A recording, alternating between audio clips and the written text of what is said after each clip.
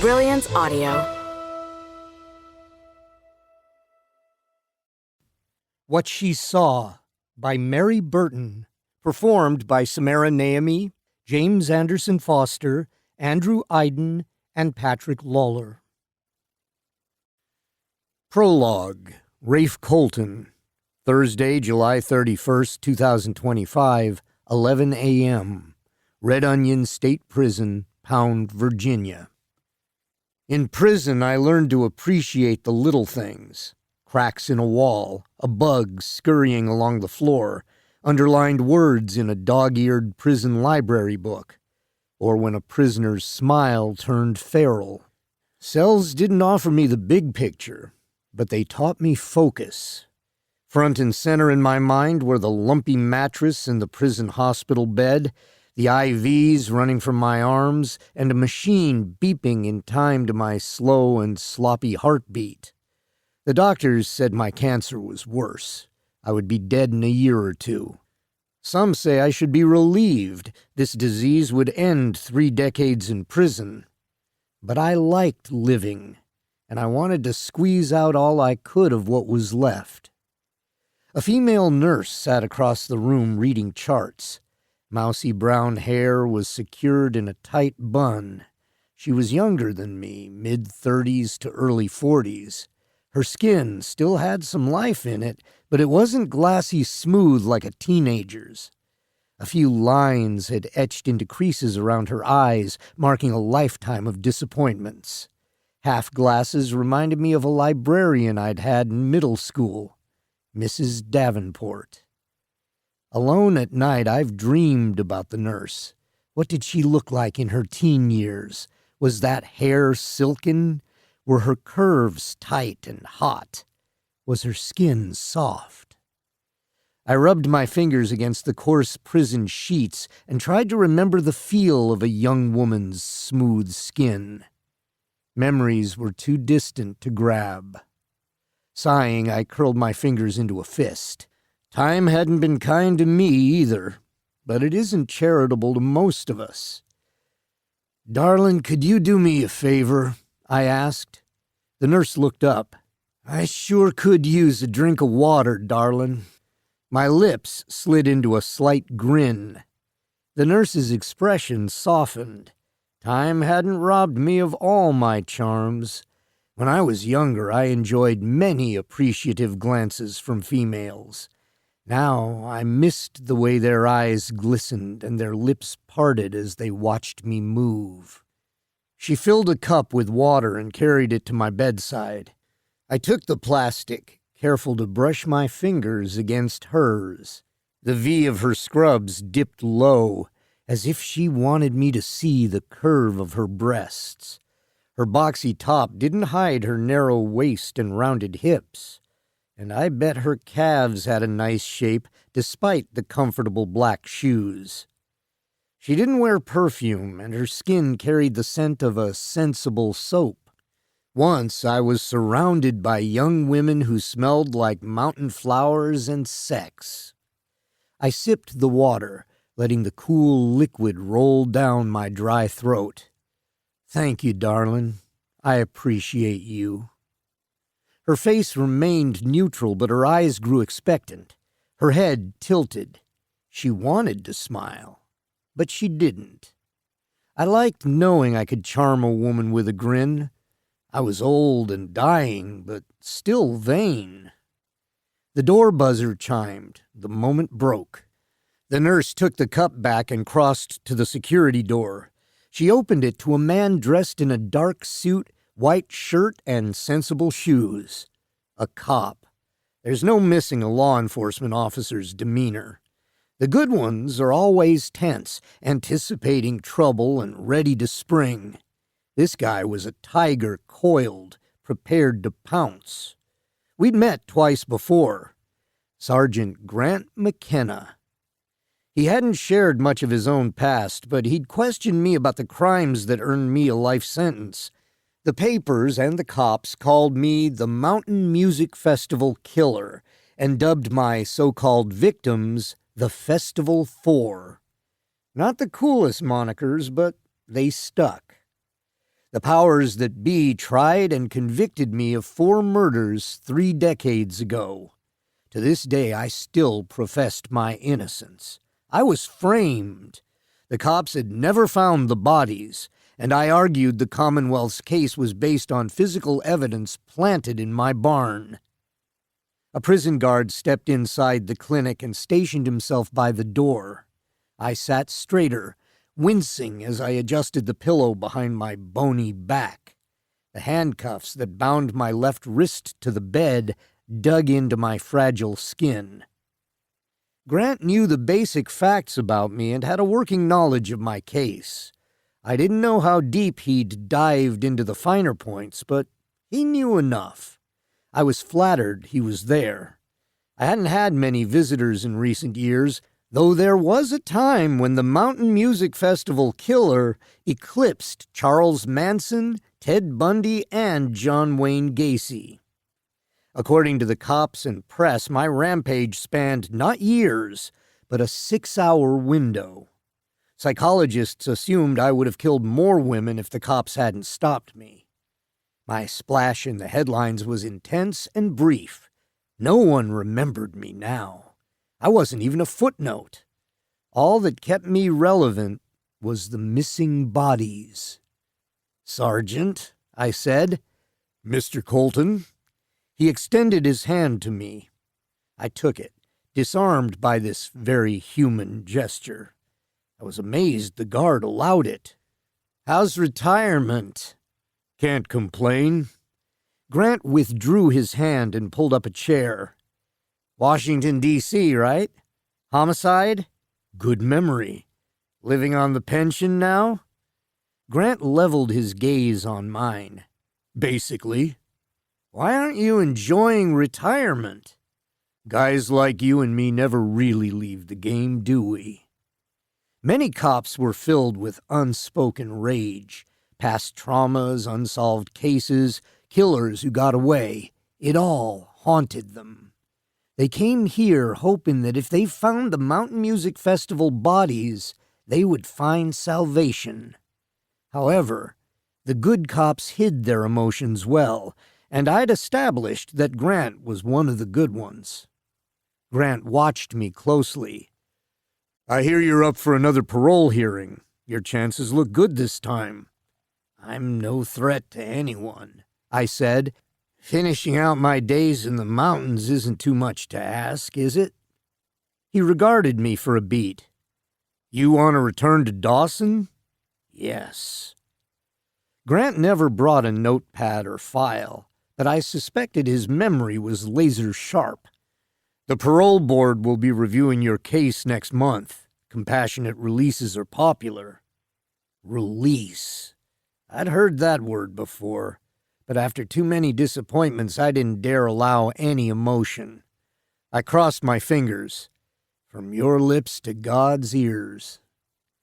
Grant folded his arms over his chest. He was fit, lifted weights, a runner. We'd made small talk about workouts during his last visit. I exercised any chance I got.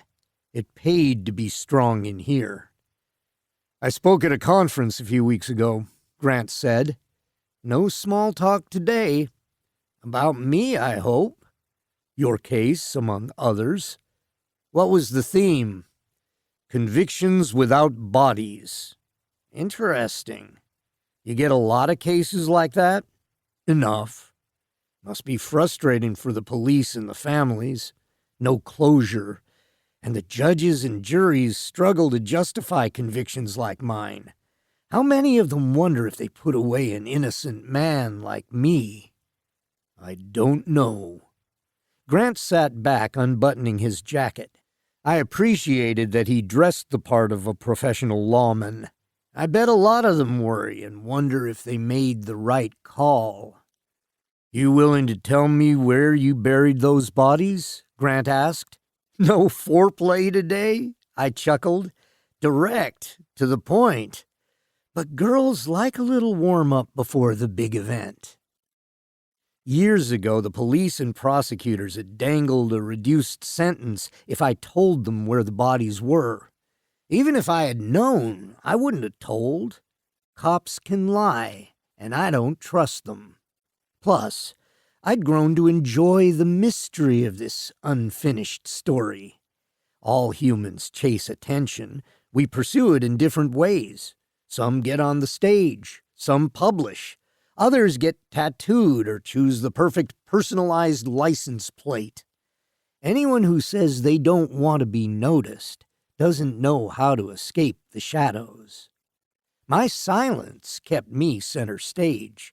Maybe it wasn't the attention I'd once craved, but visits like this broke up the monotony of prison life. Beggars couldn't be choosers. I'm an innocent man. I'd made this statement so many times the words had conjoined. You've said that. The Mountain Music Festival and the Festival for Victims are ancient history. Not everyone has forgotten. I bet you can count those that remember on one hand. I'm driving to Dawson, Grant said. My memories of Dawson relied now on pictures I'd clipped from articles about the Festival 4. Those images were black and white and at least a decade old. They didn't capture the vivid blue skies, the rolling green mountains, or the scent of honeysuckle in spring. It's a small, middle-of-nowhere town. I consider that an asset. His southern accent was faint, but strengthened as he spoke about Dawson. I'd bet it was his hometown, or it reminded him of home. You're going to Dawson for peace and quiet? There's a writer working this story. I've met her. She's sharp, tenacious. She's headed to Dawson. He was teasing me. Dawson, the case, a woman. You think she'll do what cops in 31 years couldn't do? She might. Is she writing a book about me and all those missing women? I don't know. Maybe. Talking about a woman who was thinking about me was tantalizing. You have a hard-on for her? He didn't answer. Ah, a good Southern gentleman. I pressed, sensing a tender spot. Are you trying to woo her with my deep, dark confession? Grant shifted, smoothing a wrinkle from his suit jacket with long, tanned fingers. Men have jumped through hoops for a pretty woman since Adam and Eve. I'm no different. Ah, this was the part where he pretended that he was my pal, my buddy. What we won't do for a woman. You have a few words of wisdom? Grant asked. You were always good with the ladies. It's been 31 years. I'm out of practice.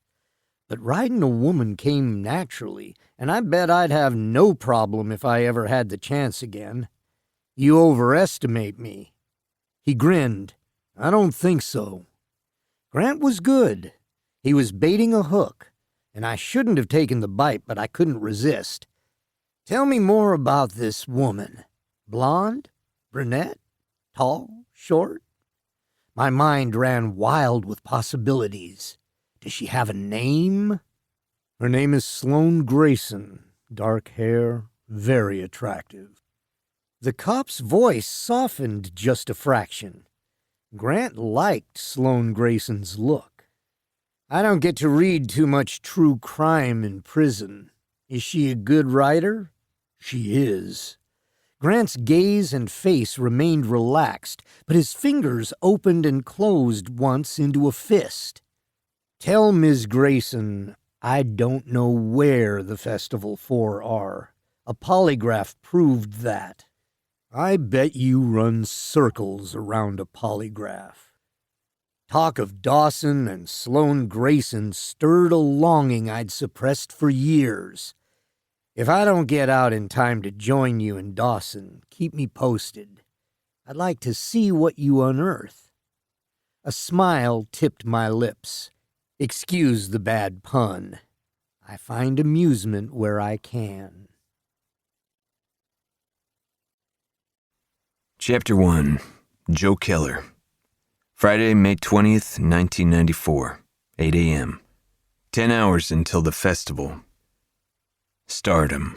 Joe Keller knew the young woman beside him spent her days dreaming of fame. She was a sweet little thing with blonde hair and big brown eyes. Had tits a man could get lost in.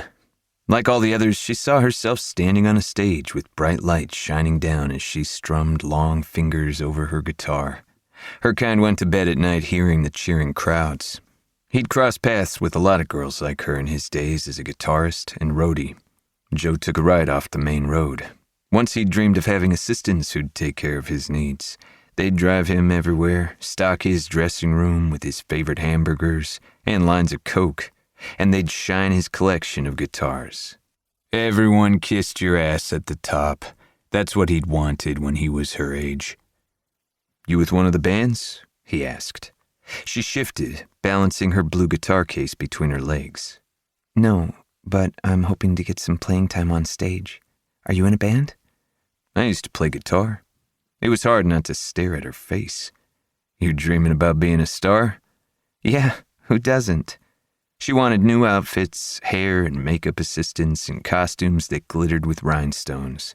She wanted everyone to know she was a star. One day she'd be impossible to ignore. If he had a nickel for all the girls like this one. She gripped her guitar case again as he took another turn onto a small mountain road. He downshifted, knowing the hills required the engine to grip harder. Her blue guitar case was beat up and covered with stickers naming cities that he'd bet she'd never seen. Nice case, he said, hoping to draw her out.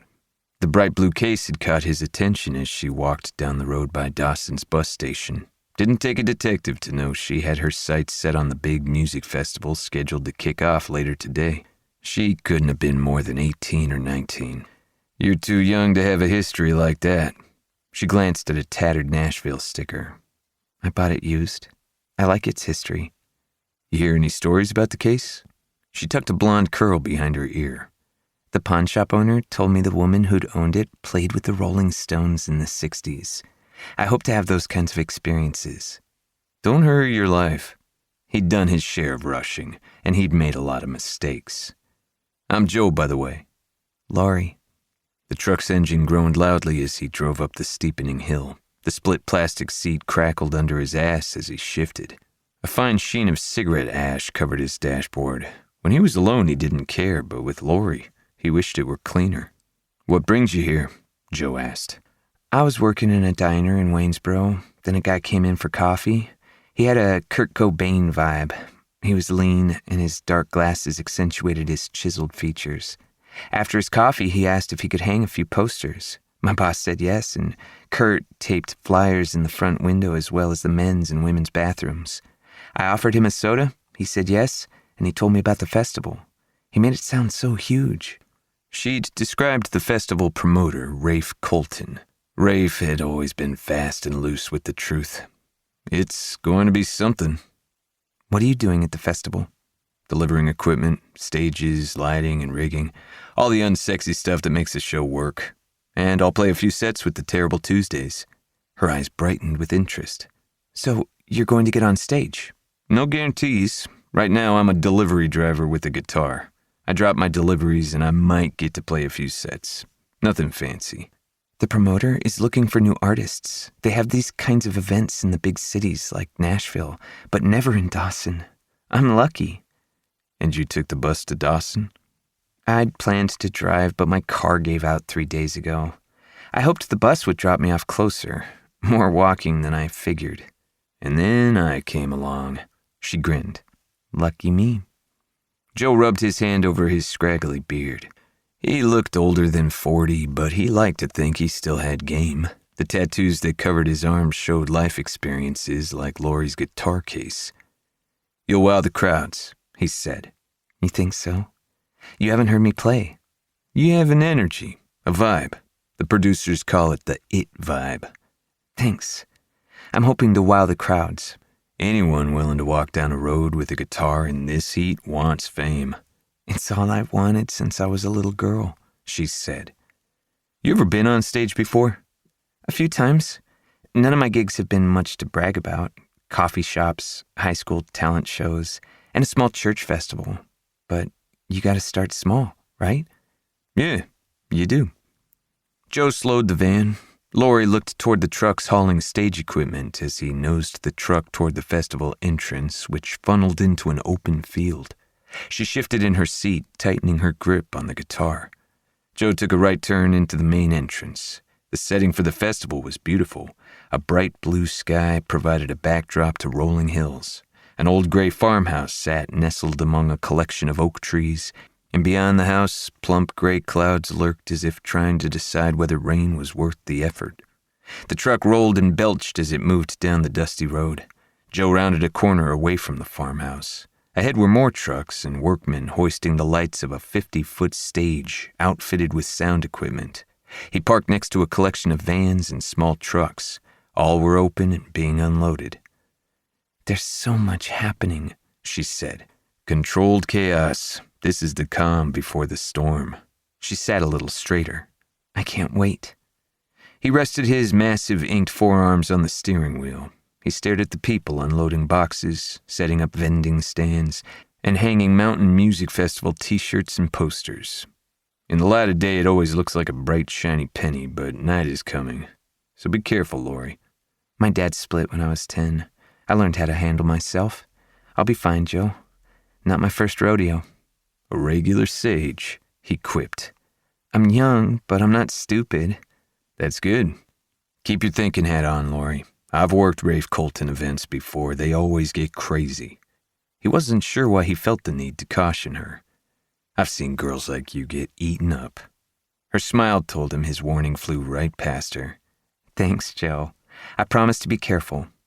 There's a hamburger vendor setting up, he said. I bet you could pick up a few hours of work, and they'll feed you if you're hungry. Thanks, I'll do that.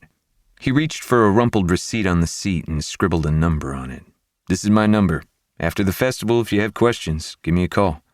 She stared at the bold numbers as she reached for the door handle. Why do you look so worried, Joe? Like I said, I've worked this kind of event before. You're a nice man. He drew in a breath until the full expanse of his chest pressed against his t-shirt. Not so nice. And there are going to be worse than me out there over the next 18 hours.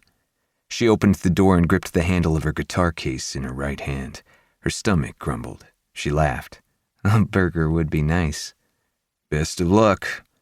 She waved to Joe and walked toward the crowd. When she reached the first food vendor, she glanced back and caught his gaze. She smiled, then introduced herself to the young woman setting up the burger station. A horn honked, drawing Joe's attention back to the job at hand.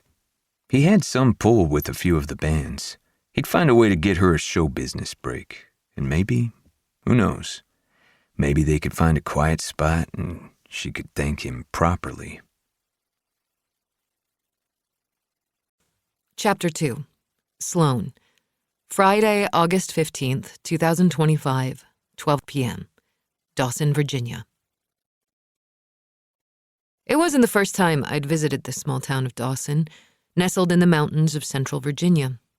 Located 20 miles northeast of Interstate 64, between Charlottesville and Waynesboro, Dawson was a favorite stop for history buffs, wine enthusiasts, sightseers, or anyone looking for a burger or a bathroom break. The town's year-round residents hovered around 5,000, but during the summer and fall tourist seasons, when visitors filled rental properties tucked in the hills and valleys, the population swelled to 4 times that. I'd arrived during a shoulder week. Summer vacationers had left because public schools and colleges were back in session, and it would be 2 weeks before Labor Day when the fall hikers arrived. Basically, rents were lower right now. I'd rented a mountain cottage so far off the beaten path that even in high season, few wanted it. My budget liked small, rustic cabins in hard-to-reach places. I found the rental office on Main Street and parked my Jeep in front. Midday was slow in Dawson, but the pace would pick up a little around the dinner rush. Out of the Jeep, I shouldered my backpack and crossed to the rental office. Agencies usually sent me an entry code, so I didn't have to bother with check-in. But when I'd rented the place, I was told there was no electronic lock on the cabin. Too much trouble to change the batteries. Okay. Not ideal, but I was here to work, not play. Bells jingled as I pushed open the door to an office. 2 empty desks greeted me. The walls were covered in images of homes far nicer than I could ever afford. My little cabin wasn't featured in any framed print. I walked up to the front desk and rapped my knuckles against faux wood. "Hello?" Footsteps shifted, and a toilet flushed.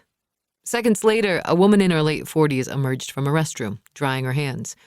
Her blonde hair was styled into a ponytail, and makeup enhanced handsome features. She wasn't tall, and her figure looked as if it were carrying a few extra pounds under a cotton top that skimmed over designer jeans narrowing to custom boots.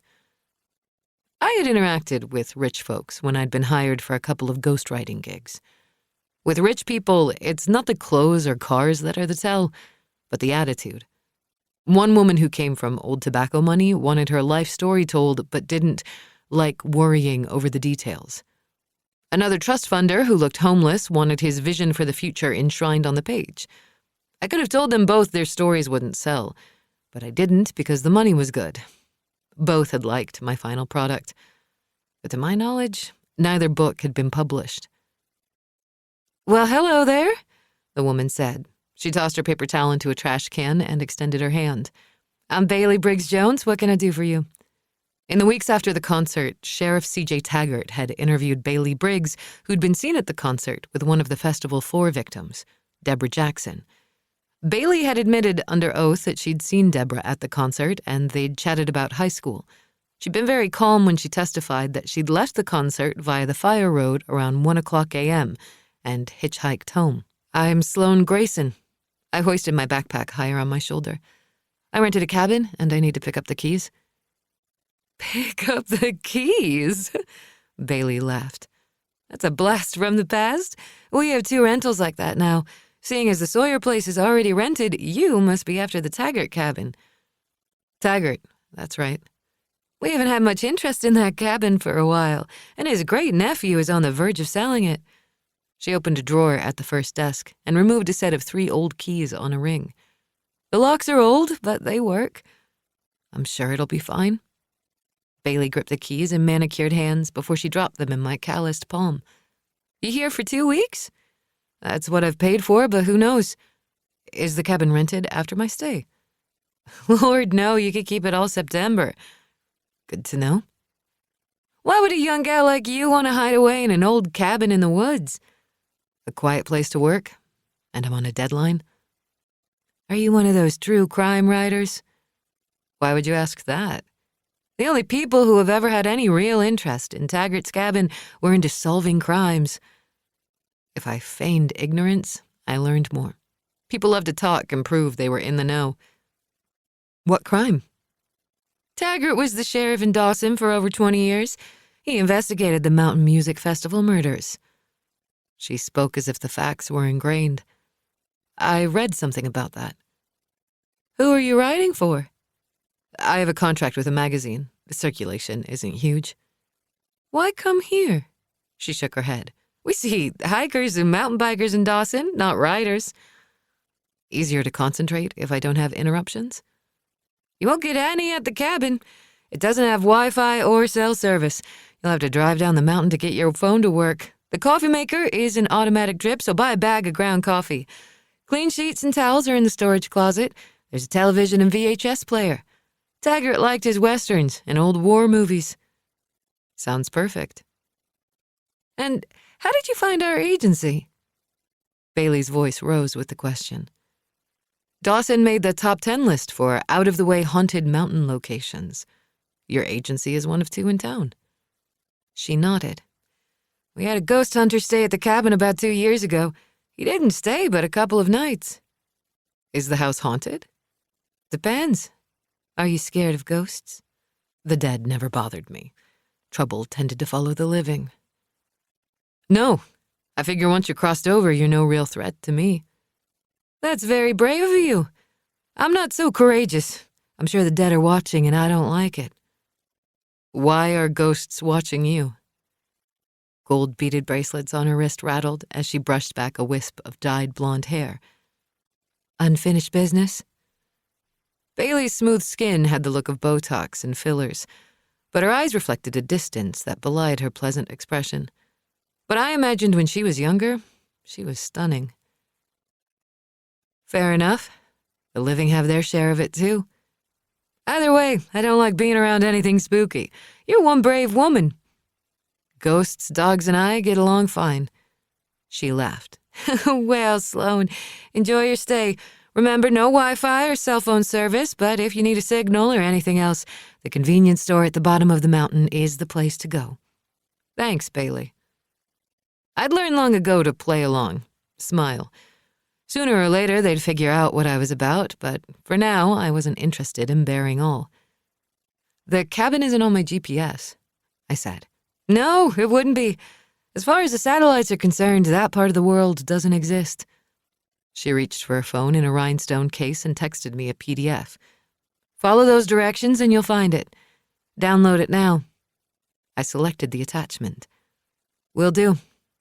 Make sure you're gassed up and have groceries. It's a 30-minute drive to the cabin, and that's in good weather. I'll stop on the way out of town. Her head tilted as she stared at me. Well, I hope you enjoy your stay, Sloane Grayson. She hesitated. Grayson? You have family in the area? No. Thanks, Bailey. I'm sure I'll see you around. Out the front door, I settled in the Jeep and hooked the cabin keys on my ring. I drove down Main Street, absorbing the feel of Dawson.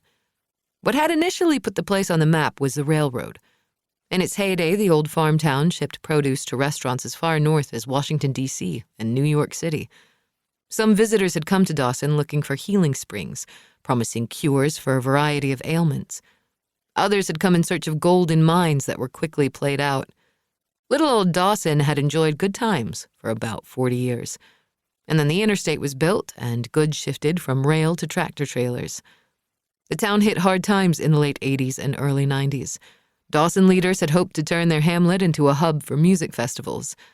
They'd enjoyed a little success. Then the mayor had booked the Mountain Music Festival 31 years ago. That event was supposed to cement Dawson's reputation. And it did, but not as anyone expected. As bands played through the night, 4 women vanished from the festival. Almost immediately, expected profits evaporated, and the town was gripped with worry and fear as the sheriff searched for the killer. The killer was caught, but the women were never found. Not a win-win, but justice had been satisfied. Still, even after the sheriff arrested his man, vendors stayed away from Dawson for at least 15 years. Restaurants and inns closed, many Main Street businesses shuttered. And the only tourism came in the form of reporters and thrill-seekers drawn to the newest murder capital of the South. The locals made peace with their dark past, and everyone agreed to keep it buried along with the women. Memories faded, and the names of the missing were forgotten. Discount real estate prices attracted investors, vineyards, and a new wave of festival events. Having fun and making money trumped old fears. For the last 5 years, music festivals had become a major moneymaker for Dawson. The town had thrived. Now the little town's 200-year-old buildings were fit for any tourism brochure. Brick establishments that had serviced failed gold mine offices, railroads, banks, and feed stores. Now housed tiny clothing boutiques, cafes, and bars. At the end of Main Street was the Depot Diner, untouched since the 50s. The Depot was the lone holdout to change. I parked in front of the grocery store, grabbed my backpack, and hurried inside. I somehow picked the one cart with a bad wheel that turned backward as I moved up the center aisle. Mac and cheese, cookies, soups, luncheon meats, coffee, and stovetop stuffing were my go-to travel work foods. I always argued that carbs fueled my brain when I was pulling a lot of facts together. I grabbed a box of strawberry Pop-Tarts and a 6-pack of soda. At checkout, the clerk rang up my purchases. She was in her mid-50s and had pulled her gray hair back in a ponytail, unable to contain all the flyaway hairs. You have any coupons? No coupons. She looked up at me. She'd pegged me as a tourist. I expected no privacy in a small town. If this lady didn't ask questions about me, Bailey would. If you come back on Thursday, we have a 5% discount. Great. I'll keep that in mind. I swiped my credit card and said a small prayer that I'd not hit the limit. The transaction went through, and she handed me my receipt. Where are you staying? Up the road? One of the old properties or a new one? Old. Before she could ask anything else, I grabbed my groceries and left the store. Maybe if I'd come during the high season, I'd have blended better, But the shoulder week rates were hard to beat. With Bailey's directions pulled up on my phone, I drove west toward the mountains. I passed the convenience store and took the right up the mountain road. But I almost missed the blue Taggart cabin sign. My tires kicked up dirt as I stopped and took a right onto a narrower road. For another mile, I wound up the road curving around the mountain. The pitch grew steeper, and in several spots the shoulder half slid off the mountain. It didn't take many guesses to figure out why someone who had no interest in people chose this location. No one ever dropped by here by accident. As my Jeep engine strained up the hill, the red light on my gas gauge caught my attention. Bailey had told me to tank up, but I'd calculated I had another 50 miles of driving. If I didn't press too hard, I could still make it if I coasted downhill back toward town tomorrow. I spotted the last blue arrow and took another left. Minutes later, the narrow road opened to a small field with a log cabin in the center. Gravel popped under my tires as I drew closer to the porch, which looked as if a strong wind would topple it. I shut off the engine knowing I didn't have the gas to waste. I reached into the back seat and grabbed my groceries. My stomach rumbled and I fished out the box of Pop-Tarts and unwrapped a sleeve. I took a few bites, then climbed the 3 stairs to the porch. I fumbled with the keys and shoved it in the old lock. Door hinges groaned as I kicked open the door. The cabin was dark. The remaining daylight leaked through the thick canopy of trees and smudged windows. Bags slid to the floor and I fumbled around the wall until I found the light switch. The overhead bulbs didn't give off much light, but it was enough to see a large stone fireplace, recliner, couch, TV VCR, small round dining table, and galley kitchen beyond. Off to the left was a bedroom with a small double bed. I set the groceries on the yellow countertop and finished off my Pop-Tart. I drew in a breath as the sugar, fat, and chemicals hit my stomach and brain. Whatever vague promises I'd made last week about clean eating were too much of a reach now. As soon as I settled, I'd order eggs and whole wheat toast at the depot. Protein was brain food, right? The refrigerator was working and the interior clean. I unloaded the carton of milk, deli meat, and bread before lining up the rest of the non-perishables on the counter. As a kid, I'd liked the look of a full refrigerator. The sight had eased the faint anxiety always in my belly. A full fridge promised that tomorrow was going to be a good day. I moved from lamp to lamp, turning all 5 on. The extra light didn't chase away the gloom, but there were fewer shadows for the ghosts. Outside, I opened the Jeep's tailgate and unloaded a single box filled with color-coded files. Most of my work was in the cloud, but I still made paper copies because when the dots didn't connect, I pinned the papers on a wall, and the different perspective always revealed something new. From the glove box, I retrieved my holstered handgun, an accessory I always traveled with. I set the box near the recliner. The kitchen table wasn't large, but I dragged it to the center of the room. It would be my makeshift desk. My life had been crazy when I was a child, and it hadn't changed much since. To combat the chaos, I kept my physical world very organized. Because I traveled constantly for work, my life often narrowed to my desk and laptop. My happy place was sharpened pencils and a sunrise screensaver. I closed and locked the front door and sat in the recliner. Silence settled over the room. City life was filled with everyday sounds, but up here, there was nothing except the rustle of leaves and the chirp of birds. It was Taggart's decompression pod. Sheriff Charles James CJ Taggart had taken the job as Dawson Sheriff in the spring of 1994. When he was hired, he'd recently left the Marines, where he'd worked 27 years as military police. Civilian law enforcement would have been a natural choice. He'd said in several interviews that he'd expected his duties would shift among speeding tickets, barking dogs, and the occasional drunk in town. He'd been looking forward to a slower pace because the work he'd done on the bases included rapes, assaults, and murders. Drunk Marines found trouble easily. When he'd first accepted the job as sheriff, he'd rented a house in town near the police station. From what I'd read, he'd adapted with ease. Originally from the area, he loved rural, small-town living. The town council had approved the Mountain Music Festival 6 weeks before he'd taken the job. Mayor Mike Briggs, a tall, imposing man, made his money in construction and real estate. He had painted the festival as a well-organized, family-friendly event during Taggart's job interview. The promoter, Rafe Colton, had a long, solid history of event planning. Taggart had told the sheriff's search committee that he'd looked forward to working the event. And a week after he was on the job, shit went sideways, and his life was fucked forever. Chapter 3. CJ Taggart. Friday, May 20th, 1994, 9 a.m. 9 hours until. Sheriff CJ Taggart was already pissed, and his day hadn't started. He backed his Crown Vic into his reserved spot at the Dawson Sheriff's Office. He shoved the gear into park and shut off the engine. He didn't like to start the day mad, and he'd thought leaving the Marines and moving back east would solve that. It hadn't. He pushed out a breath, climbed from the car, and grabbed his hat and settled it on his flat-top haircut. As he crossed the cracked asphalt, he fumbled with his keys and found the one that opened the station's back door.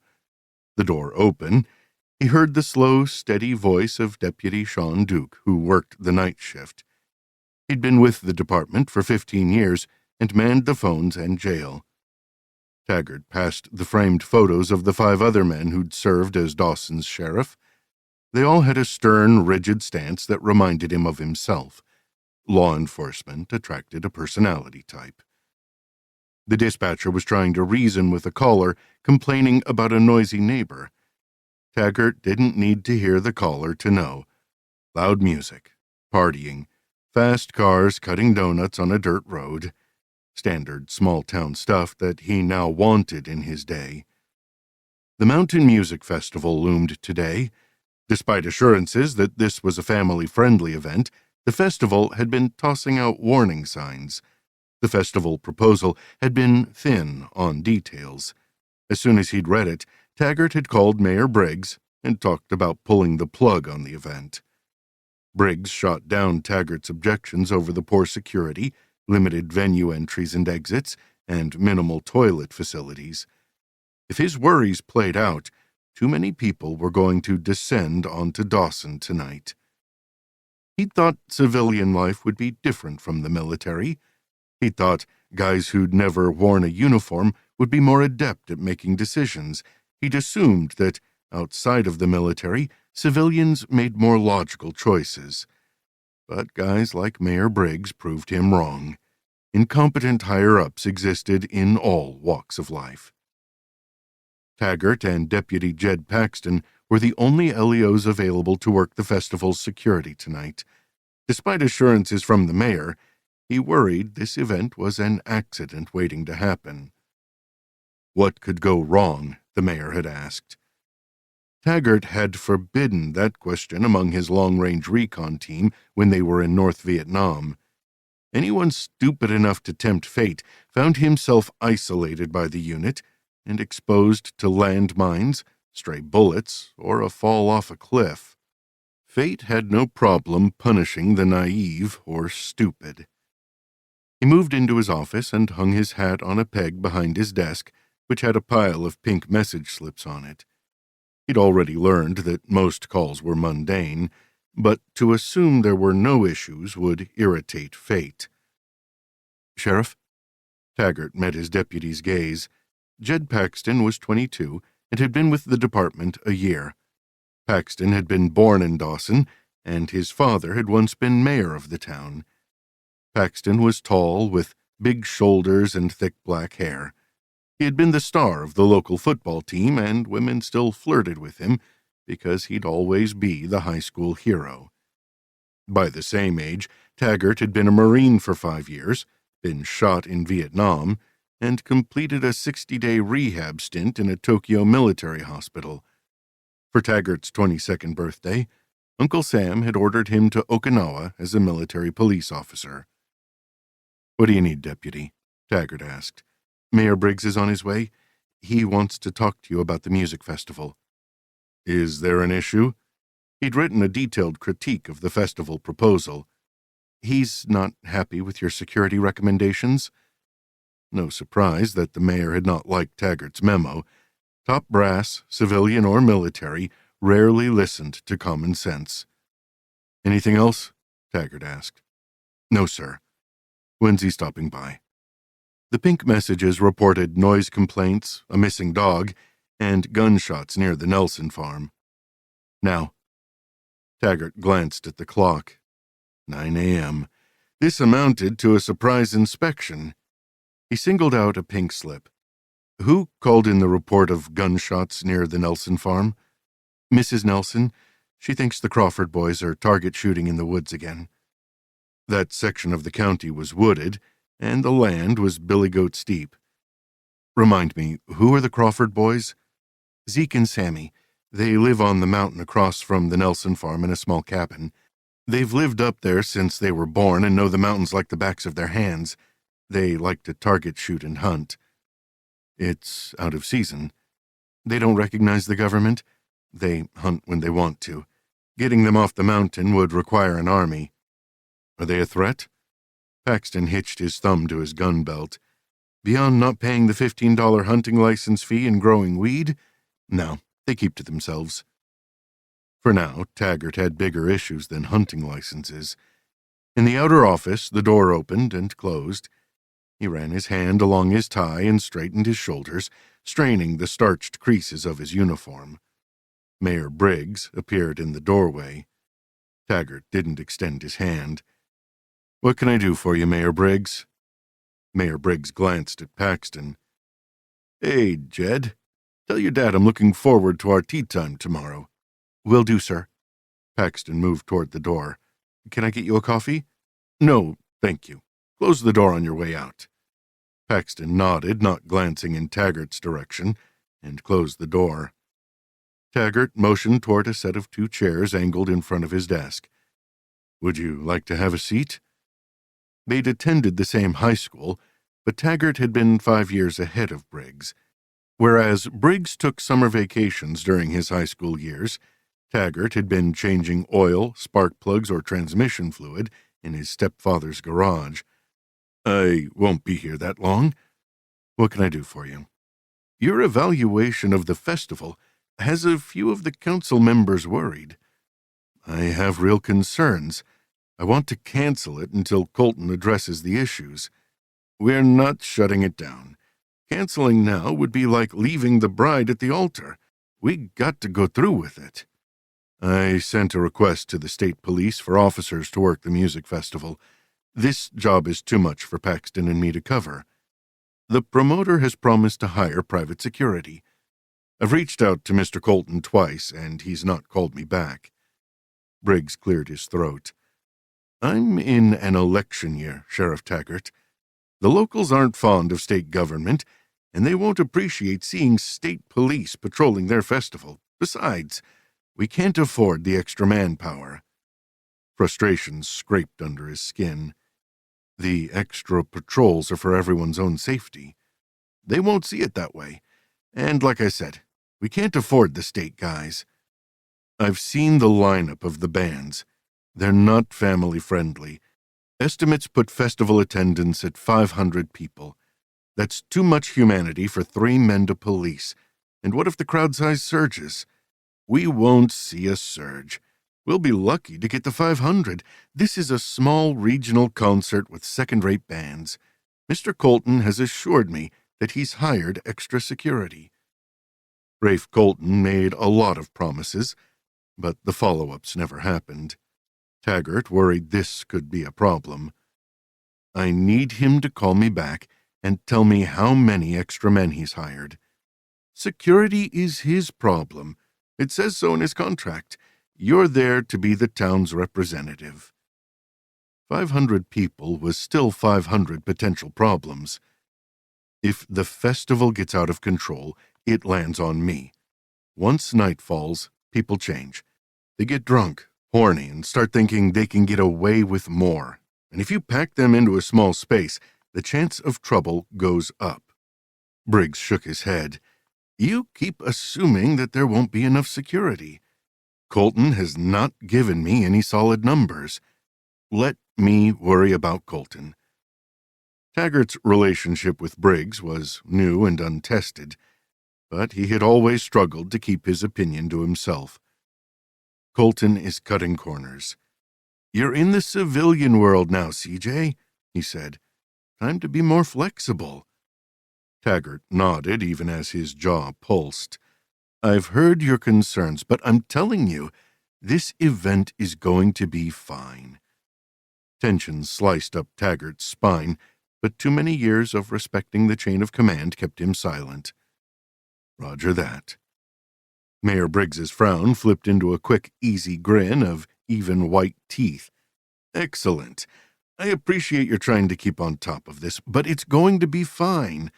The depot is poised to make a nice fee off their food stand at the festival, and the t-shirt vendor has invested too much in the festival inventory.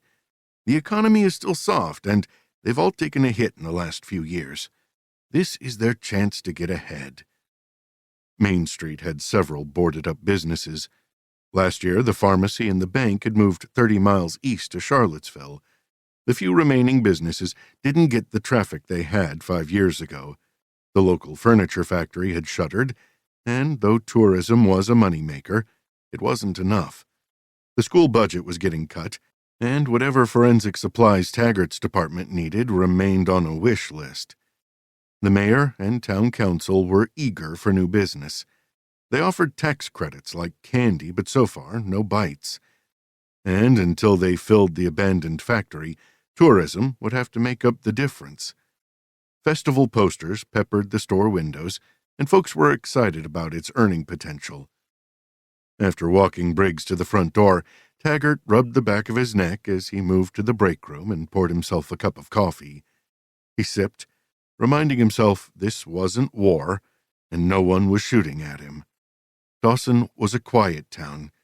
A couple of decades had shrunk his past problems with the town down to almost invisible. He hoped they stayed small. Little problems going forward. The muscles along his neck coiled tight and tense. He wanted to ease off the throttle and not worry, not push. He'd lost big while he was in the service because he'd pressed too hard. But old habits died hard. Like it or not, he couldn't shake the sense that trouble was circling. Chapter 4. Sloane. Friday, August 15th, 2025, 2 p.m. After my desk was set up, I dumped a can of tomato soup into a small, clean, dented pot. I switched on the propane burner. As the soup heated, I opened a sleeve of crackers and nibbled. The cabinets had 4 bowls and 4 plates. In the drawers, an equal number of forks, knives, and spoons. Taggart was a kindred soul. I sat at the table and opened my laptop. Gusts of wind whipped outside, rattling the shingles and smacking the shutters against the house. The air was ripe with moisture, signaling a storm. I was used to solitude, but I was also used to Wi-Fi to stay connected to the world. The old Timex on my wrist was more sentimental than functional. Now, as I glanced at no bars on my phone, I reminded myself that I wanted to be here, to disconnect. But no bars meant no control, no access. That realization didn't ease the panic clenching in my chest. I crumbled crackers into my soup. The first few bites were hot, but the tomato-carb combo settled my stomach. And by the end, I felt more human. My stomach had been queasy for a few days. I'd ignored whatever illness it was and willed it away. I opened my file on Sheriff CJ Taggart, the investigating officer for the Mountain Music Festival case. Born in 1944, Taggart was a throwback to a different generation. His father had died on the beaches of Anzio, Italy, and while his mother had married again, CJ and his stepfather never got along. At 17, he convinced his mother to sign a waiver allowing him to join the Marines. He'd served in Vietnam and been injured near Da Nang in 1965. According to his medical reports, bullets struck his right arm, left leg, and belly. Medics airlifted him to a field hospital and later to Japan to recover. After his release from the hospital in 1966, he joined the military police force in Okinawa, where he worked until 1993. At the age of 49, he'd been investigating the murder of a female soldier who'd been having an affair with a colonel. Taggart suspected the colonel. The brass told him to back down, which he hadn't done. The colonel kept his job, and Taggart left the Marines. After separating from the Marines, he'd traveled a bit, but eventually he grew bored and started looking for a job in civilian police work. A red glow warmed inside of the cabin. I looked out the window to see the sun setting toward the mountains. I walked outside to the front porch and watched as the red glow sank lower until it vanished behind the mountain. Lightning streaked across the sky. Taggart had lived in this cabin for 10 years. How many nights had he sat out here and watched the sunset? Or had he been so lost in his own troubles he didn't care to look? A phone rang, startling me. Staring at the flickering bar on my cell, I realized it wasn't mine. It was the yellow wall mount in the kitchen. I crossed to the phone, hesitating as my hand rested on the receiver. Weird not to know who was calling. I lifted the receiver to my ear. Hello? Sloane. The familiar, deep voice belonged to Grant McKenna. I pictured a tall, lean guy who wore a dark suit with a black tie. Sunglasses would have made him a perfect cast member for Men in Black. We'd met at a crime conference 6 weeks ago. I'd been speaking about my recently published article in the Washington Post. I'd investigated the murder of Suzanne Malone. Susie, as she was known to her friends, was 13 when she went for a bike ride near dusk. She didn't come home, and her parents called the police. Anyone who could help searched for her. Her body was found 3 days later, but her killer was never caught. Grant had been speaking earlier about murder convictions without a body. When I finished my presentation, he caught me as I was exiting the dais. He'd had several pointed questions about my presentation. He'd been paying close attention. I didn't understand his interest, and then he'd mentioned an upcoming parole hearing for Rafe Colton. My ears perked. I'd offered to buy him a drink. We'd huddled in the bar over beers, and then dinner, as I drilled him for information about Colton.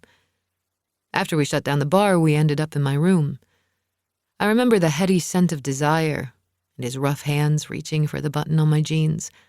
I'd jerked off my shirt, and he'd kissed the mounds of my breasts. My jeans had dropped in one yank, and I'd kicked them off. Seconds later, he'd pushed into me, shoving my back against the wall. I'd wrapped my legs around him, pulling him in as deeply as I could. Talking about the Malone case always left me agitated, and sex with Grant was the least dangerous way for me to let off steam. The sex had been urgent, exciting, and intoxicating. After the conference, we went our separate ways. We'd traded a few texts over the last 6 weeks, but hadn't spoken. If Grant had stuck to his plan, he'd seen Colton a week or two ago. You've arrived in Dawson? His logical, steady voice was relaxed, measured. I was standing on Taggart's porch, sunsets guaranteed to wow any tourist. How did you get the landline number? Doesn't take a detective to figure out where you'd stay in Dawson. I made a call or two and got the number. Aren't you clever? I don't picture you lounging in the woods. I remembered how much I enjoyed talking to him. No, I was rereading my files. I'm headed into town tomorrow to talk to Sheriff Paxton. Good start. He had a ringside seat at the festival, during the investigation, and at the trial. Grant said, hoping it shakes loose a different perspective. I tried to picture Grant. He'd said he had an office in a historic brick building in downtown Charlottesville, but he never quite explained what he did beyond collecting a retirement check. I'm sure you'll find a way to get his attention. Attention getting is my superpower. Be careful, he warned. Don't assume everyone will be thrilled about you digging into a case marked closed. I'll tread lightly. How did your meeting with Colton go? As all the others. He's charming, loves the attention, offers no answers. His parole board meeting is still a go. It is. What do you think are his chances of getting out?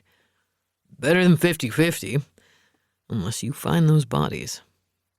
I'm doing what I can. Keep me posted. Will do. I ended the call and returned to the front porch. Tree branches rustled. A creature darted through the woods. An owl hooted. The darkness was restless. I thought back to our night at the conference and tried to define how I'd felt. He'd been exciting. I'd enjoyed his company. Yet when we went our separate ways, I didn't miss a beat. I felt basic emotions, such as sadness, anger, and sometimes happiness. But my feelings hovered near the low end of any emotional scale. I knew more intense feelings existed, but I couldn't grasp them. Sometimes my limited emotional bandwidth was a gift, and sometimes it wasn't.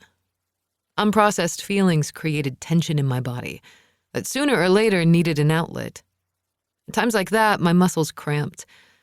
Deep, watery breaths tightened my chest, and I felt as if I were drowning. When I was working on a Susie Malone-type article, negative physical side effects were common. Headaches, stomach pains, pressure in my chest. I let off steam by driving too fast on the interstate at night, breaking and entering, or having sex. I re-entered the house, locked the front door, and returned to my makeshift desk. A glance at my phone revealed no bars. If I wanted to talk on the phone, it would have to be the landline. I'd seen many shady places since I'd decided freelance writing suited my unwillingness to hold a regular job. I worked all the time. I could take a day off, but I rarely did. Work was my therapy, my way of dealing with all the crap that had been shadowing me since I was a kid. I sat in the recliner that must have been Taggart's. The cracked leather smelled of lemon, and I could imagine Bailey spritzing it with Febreze to mask any musky scent. The wear patterns on the arms told me the old sheriff has pushed his hands back and forth as he ruminated on the past. Was he pleased or haunted when he looked back? I glanced at the collection of 10 VHS tapes on the boxy television. Westerns. Clint Eastwood. I hoped Taggart's cabin was haunted. I hoped he understood that despite an arrest and conviction, the families had no resolution. 4 women had vanished on the night of May 20th, 1994. Though everyone believed the women were dead, I needed to find them. Thunder cracked, and lightning flashed across the sky outside, pulling me from my thoughts. Drawing in a breath, I rubbed my hands over the worn leather. I wanted to dig into Taggart's mind and follow in his steps. But he was dead, so I'd make do with the new sheriff, the victims' families, and the few remaining witnesses. There were missing pieces to this case, and I would find them. I would fill in the blank spaces and find the victims' bodies. Neither the answers nor the bones would transform me into a normal woman able to grieve the loss of her mother, who'd been one of the victims. But it was a step in the right direction. Chapter 5. CJ Taggart. Friday, May 20th, 1994. 10 a.m. 8 hours until. The festival was going to be a shit show. Briggs had told him again not to worry, it would all be fine. Fine. Taggart hated that word. It always foreshadowed disaster. He took the turnoff to the Nelson farm and wound his way up the road toward the venue. He'd been out to the farm a few days earlier. He'd walked the site and surveyed the entrance and exit locations. Beyond the main road, a rough-cut dirt service lane arrowed up the back of the property. It had been built for firefighting crews, but hadn't been used in years. According to the farm's owner, fallen trees had made it impassable to vehicles. If there was an emergency, this site was a bottleneck. Taggart had ordered 2 guys from Public Works to clear a path yesterday. This new escape route was rough, but it was better than nothing. Trucks and crews had arrived, and a large center stage had been constructed with the Green Mountains behind it. Workers hoisted lights up onto the rigging as other crews offloaded large speakers. Trucks with trailers were parked at angles to make room for others coming and going. Even with the limited number of vehicles present, it was difficult to maneuver. His worries doubled. Colton had picked this location for its spectacular Woodstock-type views, and right now it looked stunning and reinforced all Colton's promises. A split-rail fence ringed the farm, and beyond it stood a thick stand of trees. There was no security fencing to control anyone ready to slip in unnoticed. 500 people. Why did that number sound like Colton had pulled it out of his ass? Taggart drove over grass crushed flat by a dozen other vehicles. He passed the first aid trailer and parked near the depot's food tent. Inside the depot tent were prep tables, grills, and boxes of buns and condiments. The gal setting up the stations, Patty, worked the counter most breakfasts at the depot. She was tall and lean and had tied back her ink-black hair in a ponytail. She couldn't be more than 19 and already had a kid. In the last week, the depot had become a regular stop for him before work. Always friendly, Patty would fill his coffee cup before he settled on a counter stool. Another gal worked beside Patty in the tent. He didn't recognize her. She was young and blonde and wore her hair in braids woven with strands of beads. She listened as Patty pointed to all the stations in the tent. No doubt she was here for the festival. A rumbling, multicolored VW van pulled in behind his car. The van harkened back to the summer of '60, right before he shipped out to Saigon. During that long, hot summer, he'd yet to enter the Marines, and he'd been dating a girl who'd driven a VW van. Kelly. She hadn't been his first, but she'd made him feel things he never dreamed possible. He still looked back on their weekend fondly. A tall man rose out of this van. He had long dark hair that skimmed his shoulders, and a dark blue Mountain Music Festival t-shirt stretched over his muscled chest. His jeans and boots were worn, and his deeply tanned skin looked more suited for sunny beaches than cloudy mountains. Rafe Colton, the festival promoter. Taggart moved toward Colton. "Mr. Colton?" Colton's lips spread into a wide, disarming grin. His eyes twinkled with excitement. "Sheriff, call me Rafe." He made a grimace. "My dad is Mr. Colton." "Right. How's your day so far?" "Well, it was good until I walked up here." Colton's smile remained warm as his gaze turned curious. "Why is that? It's all coming together perfectly." He surveyed the stage. "This place is going to be alive with people, music, and love in less than 8 hours." "How are the ticket sales going?" Taggart asked. "Steady. About half sold." "Which means 250 bodies?" "Exactly right. We'll sell more at the gate, but I doubt we'll move all 500 tickets. This concert won't make anyone rich, but it's going to be beautiful, spiritual. The music, the open air, and good energy. It never gets better." "I'm less worried about energy than I am the bodies." Taggart glanced toward the overcast sky. "I appreciate your concern," Colton said. "You're a man who knows his job." Black beads rattled on his wrist as he pressed his hand to his heart. "I'll be on site during the entire event, and I'm here to help you. Stop worrying." Taggart had known a supply officer on Okinawa who had been a carbon copy of Colton, a wheeler-dealer. Sergeant Ken Jefferson could find anything for anyone, for a price. Everyone loved Sarge. Taggart had busted him for cocaine distribution, a move that was not popular with many. "It's supposed to rain this weekend." Colton's grin widened. "Maybe, maybe not. It's still 50-50. Be positive." He leaned forward a fraction. "I'm a glass-half-full kind of guy, if you hadn't noticed." Taggart had known a lot of soldiers who'd been convinced they were bulletproof. Most were dead now. "How much extra security have you hired?" "We've got 20 guys showing up before we open the gates. Also, their team is installing a few cameras." "That security proposal never hit my desk. What's the name of the company?" "Sorry, I forgot. Security will be handled by Woodward Security. They're a solid firm. I've used them before." There was a lot Taggart didn't know about this event.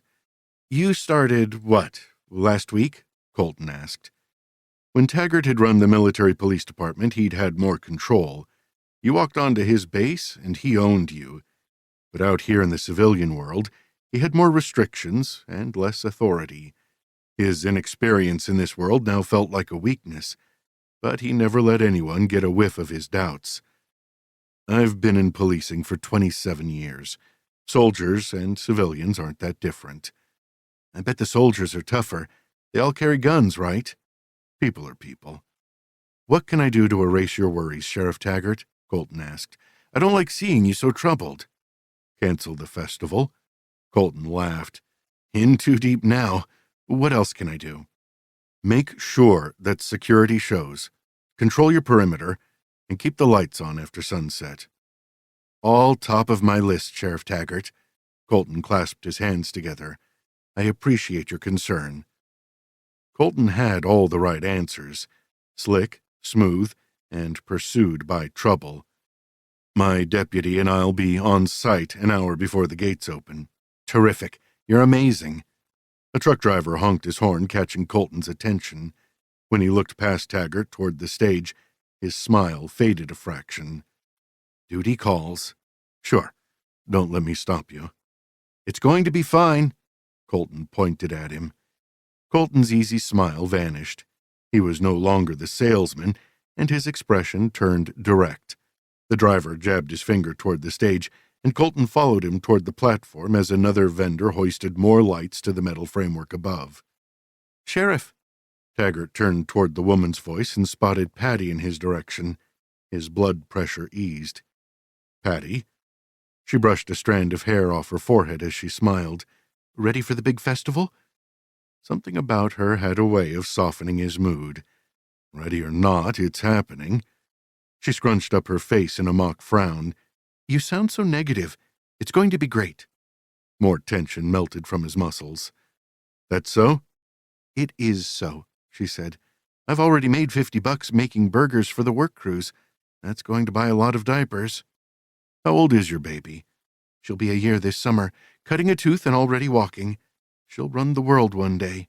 You have kids?" "No, never been married." "Never too late." He laughed.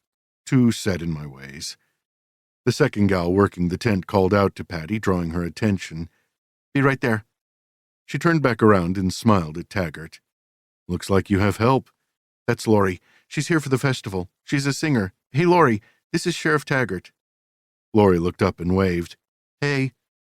"She's trying to make a few bucks before the bands take the stage." "A little extra dough never hurts." As Lori moved toward them, her gaze sparkled with an enticing youthful excitement. Taggart nodded. "I'm sure the help is appreciated." "It is." Patty picked up a box of supplies. "Grills are cool again, but we'll fire them up in a couple of hours. We'll hook you up with a burger." "Thanks." Her grin was infectious. "Do you always look worried?" "I do." He watched her explain to Lori how to set up the station.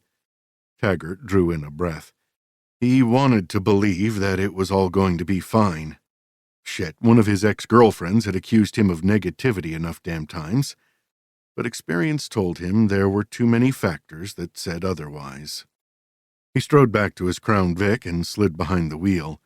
Angling out of the festival lot took a minute or two of maneuvering. An incoming truck inched through the entrance, forcing him to wait as it passed.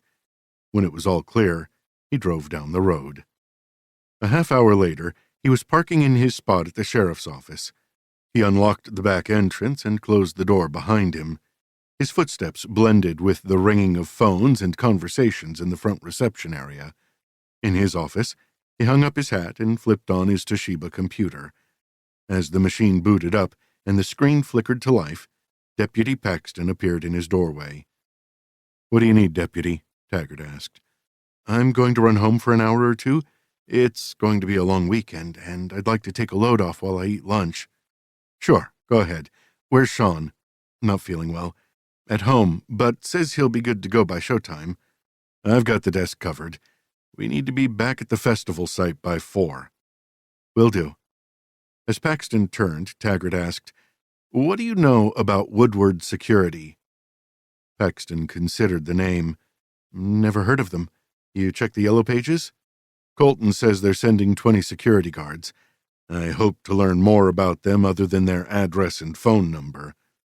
All the festival planning was done after the old sheriff left and before you arrived. I wasn't included in any meetings with the mayor and festival promoter, but I can call my buddies in Roanoke." "Do that." It was too late to make any changes, but at least he'd know who he was dealing with. "I'll get right on it. After you do, take that break. It's going to be a long night." Chapter 6. Sloane. Saturday, August 16th, 2025, 7:30 a.m. I shoved my gun back in the glove box and slammed it closed, then turned the key in the ignition and headed into town. As I coasted down the mountain, the road felt more familiar. I stopped at the convenience store and filled my tank. Inside the store, I walked past the coffee to the soda fridge. I paid for the gas and a ginger ale, then drove toward Dawson. I was 2 hours ahead of schedule. I'd never been a great sleeper, and it turned out total darkness and quiet didn't help.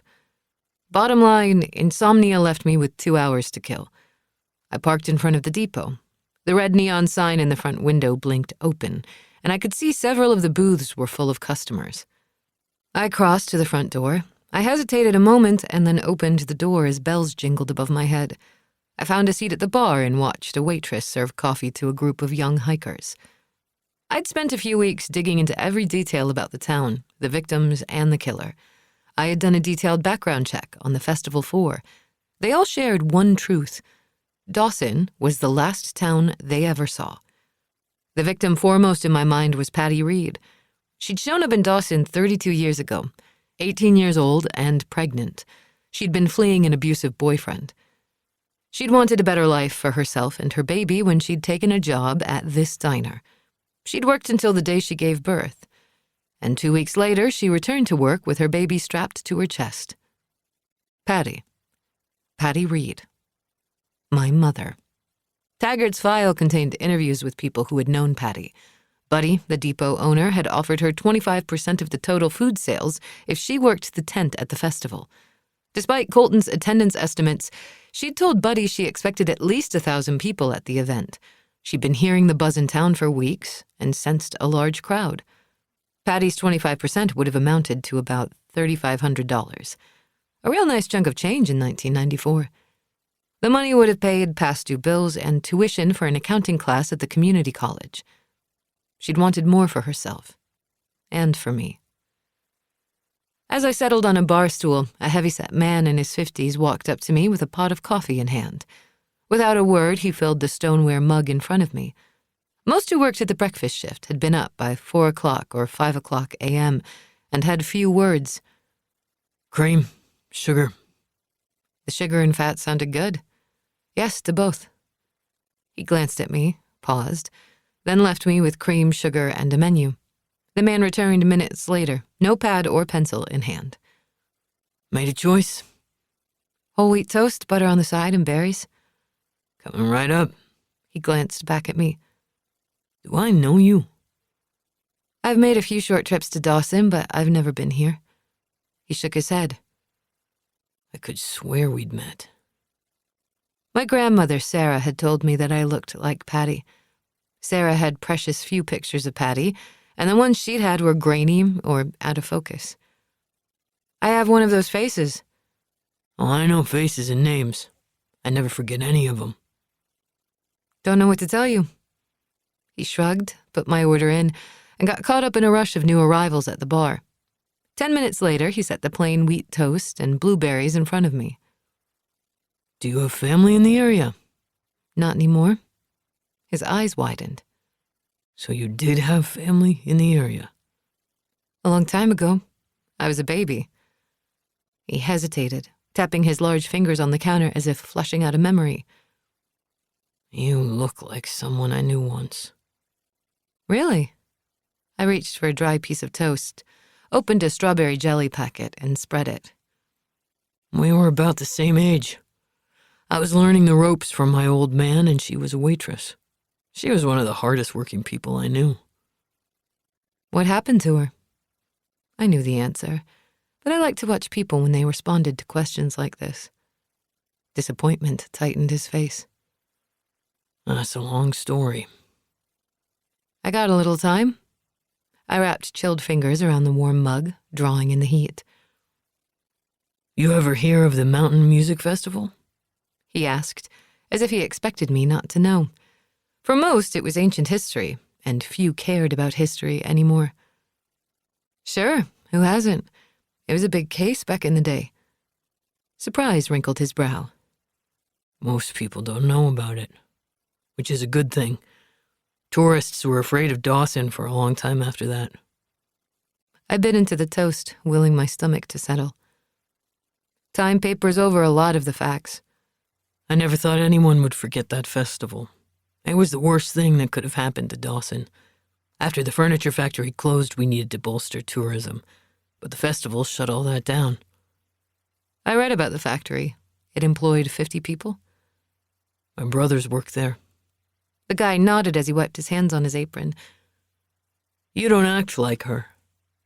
Silent, I mixed more cream into my coffee, hoping it would soften the bitterness before asking, "Do I know you?"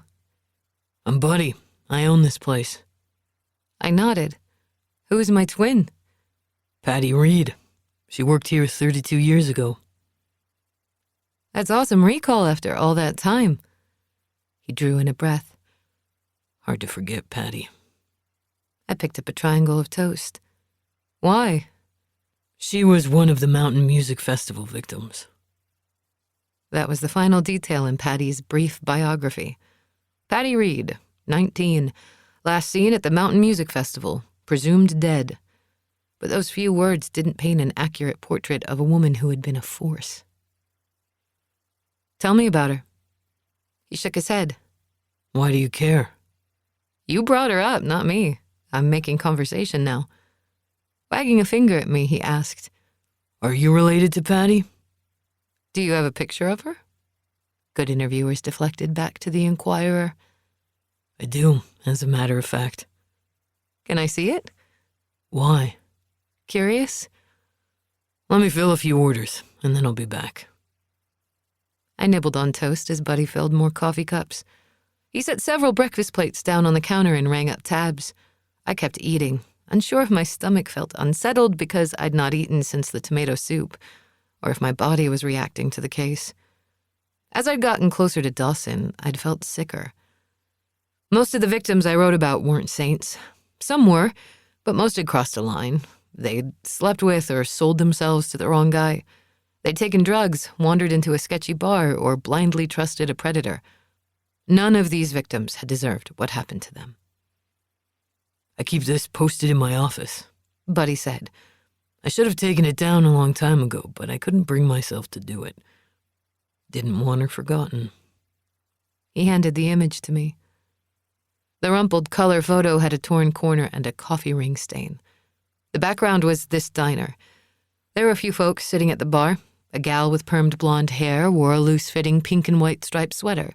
A guy sported a bushy mustache and a black Bon Jovi t-shirt. In the background, there was a payphone. The photo's details faded from view as I studied a young woman with a bright smile who stood closer to the camera. Her thick black hair was like mine, and our vivid blue eyes were the same shade. My gaze narrowed into a tunnel as I searched inside myself for a flicker of love or regret. If anything on this planet could ignite feelings inside me, it would be a picture like this. I suspected most people would have felt sadness, outrage, or fury. But I felt nothing. I angled my phone over the picture and snapped. You look like Patty, Buddy said. I lifted my gaze. You said Patty vanished at the festival. That's right. Buddy tapped the counter as he stared at me. Patty had a kid, a daughter, and she'd be about 32 now. Yeah? Are you Sloane Reed? I am, but the last name is Grayson. Buddy's gaze grew distant, as if he'd been transported back 3 decades. A customer summoned him, but he didn't respond. Finally, he cleared his throat. Why is your last name different? I took my grandmother's surname. Reed was my grandmother's first husband, and Grayson was her second or third. Why are you here? I glanced into the face of the young, vibrant, hopeful woman in the photo. She looked nothing like the woman described by the media. Many reporters focused on Patty's relationship with her ex-boyfriend Larry, who had several assault charges filed against him. They also mentioned Patty's underage drug charge and her out-of-wedlock child. They'd all painted her as a troubled woman living on the edge.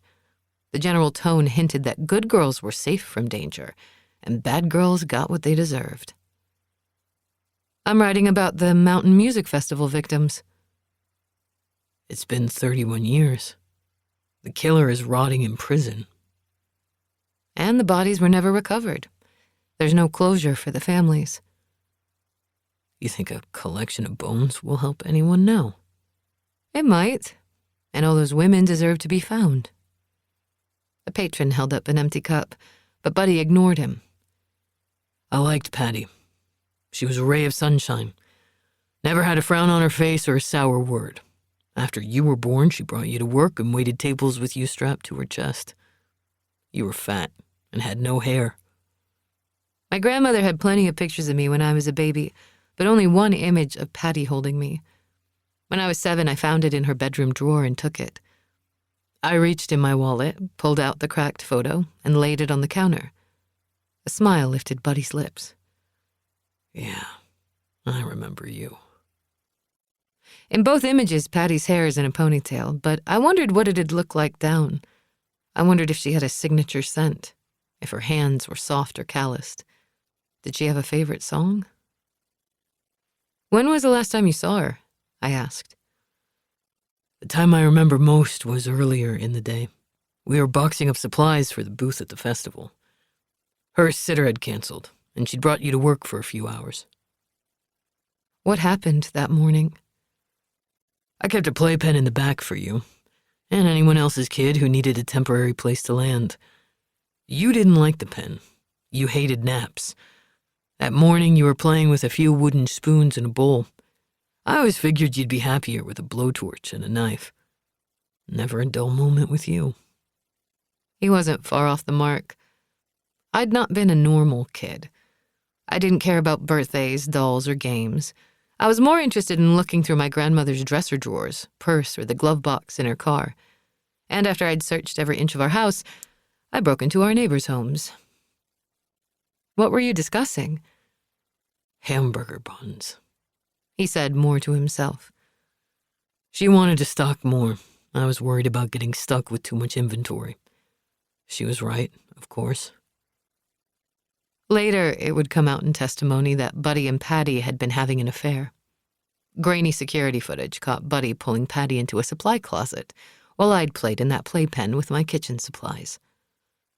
Patty had resisted, but Buddy had kept tugging. Patty had glanced back toward me. Finally, she'd relented. 15 minutes later, they'd emerged. He was smiling. She looked stressed. I was beating the spoon against the bowl. Patty had wanted to end it with Buddy, other employees of the diner had said, but a woman with a child had to weigh her choices carefully, especially when she was one paycheck away from being homeless. The older I grew, the more I admired how she'd handled her tough journey. You arrived at the festival around 10 p.m.? To bring Patty more buns and to clean out the cash box. She had been right. That festival was a real moneymaker. How did she look? Fine. She was tired. Another girl who was helping Patty was getting ready to play on the stage. Lori Carr. That's right. Had a blue guitar case covered in old travel stickers. She became known in the press as the Blue Guitar Girl. Later, that blue guitar strap would play a pivotal role at trial. Lori leaves, and you help Patty with the booth for a couple of hours. Then she takes a bathroom break. 31 years had etched deep lines into his face. Yeah, that's right. She left. I thought she'd be right back. But I never saw her again. Did you love her? I asked. I did. I wanted to marry her. But she wouldn't say yes. Why not? His shoulders slumped under decades of disappointment. She wanted to take you and leave Dawson. Why? A sigh, and then the distress vanished. He straightened. She wanted a different life, I guess. Taggart suspected you, I said. He mentioned you in his notes. Buddy's mouth flattened. Annoyance and bitterness radiated from him. He coughed. He suspected everyone at first. And then the other missing persons reports rolled in. He couldn't tie me to any of the other missing women, and he had to hunt elsewhere. Everyone assumed the same person had murdered all the women, but I was open-minded enough to wonder if the killer had help. Chapter 7. Sloane. Saturday, August 16th, 2025, 9 a.m. I parked in front of the Dawson Sheriff's Department. It was a simple brick building with small windows and solid doors. It mirrored hundreds of other municipal structures across the country. I'd been in dozens of police departments over the last decade, and I'd come to wonder if the same guy had sold all the jurisdictions the exact same blueprint. I grabbed my backpack, got out of the car, and crossed the sidewalk to the front door. Inside, I faced a glass wall that separated the working office from the public waiting area. The walls were covered with community event flyers, lost dog announcements, wanted posters, and local ordinances. The navy blue walls had been refreshed with a coat of paint in recent years, and the upholstered chairs had new coverings. Law enforcement administrations didn't embrace change. Redecorating, like justice, was rarely swift. Behind the thick pane of glass sat a stocky woman with graying brown hair and wire-rimmed glasses. She cradled a phone under her chin as she took notes on pink message slips. The receptionist set the phone down and looked up. I moved closer to the speaker nestled in the thick glass. "I have an appointment with Sheriff Paxton. My name is Sloane Grayson. And you are—" "Jennifer Watts." She leaned forward a fraction. "You're the writer?" News traveled fast. "Yes." "Right." Jennifer studied me through the glass as she pressed an intercom button and announced my arrival. I turned from the window, finding her curiosity annoying. Most in her world didn't like people like me. I was the disruptor, the finder of secrets, the troublemaker.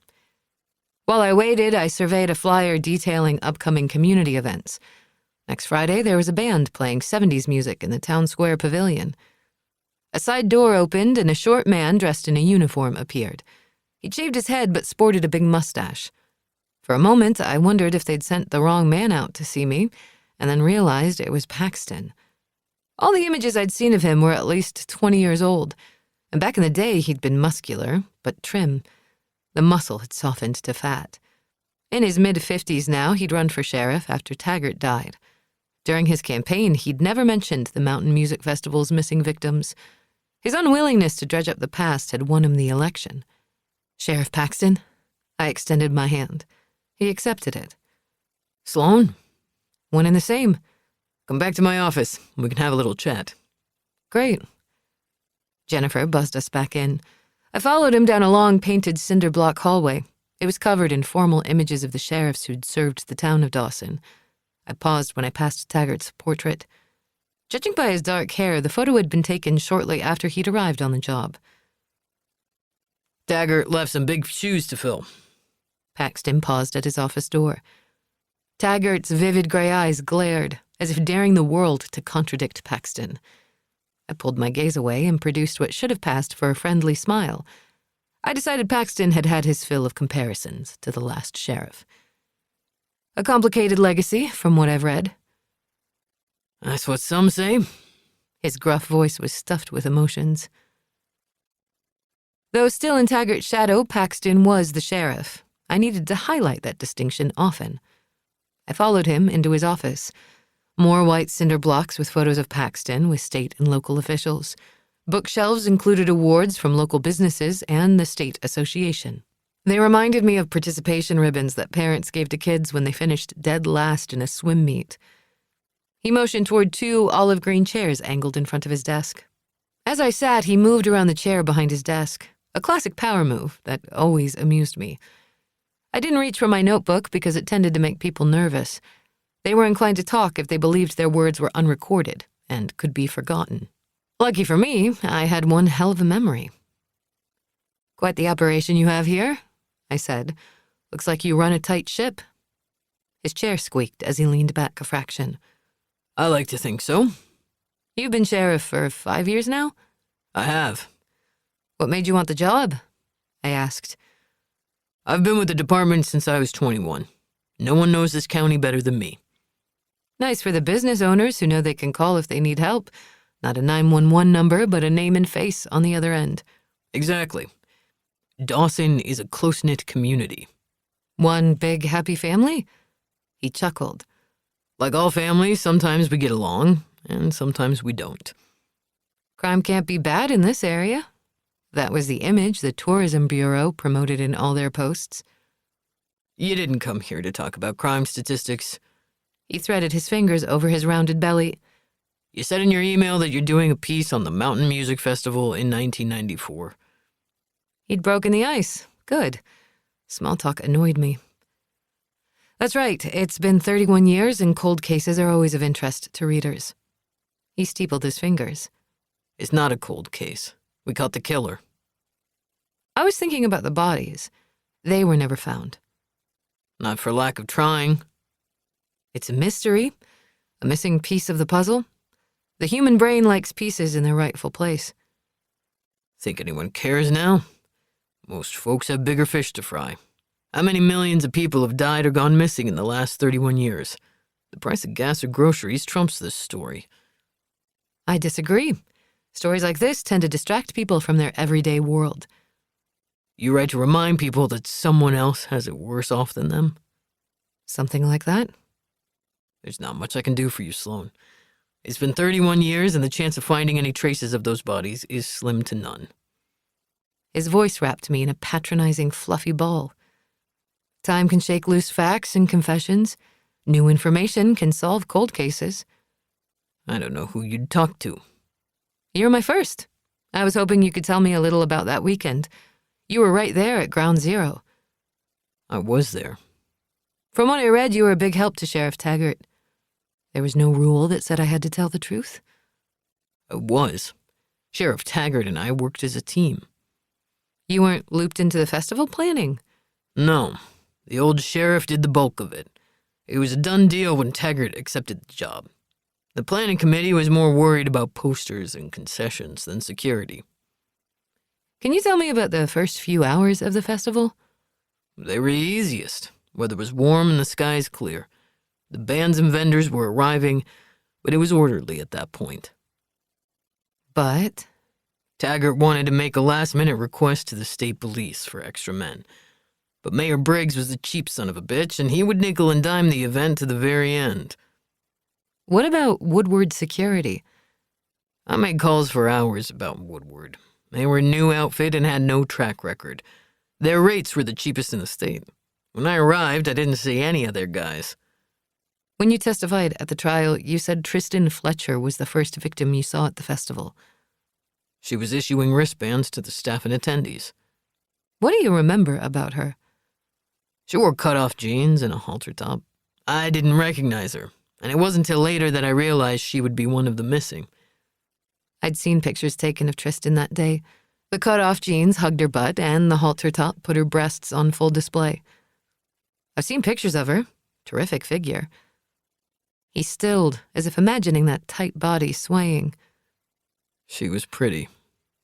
Lots of good-looking girls at the festival? Yeah. I'd seen hundreds of festival pictures. One captured Paxton in uniform along with a couple of young girls passing him. The girls were wearing shorts and ripped T-shirts that skimmed full breasts. In the image, a tall blonde was looking back at him and smiling. Paxton's gaze was locked on her breasts. Or, as he said in court, the long line of her neck. Who approved the tents? At least a dozen campers had set up pup tents on the edge of the field. Most were patched and covered in dirt, as if they'd seen their share of camping trips. I'm not sure. Taggart and I didn't. The tent owners insist that they'd pitched the tents for the purpose of sleeping. He shook his head. They weren't fooling anyone. Several women who filed assault complaints said they'd been pulled in one of those tents. The tents were a pain in the ass. We should have pulled them down as they went up. Did you see Patty? Yeah. What were your impressions of her? I liked Patty, even considered taking her out. But she had a kid. He nodded. I didn't need that kind of complication in my life. His face flushed as if he remembered. Sorry, you're Patty Reed's kid? I am. A half smile tipped my lips. And for the record, I'm not sure I'd date anyone with kids. My work is my life. He studied my face as if searching for more traces of Patty. I was totally into my job, he said finally. My plan was to work in Dawson for a few years and then move on to a bigger department. I dreamed of being a city homicide detective. But he'd stayed in Dawson. Big dreams faded and his life hadn't changed much. Why didn't you? In the end, I couldn't leave Dawson. More ingrained in me than I'd imagined. You also crossed paths with Lori Carr, I said. Yeah. I've seen pictures taken of her. Hot. He cleared his throat. Yeah. In a different era, or maybe if I were a guy, he could have made a few off-color jokes about hot chicks, but he was careful now to watch his words. You said you saw Taggart arguing with Colton about 7 that night. They were standing toe-to-toe by the stage. Taggart didn't look happy, but Colton was relaxed and smiling. I guess they were discussing security. You didn't approach? No. I walked toward the stage, which already had hundreds of people clustered around. The guitar player grinned at one of the girls standing close to the stage. He said something only she could hear, and she tossed back her head and laughed. 31 years ago, Paxton's comments had been more forthcoming. Guys in bands get all the pussy, he'd told a reporter. I reckon Colton had all he could handle. I should take up guitar again. I was pretty good at it at one point. About that time, there was a woman by the tents who was in trouble, I prompted. Which one? That festival walked hand in hand with booze, drugs, and sexual assault. She was young, about 17, 18. Right. Bailey Briggs. She'd been lying face down in the grass beyond the tents. Her arms and legs were spread eagle, but her jeans and peasant top appeared intact. He'd testified that he'd knelt by Bailey and rolled her on her back. Her thick blonde hair was swept over her face, and he hadn't recognized her immediately. She'd breathed in and out slowly, and he'd pressed his fingers to her throat, searching for a heartbeat. He'd studied the silken hair framing the freckled, pale face, and realized who she was. The mayor's daughter. She was a senior in high school, and she'd had her troubles with the law. The last sheriff had fixed several tickets for her. I escorted her to the first aid trailer. She didn't have any idea where she was. She said she was fine, and then she threw up on the ground. Moments like that were why I'd set my sights on homicide in a bigger city. The dead stayed where you left them, and they sure as shit didn't barf. You left her at the first aid trailer? Yeah. I thought she'd be fine. But you lost track of her. I couldn't remember which trip to the first aid station it was when I realized Bailey had vanished. But she didn't leave the festival. She hooked up with one of the victims, Deborah Jackson, also a local high school student. All the girls had been young and pretty. I didn't find that out until later. Chapter 8.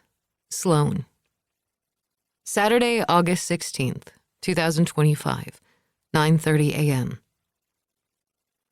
When did you realize the concert was going south? I asked Paxton.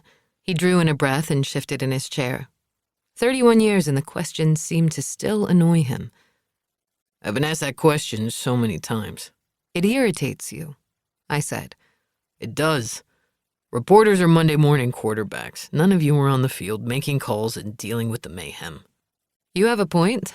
All of us have 20/20 vision in retrospect. I wasn't here to piss him off and shut him down. I'm not judging. I'm trying to see the scene as you did. No matter how long we talk, you never will. His eyes narrowed. What's your angle? No angle.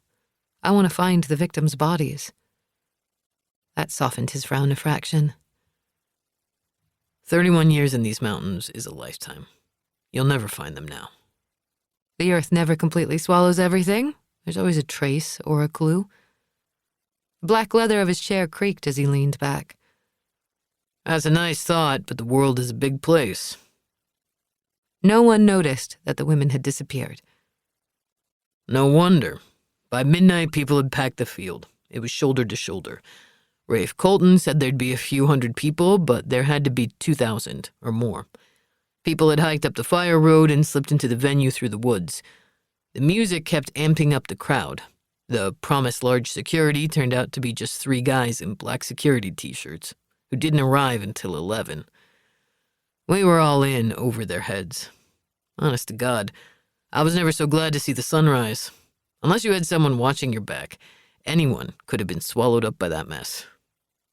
Taggart made multiple statements to that effect. He said halfway through the night he couldn't find Rafe Colton. That's right. He was impossible to find for a couple of hours. Could he have driven off the mountain? No way. The roads were jammed. And the mayor? Where was he? Paxton shook his head. His mouth tightened. I suspected he was chewing on a few choice words, but politics got the better of candor. Mayor Briggs was a good man. He wanted the best for this town. Dawson was hurting financially then. Folks were out of work, and he wanted to help. He thought the festival would be a success, I said. He did. He thought it would be over and done before anything bad happened. On the 5th anniversary of the festival, Mayor Briggs had shot and killed himself. He was found lying in his backyard, a .45 by his right hand and a bottle of Jack Daniels by his left. The concert that was supposed to solve so many problems condemned the small town to 15 years of purgatory. Bailey Briggs Jones took over the family business. I'd not asked Bailey about the concert yet, but that would come soon. That's right. He leaned forward, threading meaty fingers. You're on a fool's errand, Sloane. You're going to stir up a lot of bad memories, get a few clicks, and then you'll move on. You won't be around to see the wreckage. The wreckage has followed me ever since. I drew in a breath and met his gaze. I spent my entire life wondering if she's dead, alive, suffering, or living a better life without her child. Paxton sat back in his chair. I'd think this would be the last place you'd ever want to be. I tend to run toward trouble. There's no trouble here, he said. Dawson is a peaceful town. He looks very serene. Not all murder scenes were dark alleys. Some were nice homes. They were places of work, favorite neighborhood parks, or tree-lined jogging trails. Murderers didn't need to set the stage to do their thing. Anytime, anywhere. He settled his elbows on his desk. How long are you going to be in town? A week or 2. I want to get to know Dawson and talk to the folks who were at the festival 31 years ago. They aren't as easy to find. I've found a few. I heard someone rented Sheriff Taggart's cabin. Sharp-eyed and a little flushed, he seemed annoyed. Was that you? I focused on an award behind him on a credenza, a service award from the Rotary Club. The year was 2022. There was a framed image of a football team, 1988. I suspected Paxton was in the cluster of boys somewhere. He was as much a part of this town as the roads and bridges. That was me. Why? Sheriff Taggart's been dead 5 years. Thought I'd get a little insight into him.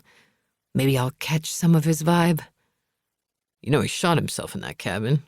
He sat on the front porch and put a revolver to the side of his head. That explains why the place is haunted, right? Paxton shook his head. I'm not giving you access to the sheriff's case files. I'd be surprised if you did, I said. Most jurisdictions don't welcome me. My research often began with one cop who'd never been able to forget a case. Paxton rose. Thanks for coming, Sloane, but I think we're finished here. I stood, taking a moment to settle my bag on my shoulder. Thanks for your time, Sheriff Paxton. Best of luck to you, he said. Don't speed in my town. As I made my way down the hallway, I caught Paxton's reflection in a framed picture in front of me. He had stepped out into the hallway, and he watched as I reached for the security door. It was locked, trapping me inside. I glanced to Jennifer, but she didn't meet my gaze. Irritated, I stared at her as I rattled the door. When she set down the receiver, she exhaled a breath and pressed the buzzer. I crossed the lobby and stepped outside. The sun was bright and the sky clear. The mountains, now my temporary home, skidded across the skyline. The distance didn't feel that far as I stared at the ridge. But as I drove out of town, I realized how isolated I was in Taggart's cabin. Chapter 9. CJ Taggart. Friday, May 20th, 1994, 6 p.m. The concert begins. The air was thick with the scent of booze, sweaty bodies, and rain. Taggart glared up at the three-quarter slice of the moon. It spilled what light it could through thick clouds. Thunder and lightning could give him an excuse to shut this nightmare down. But so far all he got was thick gray clouds ripe with rain. The country music band on stage was covering Journey's Don't Stop Believin'. The crowd jumped up and down as they pumped their fists in the air. It wasn't the best cover he'd heard, but the energy remained positive and upbeat, except for a few fights he and Paxton had broken up. The first aid trailer was already treating cases of intoxication, scrapes, and bruises. Nothing critical. So far, so good. The crowd had well exceeded 500. There must be 2 or 3 times that number of people here. The masses still had a positive aura, but the energy of a large crowd could change on a dime. The next band up was a hard rock group, and their music would stir the crowd. He spotted Colton standing by the stage, smiling and waving his arms as if he were a member of the audience. He'd finally reappeared from wherever he'd been. If he was worried about weather or overcrowding, he gave no sign of it. Several young girls approached Colton and swarmed around him. One brunette leaned in close and whispered in his ear. He laughed. Her body jiggled with excitement. Another woman in cut-offs and a cropped t-shirt danced in front of him, and he watched but wouldn't join her. He was the king, and this was his court. He wasn't worried about their argument over security. This festival was now underway, and if it became a runaway train, there wasn't much Taggart could do to stop it. He turned toward the food tent and saw Patty handing out burgers. Even after hours of setup and cooking, she had a smile on her face. When a couple of drunk guys approached her tent, her expression grew guarded. They ordered burgers, and when she was ready to serve, they began searching for money. One tried to reach for his order, but she snatched it back. That bright smile had vanished. Taggart strolled toward the tent, coming up behind the guy as he reached over the counter for the bag. Taggart clamped his hand on the guy's shoulder, startling and pissing him off with the one move. The man whirled around. His fist was half-cocked when he realized he was staring at a cop. The uniform tamped down some of his anger, but the guy wasn't going to let it go easy. The offender was in his early 20s. He had full, sweeping bangs that no self-respecting man would allow.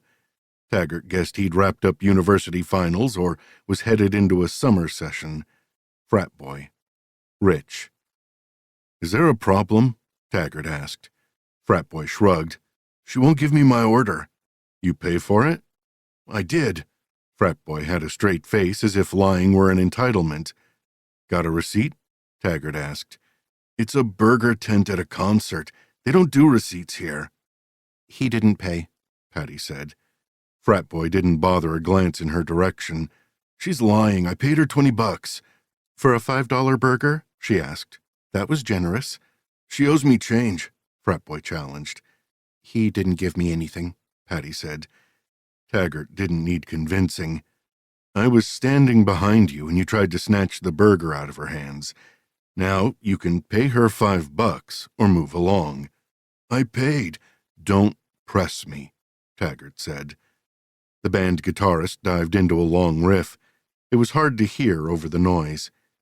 He hoped Frat boy would push back. He could think of nothing better than tossing this guy to the ground and cuffing him. It would be a major pain in his ass to haul him to jail, but he'd make the sacrifice.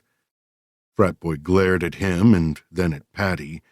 The young man looked pissed, as if Taggart had crossed the line between the rich and working poor. Taggart flexed his fingers. Fishing a crumpled $5 from his jeans pocket, Frat boy tossed the bill over the counter. It sailed past Patty onto the dusty ground.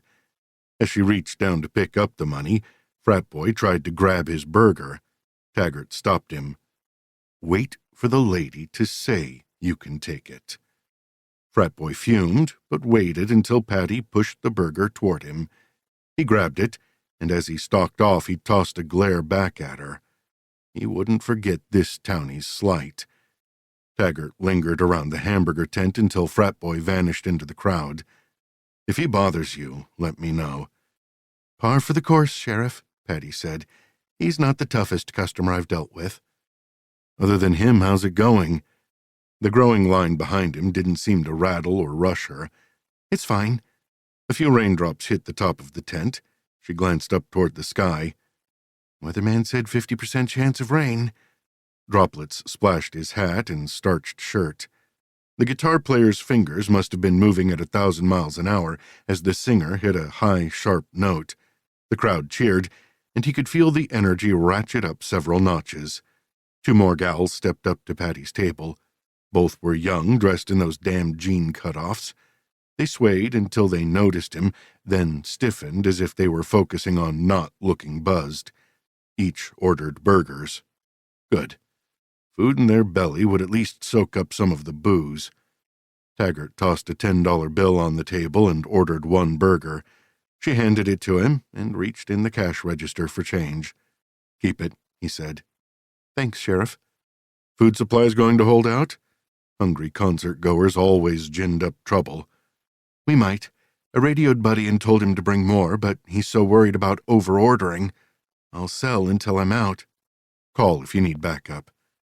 Her genuine grin softened all the night's frustrations. "Will do." As he took his first bite of the burger, the raindrops plopped slow and unsteady. He moved to the edge of the crowd by the main gate and took another bite. He demolished the burger in 3 mouthfuls. He'd learned as a young Marine to eat chow quick if it was hot. The sky was quiet, no signs of thunder or lightning. Fat droplets hit the dry dirt. The band didn't break stride and rolled right into Any Way You Want It. The audience remained jazzed as if they'd never heard this song before. Shouts of excitement rolled over the crowds. He moved to his car and pulled a poncho from the trunk. He slipped it on, hoping the rain wouldn't come. By 11 p.m., the rain picked up speed. At first, the cooler air was a relief, but as the water pounded and soaked his poncho, his irritation doubled. Damp fabric chafed skin and chilled skin to the bone.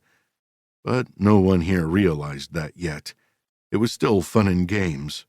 Cool rain, plenty of food to be had, booze, maybe a dry tent or 2 for now. But none of it was going to last. Cars filled the limited parking at the edges of the field, and the overflow snaked halfway down the mountain's main and service roads. Getting out of here now was damn near impossible. These folks were trapped. Chapter 10. Sloane. Saturday, August 16th, 2025, 11 a.m. As I drove past the real estate office, I saw Bailey unlocking her front door. I'd not been candid with her when I'd checked in because I wasn't ready to dive into my questions. I knew she'd gotten drunk and landed in the first aid trailer. She'd sobered up enough to sneak out of the tent by 10 o'clock p.m., and she'd been spotted with Deborah Jackson around midnight. Deborah had vanished soon after. In May 1994, Bailey Briggs had been a popular high school senior. She'd liked to party, and when the remorseless girl got into trouble, her father made the consequences go away. For what it was worth, her parents confirmed Bailey arrived home at 4 o'clock in the morning. I parked across the street from Briggs Realty and crossed. Bailey had begun working at the agency after she dropped out of college, and when her father took his own life 3 years later, she'd taken it over. To everyone's surprise, she'd made the business work. Bailey had gotten to know Rafe Colton when her father was negotiating the festival dates with him. She'd admitted she thought Colton was hot and charming. I opened the agency's front door. Bells jingled above my head. Bailey had not turned on the lights, and she was nowhere in sight. Easy to assume the place wasn't open yet. I walked up to her desk and picked up the brass nameplate that read Bailey Briggs Jones. When she'd dropped out of college, she'd married her college sweetheart, Danny Jones. Her lack of a wedding band suggested they'd divorced. Divorce was a tough place to land at any stage in life. My mother never married, and I didn't plan on taking that path either. Marriage and dependence on anyone were not in the cards for me. You can't miss what you never had. Setting the nameplate down, I spotted several pens that read Briggs Realty. I grabbed two and slipped them in my backpack. They were advertising, right? And I always needed a pen. The files on her desk were property records. I straightened the edges until they were a neat stack. Judging by the height of the pile, whatever slump Dawson had suffered in the 1990s and early 2000s was in the past. Rentals appeared to be booming, as was new construction. Bailey was riding high. Like Bailey, I'd acted out as a teenager. I didn't get blind drunk, but I liked to break things. A tipped-over potted plant in an abusive vice principal's office, Dick scratched in the high school bully's car, a body check against a guy who hadn't given his seat to an older woman on a bus. Bailey had done nothing to me, but she annoyed me. Maybe I saw myself in her, or more likely she'd been Dawson's princess, whereas Patty had been on Team Outcast. I placed my hand on the stack and eased it closer to the edge of the desk. I imagined the flutter of papers scattering all over the carpeted floor. "Hello?" Bailey called from the back room. I curled my fingers, drawing my hand back. "Hey, it's Sloane, the renter of the house in the woods." Bailey came out of the back room holding a steaming cup of coffee. The Briggs Realty logo was embossed on the mug. I wondered if she had logos on her underwear. "Oh, hey. Sorry to bother you." I tossed on my best smile. "Everything okay with the cabin?" she asked. "It's great, no complaints." While some people might have been freaked out by the isolation, I liked it. I did my best thinking in the quiet, even if there were ghosts. "Can I get you a cup of coffee?" She raised her mug. "Thanks, but no. I stopped by the depot and had several." I lied. "The depot's coffee will put hair on your chest." I smiled. "I believe that. What can I do for you?" "I'm looking for a family that used to live near town, and I figure no one knows the area and the families like you do." A half smile tugged her lips. "Not much gets past me." "Great. I'm looking for Monica Carr. She was a friend of my mother's." Very possible they'd crossed paths, but not likely they were friends. Bailey's gaze glanced upward, as if she were accessing a databank of families in her brain, and then her smile softened and she shook her head. "You said Monica was your mother's friend?" "They went to school together and corresponded for many years. Thought I'd say hi, but her number isn't listed." "Your family is from the area?" Her head tilted. "My mother and grandmother weren't here very long." "Grayson. You remind me of Patty Reed.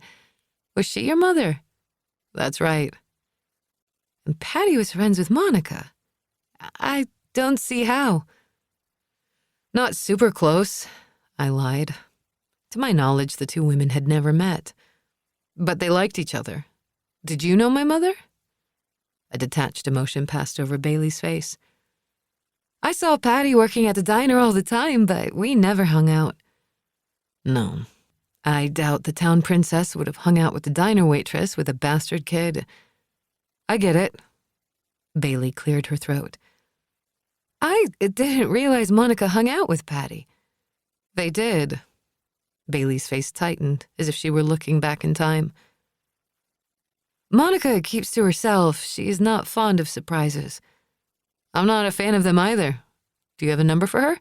I'll text her and give her a heads up I'm in the area." "I can't give out client information." "Oh, I didn't realize she was a client."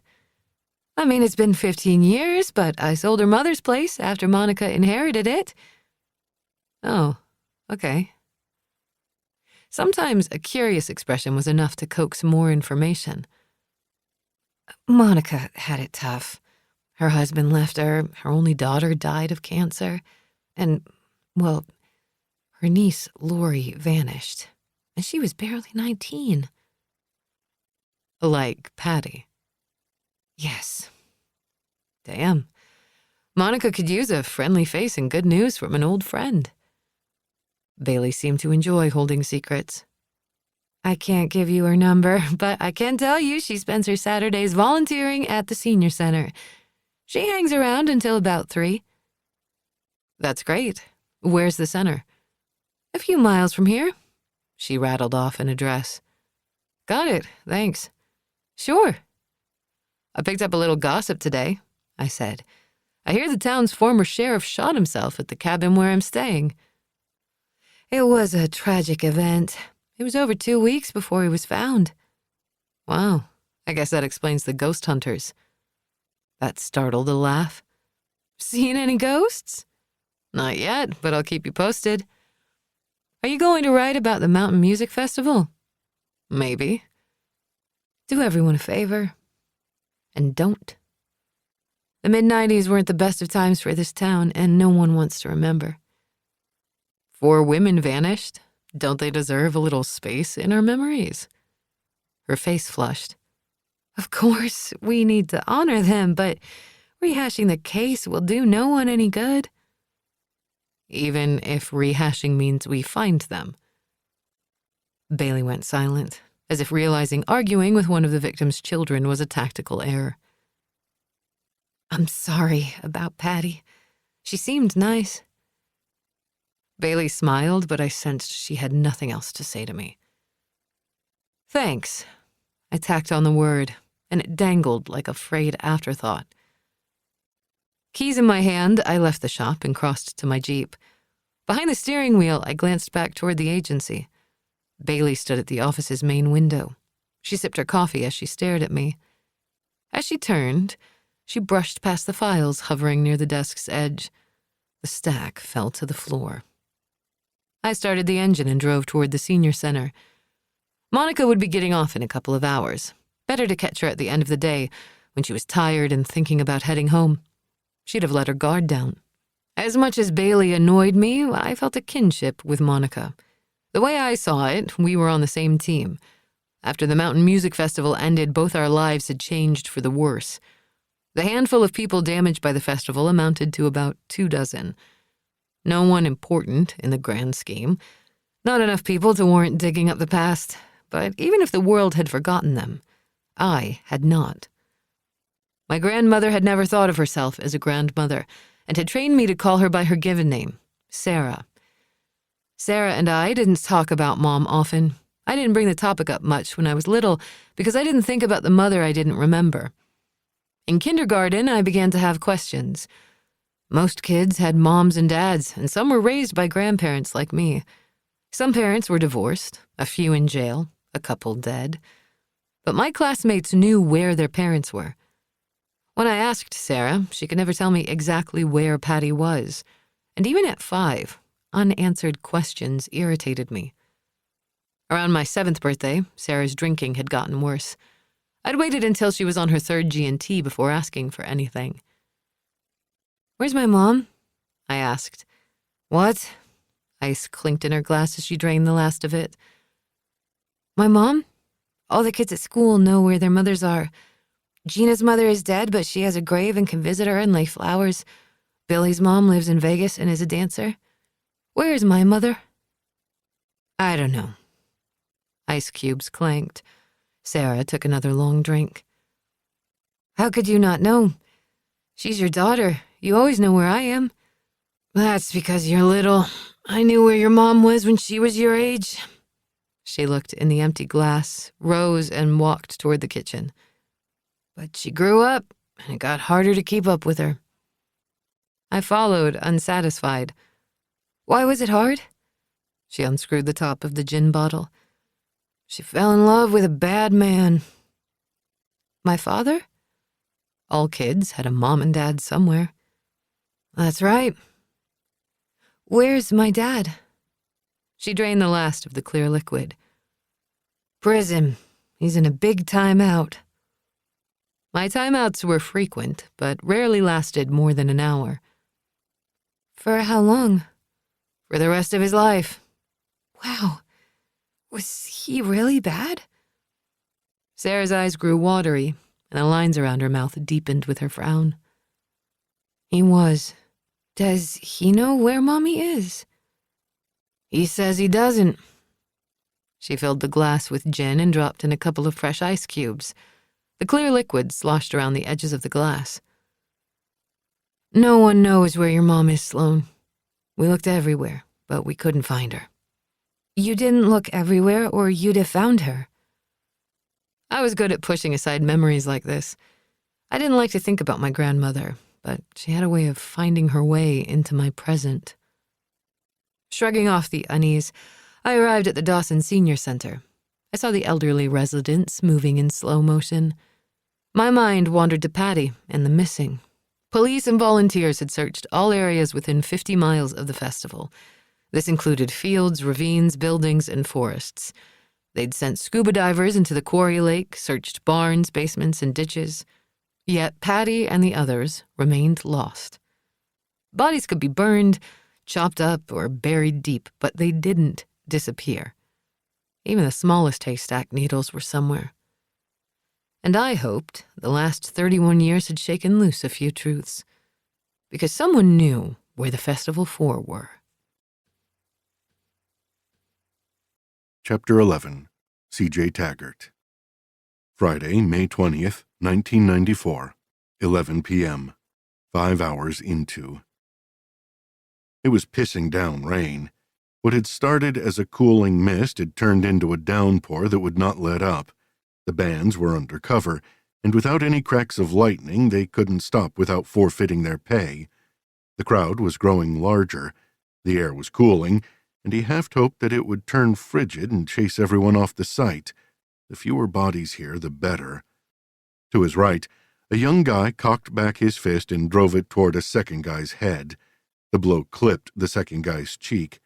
Pain registered on his face, and, seconds later, rage. The second man barreled into his attacker.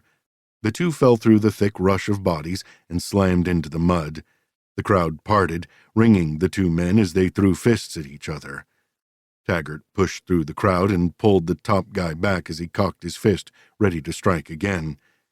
Taggart wrenched his arm behind his back and reached for the cuffs on his belt. As he secured the cuffs around the guy's wrists, he looked toward the second guy covered in mud and blood. He reached for his walkie and called Paxton. "Yeah, get to the northwest quadrant. Got a man down." "Roger." A girl moved close to Taggart. She was in her late teens, had long black hair, wore faded jean shorts and a halter top that the rain had plastered to erect nipples. He could swear she'd been on stage about a half hour ago. "What's the deal?" As the girl spoke, the thick scent of pot and beer wafted off her. "Back off," Taggart ordered. "Why? I'm asking a question. Can't I ask questions?" "I'll have you transported to the station, and you can ask all the questions you want from inside a jail cell." She held up her hands, revealing the impression of a henna tattoo on the underside of her right wrist. "You don't have to get all ugly with me."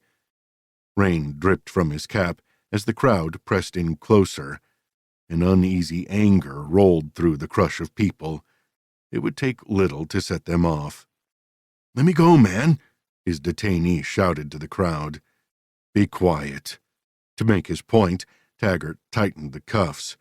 The crowd around him began to chant, "No, no, no." "They're going to eat you alive," his prisoner said, grinning. "Maybe," Taggart said. The chants grew louder. "But they'll get a chunk out of your hide, too. I'm not the cops.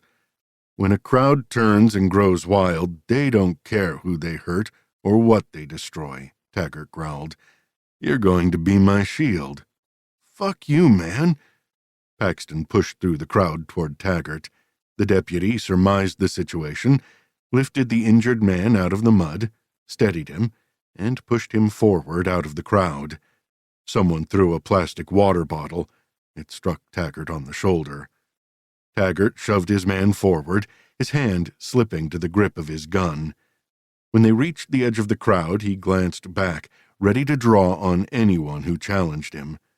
The girl with the long dark hair stared at them. He couldn't tell if she was high or curious. Taggart deposited the injured man in the first aid trailer, and then loaded his cuffed detainee in a paddy wagon on site. It wasn't the most comfortable place to wait, but he'd have water and fresh air. In the morning, Taggart would take him to jail.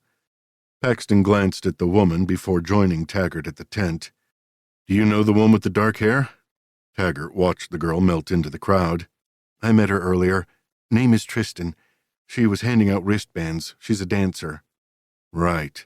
Taggart shifted his attention to Paxton. "Have you seen Colton? He's not up by the stage?" "Not for the last few hours. Guy keeps vanishing." "Check by the trailers near the woods. I saw him headed that way earlier in the evening." Rain thrummed on his jacket, dripping down his arms and legs. "Any sign of the security team?" "Nope. I'm headed to the trailers." As he moved around the edge of the crowd, he glanced toward the hamburger tent. Patty was handing out burgers and collecting money. She was smiling, but looked exhausted. The world was full of hard-working Patties. These women sacrificed their youth and beauty in the hopes they'd crawl out of poverty. A few made it out of the hole, but most would spend their lives chasing enough money to make rent. The collection of 6 festival trailers was located at the edge of the venue. This area should have been off-limits, but the crowds had spilled beyond the rope marking the area for staff. He passed the 2 tractor trailers that had brought in the large equipment. Under both were couples huddled together, wrapped in soaked blankets and sleeping bags. The ground was muddy, but the trailers stopped the bulk of the direct rainfall. The next 3 trucks were smaller. They had transported the AV equipment for the different bands. He checked each cab to ensure the front and back doors were secure. They were. The final vehicle was an RV that Colton used as his office. The interior of the trailer was dark, and there were no signs of movement. He pounded on the door with his fist. There was no answer, but when he tried the door handle, he discovered it was unlocked. He twisted and opened the door. "Sheriff CJ Taggart. Is anyone here?" There was no answer. He stepped inside and stopped to swipe his muddy boots on a mat already covered with dirt. Water dripped from his hat and rain jacket to the floor. "Colton, it's Sheriff Taggart." Silence echoed from the cabin. The light switch didn't work. He unhooked his flashlight from under his rain jacket and shined it around the cabin onto a small sofa and a simple white bra and panties on the floor. A coffee table sported a glass ashtray which held a discarded cigarette still smelling of smoke. Outside, the music kicked up into the band's final violent notes. The crowd roared and cheered like a bellowing giant. 5 more bands were set to take the stage before sunrise, but the 7 hours remaining felt like a lifetime. As he turned, he spotted Colton moving toward the trailer. He was rain-soaked. Head bowed, he was at the trailer when he looked up and saw Taggart. "Sheriff, is there a problem?" Taggart blocked the man's entrance into his own place. "Where's my extra security?" he demanded. "They just arrived," Colton said. "I've been on the walkie for the last hour trying to find more guards here. There was a paperwork mix-up. Your crowd could go feral any minute. 2 men cannot keep them under control if it goes sideways. I know, and I appreciate how hard you and your deputy are working. I'm going to see you both get a bonus. I don't want a bonus. I want to keep this event from going sideways. I've done concerts before. It always gets a little dicey about this time." He motioned for Taggart to step aside. "Mind if I go in my trailer? I need a change of clothes before I head back out there." Taggart shifted to the right but didn't leave the trailer. "Sure. Make yourself at home." Colton grinned. "That's nice of you." He watched Colton walk by the discarded underwear as if it were par for the course. Colton didn't bother to close the folding door as he stripped off a wet sweater. He tossed it into the small bathroom. The garment hit the floor with a loud plop. Next came the jeans, and soon he was standing naked, rummaging through a pile of clothes on an unmade bed. Colton yanked on a new sweatshirt and jeans. Shoving hands through his dark, wet hair, he grinned. "That helps a lot. You and your deputy are welcome to stop here if you need to change or need a quiet moment. I'll worry about both after the concert." He nodded toward the bra, which had a small pink flower on the right cup. The garment reminded him of something a young girl would wear. "Where's your guest?" Colton glanced at the undergarments. "Back to the concert, I guess. She was sleeping when I left." "Didn't take her clothes?" "She was soaked to the bone. I told her to take one of my shirts. She's out there somewhere now, I guess. Or she left. She didn't like the rain." "What's her name?" "I didn't catch it." "How old was she?" I didn't check her ID. He brushed past Taggart. Look, Sheriff, these events can get raw once the sun goes down. Girls are here for 2 reasons. They want to get on the stage, hoping for a break. We're a small festival, so they assume they'll get noticed easier. And then the others are looking to party hard and explore their darker sides. On nights like this, good and bad girls are all the same. And if I can have some fun along the way, then no harm and no foul. Taggart didn't believe Colton, but there was no way of proving he was lying. The guy was not what he presented to be, and if he had any kind of complaints or evidence against him, Taggart would haul his ass into jail now. But he had nothing other than a damp set of women's underwear. Taggart turned and reached for the door handle. "You don't like me very much, do you?" Colton asked. "Not my job to like or not like. I keep the peace." But Colton had hit the nail on the head. Taggart didn't like Colton. He created perfect storms like tonight so he could watch them spin out of control and soak up the chaos. "I like you. I appreciate how you care about those drunken slobs out there." "That's what you think of them?" A brow arched. "Am I wrong?" Taggart stared at him a long moment. "Radio me if there's any trouble." "Will do." Out in the rain, Taggart braced against the cold and the wet. The previous band had finished its set, and the next was setting up equipment. These lulls were good for about 30 minutes. The latrines and food tents would be swamped, and anyone who'd brought a tent or had a car parked nearby would have retreated to dry off. A feeling of helplessness washed over him as he stared at the crowd. The odds had been stacked against him in the past, and when disaster unfolded, he cleaned up the mess later. It was like that now. Head bowed, rain pelting his hat, he moved toward the crowd. A group of 3 men dressed in security guard uniforms moved toward him. He hoped this was not the team Colton had mentioned. He greeted the first man to reach him with an outstretched hand. "Glad to have the assist." "Sorry we're late," he said. "The dispatcher sent us to the wrong location. I'm Kevin Pascal, and this is Ben and Roger. We've got more men coming, but it'll be another hour." Taggart swallowed a curse. "Get into the crowd and do your best to keep the peace. A lot of drunks and drug use. Don't focus on detaining anyone unless it's dire." The complaints would start rolling in tomorrow.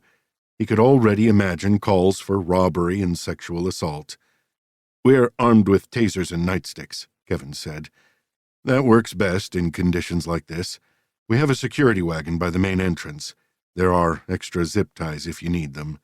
We have a few dozen each, but we'll get more if necessary." The new band on stage struck up a chord, and the lead singer sauntered up to the microphone and shouted, "Hello, Dawson, you dirty motherfuckers!" The crowd roared to life, fists pumping in the air as bodies jumped up and down. More guitar chords blared out from the stage. 4 songs in, a young female singer drifted to the edges of the stage. When the lead singer beckoned her forward, she strode toward him. She was tall and lean, with blonde hair that skimmed her waist. She wore a halter top and jeans that rode low on her gently rounded hips. She crossed the stage, her blue guitar slung over her body, and stepped up to the microphone. The girl from the hamburger tent, Lori. As the lead singer began a cover of Tina Turner's "Better Be Good to Me," Lori moved toward him, smiling as she strummed her guitar. She looked a little nervous as she belted out a few solid notes. The crowd cheered, and by the second refrain she was smiling. When the song ended, the singer shouted, "Give it up for the super-hot Lori!" Lori waved. She grinned from ear to ear as she left the stage. Her moment in the spotlight had ended as fast as it started. Chapter 12. Sloane. Saturday, August 16th, 2025, 3 p.m. Smiling, I walked up to the senior center's reception desk. I hoped the news of my arrival had not reached the center yet. "Hey, I'm here to see Monica Carr. She's been so amazing with my mother, and I want to thank her." The mid-40s receptionist had black hair tied back into a ponytail. She wore aqua glasses attached to a silver chain around her neck. "You missed her," I set a gift bag on the counter. Darn, I had a present for her. You can leave it with me. It's cake. It should be refrigerated. Oh, well, she'll be back in a few days. I shoved out a sigh, trying to strike a balance between sadness and frustration. I can run it by her house. She's on the way toward Mom's house. I'm sure she'd be fine with that. I opened my phone. She's on Craig Road, right? No, Jones Road. I searched the street. It looked rural. That's right. End of the road on the right? Left. Okay. Number 2020. Perfect, thank you, I said. As I walked back to my car, I caught my reflection in the window of a storefront. Dark hair draped down my Rolling Stones t-shirt. Worn jeans skimmed my long legs. I slid into the car and tossed the bag in the back seat. I plugged Jones Road into my phone and drove east. It took me a good 30 minutes before I made the left down a small gravel road. I'd made a career interviewing victims. Sure, some of them didn't always get the story right, but most had a handle on the offender, even if they didn't remember all the details. There was something about being face-to-face with a killer or rapist that imprinted impressions on a body that even a mind didn't recall. I'd spent countless hours reading Taggart's police records, but there was no replacing interviews with the victims and their families. Most victims of crime weren't wealthy, and cops and reporters tended to discount them if their home situation was dysfunctional. I couldn't write a book on parenting or family bonding, but I understood even the most messed up of us had something to offer. My GPS led me off another secondary highway onto the graveled and tarred Jones Road. The trees on either side were thick, and long branches draped over the road. Several scraped against the side of my car as I searched for a house at the end of the road on the left. I spotted a rusted mailbox that rested cockeyed on a leaning post. The name Carr was visible, but the two R's looked more like eyes. I turned down a narrow, rutted driveway that arched in front of a brick rancher. The grass around the house looked freshly cut, but the edges of the yard were ragged, as if weed eating were a bridge too far. I got it. Homes, as a rule, were a pain in the ass. I was happy living on the road and operating off my laptop in a post office box in Charlottesville. I pulled around the arch and nosed my way toward the end of the driveway. I'd not called ahead, which was a huge risk. Even when I notified a contact I was coming, I was cautious. I was a stranger, and my interviews stirred up bad old memories for people that could go sideways. That had been the case last year, when I'd interviewed the father of a murdered girl. The victim had been one of 6 girls killed by a man who'd lived 5 houses down from the family. It was a lower middle-income neighborhood outside of Baltimore. The slain girl's father was devastated. He'd tried to start a nonprofit for missing kids, but it had never gained enough traction. He'd lost his job, and his wife left him. As I'd pulled into his driveway, the father had staggered outside. He'd been drunk and brandishing a .45 caliber handgun. He'd fired 2 bullets at my Jeep. I'd shoved the car's gear into reverse and hit the accelerator. I took out 2 clay planters as I raced out of the driveway. I'd not pressed charges, but I also hadn't approached him again. After that day, I parked on the street. I walked along the cracked cement sidewalk and, seeing no doorbell, knocked hard. A glance at the untrimmed shrubs brought to mind an old cop's joke about 1970s porn snatch. The door opened to a woman who was a few inches shorter than me. Her thinning gray hair was scraped back into a ponytail, and her face was lined.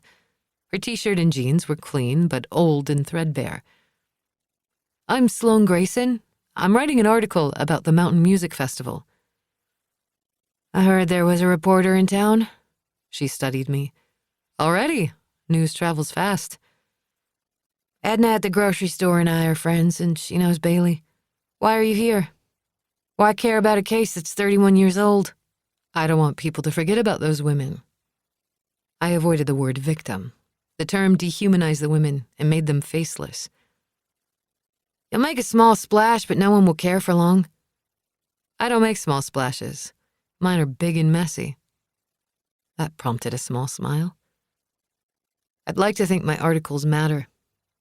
She sighed and stared at me a long moment before unlatching the hook on the screened door. "Come on in." I followed her into the dimly lit house. It had low ceilings and white walls that needed a fresh coat of paint about a decade ago. On those walls were dozens of pictures of a young blonde girl. In all the photos, she was holding a guitar and smiling. That kid came out of the womb singing. She was playing her daddy's guitar by the time she was 4. Such talent. She was convinced she'd be a big success. The girl was Lori Carr, later known as Blue Guitar Girl. From what I'd learned about Lori, she'd been 19 when she vanished. She'd made several demo tapes and wanted to sing in Nashville. She thought the festival would be her big break. She'd sung a duet on stage with the lead singer of the Terrible Tuesdays, a 5-man rock band. The band had done well on festival circuits for about 5 years, but disbanded by 2000. A local news station had been filming, and they'd captured Lori and Joe Keller's set. Lori had been good, and maybe could have gotten a contract. Maybe.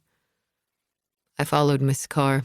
The sofa was threadbare, the coffee table covered in old magazines, the carpet shag. The avocado green kitchen dated back to the 1980s. I made lemonade this morning, Ms. Carr said. Care for a glass? Sounds great. She pulled out 2 mason jars from a dark grain wooden cabinet and a pitcher of lemonade. The bright yellow wasn't found in nature, but I wasn't going to argue. She set 2 glasses on a round kitchen table and motioned for me to sit. I lowered to the chair, letting my backpack drop to the ground. The lemonade was tart and made my lips pucker. It'll put hair on your chest, she said. Like the depot coffee? Better. Vodka adds a bite to the sweetness if you need a little. No, this is fine. I set the glass down. Again, thank you for seeing me. She rattled the ice in her glass. Nobody ever asked me about Lori anymore. I've seen a video of her singing at the festival. As rough as the tape is, you can't miss she was great. She was special. What prompted her to go to the Mountain Music Festival? It was a chance to sing. My brother, her father, didn't have money for fancy lessons, but that never stopped her. Then she saw the poster for the festival in the Waynesboro shop where she worked. The day of the festival, her car was in the shop, so she took the bus to Dawson and then started walking toward the site. Finally, one of the band guys picked her up. Joe Keller. Joe told me he'd warned my girl to be careful, but she was so sure that she had life figured out. She couldn't have known. She would have loved playing for a big crowd. I can't imagine how good that must have felt for her. She rose and grabbed a bottle of vodka from the freezer. Unscrewing the top, she offered me a sip, but I declined.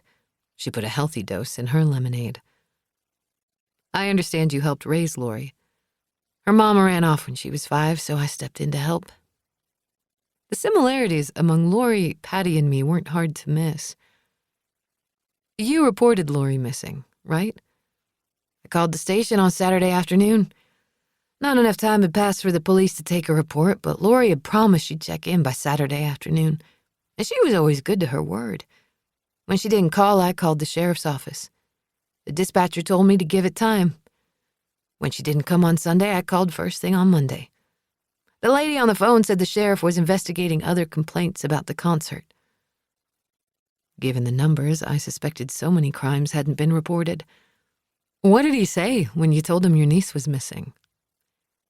He reminded me she was over 18 and that young girls sometimes took off longer than they said.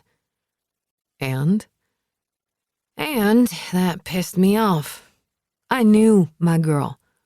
I knew she wouldn't run off and not call home. That wasn't Lori, I told him. She took a long pull on her lemonade. He called me back that afternoon and asked me to come to the station. I thought they'd found her body. When I got there, there was another woman.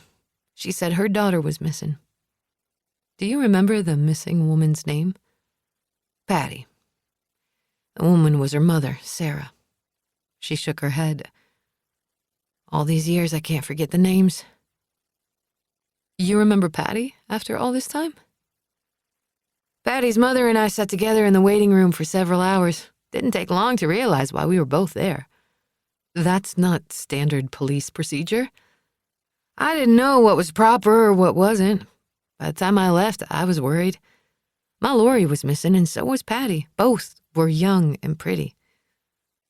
Witnesses later said that Lori worked the hamburger stand with Patty. Made sense to me. Lori always found a way to make a few bucks. My girl was resourceful. She had the talent and the work ethic for going the distance in Nashville. Who knew if Lori would have been a star? Death had a way of whitewashing away faults and highlighting strengths. Either way, she deserved to live her life. Did you keep up with Sarah? You know a lot about this case. I do. Sarah and I talked on the phone. We were frustrated that the cops couldn't find their bodies. When did you learn there were 2 other missing girls? A week after the concert. The sheriff had a 3rd missing person report, but didn't announce it until his press conference. Deborah Jackson. That's right. She sipped her lemonade. After the press conference, another family called in a report. Tristan Fletcher's family. The dancer. And after that, the story went national. She sipped her lemonade. Reporters showed up at my door. They didn't call ahead. Neither did I. But you're polite. Most of them weren't. One pounded on my door at midnight. I damn near shot him. Joe was questioned. He'd done time in jail when he was younger. Assault. And they held it against him at first. He acknowledged his record in his interviews. We all make mistakes. He's gone on with his life, and he was nice to me. Didn't look down on me like some of those reporters looking for a reason to discredit me. I wasn't Lori's mama, and I'd had a child that died. Some tried to link all that to Lori's death. She shook her head. I can't even say if my girl is dead or not. Without a body to bury, I can't even grieve for her. I understood the irritation of unanswered questions. When I was a kid, I'd pretended that my mother wasn't dead. She was traveling. She was making movies in Hollywood. Those lies came back to bite me, so I fabricated better ones. Yes, I'd admit, my mother was dead, but it had been a terrible car accident when I was a baby. She was buried in a distant city. By the time I was 15, I didn't mix with my peers very much, which meant fewer questions to deal with. I'd also stopped wondering if she'd show up at the mall, school, or my doorstep. I knew she was dead, but my grandmother never gave up hope. Until the day Sarah died, whenever she drank too much, which was often, she insisted that my mother was alive. I found it annoying. We'd argue. She died 2 days after my 18th birthday. My first thought was that she was with Patty. Sarah was at peace. And so was I. For a little while. Did you go to the trial? I asked. I couldn't afford the time off from work, and I didn't want to see Rafe Colton. I worried that I'd shoot him where he sat. Courtroom sketches portrayed a smiling, relaxed defendant sitting next to his attorneys. Was Lori dating anyone? She had a few guys that followed her like puppy dogs, but nothing serious. You have any names? David Green was the most attached to her. He still lives near Dawson. He's married and has 3 grown kids. She shook her head. He's been married longer than Lori was alive. Hell, she'd be 50 now. Yeah. Why are you doing all this? And don't tell me because you want people to remember. She shook her head. People have the memory spans of gnats. A quiet rage rubbed against the underside of my chest.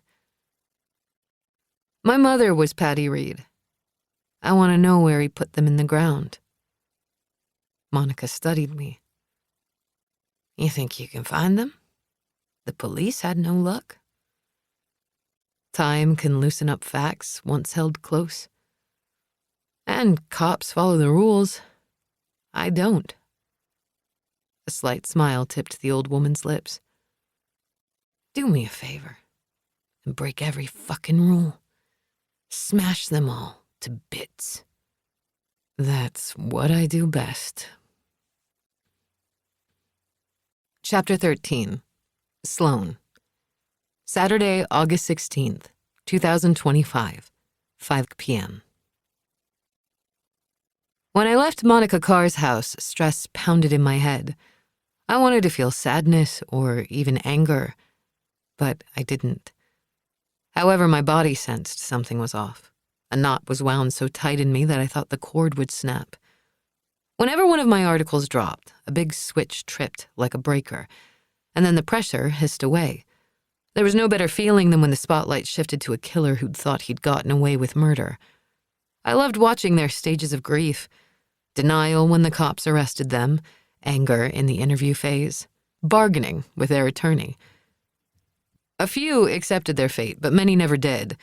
I hoped depression overtook them all when the cell door closed behind them. But until an article was finished, I was dangerous, and this article wasn't even close to complete.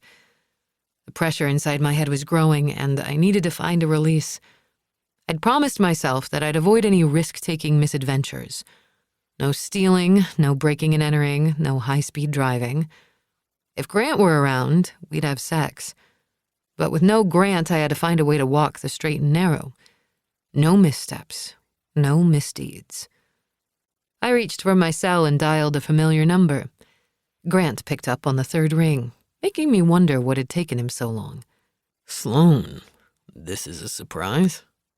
A door closed. Thought I'd touch base. What's wrong? Why do you ask?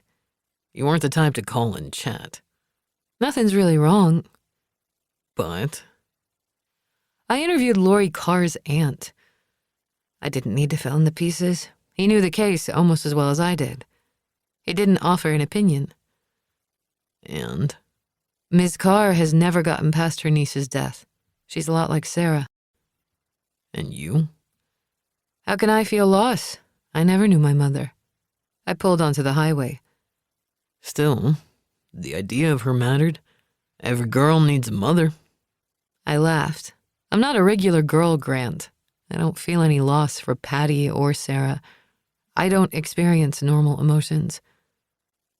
What do you mean? I pressed my foot on the accelerator and passed a truck in the right lane. I have never processed feelings like regular people. Love, hate, guilt, all elude me. Sounds like a sociopath. That's what Sarah said. She asked a friend of a friend about why I never cried or never feared consequences. I'd never bothered with honesty before, but for some reason I needed him to see the worst of me. You're unique, but I don't think that's a bad thing.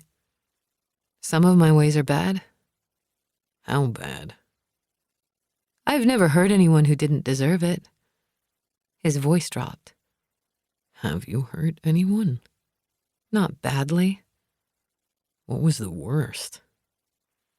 A guy who killed his stepdaughters. He reported them missing. I followed him for weeks. He was hard to nail down, and then he fell down a flight of stairs. He was easier to talk to with 2 broken legs. A beat of silence.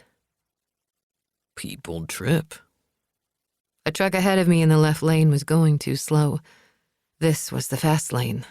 I pressed the accelerator and edged up closer to his bumper. I want to meet Rafe Colton. Seeing you could shake something loose for him. Maybe. The truck driver tapped his brakes and his lights popped on, but I didn't slow. He glanced in his rearview mirror and flipped me off. I kept riding his tail. If Grant weren't on the line, I'd have leaned on the horn by now. He cut to the right and I raced past him, not bothering a glance. What are you doing? He asked. Speeding. I pressed the accelerator, watching my speed climb to 90. I caught up to the next dumbass in the left lane. The male driver operated a Mercedes. Such a great muscle car, and he drove like an old woman. Slow down. Okay. I mean it. You're not good to anyone dead. Such sweet words. Let me know when you have a meeting set up. I ended the call and I laid on the horn. The man driving the Mercedes slowed ahead of me. Our cars approached a semi in the right lane. I was unable to pass, so I rode the Mercedes' tail, gripping the wheel as the space around the car shrank to inches in front and to the right. The driver shot me the bird. When we passed the truck, I cut into the right lane and zoomed past the Mercedes. I cut left and slowed. He slammed on his brakes and swerved in his lane. His driver's side wheels went off the road before he righted his car. I tossed him a grin and accelerated. My heart raced as adrenaline shot through my body. Games like this were pointless. and dangerous. I was going to get myself hurt or killed one day, and I was getting a little old for stupid choices. Still, the snarl inside me stopped twisting tighter. I felt better. I could manage now. Time to focus on the article. Lori had worked the hamburger stand with Patty. She'd also crossed paths with Buddy, Sheriff Taggart, and Paxton. Buddy testified that he'd dropped off extra burgers and buns and cleaned out the cash box around 10 o'clock p.m. on Friday night. He'd met Lori but couldn't remember her name. I had hoped talking to Monica Carr would give some more insight into Lori, but like the other women, the festival had swallowed her whole. Buddy's impression of Lori would be different. 25 minutes later, I parked in front of the depot. I felt better, and I was hungry. When I glanced through the window, I saw Bailey sitting at the bar eating cherry pie. Never one to avoid trouble, I entered the diner, sat beside her, and smiled. Hey. Her realtor's smile flickered to life. Did you find Monica? I did. She arched a brow. How did it go? You get something to use for your article? The news was spreading fast. Sad. She's never gotten over her niece's loss. Bailey lifted a shoulder and let it drop. I still miss my dad. The words sounded rote, like they'd been rehearsed too many times. It's not the same. You know how he died and where he's buried. Her grip on the fork tightened. I hear you're asking a lot of questions in town. It's the only way to learn. Why didn't you ask me questions earlier? Still getting my feet wet, but you're on the list. She stabbed a cherry. Have you written anything I would have read? If true crime is your thing. I don't care for that. The violence is unsettling. Ignoring it or pretending it never happens isn't a good plan either. How do you do it? Doesn't it bother you? Sure, sometimes. That was a lie. I could absorb the violent details and testimony with dispassion, but that level of detachment exacted a price, as my highway adventure today proved. I can't watch dog rescue videos on YouTube. Reading about people would be too much. Then you won't like my stuff, I said. I caught the waitress's gaze, and when she approached the bar, I ordered a soda, fries, and a hamburger. Her name badge read Callie. Thanks, Callie. Sure thing. Bailey's smile wasn't as bright as it had been this morning. The story explains why you wanted the Taggart property, she said. I was hoping for inspiration. Callie set the soda in front of me, and I sipped, grateful for the cool liquid. Did you see Patty with Lori Carr at the festival? The two worked the hamburger tent together. She set her fork down. I don't want to talk about that day. Why not? It wasn't a positive experience for me. I made stupid mistakes. You were what, 17 or 18? Kids that age make mistakes. She picked her fork back up and stabbed a plump cherry nestled between the crust. Yeah, but most kids aren't related to the town mayor. I read Taggart's notes. He escorted you to the first aid station. When he came back later, you were gone. That's right. Where did you go? I left the festival. When? I don't know, about 10. In your testimony, you stated you didn't get home until 4 a.m. I left through the woods because the main entrance was blocked, she said. It took hours to get out. You walked off the mountain? That's right. It's 20 miles to town. I was younger, fitter in those days, and at the bottom of the mountain I hitched a ride back to town. I stabbed my straw in the crushed ice floating in the soda. Who gave you the ride? Bailey giggled like a child. You sound like a cop. I'm not a cop. I'm a writer, and I'm trying to find the bodies of 4 missing, likely dead women. Likely? There's no likely about it. They can't be alive after all this time. Their stories need to be told. She leaned closer and whispered, No one cares. The festival is ancient history. Her slight discomfort was amusing. You knew Rafe Colton, right? He worked with your father to plan the festival. I met him once or twice, but we weren't friends. I liked ripping open scabbed wounds filled with rot and infection. He was hot and charming. He must have noticed you. Sure he did, but that was that. Is he why you snuck out and went to the festival? She tapped her fork against her plate. No. Some theorize Colton had help. I don't have all afternoon to sit here and listen to this crap. She dropped her fork, letting it fall on the half-eaten piece of cherry pie. You have no idea how hard it was for us all after the festival. We were all terrified until he was arrested. I didn't sleep for weeks. You were worried for your personal safety? She stood and grabbed her purse. Leave me alone. See you around? Her smile was as sweet as artificial syrup. Not if I can help it. She tossed $10 on the counter and left. Buddy came out, glanced at the half-eaten pie, and set the burger and fries in front of me. That's not like Bailey. She looks pissed. I had that effect on people sometimes. She said she had to work. I sipped my soda and then plucked up a hot, salty fry. Do you remember Lori Carr working your burger stand at the festival? He picked up Bailey's plate and wiped the counter with a rag. You're still on that? Did you see Bailey at the concert? I saw her about 9. She was buying a burger. The words sounded automatic, as if the repeated words were etched into his brain. How did she seem? Distracted by the bands and the crowds? When's the last time you saw Bailey that night? About midnight. She said she left before then. He shook his head. Yeah, she says a lot of things. 31 years ago, I bet Bailey was hot and got lots of attention.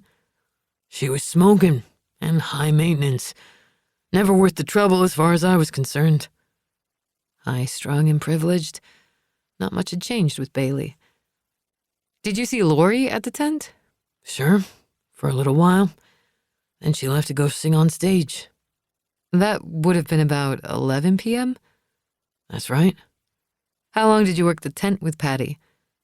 A couple of hours, then Patty said she needed a quick break, so I hung around a little longer. Were you surprised Patty didn't return to the tent? Pissed, mostly. By 2 a.m., I was tired and running out of food, so I shut the stand down and went looking for her. I thought I'd find her near the toilets or the woods getting high. She used drugs? Everyone that night was. I could see her needing a line or two to keep her energy up. Did she use coke often? No. But that night was hard.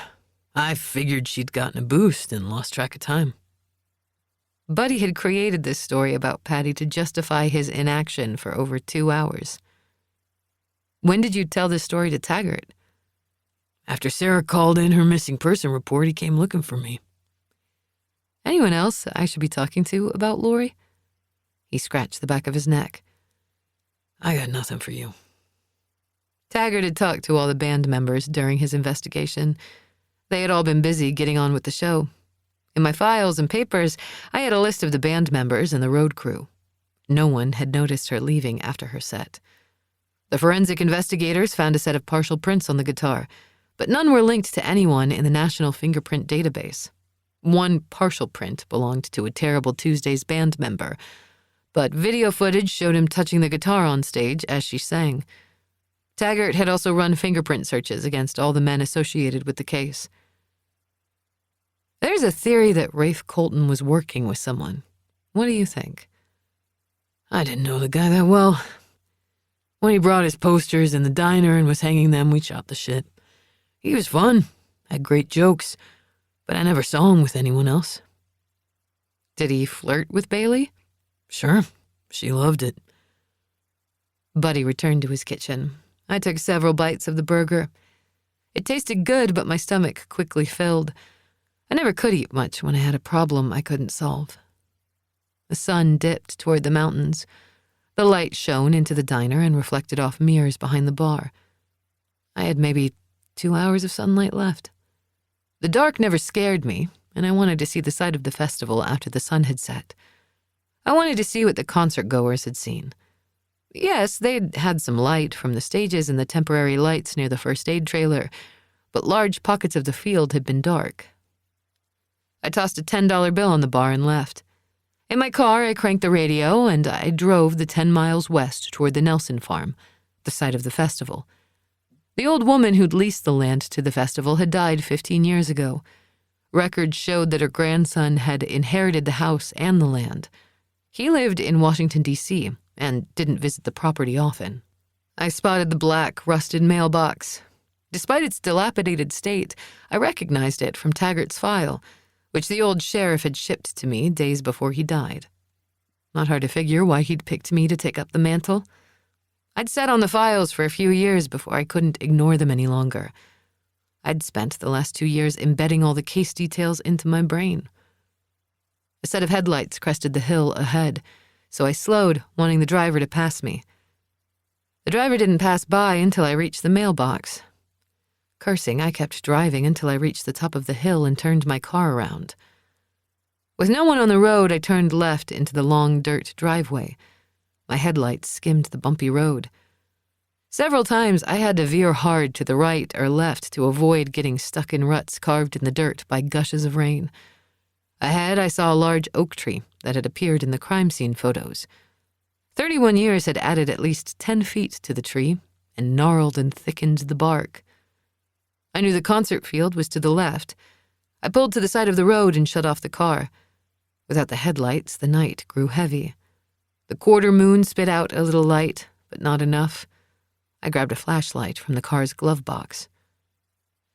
In 1994, the field had been freshly cut and the hedges around it trimmed. Now the grass was as tall as my thighs and the hedge thick with thorns. I walked along the shrubbery until I found a small opening. I slid through, irritated when thorns caught my jeans and scratched my skin. When I stumbled onto the field, I decided that if I returned, I'd bring bolt cutters and carve out an easy path. The grass brushed my jeans as I moved toward the center. I'd stared at so many pictures of the festival, but 31 years of growth and change had thrown off what I expected to see. The trees at the edges of the field were taller, thicker, and the old split-rail fence had collapsed. My gaze trailed to the fence north. I rotated until I faced the spot where the stage had been. I opened a playlist on my phone. I hit play, and Laurie's grainy festival recording of Better Be Good to Me echoed in the night.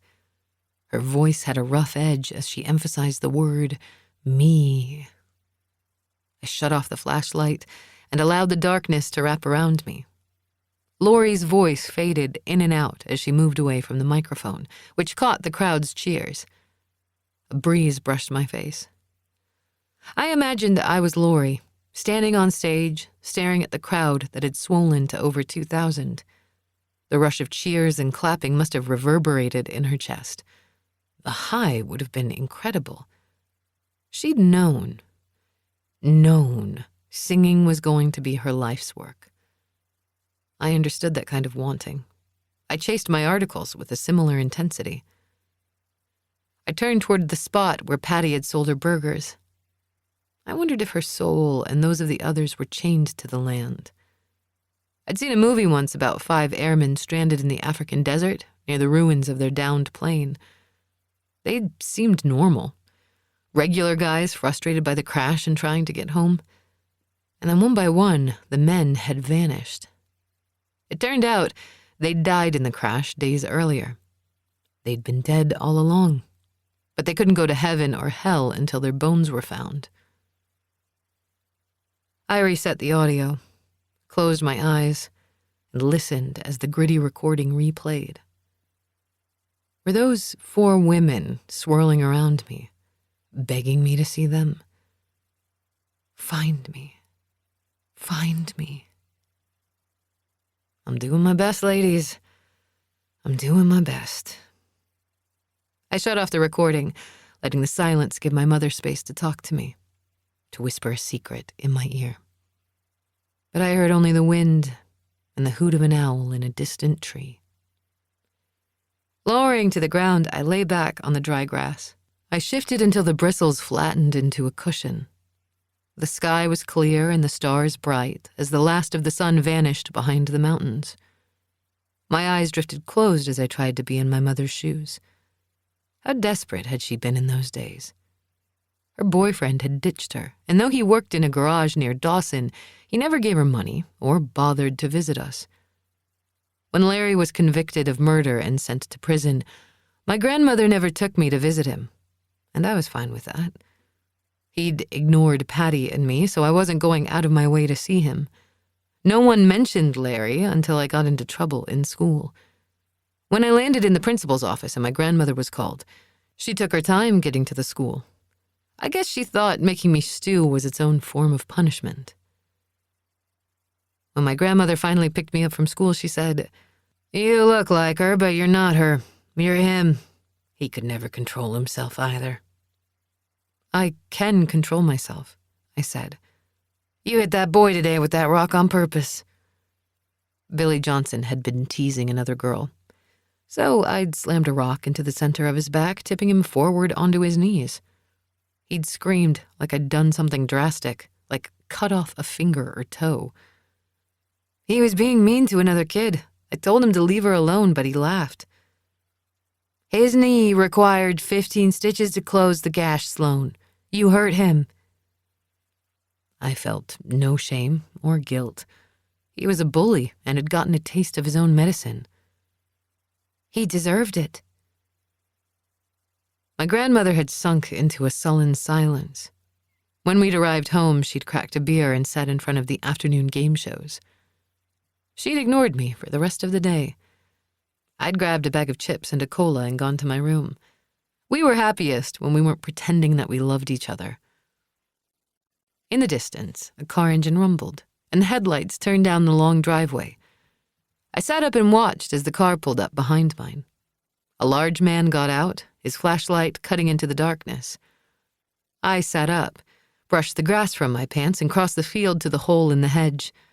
My eyes had adjusted to the darkness, and I didn't need the flashlight to show the way as I walked toward the car's burning headlights. Spatial awareness in the dark was kind of a superpower for me.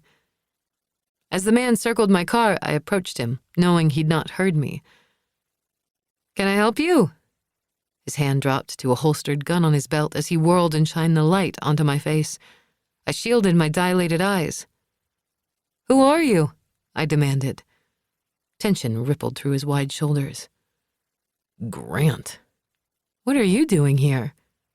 Better question for you. "I asked first," I said. I own this property. The light made it harder to see his face. "Since when?" Since my grandmother died 15 years ago. I knew he'd been a cop. I'd always sensed the easy smile hid a steel determination. I'd witnessed his excellent memory in action, but I really didn't know Grant, and I sure didn't work with anyone. Irritation scratched under my skin. "The grandson in the D.C. area. Is that why you were so interested in this case?" The case has always been on my radar, and then I heard you were investigating the case now. "You could have told me," I said. He lowered his hand from the gun's grip. We were still in the get-to-know-you stage. I don't want to be a part of any article you write. "I have honored any off-the-record request." I thought back to the hotel room when he was dressing. Several times I'd sensed he wanted to say something. I could have pressed, but didn't care enough to ask. His shrug and grin likely deflected most challenges.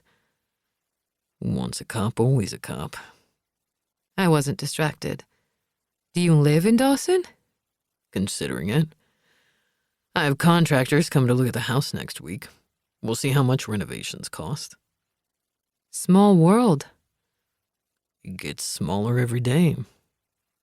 This was business for him, and I'd keep it that way. "How's my appointment with Colton going?" He stepped toward me. Working on it. "Don't give him the impression I'm anxious. I'm not. Never have been." I won't. He studied me. Why are you out here in the dark? I was lying in the grass in the spot where my mother worked her hamburger stand. I was hoping her ghost would reach out and tell me what happened, but no luck. His brow furrowed with more curiosity than annoyance. Do you often channel ghosts when you work on your articles? I'll listen to anyone who will give me an angle on the story. You'll have better luck with the living. I'm open to suggestions. There's a cafe in Waynesboro, Grant said. That's about 15 miles west of Dawson, right? Yes, it's not a big cafe, but they have live music every Saturday. Check out the singer. He's pretty good. The man got a name? Joe Keller. The guy who gave Lori her ride into the festival and sang a duet with her. The very one. No one I've talked to in town mentioned he was playing.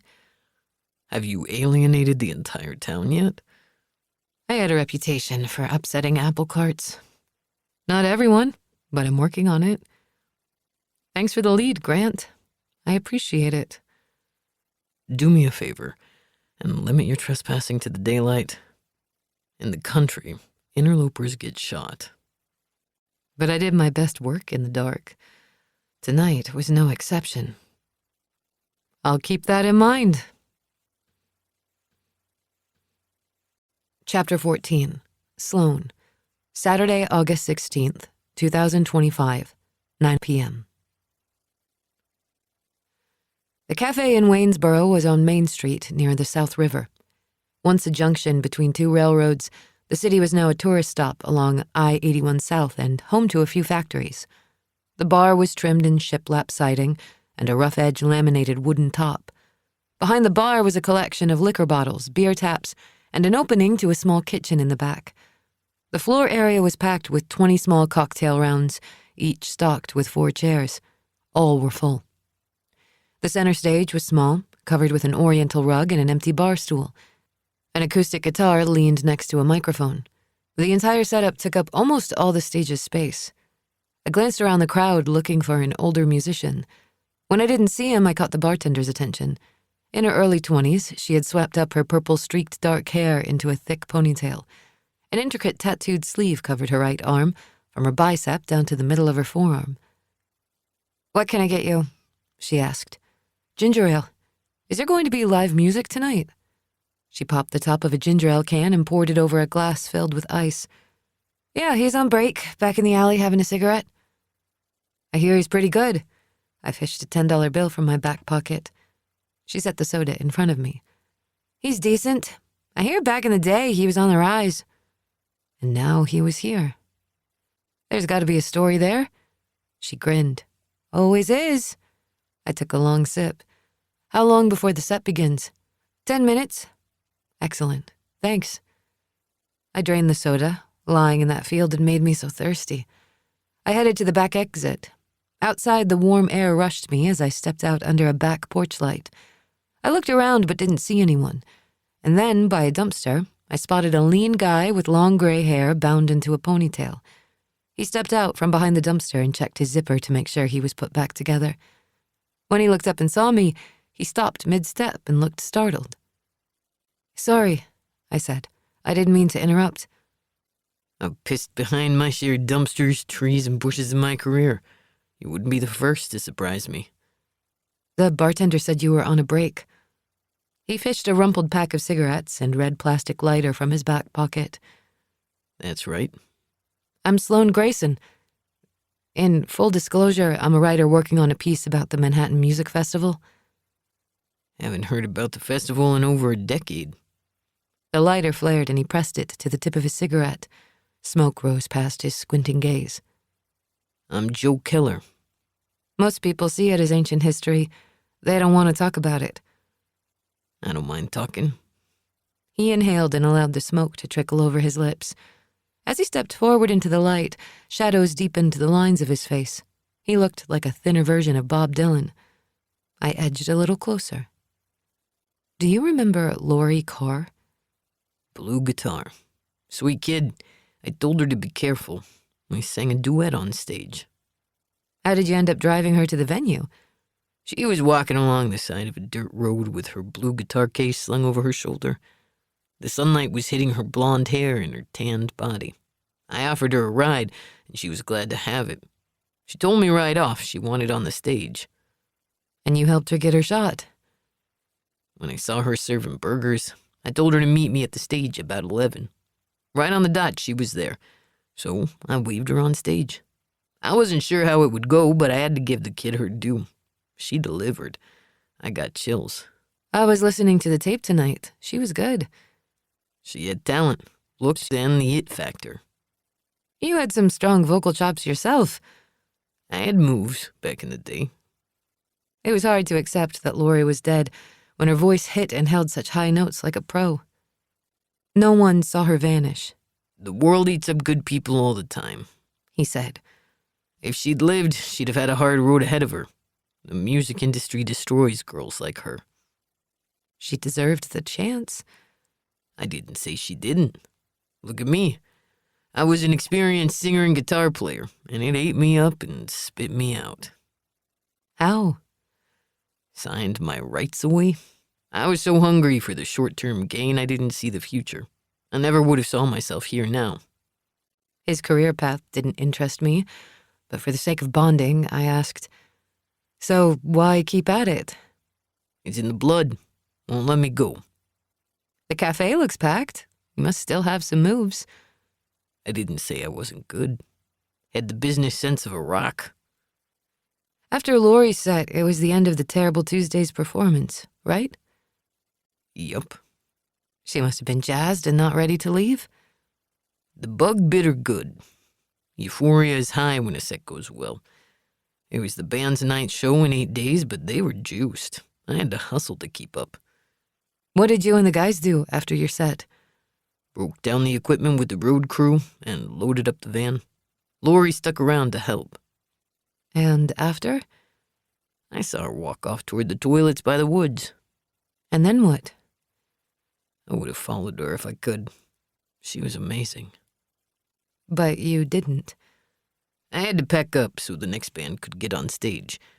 I didn't think about her for several more hours, and by then she was gone. But you stayed at the festival. Everyone could see getting out was going to be tough. The main and fire roads, even to foot traffic, approached gridlock. We found a small clearing near the farmhouse. Most guys in the bands pitched tents and spent the rest of the night partying. I hoped Lori would find us, but she didn't. This was about 1 a.m.? Yes. Was it raining then? It had been most of the evening. The farmhouse fields were ringed with woods. If a young woman had gotten too close to the trees, someone could have lured her into those woods. Darkness and rain would have made it even harder to find them. Later, Taggart and others searched those woods. They'd found Lori's blue guitar case. Anyone else show interest in Lori? We all thought she was hot. Any one of us would have tapped that. That's half the reason most of those guys were in the band. If she'd offered, I'd have gone for it. A bitter smile twisted his lips. I have a picture of Lori and me taken backstage after our set. Do you still have it? He reached in his wallet and removed a rumpled picture. He handed it to me. I studied the smiling faces, barely recognizing Joe. Lori was radiant. A great moment. Can I take a picture of this? Keep it. I've carried it long enough. Why did you? Someone needed to remember her. Now you can. I understood the obsession to remember. You're performing so close to the concert location. Do you ever go back to the festival site?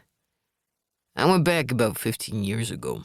I tried to remember the large crowds and the cheers, but you can't catch lightning in a bottle. Any theories about the whereabouts of the victims? A million places to hide a body in this area. And once those mountains swallow you up, it's next to impossible to find you. The mountain didn't swallow them up. A human disposed of them. Yeah. What did you think about Rafe Colton? Smooth as silk, he said. I met a lot of guys like him in the industry, but he was one of the best salesmen I ever met. He believed his bullshit.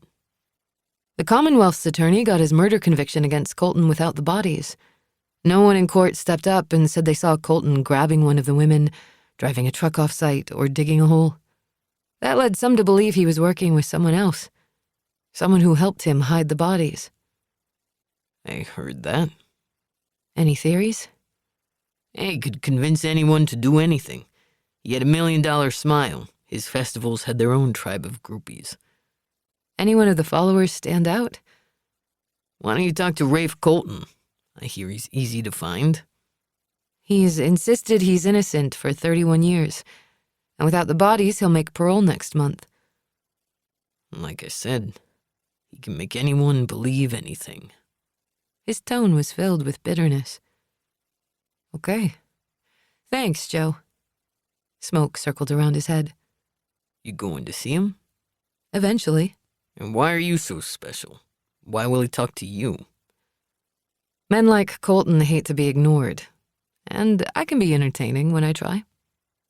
His lips twisted with a crooked smile. You think your showing up is fun for him? I do. And he'll string you along with empty phrases and leads, like the music executives did with me. That's a risk, but I'm betting his upcoming parole hearing will put him on edge. Freedom is almost in his grasp, and he's getting cocky. Pride is steps ahead of a fall, right? He shook his head. He was a slippery son of a bitch. Any angle I can use with him? He still owes me $500 for that concert. Stiffed everybody who worked that event. A long ash dangled from the edge of his cigarette. Rafe Colton was all talk, and I couldn't have changed. Good to know, Joe. Thanks for talking to me. For what it's worth, I hope you find them. Lori deserved better. Thanks. I walked down the back alley, bypassing the crowded bar. I wasn't in the mood for people or loud noises.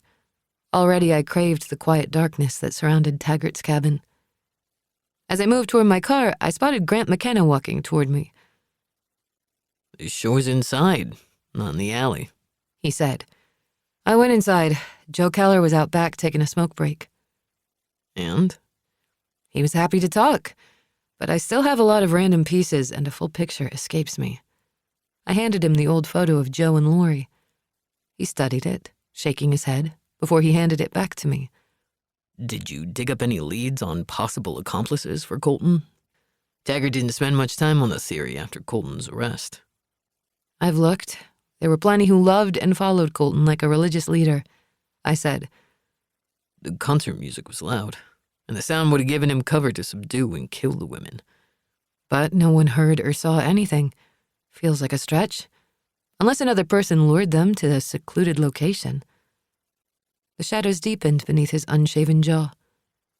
Makes sense. What happened to the bodies? The entire concert area was searched multiple times. Maybe that same person loaded the bodies into a truck or trailer and drove it off the property after the concert ended. A restless pause, saturated with curiosity, settled between us. How is it up at Taggart's cabin? Quiet. The man lived like a monk. Cell services for shit up there. You've been there before? Once or twice. I could imagine him in the living room, small kitchen or bedroom. The area suited him. Are you going to renovate the farmhouse? I asked.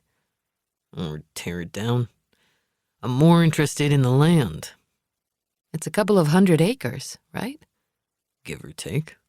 What we'd shared 6 weeks ago added some weight to the space around us. We'd had sex, but we weren't lovers or friends.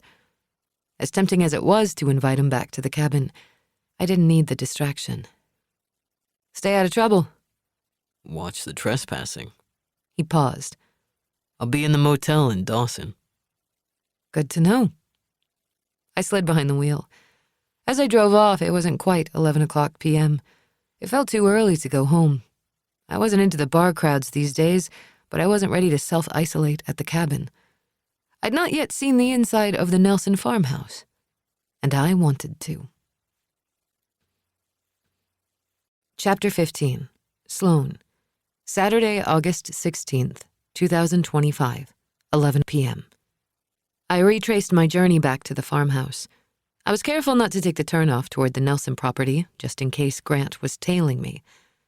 I drove an additional 2 miles down the road, and when I was sure no one was following me, I made a U-turn. As I approached the farm entrance, I cut my headlights. Moonlight dripped on the driveway as I drove toward the house. I parked off to the side under the drooping branches of an overgrown oak tree. I reached in my glove box past the gun for a small lock-picking kit I always carried. Out of the car, I didn't approach the front door, but walked through thick brush and tall grass ringing the house. Sliding on the gloves, I brushed my hips past grass and shrubs as I walked. Thorns grabbed at the leather of my gloves. Up the back stairs, I tugged on a metal screened door and braced it with my backside. I pulled out my lockpick. The lock was old and rusted, and it took less than 30 seconds to open it. I tucked the pieces back in the case. I'd learned long ago to put my equipment back in place, so I didn't lose track of anything. Once an owner had startled me, I'd dropped my pick. I'd been forced to leave it behind as I dashed out the back door as the woman shouted at me. Colton had not chosen this farm site randomly. He'd built a relationship with the owner, Harriet Nelson, over several years. She'd say later how charming he was, how much he reminded her of her grandson, and how creative his ideas were. I wasn't sure if that grandson was Grant or someone else. Grant always struck me as the straight and narrow kind of guy. He was the type who worked 2 jobs to put himself through college and helped his mother on weekends. When Colton had asked about using Mrs. Nelson's farmland, she'd agreed. He'd promised to leave the land as he found it, and if she thought he was like Grant, she assumed he would. But Colton had left her with devastation and notoriety that followed her for years. The kitchen was frozen in time. The yellow plaid wallpaper, a small square Frigidaire, a propane stove, and a cracked tan linoleum floor dated to the 60s. The counters had once been wiped clean, but now were covered in a thick coat of dust. I opened several cabinets. They were empty, except for mouse droppings. On the refrigerator was a cherry-shaped magnet holding up a faded picture, the edges curled in slightly. The image featured 5 smiling boys. All were in their early to mid-teens. Their bodies were tanned and their toned arms wrapped around one another, forming a chain. This was what a normal kid, in an ordinary childhood, looked like. The shot had been taken in the field outside, and if I wasn't mistaken, Grant was the tallest boy in the center. He must have been about 14 or 15. I removed the picture, sticky and brittle, and glanced at the back. The faded date read May 1994. Grant had been at the farm shortly before the festival. I snapped an image of the picture and replaced it. I moved into the living room. The 2 couches, coffee table, and lamps were covered in plastic. A mirror on a wall caught my reflection, and I realized how out of place I looked. Up the small staircase, I stepped into the bedroom that faced the concert site. Mrs. Nelson had left her farm during the festival and gone to visit her sister. From this window, she would have had a clear view of a large tool shed, as well as the entire venue. I tried to imagine the crowds crushing toward the stage as they danced, shouted, and sang. Colton had insisted he had never returned to this house during the event, but the house or tool shed would have been good places to stash a body for a short time. There were also wells and ravines nearby, all perfect hiding spots for a dead body. Taggart and his volunteers had searched every inch of this farmland. No one found anything. But I'd always believed the best answers were the simplest. I moved to the bed and smoothed my hand over the white sheet covering the patchwork quilt. I sat. Springs groaned and squeaked. My phone rang, cutting through the silence. I glanced at the display. Grant McKenna. I rose, angling my body away from the window. "Grant," I said. Making sure you made it home safe. "Why?" Those back roads can be dangerous. "I'm fine.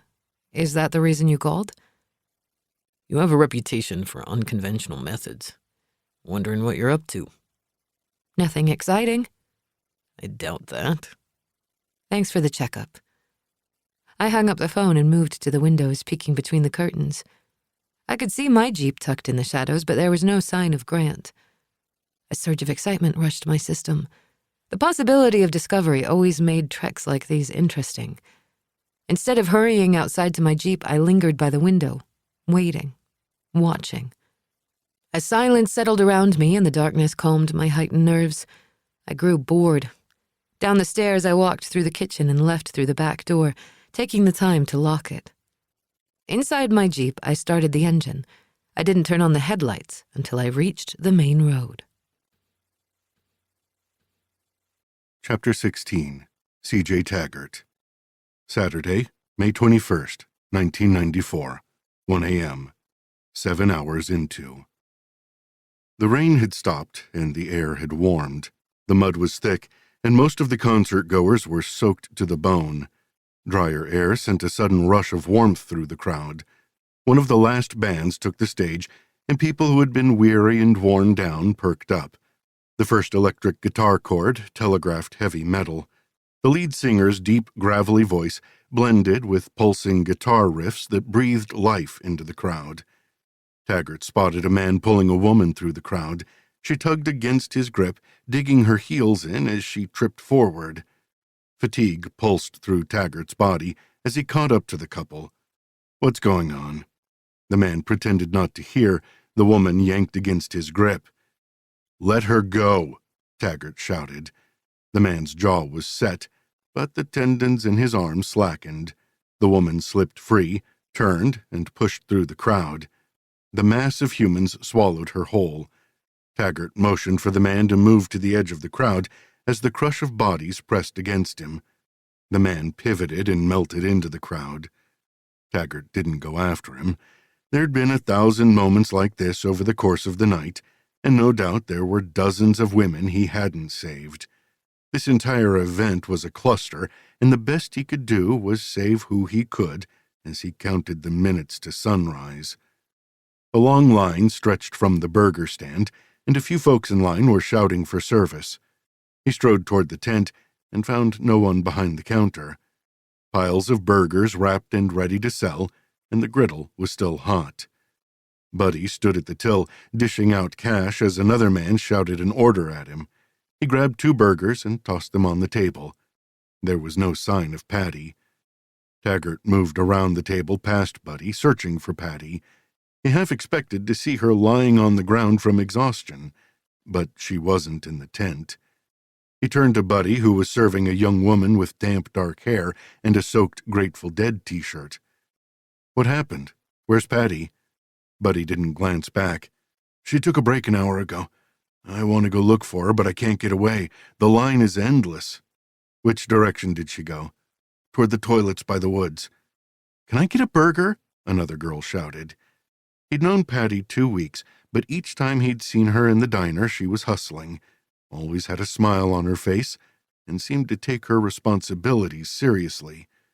"She sure isn't going to get paid for the burgers I sold," Buddy grumbled. The revenue from this stand was money in her pocket.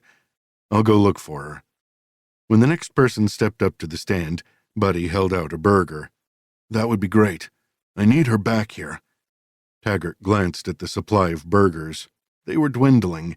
Buddy and Patty had planned for 500 people at the festival, but there'd been at least 2,000 to 3,000. When the burgers were gone, the grumbling, cold, wet, tired people would grow more restless. Deputy Paxton pushed through the crowd. Dark circles hung under his eyes. He was breathless when he said, "This can't end fast enough." "No, it cannot," Taggart said. "Where's Patty?" Paxton asked.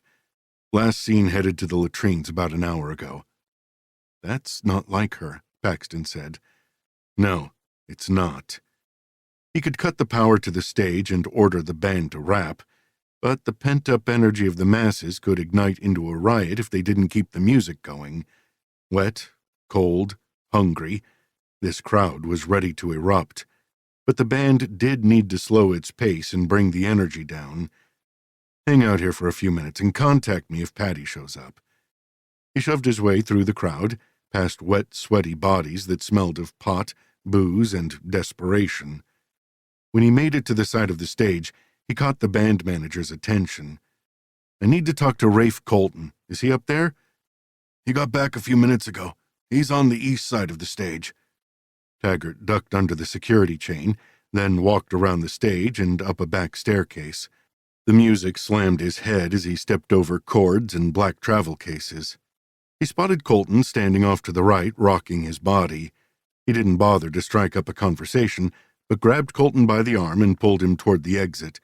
Colton's grin vanished, but he followed Taggart off the stage and to a quieter spot. "Hey, man, are you okay?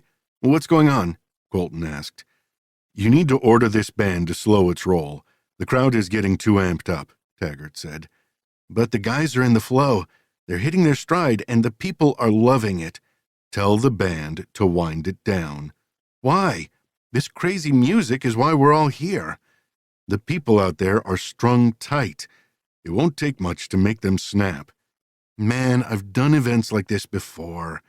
He grinned and laid his hand on Taggart's shoulder. They are amped, but trust me, it's going to be fine. Taggart glanced at Colton's hand, streaked with red scratches. Tell the band to wind it down, or I'm cutting the electricity to the entire area. Colton lowered his hand. And what will happen if you do that? That mob will get angry. It's bedlam either way. I don't care if it's now or an hour from now.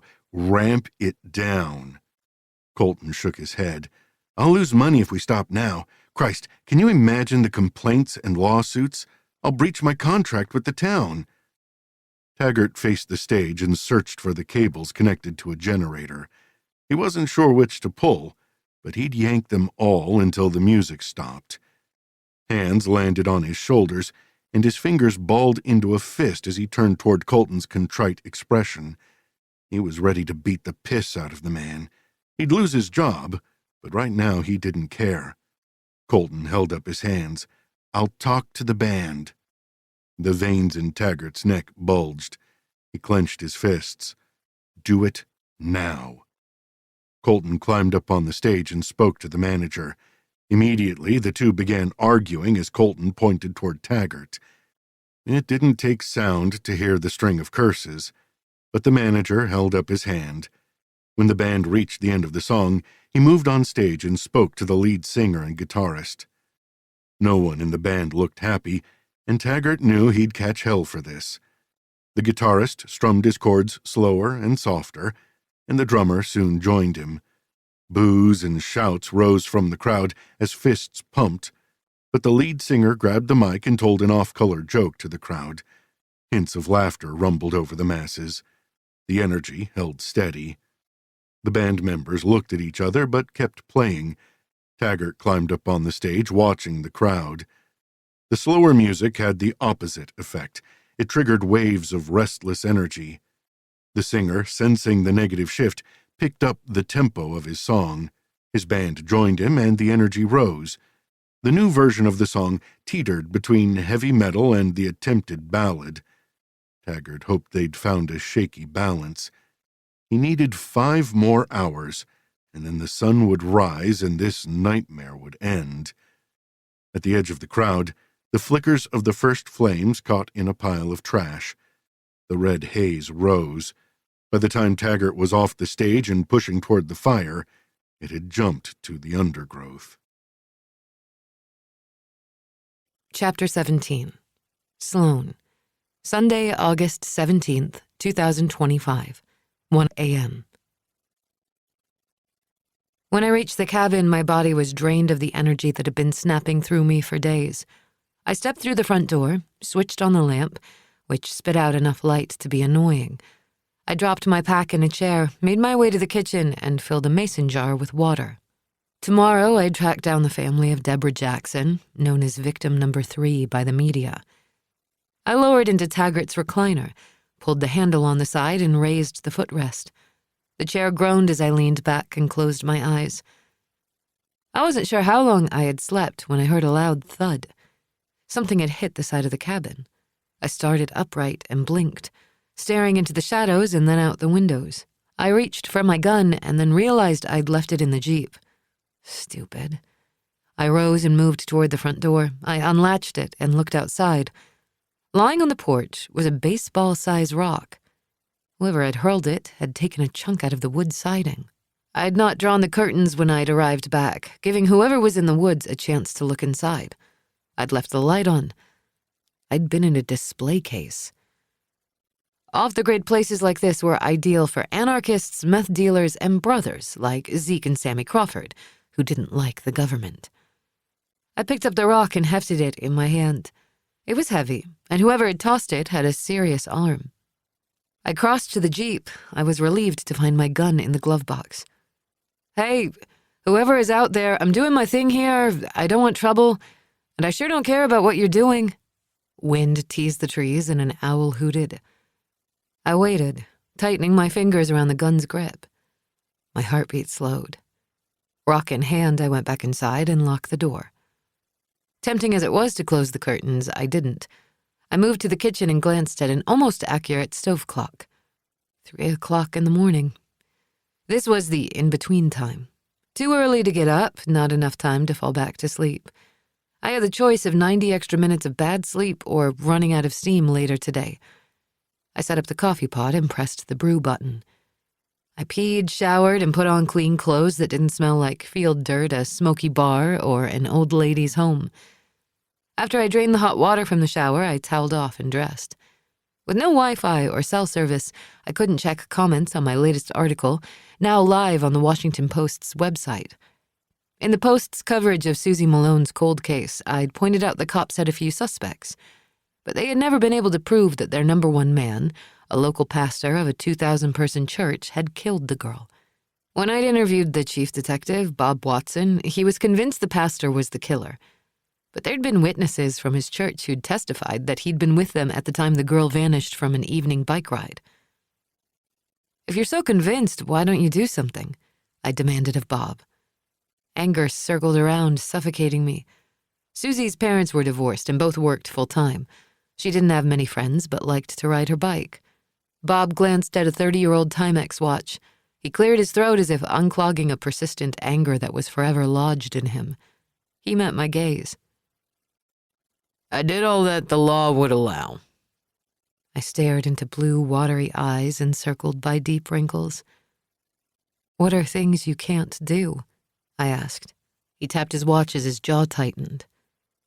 "I can't follow him because that's stalking. I can't wiretap his house or phones. I can't beat a confession out of him." Beaten confessions are often false, and I only care about the truth. My frankness softened the hard lines around his mouth. "I gave up on court a long time ago." Phone tapping sounded cumbersome, but stalking the good pastor or breaking into his home was my wheelhouse. If there was evidence, I would find it. "Let me see what I can do, Bob." "Take your best shot."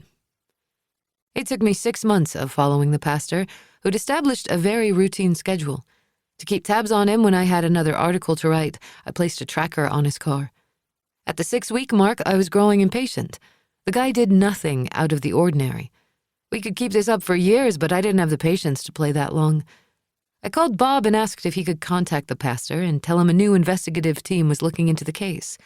Bob was more than happy to comply.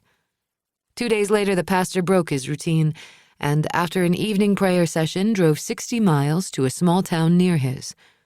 Following him that far was tricky, and several times I veered off and caught up to him a few miles later. He parked at a storage facility and hurried inside the building. He was inside for almost an hour, and when he emerged, he was smiling. Of course, the pastor's name was not on any lease agreement with any storage unit. I tugged on rubber gloves and proceeded to break into and search the 20 storage units. Number 19 was the winner. The unit was bare except for a chair and a plastic storage box in the back. In the box, I found mementos, including a charm bracelet, a necklace, and a set of young girls' panties. Guys like the pastor like to keep trinkets reminding them of their deeds. I could picture the pastor laying out each item, sitting in the chair and masturbating. I took pictures of it all and then put each item back exactly how I'd found them. On the way out, I opened storage unit number 20 for giggles and swiped an empty travel bag that looked like it could come in handy. Then I posted a camera outside to monitor the entrance for me. 2 days later, Bob and I met for coffee at a diner a mile from the storage unit. "Do you want a few incriminating tips, or do you want it straight?" Bob raised his coffee cup to his lips, hesitating before he said, "We're both adults here. Serve it up." "The Blue Mountain storage facility is 1 mile from here. You'll like what you find in unit number 19. He didn't admonish me or recite some law and order speech. "Okay." "Tonight, there's going to be a wicked fire in unit number 18. And don't worry, it's full of bad patio furniture and a few nasty white couches. The owner will be grateful." Bob sipped his coffee, nodding. So close to number 19. The fire department will have to open 19 in case the fire is spread. That would be my play. He set his cup down and checked his watch. Okay. I want an exclusive interview. You got it. Fast forward a year and the pastor was in jail, 3 cold case murders had been closed, and my article was now live. The headline was way larger than my name, which was okay, because it was an excellent hook. Pedophile pastor pleads. Even before the article had dropped, many of the pastor's parishioners had sent threatening emails. They didn't like my questioning the faith of their spiritual leader. A few had mentioned biblical retribution. I turned from the window. Woodland snoopers or zealots, it didn't matter. Bring it. I filled a large mug to the brim. I raised the cup to my lips and sipped. For whatever reason, the Java still wasn't agreeing with me. From my file box, I removed the manila folder for Deborah Jackson. She'd been 18 when she'd vanished. Deborah, like Patty, had lived locally. She worked at a dry cleaner. She was a straight-A high school student and lived in a trailer a few doors down from Patty after her mother had thrown her out of the family home. Deborah had a younger sister, Marcia Sullivan, who now lived in Roanoke, about an hour away. I wasn't crazy about another drive, but counted myself lucky that Marcia had agreed to see me. I spent the next couple of hours reading case notes on Deborah. The more I read, the more I realized she'd have been right at home on Team Outcast. Chapter 18. Sloane. Sunday, August 17th, 2025, 2 p.m. Marcia Sullivan was in her garden yanking weeds when I pulled into her driveway. The house was a brick rancher with a long, narrow porch that stretched across the front. Baskets filled with ferns dangled as a rocker dipped back and forth, as if someone had just risen out of it. I shifted my sunglasses to the top of my head and grabbed my notebook and pencil. I'd spoken to Marcia a few days ago and told her about my project.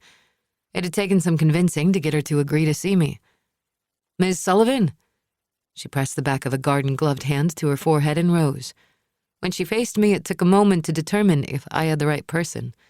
This woman, with graying hair and shoulders ripe with fatigue, didn't look like the outraged teenager who'd advocated for the victims at the trial 31 years ago. I'd read several profiles on Marcia. Almost all the headlines sounded something like, "Where are our girls?" "I'm Marcia Sullivan, and you must be Sloane Grayson." I extended my hand, finding a small smile and doing my best to appear approachable. "Thank you for seeing me." Sweat glistened on her brow as she nodded for me to follow her to the porch. On a small table between the 2 rockers were a pitcher of lemonade and 2 glasses. "I'm surprised. No one talks about the festival anymore, or the girls." "That's why I'm writing about it." "I heard your mother was Patty Reed." News traveled fast. "That's right." We both sat and she filled 2 glasses with lemonade. "You look like her." She handed me a glass. "You knew my mother?" "We weren't friends, but I saw her at the diner when I came in for breakfast before school. My mother wasn't a morning person and didn't like cooking breakfast. I also saw her with you at the trailer park. I think you were crying." "Sounds like me." "Babies cry." Sarah used to complain I took crying to a new level. What was Patty like? My curiosity for my mother was a constant itch I'd never been able to scratch. "Always had a smile on her face. She was a year older than Deborah, and she was the one that encouraged Deborah to leave home." Patty had left her mother's home when she'd started dating Larry. When my mother got pregnant, my grandmother had forbidden her to see Larry again. Patty had refused. But as soon as Larry found out about me, he'd cut ties. My sweet, loyal mother had gotten herself pregnant by a psychopath who would slaughter 3 random people in a bar fight 2 years later. Larry's genes swam in my body, and my grandmother blamed all my quirks on him. I never hurt anyone like Larry had, unless they attacked a member of Team Outcast first. And even then, my revenge was nothing super violent. I wasn't the sweet, kind, or vulnerable girl my mother had been, nor was I a crazed psychopath like my father. I was somewhere in between. Why did Deborah move out? I asked. My mother married a guy who could be a real jerk. I went along to get along, but not Deborah. She didn't like Frank and never held back. Mom didn't want to lose Frank, and she told Deborah to move out. And she did. How long did she live on her own? 10 months?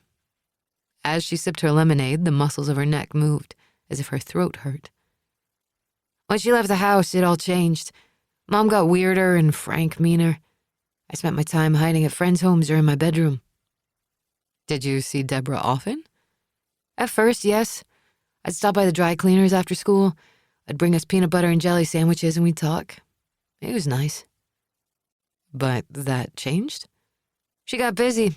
Supporting herself, applying to colleges, and trying to be a teenager took all her time. Deborah dated a guy named Kevin, right? Stored details from Taggart's case notes rushed to the front of my brain. Kevin Pascal. She set the glass down and rolled her shoulders as if shedding an old grudge. I'm assuming he wasn't Prince Charming?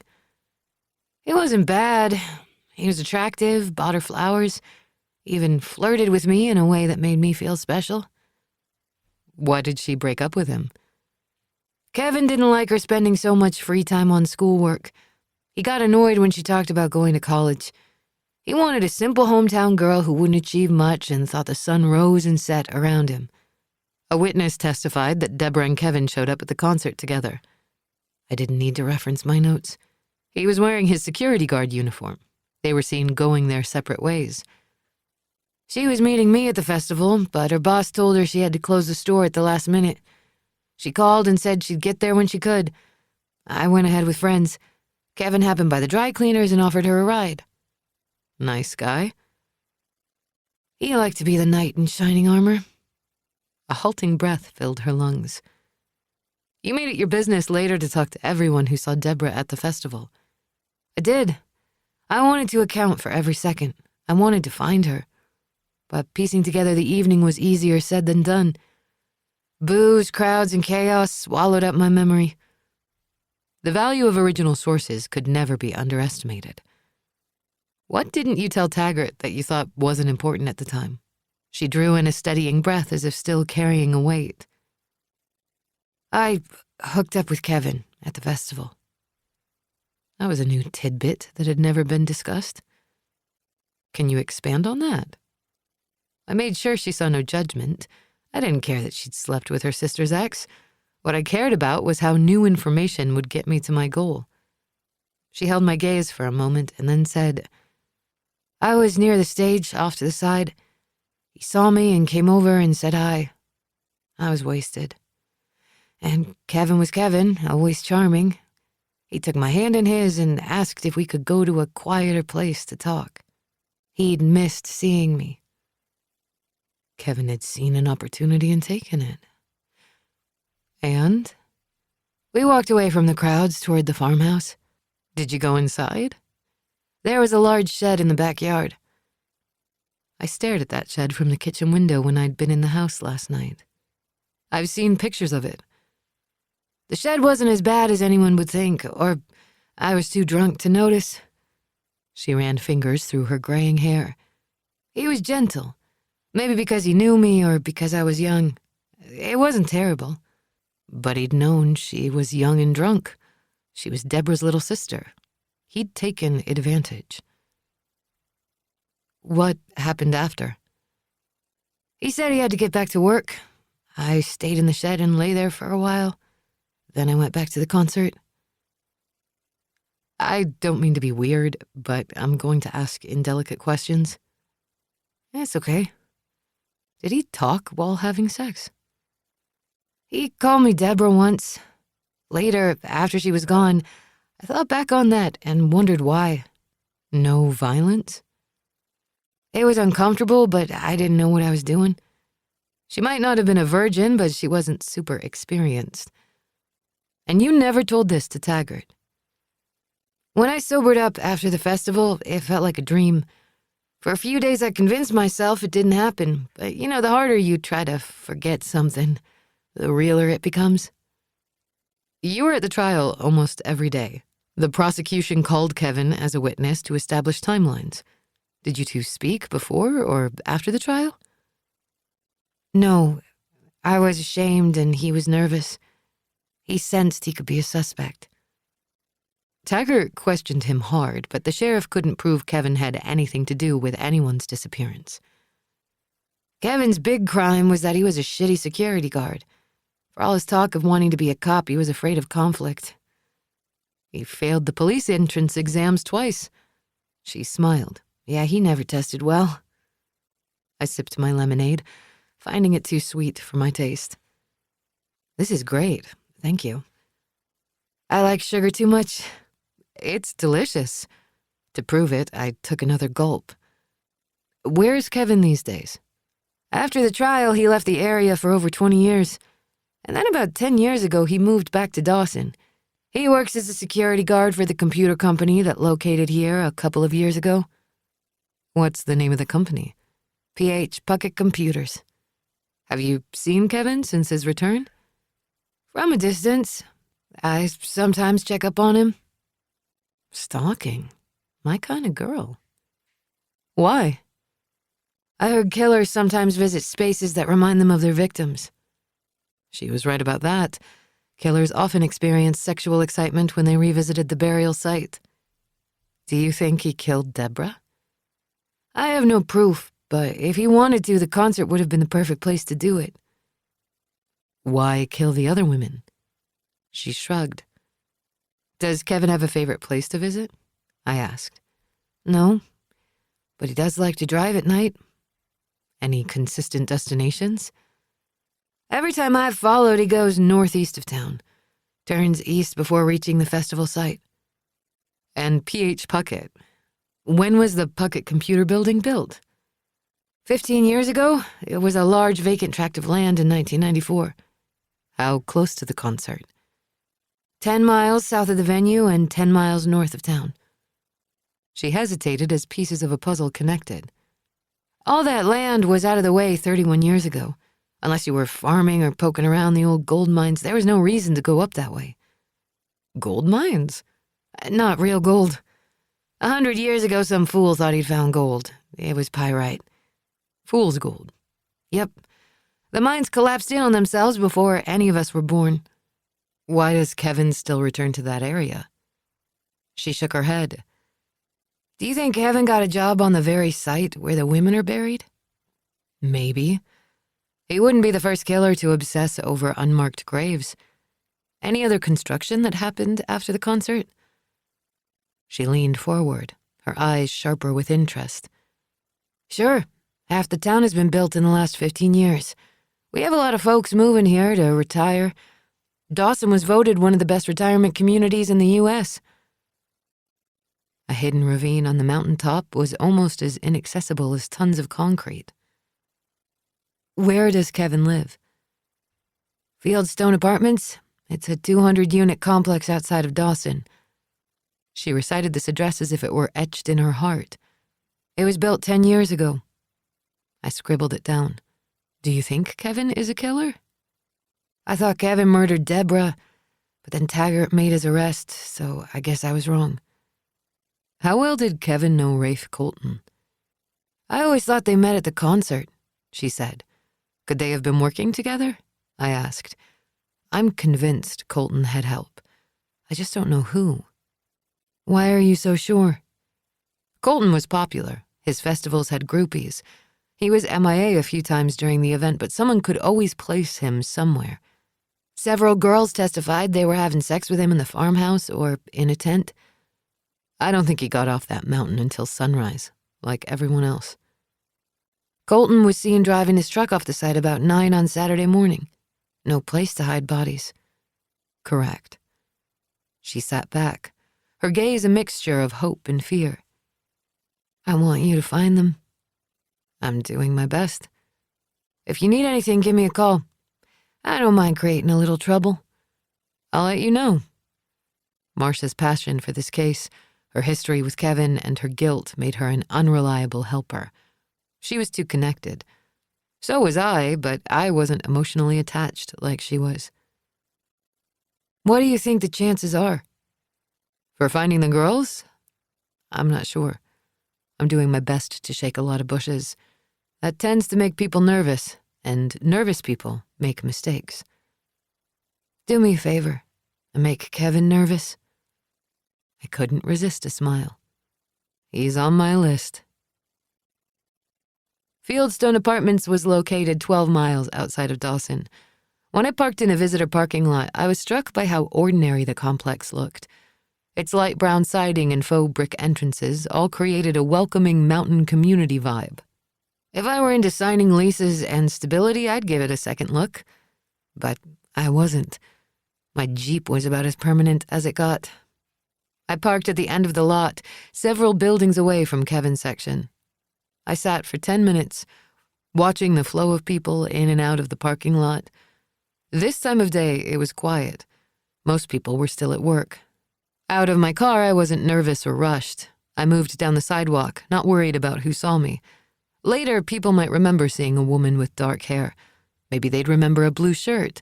But most eyewitnesses had terrible recall.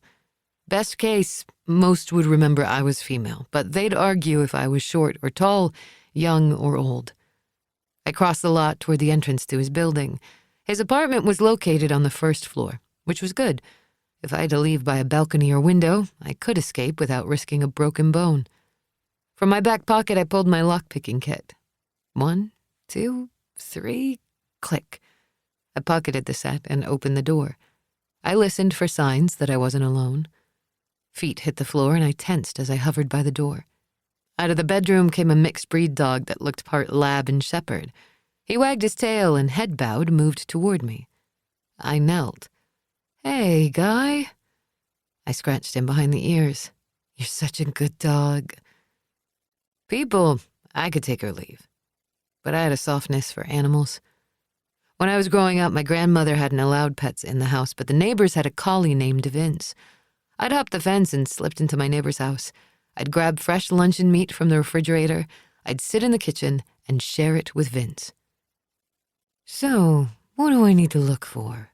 I asked the dog. "Does Kevin have any trinkets?" The dog nudged my hand, so I kept rubbing.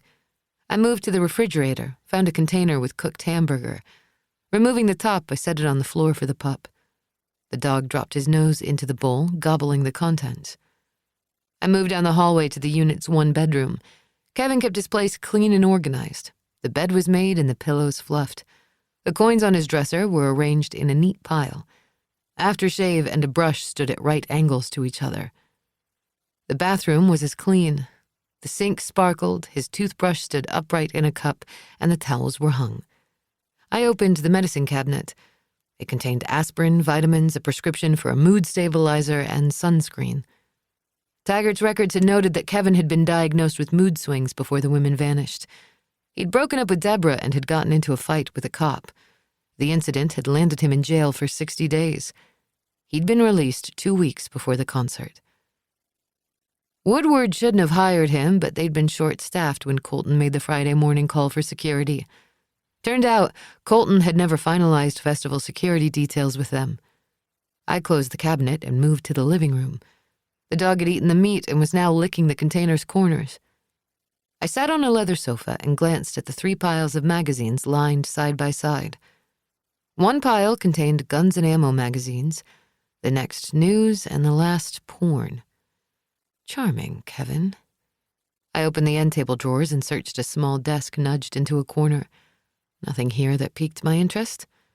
The dog joined me, and I rubbed his head. I filled his water bowl, and as he drank, I replaced the top on the meat container and put it back in the refrigerator. I was tempted to push the magazines on the floor, but Kevin might blame the dog. Instead, I turned each pile 180 degrees so their mastheads faced away from the couch. The magazines, along with the missing meat, would catch Kevin's attention. On the faux mantel, I spotted a framed picture. I rose and crossed to it and studied the image. It was a decades-old picture of Kevin and Deborah. She wore a blue sundress, and he had donned his security guard uniform. In the background was the Mountain Music Festival banner. It would have been one of the last images taken of Deborah. Why hang on to this? Did he still mourn Deborah? Or was the picture a token of the night? Mementos. Sometimes they linked to sexual stimulation and satisfaction. I removed the picture from the frame and glanced at the back. Someone had scribbled 1994 in the upper right-hand corner. I took several pictures with my phone before replacing the image in the frame. Using the hem of my t-shirt, I wiped my fingerprints from the frame and glass. I scratched the dog on the head, left through the front door, and locked it behind me. I moved across the lot. As I sat in my car, my phone rang. Grant's name flashed on the screen. His timing was unsettling. "Hello, Grant." Sloane, what are you up to? I started the car's engine. "Breaking and entering? How about you?" He chuckled. Really? "Of course." Breaking and entering, and I guess trespassing too. Any other infractions? I laughed. "A few. Why the call?"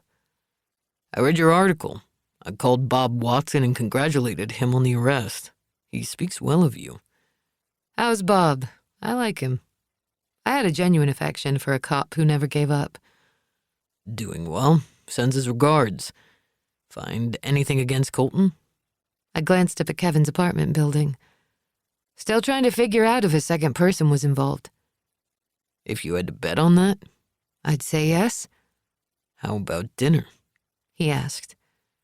Kevin's truck pulled into the parking lot. He parked in front of his unit. Out of the truck, he moved to the bank of post office boxes. He grabbed his mail and trotted to his apartment. Seconds later, he appeared with his dog. The dog walked at his side, staying in step with Kevin. His tail wasn't wagging. Kevin liked discipline more than the dog did. Kevin couldn't have noticed the magazines or missing meat yet. I wished I could be around to see the confusion on his face. "I can always eat," I said. Meet me in town at the bistro at 7. As Kevin vanished back into his building with the dog, I put my Jeep in drive. The wheels rolled and I angled the car toward the exit. How are you doing? Grant asked. His concern was perplexing. "I'm fine. Why do you ask?" One of the victims was your mother. I pulled off the road and into a small parking lot. A glance in the rearview mirror told me no one was behind me. "I'm dealing just fine." I used to say that when I worked a tough case. "I suspect you're nicer than me," I said. He chuckled. See you at 7? "Looking forward to it." I hung up and tossed the phone in my console. Behind me, an engine rumbled. My rearview mirror caught Kevin's truck roaring down the road. I switched on my dash cam and then ducked down until I heard his car whoosh past. I counted to 3 and then rose. Jeep in gear, I drove. And when his truck crested a hill, I hung back, far enough away not to be seen and close enough to catch the top of his cab on each hill. Kevin crossed over the hill and slowed. To the right was an old barn. It was gray, weathered, and falling in on itself. It was at least 100 years old. As he slowed toward a stop sign, I pulled off to the side of the road. He lingered at the sign, taking time to look right and then left. There was no traffic coming from either direction, but still he paused. Was he checking his phone? Grabbing a stick of gum or adjusting the radio? I couldn't tell, but I made a note of the spot. He was on his way soon, and anyone who wasn't watching him wouldn't have noticed the hesitation. Traffic picked up on the next stretch, allowing me to fall back. The rest of the route was straight road and fed into the Puckett parking lot. I drove past the gate and continued west. When I approached a turnaround, I pulled off and angled my Jeep back to where I'd been. I retraced Kevin's trip, and when I reached the stop sign and the old barn, I parked on the side of the road. I got out of my Jeep. I crossed the road and walked up to a split rail fence. I hopped it and moved into the field. This location was 10 miles from the Nelson farm. It was close enough, for convenience's sake, but not so close that anyone moving around here would be noticed. A van could have fit in the barn. With the cover of shiplap and beams, anyone could have offloaded the bodies. They could have been stored here temporarily or buried in the nearby woods. The van could have slipped away after dark unnoticed. This area hadn't been covered in the searches. I stood in the center of the barn, staring up at the softening sunlight trickling through open patches in the roof. I closed my eyes and listened. I half hoped someone would reach beyond the veil and tell me something important. Of course, they did not. I'd found the dead mutinously silent. It would be up to me to force the living to speak. Beams above creaked and groaned as the wind whistled through the barn rafters. I knelt and ran fingertips over the soft soil. 31 years ago, there might have been tire tracks from the van, but those remnants were long gone. Colton had been convicted of 4 murders. There'd been witnesses who'd seen him talking to the victims, but there'd been no red flags. But late into the evening, someone had lured, drugged, or coerced the women away from the crowds. None had ever been seen again. The Commonwealth's attorney argued Colton had been the person who'd enticed the women into the shadows and murdered them. But kidnapping healthy young women required time and energy. Colton had vanished for a few hours, but taking 4 women in that time frame would have been tough. And Colton left the site in a vehicle that wasn't big enough to store 4 bodies. I believed someone, like a devoted groupie, had helped him transport the victims off the festival site. Any van or truck leaving during the mass exodus would have blended into the parade of vehicles rolling down the mountain. Kevin had picked up Deborah at her dry cleaning shop around 10 o'clock p.m. on Friday night. The grainy old security film showed Deborah smiling when she opened the shop door. Kevin wasn't wearing his security guard uniform, but jeans and a flannel shirt. He'd leaned in for a kiss, and she'd shifted so his lips landed on her cheek. He'd looked young and very strong. She'd handed him a dry cleaning order, and he'd stepped behind a changing curtain. He emerged in his uniform. The couple had been in the dry cleaners for 10 minutes. Then Deborah unhooked a key from her ring, hid her purse behind the counter, and exited the front door. She'd locked the door and tucked the key behind the mailbox. After she'd climbed into his 1980 Ford truck with a camper top, they'd left for the festival. The truck's back windows had been covered with interior curtains. Kevin said that was because he often took the truck camping, and he liked his privacy. The truck's bed would have been big enough to transport 4 bodies. But Taggart had searched Kevin's freshly washed truck. Kevin said he liked a super clean truck and detailed it a couple of times a week. The sheriff had had a state forensic team comb the cab and bed for evidence. There'd been no signs of the victim's blood, hair, or clothing.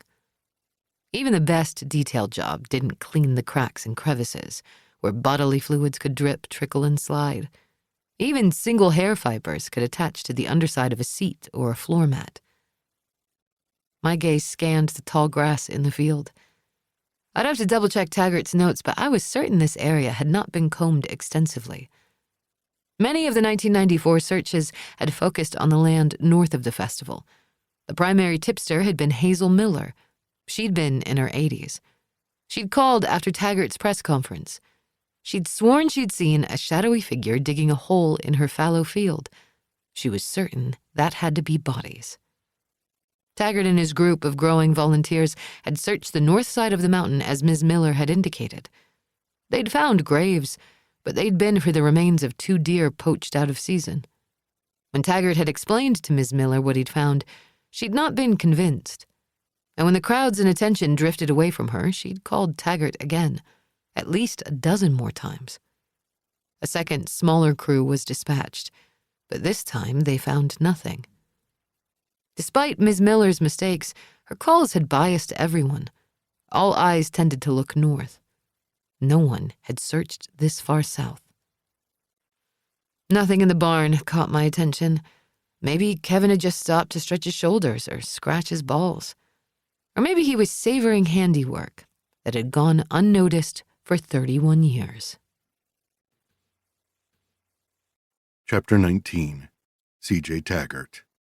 Saturday, May 21st, 1994, 6 a.m. Sunrise. Taggart stared at the scorched edges of the field. It had taken him 15 minutes to stomp out the blaze. The concert-goers were trickling out of the muddy, ruined field. The line of cars and vans stretched at least a mile. Those who'd secured parking spots down the mountain and left had gotten out, but the rest at the top were trapped in a bottleneck that would take hours to unwind. He looked toward the food tent.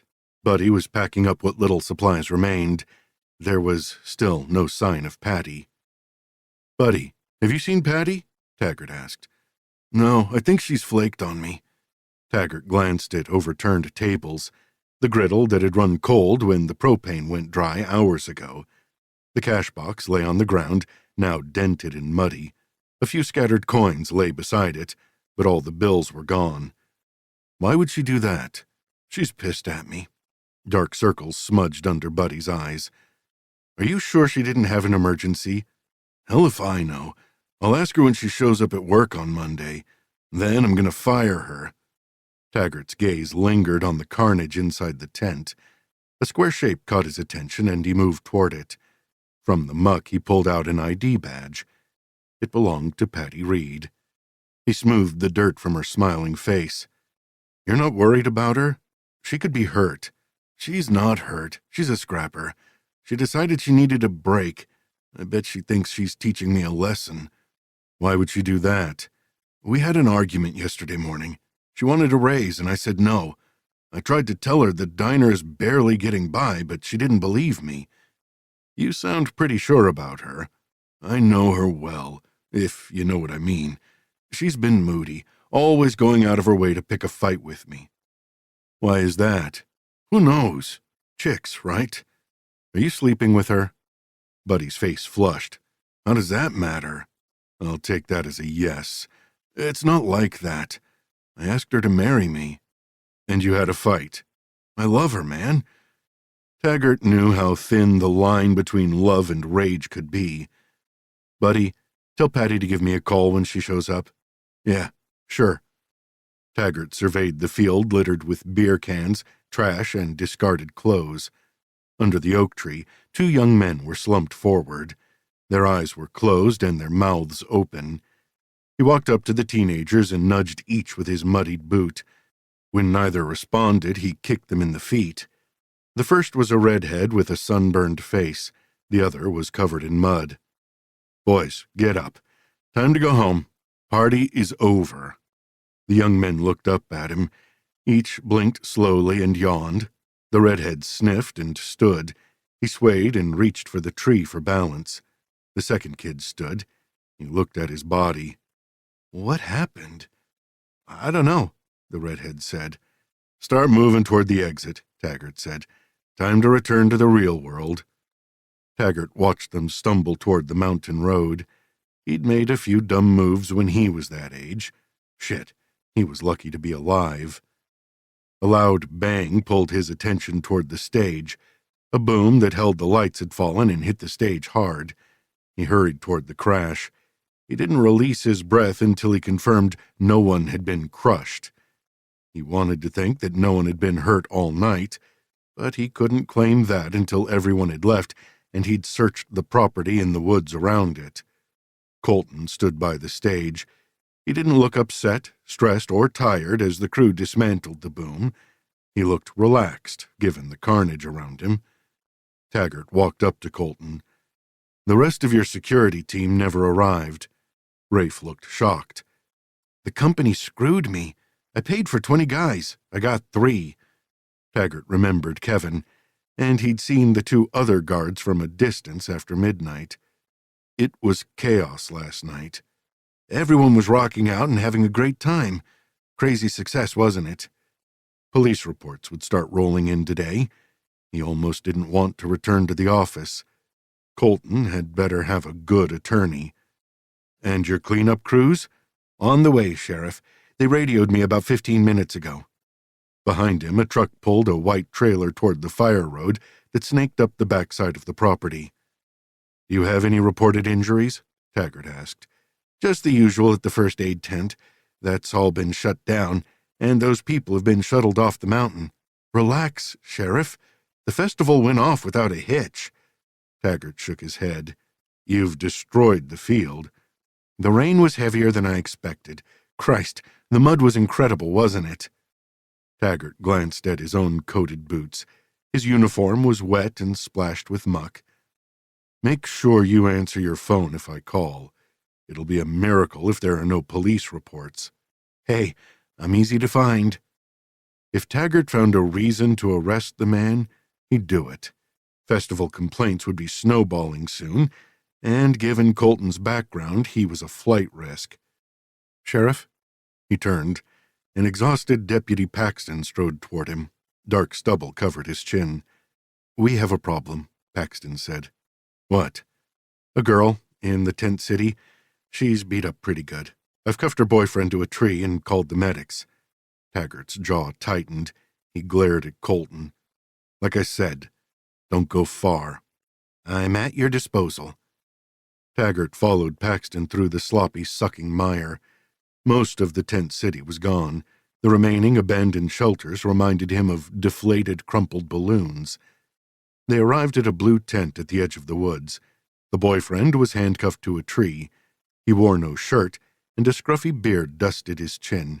His jeans were coated with dried, cracked mud. His feet were bare. "Would you tell Barney Fife to unlock these cuffs?" the man shouted. Taggart opened the tent flap and peered in. A young woman lay on her side. She wore a Depot t-shirt that looked a lot like the one Patty had worn. Underwear, but no pants. "Ma'am?" Her legs were covered with bruises. Some looked fresh and others older. "What is your name?" Taggart asked. "I'm fine," she said. "I just need a minute." She wasn't okay, and she'd need more than 60 seconds. Taggart softened his tone. "Did your boyfriend hurt you?" She sniffed as she shook her head. "No, I fell." Taggart bet she'd told that story to the cops before. "We're sending in medics." Her eyes widened with panic. "No, I'm fine. I don't need help." She attempted to sit up, but winced and lay back down. "Okay." He didn't know what she'd taken, but she was high. "You don't have to do anything you don't want to. What's your name?" She relaxed. "Amy." "Where did you get that t-shirt, Amy?" he asked. She glanced at the shirt. Confusion cleared. "I found it in the woods." "You found it?" "I didn't steal it," Amy insisted. "Where in the woods?" "On a tree branch." "Did you see the woman who was wearing it?" "No, it was just there." "Can you let me go?" the boyfriend demanded. In the military police force, Taggart had seen his share of domestic abuse in the base housing. Those cases left a sour taste in his mouth. A home was supposed to be a safe place. Taggart straightened and turned to the man handcuffed to the tree. "What's your name?" The man rattled the cuffs. "Let me go." Taggart shook his head. "You're in my world now. You answer my questions. Let me go." Paxton reached in his pockets. "I can't find the key." Taggart shrugged. "Looks like you're stuck, pal. Now, give me your name." The man rattled the cuffs, scraping the metal against the wet bark. "Billy Walton." "You have identification?" "In the tent somewhere, or maybe my car." "Where's your car?" "Parked on the hill, I think." "Who is the woman in the tent?" Taggart was exhausted, and holding on to his patience was a struggle. "Amy Wheeler." Billy rubbed the cuffs against the bark as if they'd somehow break. "She's my girlfriend. She got drunk and some guy tried to take advantage. I saved her. I didn't hurt her." Taggart had heard 100 versions of this story before. "Who tried to take her?" "I don't know. Some guy was creeping around in the woods. I heard her scream and I went running. I found her like this." "And the torn t-shirt?" "I don't know." Taggart sensed he was lying, and until Amy could tell him more about the mystery man, Billy would wait it out in jail. "Paxton, uncuff him from the tree, but secure his hands behind his back." "What the fuck?" Billy shouted. "I'm arresting you for assault," Taggart said. "I didn't hurt her. I told you I saved her." Whatever the truth was, Taggart wasn't hopeful Amy would file charges against Billy. The couple likely operated in a circle of violence that wouldn't end until Amy left or died. The medics arrived at the tent. As the techs spoke to Amy, Paxton led Billy to the waiting police van. It took another half hour to get the young woman out of the tent. She didn't want to leave, and when they strapped her to a gurney, she screamed. This wasn't Colton's doing, but he'd set the stage for this disaster.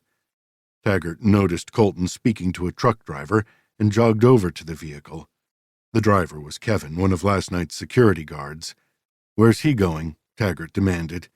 "He's helping the road crews move the equipment out. I'll be back." Colton nodded toward Billy. "What's the deal with that?" "Guy says a man tried to hurt his girlfriend." Colton shook his head. "Guys like that always blame someone else." His brow furrowed. "This festival was supposed to be about peace and love and togetherness." That would have been the case if he'd had more security. "You didn't get any other complaints of attempted attacks?" "Nope, but I'll ask the crew if they heard about anything like that." Colton banged the flat of his hand on the top of the truck. Kevin slipped the gear into first and punched the accelerator. The wheels spun in the mud. He put the truck in reverse, backed up a fraction, then shifted back into first. He gunned the engine. Tires spun, mud spit out. He repeated this seesaw back and forth for a couple of minutes until the truck and trailer popped out of the sloppy rut. Colton stood back, his hands in his pockets. He watched the truck and trailer move toward the fire road. He didn't take his gaze off it until it vanished down the road. Colton looked pleased with himself. Despite the chaos surrounding him, he was happy. That happiness wasn't going to last. If he'd made money on this event, he'd better hang on to it. The lawsuits were going to eat him alive. Chapter 20. Sloane. Sunday, August 17th, 2025, 5 p.m. Amy Wheeler lived an hour west, near Staunton. When Taggart had found her in the tent, she'd been disoriented. He'd assumed she was high, but she'd been suffering from a concussion. Later, he'd interviewed her in the hospital. But she didn't remember what happened or how she'd ended up with the Depot t-shirt that was later confirmed to have been Patty's. Amy had broken it off with Billy, almost 31 years ago. And Billy had died in 2020 of a heart attack. At the time of his death, he'd been high on meth and lying on a lounge chair in his backyard. Bob Marley had been playing on his phone, and burgers sizzled on the grill. Taggart had questioned Amy again about the t-shirt and the man who'd tried to hurt her. She'd never been able to provide specifics. And as other leads had rolled into his office, Amy had been forgotten. No one had interviewed her since. I hoped 31 years had helped Amy's memory. I pulled up in front of the garden shop located on a rural route. The entrance had a fantasy kind of vibe, with vines snaking over a tall arch. I drove past water features and potted trees toward the large greenhouse. Out of the car, I surveyed the lush greenery. I liked plants, but they didn't like me. They tended to die when they came into my orbit. I could almost hear the last plant I'd owned screaming for help as I carried it out of the plant shop. Shifting my sunglasses on top of my head, I crossed the graveled lot into the greenhouse. The woman behind the register had long gray hair tied back with a red bandana. She wore overalls and a black t-shirt covered in small words. I thought I made out the word peace on one side of the sleeves. The last 31 years hadn't been so hard on Amy that I couldn't recognize her. I picked up a plant and studied its delicate flowers. "Don't worry," I whispered. "I'm not buying you." I moved toward the register. "Hey, can I ask you a question?" The woman looked up and smiled. "Sure." "You look like you know plants." "I own the place." "How long?" 20 years. "How delicate is this plant?" I set the plastic pot on the counter. "Very. It requires watering and the right amount of sun." "So if I ignore it for a week or two?" She laughed. "It'll die." I held up my thumbs. "They're both brown." "We do have cactus plants, but they still need care." "Do they need water?" "Sometimes." "How about a dream catcher? We have several dozen to choose from." "Perfect." She came around the corner. "Let me show you." I followed her down a narrow path lined with lush, thick foliage. Amy had been an addict and covered in bruises when she'd attended the music festival with Billy, but she'd turned it around. She stopped at a collection of circular dream catchers hanging from a vine-wrapped pergola.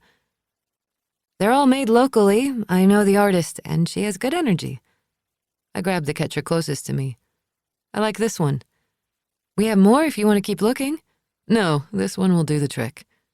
Okay, that was easy. Let me ring you up. I followed Amy into the greenhouse and to the register. She rang up the purchase, and I dug my credit card out of my wallet. Fingers crossed it wasn't maxed out. A bad credit card didn't help build relationships. The transaction went through. Would you like a bag? Amy asked. No, I'll take it as is. Great. When I approached a person cold, it was always tricky. Can I ask you another question? Sure. I ran my finger along the thin rope wrapped around the dream catcher. This one is about the Mountain Music Festival. Her shoulders pulled back. That happened 31 years ago. I know, it hasn't gotten much attention in the last decade. Why are you asking? My mother was one of the women who vanished. Her name was Patty. She was selling hamburgers that night.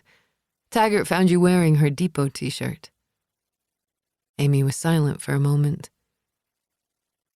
I remember her at the burger tent. I didn't have enough money for a burger and she gave me one anyway. She was a kind soul. How did you end up with a Depot t-shirt? I found it in the woods on a tree. I never saw her in the woods. She crossed her arms over her chest. Why are you asking about this now? I'm a writer. I'm working on a piece about the festival, and I want to learn all I can about Patty and the other victims. I keep thinking their stories have the clues that'll help me find their bodies. What clues? I'm not sure, but I always know it when I see them. A slight breeze teased the edges of her gray hair. You are here because of a t-shirt. Sheriff Taggart found you in one of the tents, covered in bruises. Some were old, but many were fresh. Taggart assumed Billy beat you up. I remember Sheriff Taggart. He reminded me of a boxer, all muscle and frowns. But he was kind when he spoke to me. Billy beat you up that night. She slid her hands into the back pockets of her overalls. Billy is gone. There's no one else to protect. I was confused in those days. Those were several lost years. Billy told Taggart that someone from the woods grabbed you. He said they beat you up that night, that he saved you. Breath filled her lungs and then trickled over her lips. Someone did grab me that night. That was true. Yes. Taggart asked me about it, though I didn't have answers for him. But whatever happened that night is embedded in my bones and psyche. It was one of the reasons I had trouble getting sober. But I did. After a few years of sobriety, I reached out to a counselor. She glanced at the clock as if reminding herself how long she'd been sober. Do you want some tea? I wasn't going to push her. Yeah, sure. I have a pot in my little office. I'd feel better not having this conversation out here. Right. I followed her, then remembered the dream catcher and reached back and grabbed it. She vanished around a curtain. I followed, my dream catcher's feathers and beaded cords bouncing around. She filled an electric kettle and then filled 2 tea strainers with loose leaves. The space was 6 by 6, and the walls were covered in botanical posters featuring ivy, lemons, wildflowers, and fruit trees. There were 7 dream catchers on the walls and dozens of small ailing plants around the room. Looks like a plant clinic, I said. It is. You'd be surprised how many people return with half-dead plants wanting their money returned. I always take the plants back and tell them if I can't revive it in 30 days, I'll issue a refund. She poured boiling water into 2 cups that read Amy's Garden.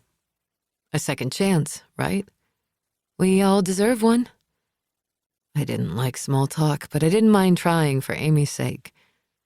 Anyone take you up on the offer? A few come back. When they see that the plant is thriving, they leave. No one wants their plant back? One. I refused. She handed me my cup. I blew the steam off the top. It smelled like grass. I sipped. It tasted like lawn clippings. Delicious. She cradled the hot mug in her hands and held it close to her chest. In my counseling sessions, I went back to that night. Memories of traumatic events could be tricky. Old facts, sometimes tangled and stuck to other experiences that had nothing to do with the original trauma. What do you remember? She sipped and then set her mug down. I had to pee, and the line to the latrine was 50 people deep. I decided the woods was the best place to go. Where was Billy? In the tent, doing coke. Okay. I went to the woods and felt uneasy. I should have left then, but my bladder was about to burst. Living on the road had put me in uncomfortable circumstances out of necessity. I'd learned to listen to feelings like that, though the handgun I carried wasn't as effective if I was ambushed. What happened? I'd finished my business and was zipping up my pants when I heard a girl scream. You heard a girl scream? Did you ever tell Taggart this? By the time I'd been in counseling and remembered Taggart was dead, and no one in Dawson wanted to hear my stories about the Mountain Music Festival, everyone still wants to forget. She flexed her fingers. I ran toward the girl's screams. I don't know what I thought I'd do if I found her, but I ran toward it. She traced a callus on her palm. When I moved past the trees into a small clearing, there was no girl, but someone else found me. Whoever it was came up behind me and wrapped a rope around my waist. I grabbed the rope, but they jerked hard and shoved me forward. I fell face first on the ground. He straddled me. You said he. A man? I don't know. Whoever slammed my face against the ground. It felt like my brains were rattling in my skull.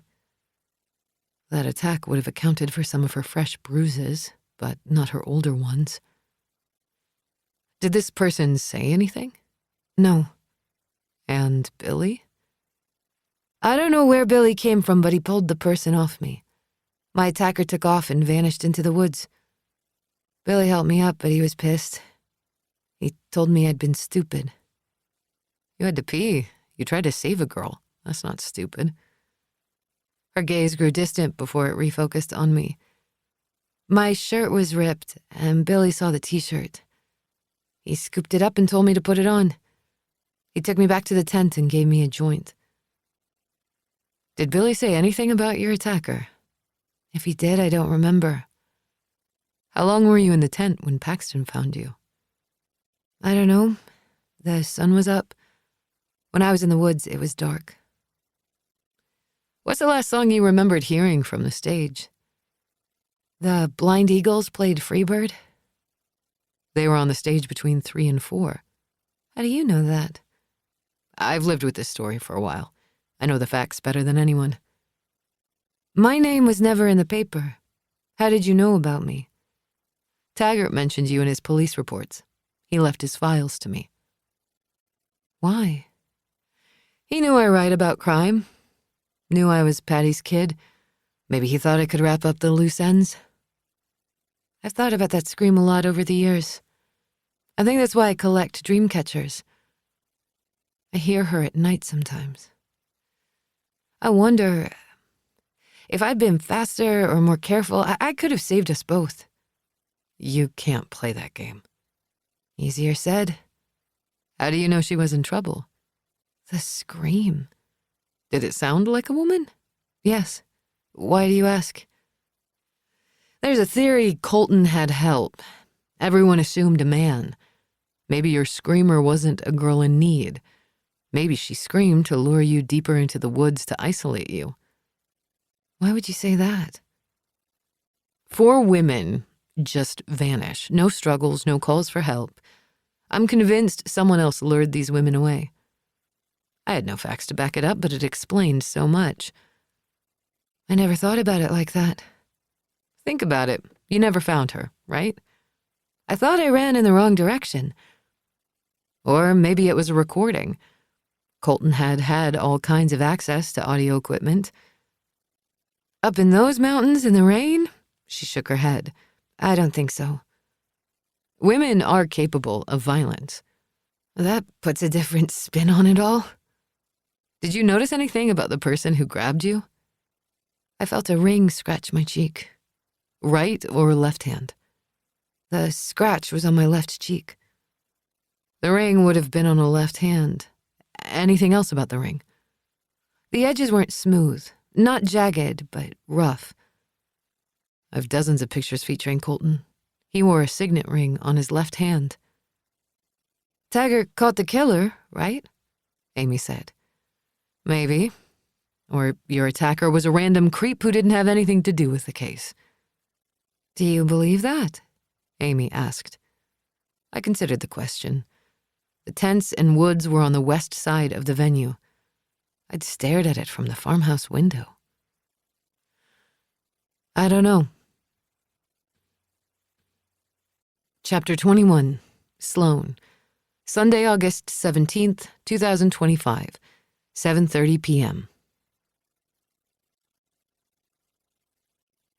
The dream catcher dangled from my rearview mirror as I parked in front of the bistro.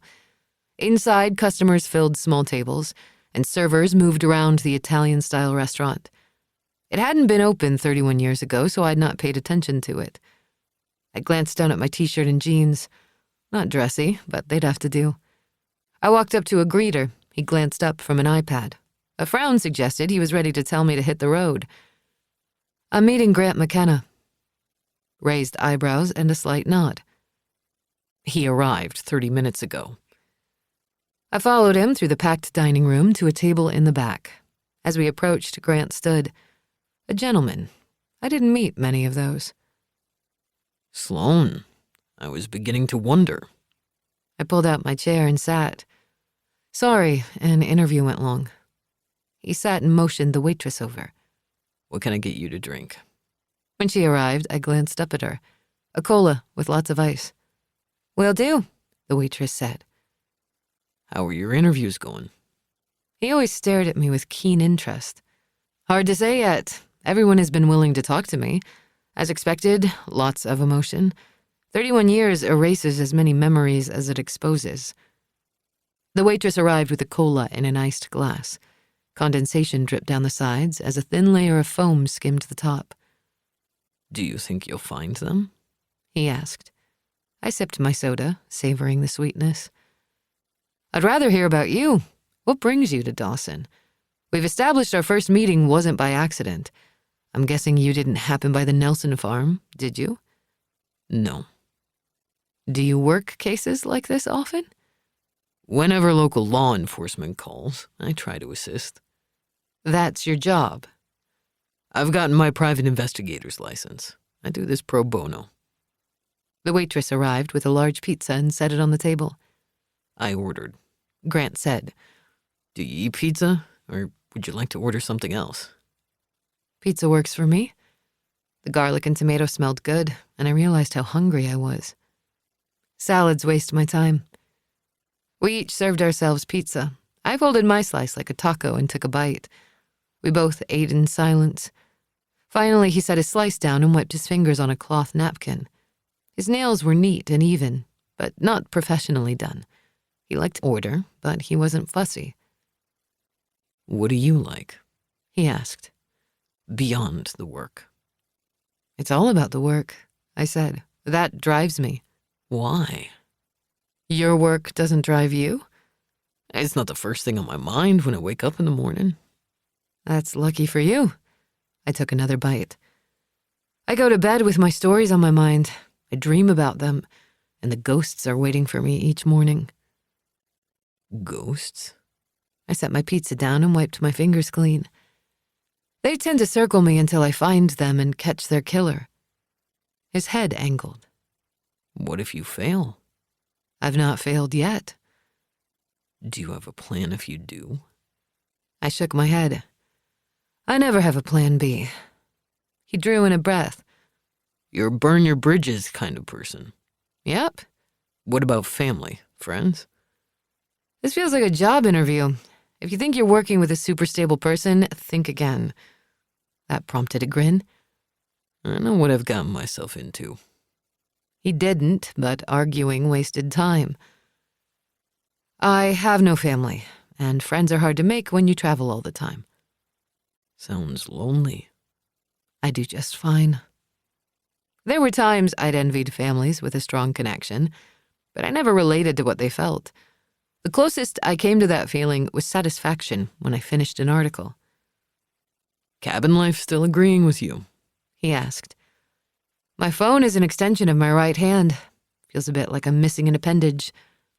He chuckled. It was attractive. Dark hair, square jaw, and eyes that missed little. He loved the work as much as I did. He could have been retired on a fishing boat, but he was here eating pizza with me, trying to wrap up a case no one cared about. I suspected he was a strong believer in right and wrong, black and white. Me, I checked ethics and embraced the gray. Grant leaned forward a fraction. You're looking at me like I'm a suspect. He wasn't annoyed. In fact, I thought he was enjoying my scrutiny. Randomness happens, but circumstances can be manipulated to direct the randomness. Meaning, I manipulated all this. I intentionally met you at a conference, slept with you, and found you here for a reason. Did you target me? He paused. I did. I knew Colton was on the verge of getting out of prison, and you were also investigating the Mountain Music Festival. Your past articles were effective. For the record, the sex wasn't part of the plan. I wasn't offended. Like me, he had an agenda and went after it. Happy accident. Fair enough. How goes my interview request with Colton? He's dragging his feet. Why would he rush? He holds the cards, and he likes the game, likes teasing everyone. The kills were thrilling, but this endless game of where are the girls is far more fun. Colton's silence keeps us all imprisoned in some way. Interesting way of looking at it. I reached for another slice of pizza. This was the first time I'd been hungry all day. What did Colton do with the bodies? He asked. How did he transport them? One of the trailers, and he had help. Grant stilled. Taggart believed he stowed the bodies and came back after the crowds cleared. Possible, but I don't think so. Who? Not sure, but I'm betting this person or persons is still alive. Their existence is another reason why Colton stays quiet. An emotional connection to the accomplice? No, Colton doesn't want his helper revealing the body's location. I pulled off a piece of cheese. Bodies mean no chance of freedom. Their combined silence prevents mutually assured destruction. I'll pull Colton's prisoner visitor logs and any correspondence for the last 31 years. I'd like to see those names. Consider it done. Great. I took a few more bites. Thanks for the meal and the help. You're leaving? I'll catch up with you when there's more to discuss. You pissed at me? I shook my head. I don't care enough to be pissed. Chapter 22. CJ Taggart. Saturday, May 21st, 1994, 5 p.m. The afternoon after. After Taggart left the concert site Saturday afternoon, he drove to his apartment. He was dog-ass tired, and a headache pulsed behind his left eye. He had a small first-floor apartment in Dawson near the office. He thought about property in the mountains, but that would take time. A cool breeze teased his face as he opened the back door. He stepped inside to a small entryway, where he shrugged off his rain slicker, hung it up, and wrestled off his belt holster. He set his gun on a shelf. Sitting, he tugged off his muddy boots. A sigh leaked over his lips. His back ached and his knees pulsed. There'd been a time when he worked a 48-hour shift and shook it off. Not anymore. He stripped and turned on the shower tap. When the water steamed, he stepped under the hot spray. He groaned as the heat burrowed into his bones and chased out the chill. His headache still throbbed, but the drumbeat felt a little slower. Rafe Colton was a liar and a con artist. It was a matter of time before he was behind bars, and Taggart hoped he was the man to lock him up. When the hot water turned cold, he stepped out of the shower and dried off. Towel around his waist, he moved into the kitchen and set the coffee maker to brew. By the time the pot was full, he'd dressed in clean khakis, a pressed shirt, and fresh boots. He filled a cup. As he sipped hot coffee, his phone rang. He swore. "Taggart," he said. "Sheriff, this is Brenda in dispatch." "What's wrong, Brenda?" Since he'd been on the job, she'd not called him once, not even when a drunk had plowed his red pickup truck into the hardware store. "Sarah Grayson is pacing the waiting area. She's Patty Reed's mother. She said Patty has not come home." He pinched the bridge of his nose. "I don't know Patty that well. Has she taken off like this before?" "Not according to her mother. She always hurries home to the baby. She was due home late yesterday." He thought about the abandoned burger stand that had been ransacked by hungry crowds. "Tell her I'll be there in a half hour." "Will do, Sheriff." He hung up and downed the last of his coffee. He settled his holster and gun on his hip. As much as he bemoaned the interruption, a glance at a half-full whiskey bottle reminded him he never got along well with extra time. In his vehicle, he shifted gears and pressed on the accelerator. He didn't slow until he was pulling into the office's parking lot. Inside, he was greeted by ringing phones. Seemed busy for a Saturday in a small town, but this was only his second Saturday in Dawson. He found Brenda behind her console, scribbling notes and nodding. "Yes, sir, I'll tell the sheriff." She ended the call and swiveled in her chair toward him. "Sarah is in the conference room waiting for you." "Thanks, Brenda." He stopped at the break room and poured 2 cups of coffee, and then found the small 10-by-10 room that served as their conference space. Sarah Grayson wasn't sitting at the small round table, but staring at the old sheriff's picture on the wall. An oversized T-shirt covered her thick frame. Faded jeans tightened around her legs and ankles. She had short, graying hair. He saw no traces of the energetic Patty. "Miss Grayson?" When she turned, he held up a cup. She accepted it, but didn't sip. "Why don't you have a seat?" Dark circles smudged under her eyes. "I don't need to sit to tell you my daughter is missing." He set his cup on the table and pulled out a chair for her. She didn't move. He resisted the urge to roll the tightness from his shoulders. He grabbed a legal pad and pen from a small credenza. "Please have a seat. I'm dead on my feet, and I won't sit until you do." She drew in a deep breath and sat. He angled his chair toward her and lowered into the seat. "Tell me what's happening." "What's happening? My daughter didn't come home last night. I called the diner this morning. Buddy said she left the burger tent last night and didn't return. He said she's fine and just messing with him, but that's not Patty. She comes home as quick as she can to see the baby." "Where's the baby now?" "I left her with Jody, Patty's neighbor." "Do you watch the baby for Patty while she's working?" "No, Jody does. They trade babysitting favors." "What's Jody's last name?" "Thompson. Jody Thompson." "When is the last time you saw Patty?" "When Patty dropped the baby off Friday morning. Jody was out of town. I knew it was going to be almost 24 hours watching the baby, but she begged for my help." She dropped her gaze to her calloused palm. "Are you and Patty close?" Natural for a mother and daughter to be close, but that wasn't always the case. "Not since she dated Larry Summers. I told her he was trouble, but she didn't listen. He got her pregnant, stole from her, and left her." He scribbled the man's name on the pad. "When was the last time Patty saw Larry?" "He left her before the baby was born, but he came in the diner a few months ago.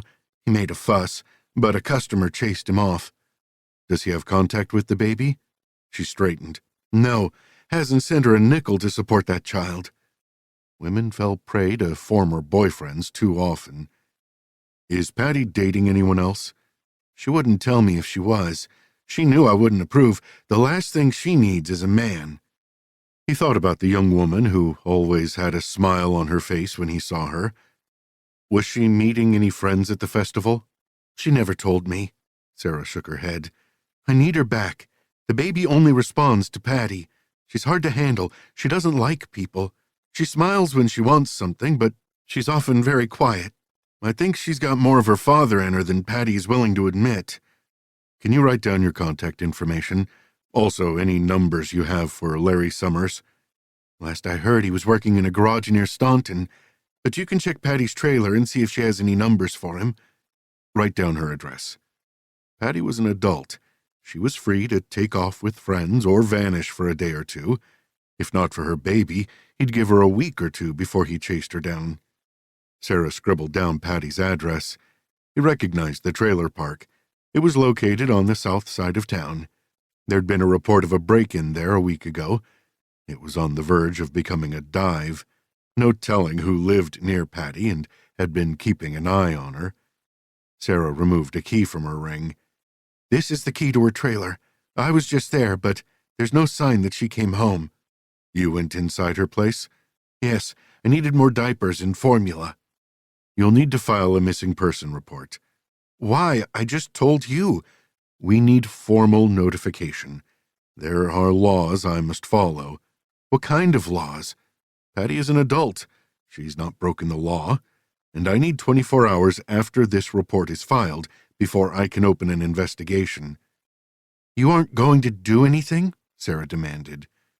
Rules like that one irritated him. When anyone went missing, the first hour was the golden hour. The more time that passed, the less chance the missing person would be found alive. He took the key. "I didn't say that. Fill out the paperwork, and I'll call you as soon as I find anything." "Okay. I'll have Brenda bring in the forms." "Right." He left Sarah staring at her untouched cup of coffee. "Brenda?" "I have the missing person forms," she said. "What else?" "Where's Paxton?" "He went home to grab a few hours of sleep. Want me to wake him up?" "No, let him sleep." "Where are you headed?" "To visit Patty Reed's trailer." Brenda didn't question the 24-hour waiting window on the missing person report. "Right." Taggart arrived at Patty's trailer, located in a small 20-unit park on the edge of town. Her unit was simple and didn't appear to have the bells and whistles some others did. She didn't have a front garden or a porch. Though there were rust spots on the siding, the steps were swept and the windows clean. He pulled on latex gloves and then climbed the steps, inserted the key Sarah gave him, and let himself inside. The interior was dark, but the soft scent of baby powder clung to the air. The carpeting looked freshly vacuumed, and the small kitchen was clean. Dishes were stacked in a drainer, and a red washcloth was draped over the faucet to dry. The living room was picked up, blankets were folded, pillows fluffed, and a collection of baby toys piled in a small basket. There were several framed pictures of the baby. The child's smiles looked strained, and her gaze serious. The bedroom was at the back of the unit. The bed was made, and the crib sheets smooth. On a small desk, he saw several brochures for accounting classes. Tacked to a small bulletin board was a GED certificate. He opened the desk drawers.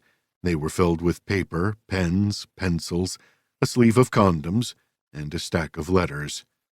He reached for the opened envelopes. They were from several community colleges. The first was a rejection letter, as were the next three. He replaced the letters in the envelopes and closed the drawer. There was also a brochure for a resort in Colorado. The facility was looking for waitresses and promised $20 an hour. That would have been a hell of a pay bump if it were true. Finally, there was a stack of photographs taken of Patty and a guy, tall with thick dark hair. Taggart guessed this must be Larry Summers. He stared at her smiling face. A pretty girl with a plate full of responsibilities at a young age. Maybe she wanted to dump this life and find a new one. No college rejections, judgmental mother, abusive ex, or moody baby. Anywhere else must have looked pretty good to Patty Reed. Taggart arrived at the festival entrance a half-hour later. The muddied hillside had been stripped of ground cover, and the small trees were bent and broken. The field at the base of the hill was a sea of mud. It was disfigured with deep tire ruts, scattered trash, flattened tents, and overflowing trash cans. The stages and trucks were gone, and the vendor who'd brought the porta-potties was loading the last of the 10 units onto his flatbed. As he shut off the engine, Brenda came in over the radio. "Dispatch to Sheriff?" He took the microphone and pressed the side button. 10-4. "Another woman called the station. She says her niece was at the festival and she's not checked in. It's too soon to file a missing person report." "What's her name?" "Lori Carr. She's 19, blonde and petite. She was hoping to sing at the festival. I might have met her. I think she worked the burger tent with Patty. Lori was supposed to call in this morning." He checked his watch. 8 o'clock. She's overdue. Her aunt is convinced she's in trouble. Many missing person cases resolved themselves. The person in question was either drunk, on vacation, or staying at a friend's house. There were dozens of reasonable explanations. "If she calls back, take her statement." "Will do." Taggart walked over to the site where the burger tent had been located. Buddy had cleared out all the equipment and broken down the tables. Waste, embedded in the mud, encircled large, green, bulging trash bags. He moved to where Patty had stood and looked out toward the entrance to the festival. When he'd last seen her, she'd been hustling to work the grill and the register. During the height of the event, Patty wouldn't have seen beyond the crowds encircling her. His gaze scanned the field. Patty had been working the event with a blonde. Was it Lori? The beep of the flatbed drew his attention to the porta-potties that had rested near the edge of the woods. The truck driver lowered a forklift that slid under the porta-potty. "Sheriff, you seen Rafe Colton?" He didn't know the driver. Not since yesterday. A frown deepened the man's grizzled face. "He was supposed to meet me here with a check."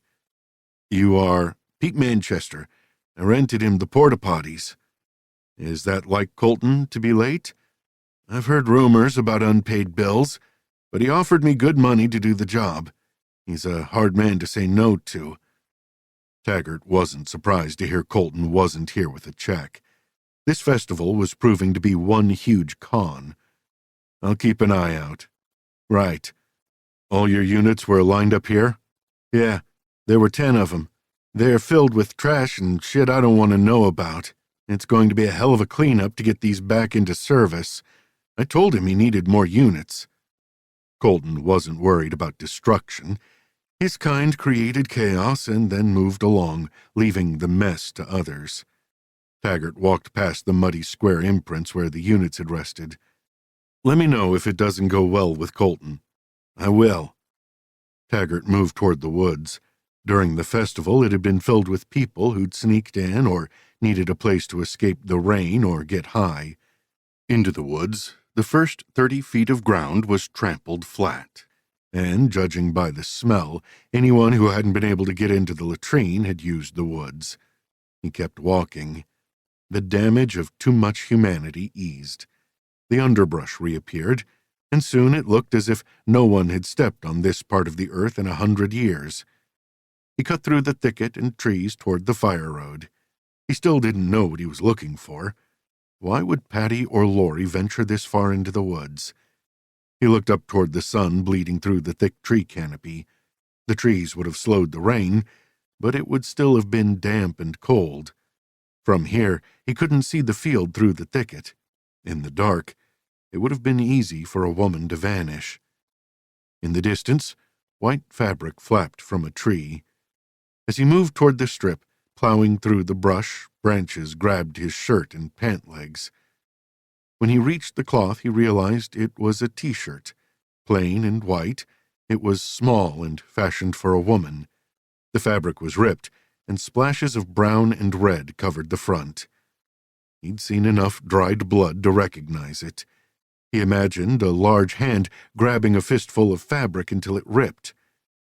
He left the T-shirt where he found it. His gaze scanned the immediate area. Ahead, he spotted a single athletic shoe coated in mud and lying on its side. Like the shirt, it was a woman's style. As he studied the distance between the shirt and shoe, he imagined a shirtless woman running in the dark. She was panicked, disoriented. Had she tripped and lost a shoe? Did her pursuer catch her? Did she fight? He couldn't tell if she'd gotten away or if she'd been captured. Taggart's jaw pulsed. He reached for his walkie and radioed Brenda. "Sheriff," she said. He cleared his throat. "Brenda, has Sarah Grayson heard from Patty?" "No, and Monica Carr hasn't heard from Lori."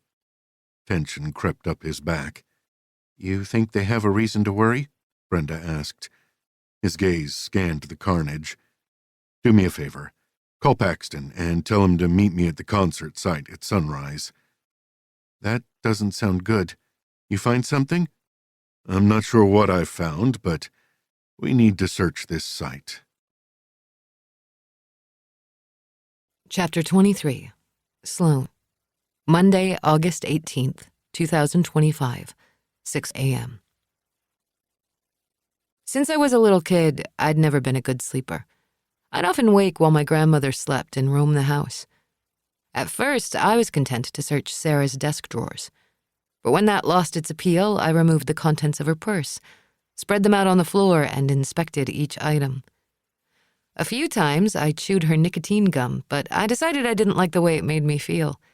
I wasn't a fan of drugs that altered my mind. That explained why Sarah's medicine cabinets, chock full of antidepressants and sedatives, never interested me.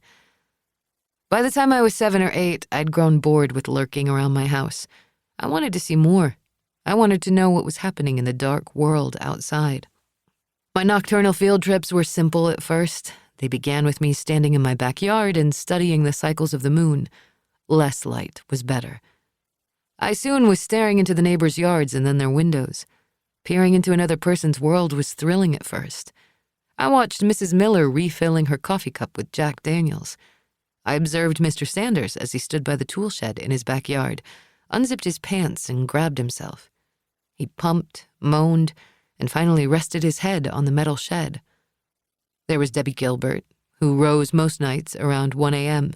She'd sit in her kitchen and talk on the house phone.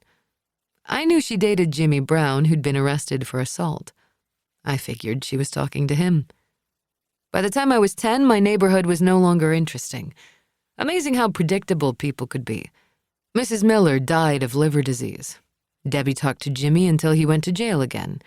And it was a wonder Mr. Sanders still had a dick after all his late-night toolshed trips.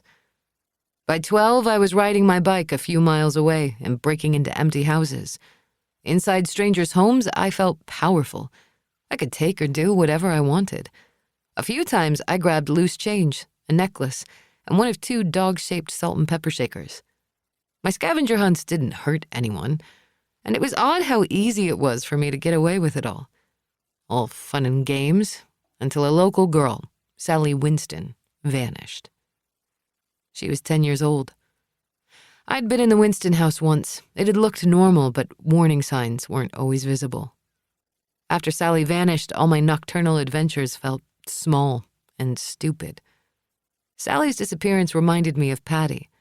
Both had been here one moment and gone the next. 2 weeks later, the cops found Sally's half-nude body in a ravine. I'd expected them to also arrest her killer. Unlike Patty, they had a body. But the cops never found the killer. I often rode my bike past the spot where Sally's body had been found. I'd heard killers returned to the scene of the crime. I spent hours sitting in the shadows, watching the ravine and willing the killer to return. But if he did, I never saw him. Her funeral attracted hundreds of weeping people dressed in black. The police had detained men with criminal records. They'd been interviewed and their DNA collected. The media covered the story for months, but there was never an arrest. All that work for nothing. The cops had moved on to the next case, and the media found the next bright, shiny crime to write about. I hadn't known Sally, and if she'd lived, I wouldn't have cared about her. She'd come from a happy, functioning family. But the injustice of her death landed her on Team Outcast. And I wanted to find her killer.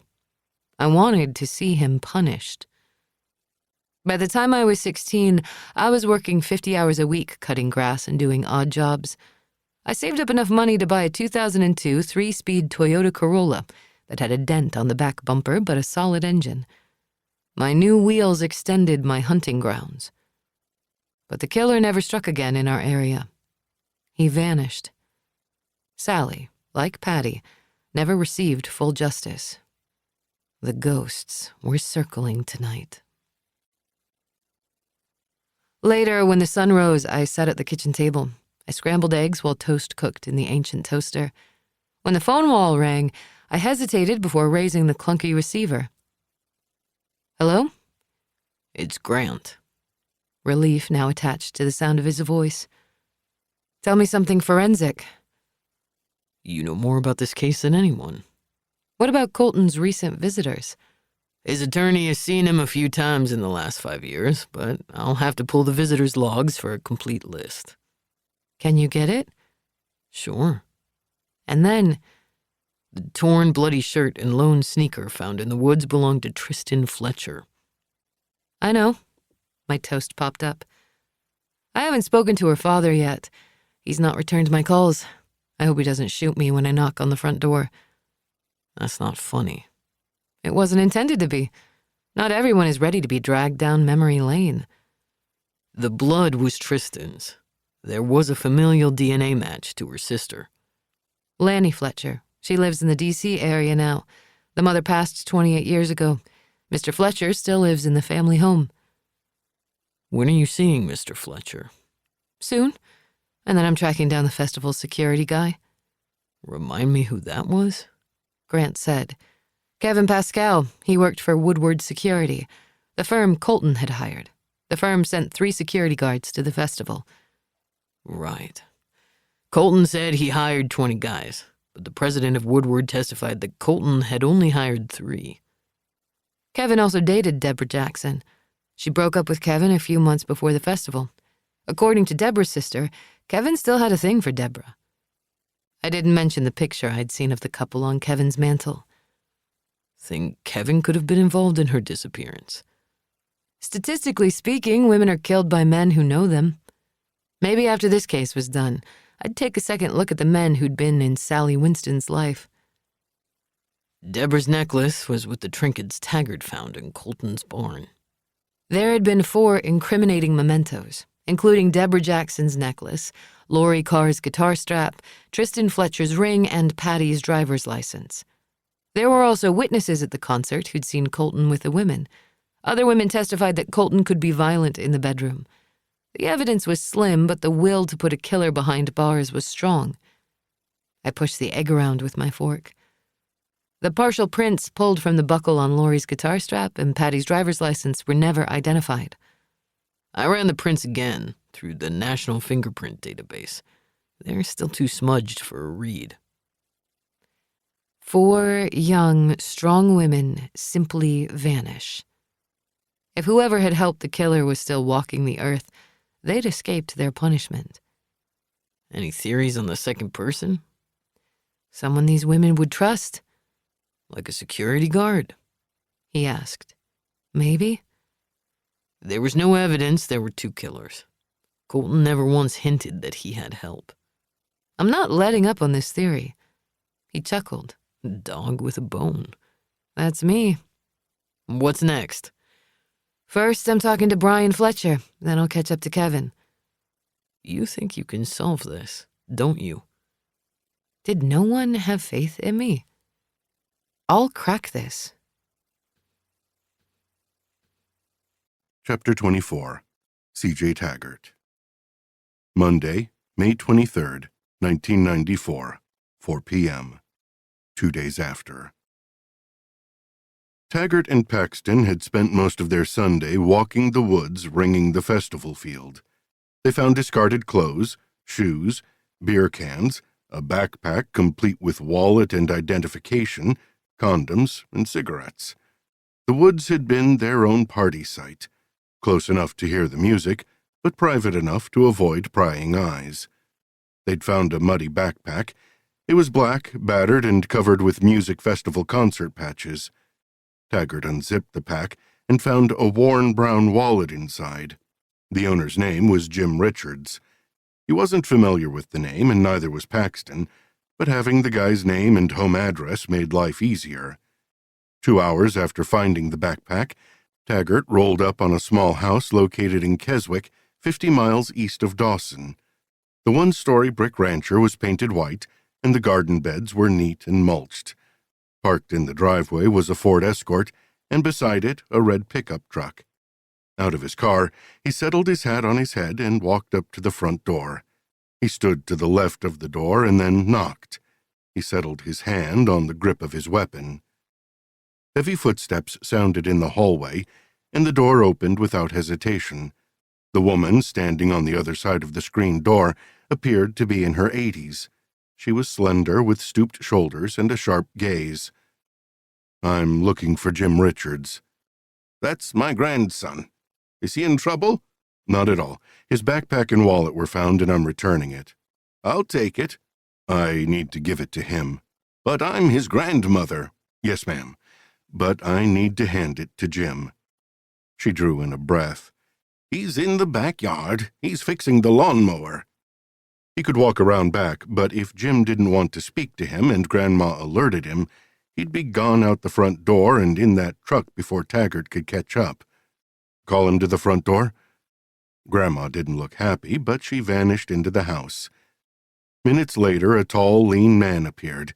He was wearing jeans and a long-sleeve work shirt. Jim Richards's DMV record stated he was 31, weighed 160 pounds, and was an organ donor. "Jim Richards?" Taggart asked. "Yeah. You have my backpack?" "I do." Jim rubbed his palms down his jeans. "Can I have it?" "It's in my car. Come with me and I'll give it to you." Grandma lurked close, but she didn't speak. "Yeah, sure." Taggart motioned for Richards to go first, and he followed, his hand still on his weapon. At his car, Taggart fumbled with his keys. "You know where I found it?" "The music festival. I was wasted." "We found your backpack in the woods behind the latrines. It must have been 100 feet into the woods. I was trying to get away from the rain. Figured the thick tree cover would keep me dry." "It must have been pretty crowded back there." "It was. We were bumping into each other. It was hard to find a tree to lean on. We were all soaking wet." Taggart found a grin. "Sounds like it was a hell of a party." Jim relaxed. "It was. We all had a damn good time." "When did you move into the woods?" "What does that have to do with anything?" "Humor me." Jim shrugged. "I don't know." "What band was playing?" "Hard rock. Moody Manic, I think." Taggart had the band line up and was using their performance schedules as his base timeline. "About midnight. I guess. It was raining. I was soaked." That fit with the timeline. "So, you're in the woods. How many people would you say were there?" 200, 300? I'm not sure. What's with the obsession with the woods?" Taggart ignored the question. "Did you see any disturbances in the woods?" "Like what?" "You tell me." "A few of the guys got a little rowdy." "What does that mean?" "Well, there was one guy who saw a chick he liked. She kept saying no, but he wasn't listening." "Happen to know any names?" he asked. "No names, but the chick was carrying a blue guitar. She was in the woods to keep it dry." Lori was the blue guitar girl. She'd exited the stage minutes after 11 p.m. "Do you know the guy's name?" "No, it was filled with folks from other places. I didn't see anyone I knew." "And what happened to the girl with the blue guitar?" "I don't know." "You remembered the blue guitar?" "It was different. Hard to miss." "What did the woman with the blue guitar look like?" "Pretty. Had a nice smile. Hot." "Any more of a description?" "Nice tits." "And you didn't notice where this hot woman went?" "She was hanging with another chick. She was cute, too. Spun around like she was a dancer. The two drifted off into the shadows. Thinking about what they were doing made me hard." "What did the second woman look like?" "She seemed young." "How young?" He'd been at this long enough to realize Jim had seen more than he wanted to let on. "If she said she was 18, I'd want to see her ID." "Blonde, brunette, redhead?" "Dark hair. Kinda wild and curly." "Did the two women appear to know each other?" "I don't think they did. I think the younger one offered Blue Guitar Girl a blunt. They went deeper into the woods." "Did anyone follow them?" "I don't know." Jim's testimony wouldn't stand up in a court of law. Any good defense attorney would tear him apart. "Because you were inebriated." "That's right." "Who did you go to the festival with?" "I have a buddy. His name is Bill. He was there. He can tell you I didn't do anything but smoke weed." "Bill got a last name?" "Parsons." He rattled off Bill's number. Taggart scribbled it in a small notebook he always carried. "Who else did you notice in the woods?" A sigh leaked through pursed lips. "It was pretty busy." But you had to have noticed a few people. The concert promoter was there. How do you know this person was the festival promoter? He told everyone. He was a real friendly guy, smoked some weed. I heard him say that this was his party. He was chatting up Blue Guitar Girl. Was his name Rafe Colton? I didn't catch his last name. Light brown hair. He looks like that singer, Kurt Cobain, if he wasn't dead now. The description fit Colton. Did he say why he was in the woods and not near the stage? We all thought he was going to bust us for poaching on the festival. None of us had paid for a ticket, but he didn't care about us. You snuck in via the fire road. He doesn't get ticket money, and he doesn't care? When Jim hesitated, Taggart shook his head. I don't care about a bunch of guys sneaking into a concert or smoking weed. He didn't care. He said he needed a break. The rain was beating us all down. He did a couple of lines of coke. Did Colton follow Blue Guitar Girl? He watched Guitar Girl and the chick with her real close. He liked the look of them both. Did he follow the women? Jim sniffed. I don't know.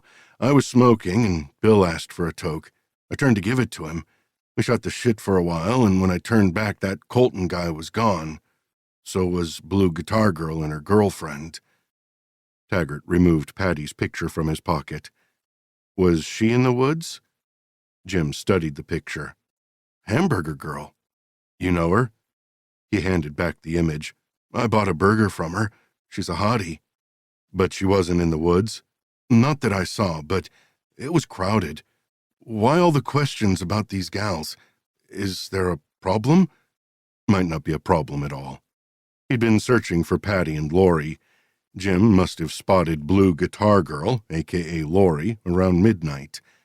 Taggart opened his trunk and removed the mud-splattered backpack.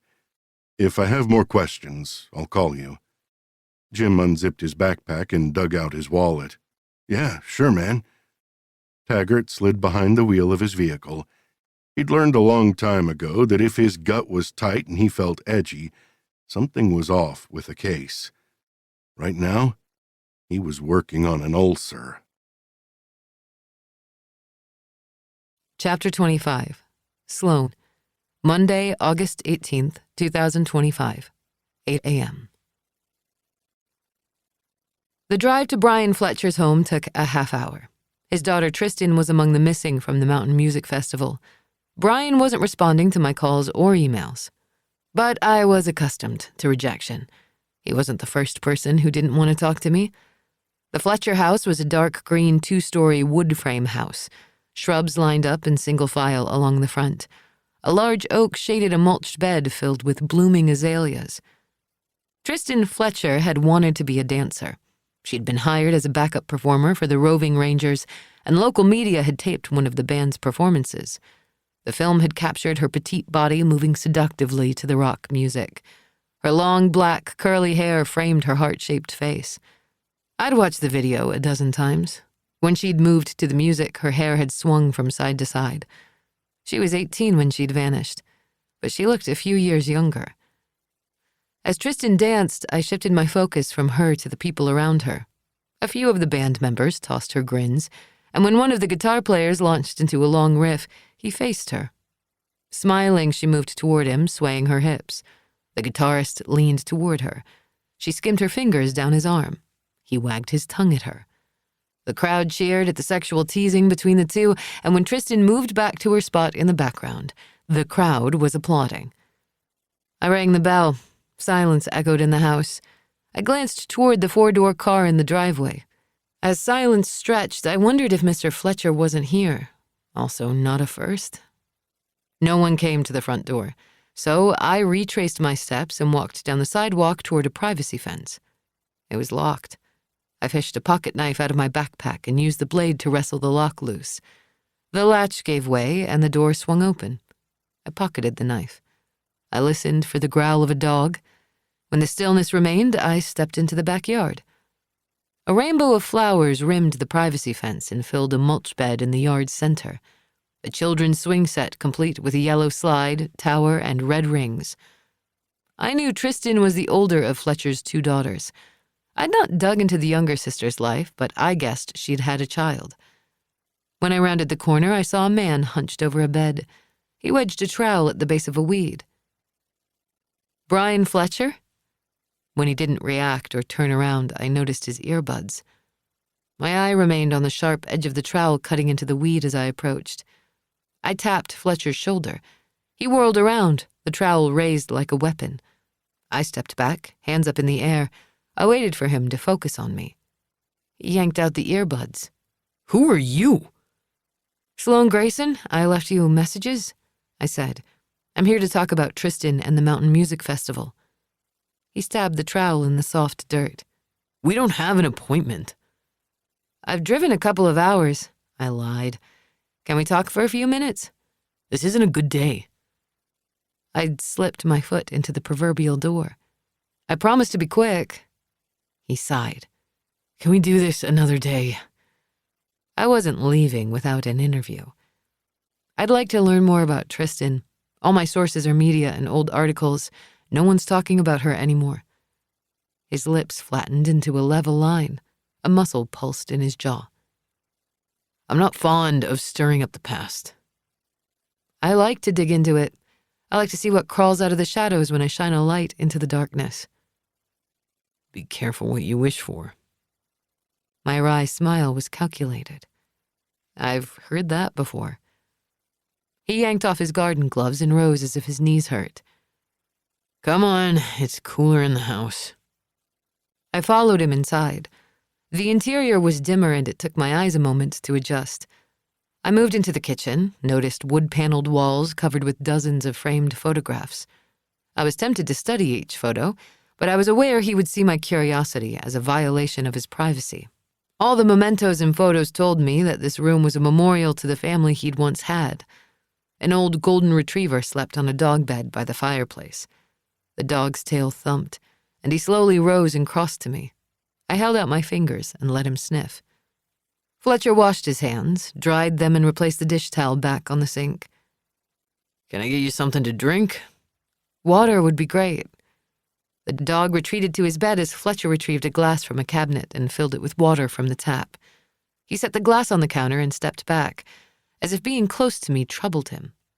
I was the knife, poised to slice into old wounds. I sipped the water, grateful for the cool liquid in my dry mouth. I didn't get nervous when I interviewed anyone. I'd never been afraid to travel into prisons, back alleys, or crack houses. At moments like this, my mouth still went dry. Though I didn't have emotional reactions to tough questions or answers, my body did. Maybe on a cellular level, I had a semblance of a conscience. Maybe. "What do you want to know about Tristan?" Mr. Fletcher asked. "I've watched her performance at the festival. She was very talented. Did she always want to be a dancer?" "She was dancing almost as soon as she could walk. Anytime there was a song on the radio, she was moving. Her mother enrolled her in dance classes when she was 4. She took to it like a duck to water." I skipped my questions about Tristan's mother because I knew she had died of cancer soon after her daughter's disappearance. Few writers examined the damage done to family members. Like a bomb exploding, the initial blast killed some, but it also wounded more. Stress had killed my grandmother before her 60th birthday. "She won quite a few competitions," Mr. Fletcher said, pride blended with frustration in his voice. "She was very ambitious." "That's what it takes to make it in that world." "So many prizes I had to build a second set of shelves in her bedroom. She was so proud of all her accomplishments." "She had plans to study dance in New York, right?" "She'd earned a slot at Juilliard." "What was it about the Mountain Music Festival that caught her attention?" "She heard bands were looking for backup dancers. She wanted the stage experience with a large live audience." "The Roving Rangers?" The band had broken up months after the Mountain Music Festival. 2 of the 3 members had died, and the third was in his 80s and lived retired in North Carolina. "That's right. They thought dancers would add interest to their performance. She begged me to let her go. She thought real-world stage experience would make her a better dancer." "But you said no." "I did. A festival like that promised nothing but trouble." "She lied and said she was visiting friends." He shook his head. "Yes." Did she lie often? I asked. She was a good kid. But a kid, they do dumb things. He stilled. They do. Taggart interviewed a witness who possibly placed Tristan in the woods behind the venue with another victim. Her name was Lori Carr.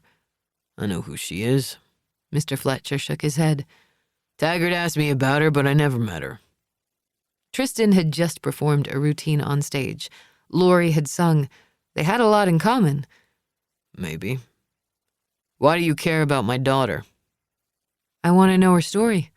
What drove her? What were her strengths and weaknesses? He stared at me, silent. I thought he wasn't going to comment, and then he said, Tristan called me on that last day. She told me she'd arrived at her friend's house. She sounded so excited. It was her first real outing since her accident. Accident? She fell the year before. Broke her ankle bad. It had healed and she was getting her strength back. She became depressed and she was desperate to prove herself. Victims came in all shapes and sizes. Sinners, saints, and all those in between. Did she mention any problems? Was anyone bothering or following her? No. Everyone liked her. Based on the festival timeline, Tristan's performance was at 10. The band finished before 11. What do you think she would have done after her performance? I don't know. But with all her other performances, she was always full of energy. It could take her hours to come off the high and refocus on the real world. I waited for him to explain, but when he didn't, I chose not to push. Did you ever speak to the band members about her? No. I didn't want to see or talk to them. His lack of curiosity struck me as odd. Did they reach out to you? The band leader, Brad, he called a few times. I let his calls go to voicemail. There was nothing he could say. What about your wife? Did she have questions? She was sick then. I tried to shield her. May I look at the pictures on your wall? The question caught him off guard. Why? Helps me understand Tristan. A muscle pulsed in his jaw. Sure. Help yourself. I moved to the largest wall in the den, covered in at least 20 color and black and white photos of the Fletcher family. The sisters looked very much alike, but it was clear Tristan had a dancer's elegance. Why the swing set in the backyard? The kids next door come by after school sometimes. Their mother works 2 jobs. I put the setup for them. Nice of you. Nice to hear children's voices again. I miss that. He met my gaze. Do you have children? No. If you get the chance, take it. It'll make your life better. I didn't have what it took to care for a child. You'd say that, even after losing a child. I wouldn't wish away the years with the girls for anything. Fletcher's cell phone rang from his back pocket. He glanced at the display. He frowned and sent the call to voicemail. You didn't go to Rafe Colton's trial, did you? No. I didn't have the stomach for it. Representatives from the other families had all been at the trial at one point or another. Monica Carr and Sarah had been fixtures in the courthouse. When I looked back on those days, I realized she enjoyed the trial more than mothering me. The distant, moody child. But no one from the Fletcher family had attended the trial or the sentencing hearing. I don't want you to mention Tristan in your article, he said. The focus of the piece is the victims. His jaw clenched. Why now? Why after all this time? I want to find their bodies. I want to bring them home. I knew Tristan had a marker in the cemetery, but the coffin was empty. Mrs. Fletcher's grave was to the left, and a marker in waiting was there for Mr. Fletcher. None for the sister, but maybe she'd decided to draw the line with spending time with the family in the afterlife. Is an empty coffin enough for you, Mr. Fletcher? His brow furrowed with a mixture of frustration and surprised anger. None of it is enough, Miss Grayson. The festival blew my family apart. And anyone who thinks bones in the ground will fill the holes inside of me is a fool. Taggart had been a linear thinker. His tunnel vision was locked on finding the killer. He'd found enough evidence to prove his case in court. End of story. But he'd not found the missing women. Beyond the families, the remains were a mild curiosity for the world. Taggart caught his killer, but he had failed the victims. I would not. Chapter 26. CJ Taggart. Tuesday, May 24th, 1994, 1 p.m. 3 days after. Taggart tracked down Patty's ex-boyfriend, Larry Summers, to his family-owned business near Staunton, Virginia, about a 45-minute drive west of Dawson. Summers had left Dawson, Patty, and his child, but he was close enough to keep tabs on them both. Summers was in his late 20s and had been paroled after 2 years for breaking and entering. When he'd been living with Patty, he'd roughed her up when she was pregnant. She'd called the cops, and from what Sarah said, she'd left him. He'd cut her off completely after that. She'd sued for child support, and he'd threatened to make her disappear. And now, Patty was missing. Taggart parked beside a rusted pickup truck.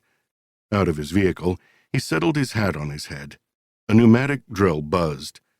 Like Taggart, Larry Summers had been big for his age when he was a kid. Both had worked in their stepfather's garages by 5th grade. In the early days, Taggart handed the old man tools and swept floors. By the time he was 14, he was changing oil and transmission fluids, plugging tires, or swapping spark plugs. His stepfather had wanted him to take over the garage, but he'd run off to the Marines right before his 18th birthday.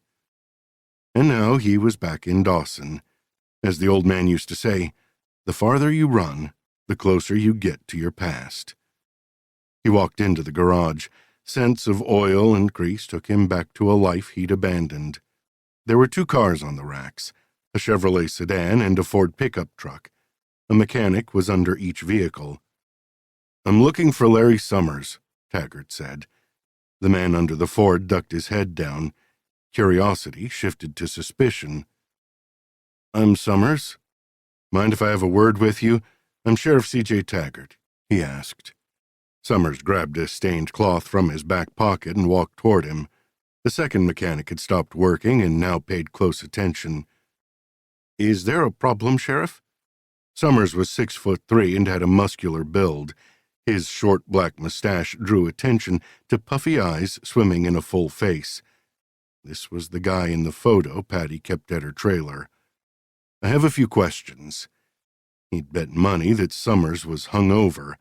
A crushing headache might have slowed him down, but Taggart didn't underestimate the danger.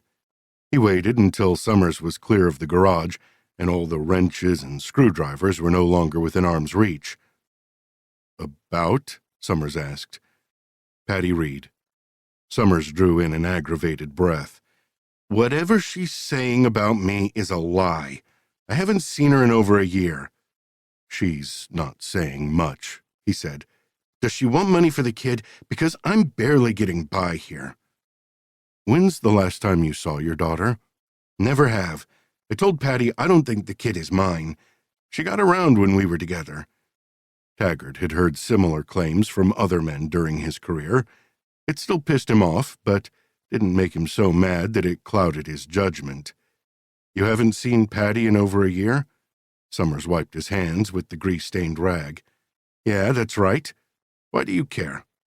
"According to the police reports, you threatened to kill her if she pressed for child support. She's also threatened to file a restraining order against you." "She never did that." "But she did call the cops. You bruised her arms and her face." "She fell. She was clumsy." "I read the report. The arresting officer said you have a history of drinking and getting into fights." "Sure. I like a few beers after work. That's not against the law." "When was the last time you were in Dawson?" 6 months, maybe. There are good bars there." "And you never happened by the diner where Patty works?" "I don't give a shit about Patty or her kid. We broke it off over a year ago. Again, why are you here? I've got to get back to work. Patty worked at the Mountain Music Festival over the weekend. Okay. Where were you this weekend?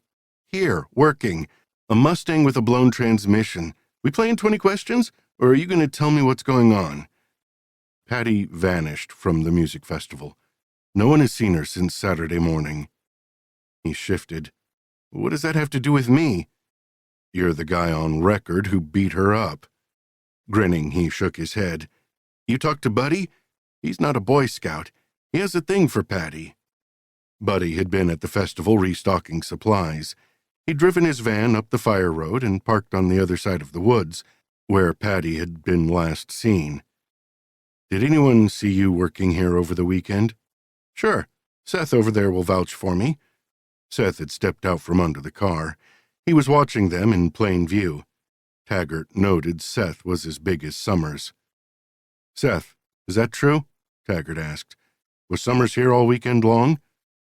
That's right, Seth said, as if the answer had been rehearsed. We worked side by side all weekend long. Guy was never out of my sight. Even when he went to the John? Taggart countered. You know what I mean, Seth said. He didn't leave the garage. For now, there wasn't much he could do, but he was sure that both men were hiding something. Can I search the garage? When you get a warrant, Larry said. I'll call in a request now. My deputy will deliver it. Both men glanced at each other.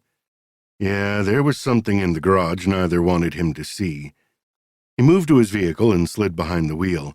He reached for the radio and called into the office. Brenda, I need you to call the judge and get me a search warrant. He explained where he was and who he was talking to. When he rose out of the car, both men's stony features telegraphed their anger. We have work to do, Summers said. We don't have time for this. The work will have to wait. I want you boys to stay right where you are. Seth pulled a pack of cigarettes from his pocket. He fished out a cigarette and a plastic lighter from the packet. This is bullshit. Boys, I don't have a beef with either of you, but I'm looking for a missing girl. I haven't seen her, Summers shouted. I'm going to have to be convinced of that, Taggart said. And it's going to take a search of the property before I'm convinced you aren't part of this. Go ahead and search, Summers said. There's no woman here. I'll wait for my deputy and the warrant. I don't want there to be any misunderstanding if we end up in court. Look, man, Seth said. I got weed and some coke, but no chick. Kidnapping and murder are different levels of trouble. Yes, they are, Taggart said. Don't you agree, Larry? I didn't hurt Patty, he said. We'll find out. The three of them sat in the warm spring air. Taggart craved a cigarette. He reached in his pocket and settled a cigarette between his lips. He lit the tip and inhaled. This morning he'd promised himself this was his last pack, but already he'd decided to pick up a new carton on the way home. This case was going to be a ball-buster. They waited 2 hours before Deputy Paxton arrived with the search warrant. Out of his car, the deputy settled his hat on his head. Larry? Seth? Then he looked at Taggart. I've known these boys for years. The community in this part of the world was small and tight-knit. Right now, Taggart was the outsider. You have the search warrant? Paxton produced the slim piece of paper. Then, in a lower voice, he said to Taggart, Judge doesn't want you on a fishing expedition, just anything related to Patty.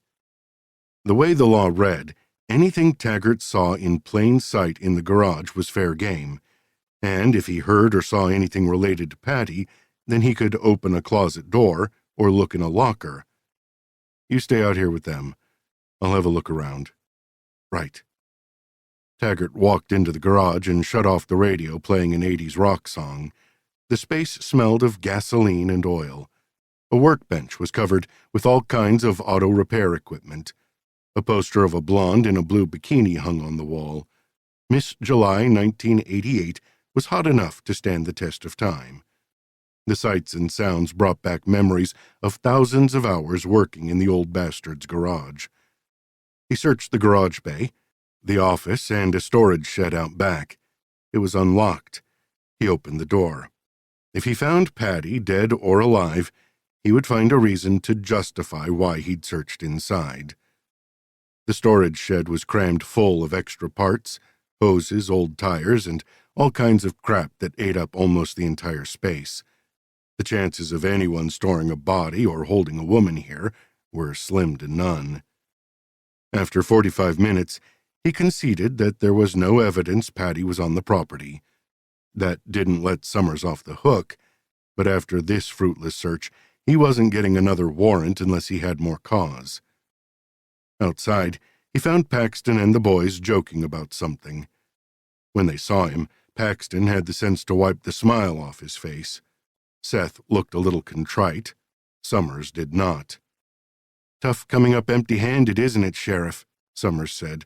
"I could have told you she's alive and well. Mark my words, she's hanging in a hotel room with someone from the festival. She always liked the artistic types." The car radio buzzed. Irritated, Taggart grabbed it. "What is it, Brenda?" "We got another call about a third missing woman." His body stilled. "Who?" "Deborah Jackson. She never showed up to work or school yesterday." "Who called in the report?" "Her younger half-sister, Marcia Sullivan. She's 16, a minor." "Where's the mother?" "Miss Sullivan says their mother is out of town with the stepfather. Deborah lives alone in a trailer, moved out of the family home last winter. The high school called looking for Deborah, and the sister covered for her. But Marcia got worried and called Deborah's boss. Deborah hasn't been seen since she left for the concert late Friday evening." He rolled his shoulders as tension wrapped around his neck. "Okay, I'm on my way back. Another thing, her unit is down the street from Patty Reed's trailer." Chapter 27. Sloane. Monday, August 18th, 2025, 3 p.m. Back at the cabin, the afternoon sun had softened. What filtered through the trees didn't quite reach the cabin's interior, and the few table lamps and single overhead fixture didn't brighten the drab room. I dragged Taggart's recliner toward the window, hoping to see better as I settled in the chair to reread the digitized police reports detailing his visit to Larry Summers' garage. Maybe most would be upset reading a father's callous words about his daughter, but I wasn't upset.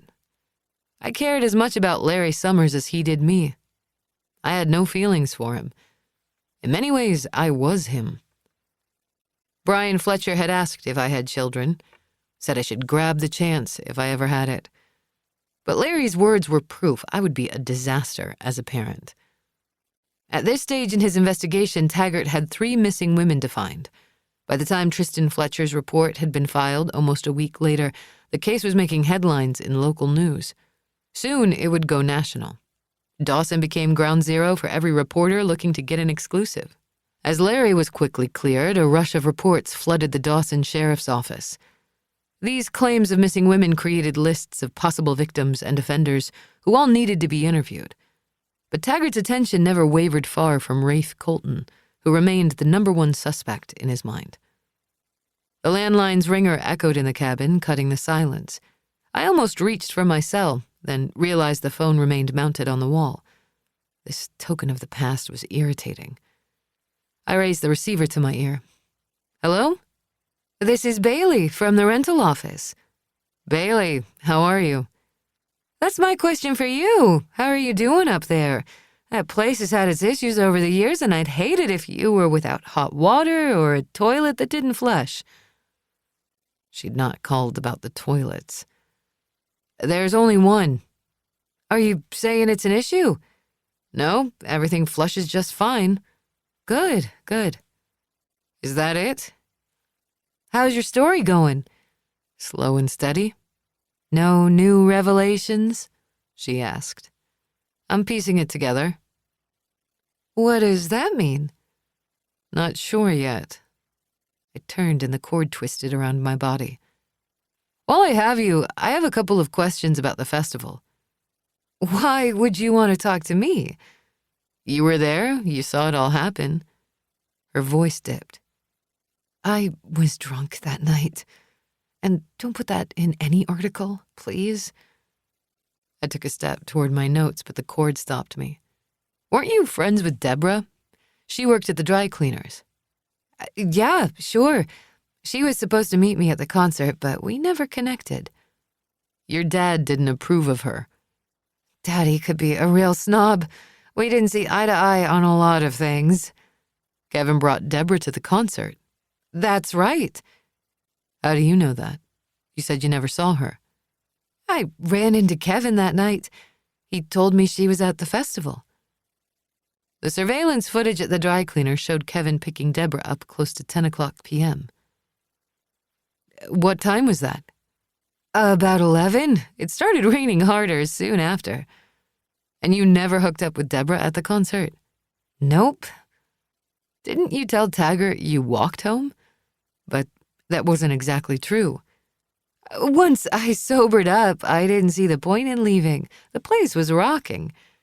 Did you see Buddy? Yeah, he was at the hamburger tent when I stumbled over there to get a burger. Was Patty there? She was, but right after she served me, she took her break. What time was that? Close to midnight? Did you see a blonde working with Patty? I don't think so, but who knows? Bailey wouldn't have been the type to notice burger stand workers. What about Kevin Pascal? Mr. Security Guard. He was around, puffed chest, looking like he was it. Before I could ask another question, she said, Do all these little details really matter? They're filling in pieces of the picture. Be careful you don't let the case drive you crazy like it did Taggart. The man was obsessed for the rest of his life. How so? He was seen walking in the woods near the farm. He spent a lot of time in the depot as if he expected Patty or Deborah to return. Why do you think he finally killed himself?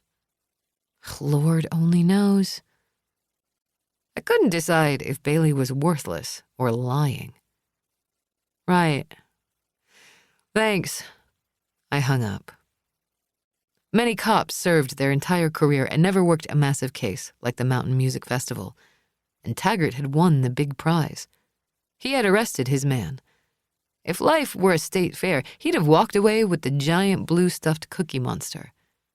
But he'd not wrapped up all the loose ends. And I'd seen loose ends and unanswered questions lead to obsession and self-destructive behaviors.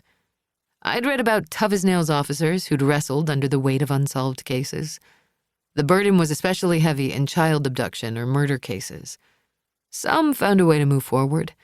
Others lost their sanity. Most thought my obsession with this case was fruitless, more about ego and cliques than justice. In their minds, what difference would it make? Yeah, sure, a dying man wouldn't go free, but what harm could a guy like that do now? Even if I hit the bullseye, I wasn't winning a first-place prize. My carnival reward amounted to a cheap plastic keychain or a rubber bouncy ball soon tossed in a junk drawer or the trash. But I didn't care. The critics could eat it. I was here for the dead. Chapter 28. CJ Taggart. Wednesday, May 25th, 1994, 9 a.m. 4 days after.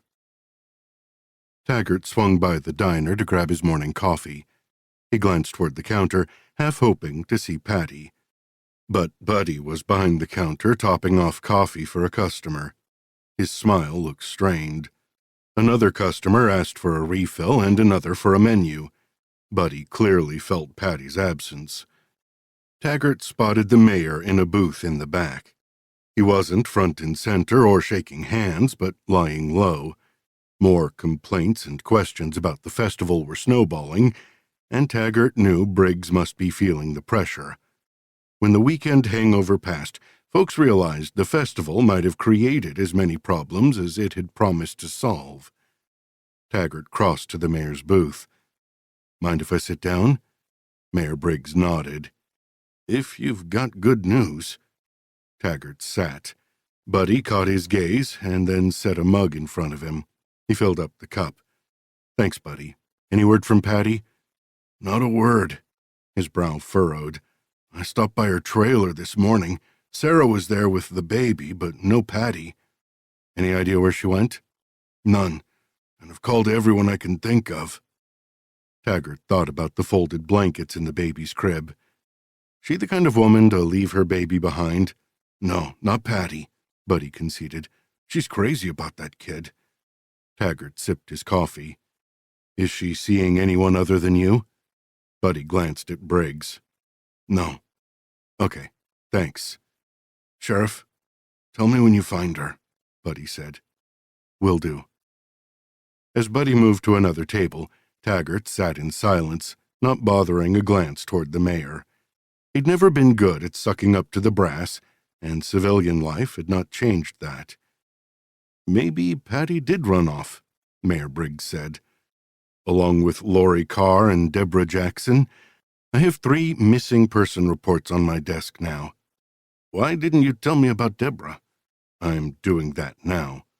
I don't know Lori, but Deborah doesn't have the best home life. The mayor drummed his fingers against the side of his mug, as if flipping through a card catalog of excuses. I hear Deborah is doing well on her own, and Lori's aunt said she always checks in. 3 single women. Maybe they're partying together, the mayor grunted. This isn't a 5-alarm fire. The mayor's easy dismissal of the women irritated him. It's a pattern I don't like. The mayor pushed his half-eaten plate of food away. Don't get over your skis, Sheriff. There were thousands of people at the event, and the fact that 3 are missing doesn't mean much yet. They'll turn up. Just you wait and see. And if they don't? From what Colton told me yesterday, the festival brought in a lot of money. Dawson's going to see a big check, and he said the music reviews in the papers were good. He said it's a matter of time before other music festivals are looking at us. This is going to be big for Dawson. Taggart said, Have you seen the money? Not yet. That kind of thing takes a little time. Briggs sipped his coffee. Don't tarnish Dawson's reputation. I'm going to keep looking for these women. Try to be discreet. That's going to be easier said than done. Sarah Grayson called a local reporter. She's trying to get interviewed. His face paled. Does she know about Deborah or this guitar girl? Sarah and Monica Carr spoke at the station. Shit. This is a small town, and rumors run through Dawson like wildfire. Good. The mayor tossed his balled-up napkin on the plate. What's good about it? The more people who know about the 3 missing women, the more tips I receive. I'm considering a press conference.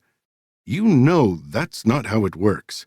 Every nutjob and his brother are going to be calling the station and reporting a sighting. That happened 5 years ago when the Taylor boy went missing. The Taylor boy had been a 5-year-old who'd wandered off from his parents' campsite. I heard about that case. One tip from a couple of hikers led to his rescue. That's how it goes. Needle in a haystack. That's not very efficient. Solving crime isn't an easy process. Crime. The mayor leaned forward and dropped his voice. We're not talking about a crime. We're talking about 3 girls out of thousands who got a wild hair and took off. 3 young women who were known for being reliable, and now they're gone. They'll turn up. Taggart wasn't so sure. He took 2 more gulps of coffee. Monica had said Deborah had broken up with Kevin Pascal. Time to track him down. Taggart found Kevin Pascal working security at the local furniture plant east of town. Rumor had it the company was going out of business, and everyone there would be out of a job soon. Kevin had been hired to make sure none of the exiting employees did any damage or hurt the management. Inside, Taggart found a receptionist sitting at a small brown desk. She was in her 60s, and he was willing to bet she'd worked there most of her life. Her smile was tired, as if she knew the job was going away. I'm looking for Kevin. Without much fanfare, the receptionist picked up her phone and dialed. 5 minutes later, Kevin emerged in a security guard uniform. Kevin, Taggart asked. Kevin didn't appear surprised to see the sheriff as he walked up to him. His hand was outstretched. "Yes, sir. What can I do for you?" "I got a call from Marcia Sullivan. You know her?" Kevin cleared his throat. "Yeah, I know her. Marcia said her sister Deborah is missing." His smile disappeared. "What do you mean, missing? I dropped Deborah off at the music festival Friday night. Her car was parked in front of the dry cleaners this morning." "You drove her?" "Yeah, you saw me. I was working the event." "I saw you. You know traffic was going to be hellacious, and I had a parking spot. I offered to drop her off at the front gate." "What were you doing at the dry cleaners?" "Picking up my uniform. The call to work the festival security was last minute." "Last minute?" Colton had said security was all lined up. "My boss called and said he had a request for security, and he was rounding up men. I rushed to get my uniform from the dry cleaners. I offered Deborah a ride." "What did you think when you and Deborah arrived at the festival?" "The event was a crush. Poor boarders, a security nightmare." "Did you and Deborah hang out together at all?" "We grabbed a quick picture, and then I had to get to work. I saw a fight that needed to be broken up. Deborah went looking for her sister." Many guys like Kevin wanted to be cops. Most failed some portion of the entrance exam, and often saw their job as a kind of deputization. Taggart found if he treated them as equals, they were very helpful. "Can you give me a report on the event?" He shifted his stance and hooked a thumb in his belt. "Lots of theft, pickpockets, and snatched purses. I stopped a couple of guys who were getting handsy with drunk girls, and there was a small container fire near the woods." "Fire?" "Folks filled an old metal drum with wood and set it on fire near the woods. They were trying to keep warm. It wouldn't have been an issue, but the fire was so close to the tents and the trees. We were getting rain, but, it was dry as a bone for weeks. I made them put it out." "That wasn't the big one?" "No, that came later, about 1 a.m. Taggart hadn't seen the first fire, but there was a lot he'd missed that night. "Anything else?" "I patrolled. There were kids trying to get on the stage to see the band. Had to chase them away. Then there was the basic urinating in public or indecent exposure." "Good work. And you never saw Deborah?" He shook his head. "I wished her a good evening, and she vanished into the crowd." "Was she meeting anyone other than her sister?" "Yeah, her friend Bailey Briggs." "Bailey. Blonde? Petite?" "Yeah, she and Deborah go to high school together. You know her?" "Came across her at the event. Hard to keep Bailey down for long. She's always on the move." "Those two tight?" "I don't know if they are super friendly, but they both love music and wanted to see the bands. I hear Deborah works pretty hard. She's driven. Her stepfather is a bit of a douche. She moved out last fall." "When did you two break up?" "January." "Can I ask why?" "I don't see why it matters. She wanted to go to college. I wanted to stay local and keep doing what I love to do." "You like the security work?" "It's temporary. I want to get into the police academy." "Have you applied?" "Once, last year. Blew the shooting exam, but I've been practicing." "Keep at it. The admissions offices always like the guys who are hard workers." "Well, I do work hard." He leaned forward as if they were sharing confidential information. "Mind if I ask why you're looking for Deborah? I mean, she's over 18 and is independent." "Marcia says she missed work and school."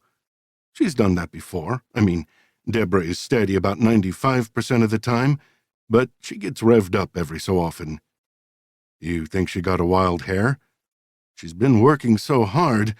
She didn't get into her first choice of college and had to accept her second choice. She was disappointed.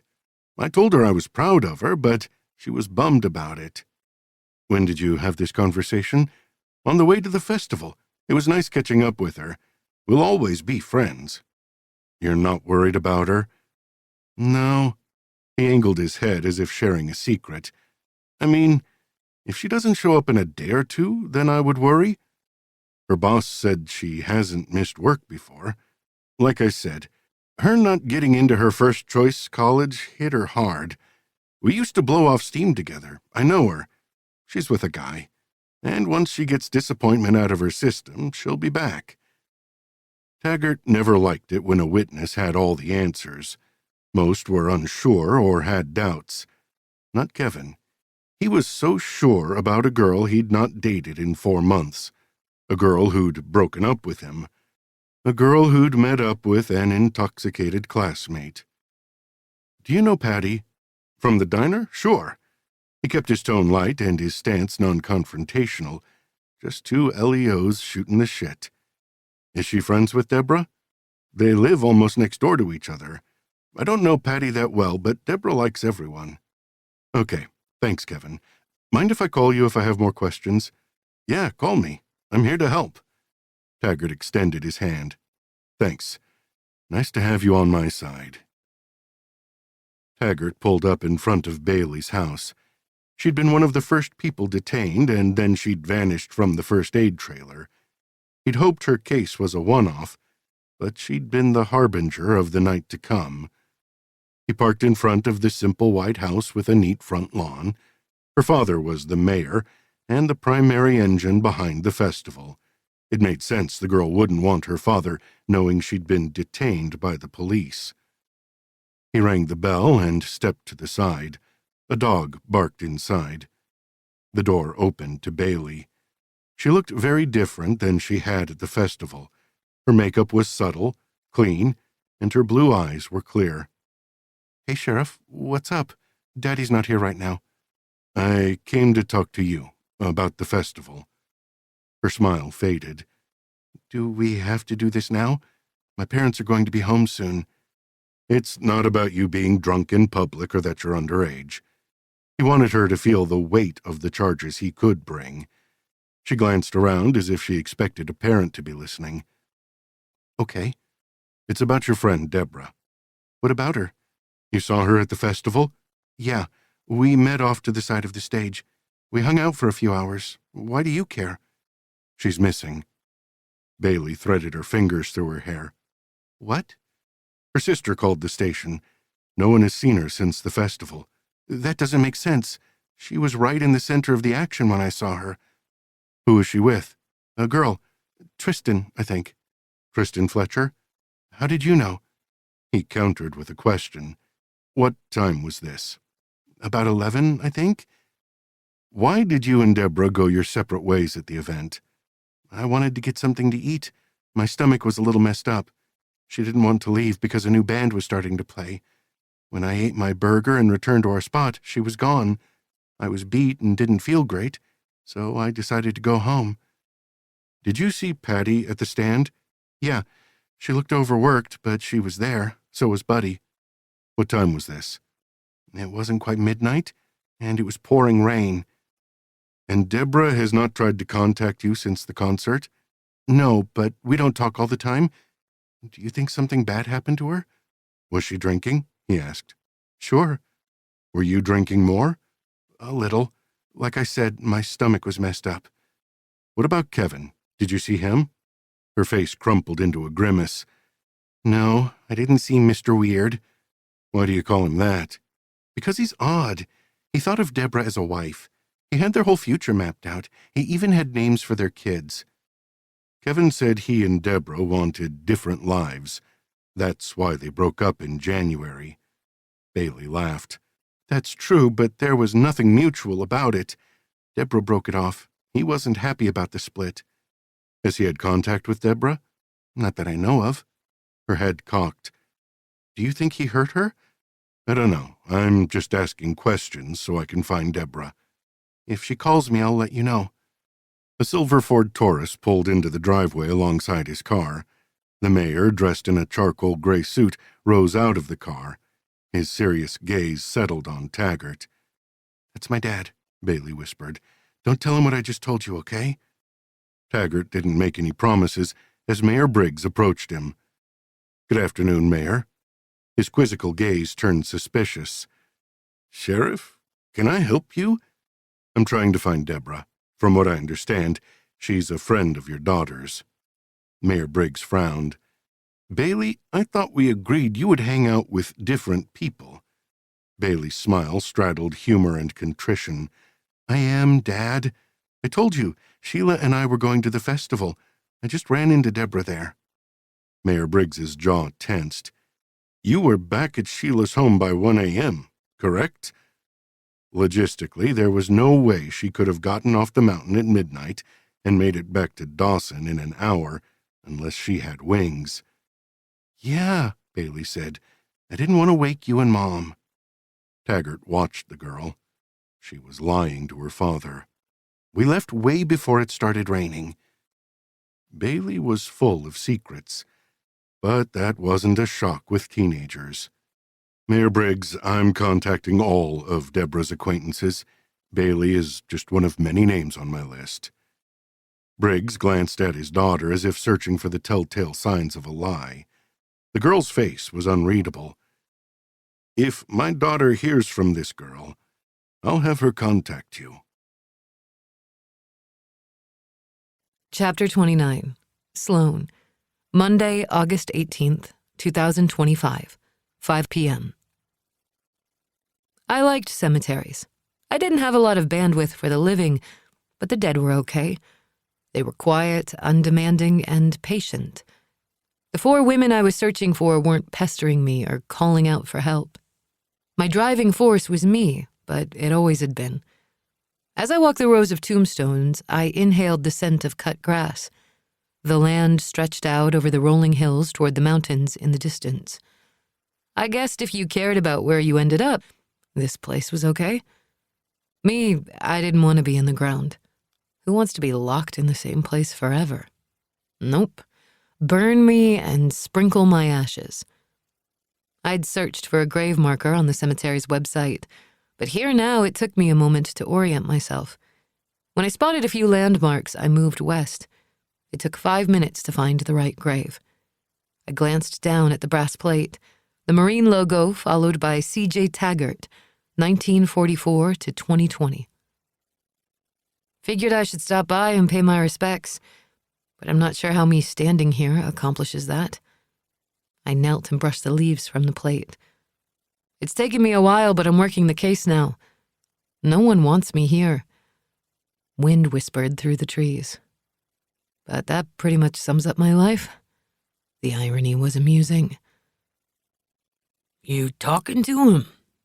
The question came from a man standing at a fancier grave up ahead.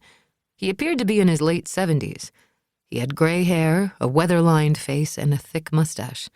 He wore khakis and an ironed white shirt. "I am. Who are you?"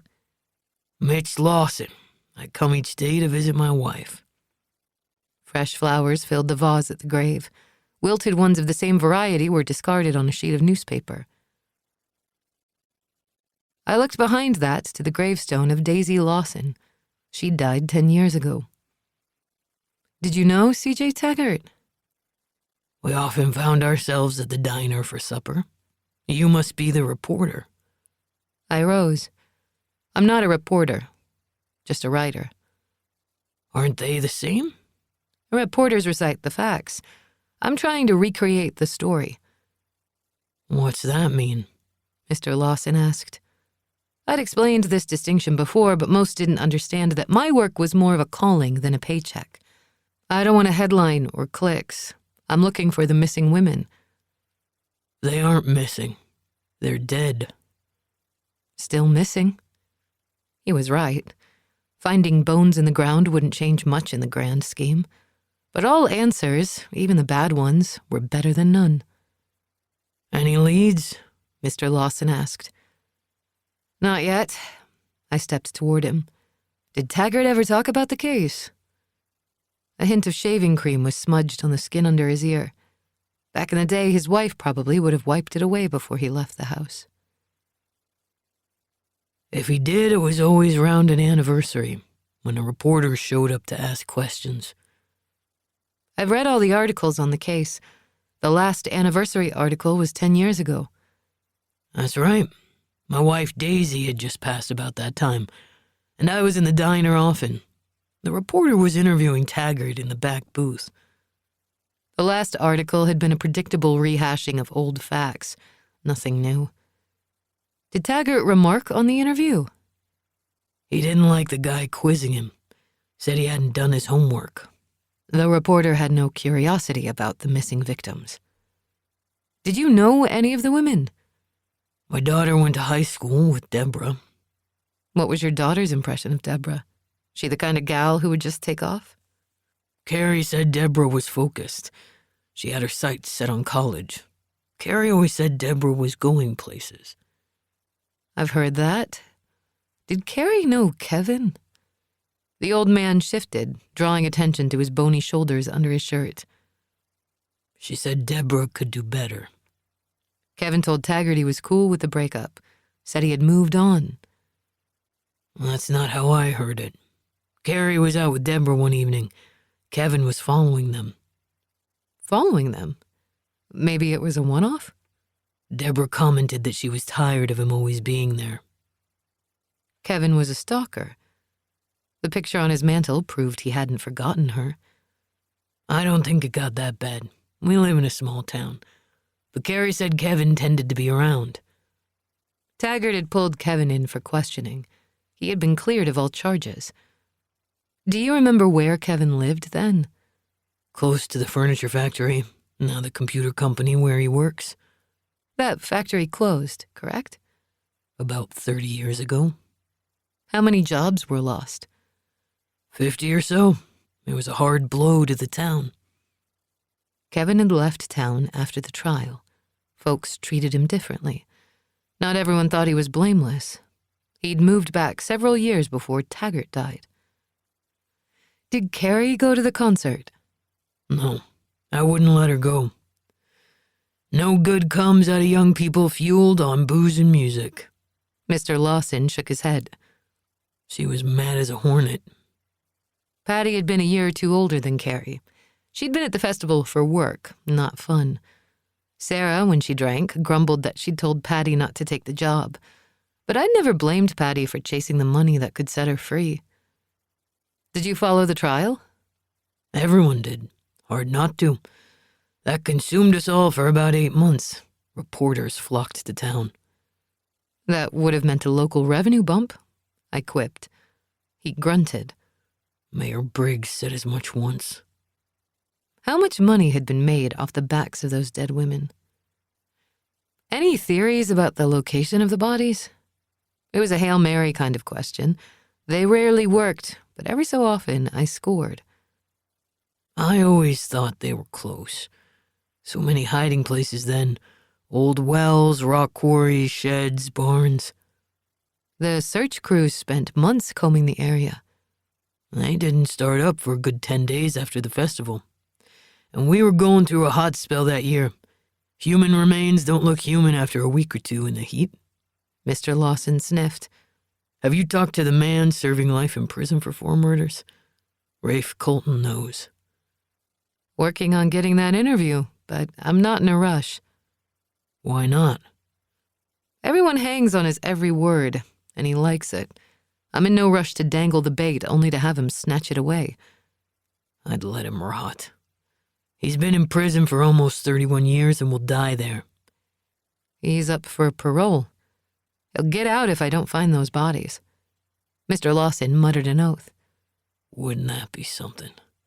He gets out because Taggart didn't find the bodies. I wondered if Taggart was turning over in his grave. Colton's aware that I'm working on this article. It's nice to think he has plenty of time in his cell to think about what I'm writing about. I want him to wonder, and maybe worry a little longer. He chuckled. You don't look troubled. I'm not. Taggart used to say his greatest wish was 5 minutes inside Colton's mind. Do you think that's what got to Taggart? He never uncovered all his answers, and it really bothered him.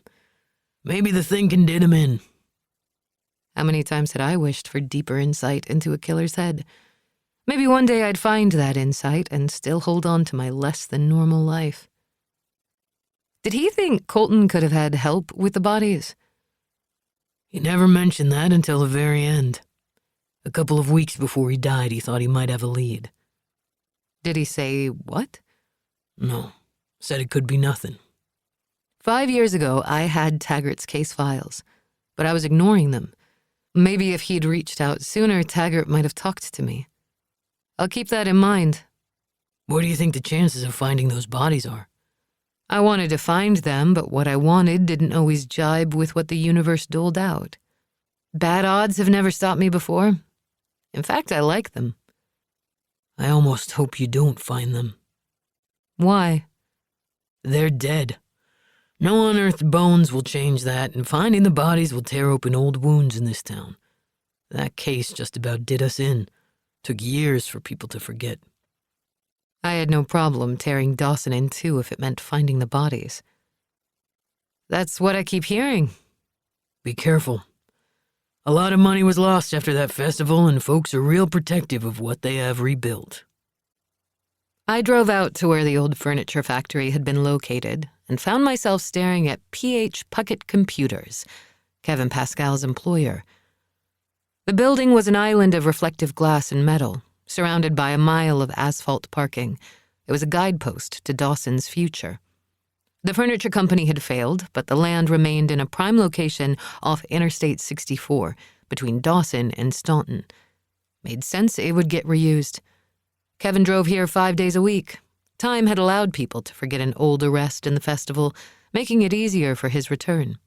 He'd come full circle. I was convinced the abductions were a two-person job. For years, Taggart had not second-guessed his investigation.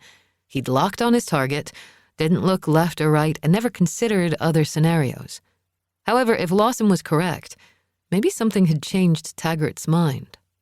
Whoever had helped Colton had been an unexpected accomplice. There'd been a report of a scream from the woods. Multiple people had seen Colton at one point or another during the evening. There'd not been long enough gaps for him to abduct 4 women.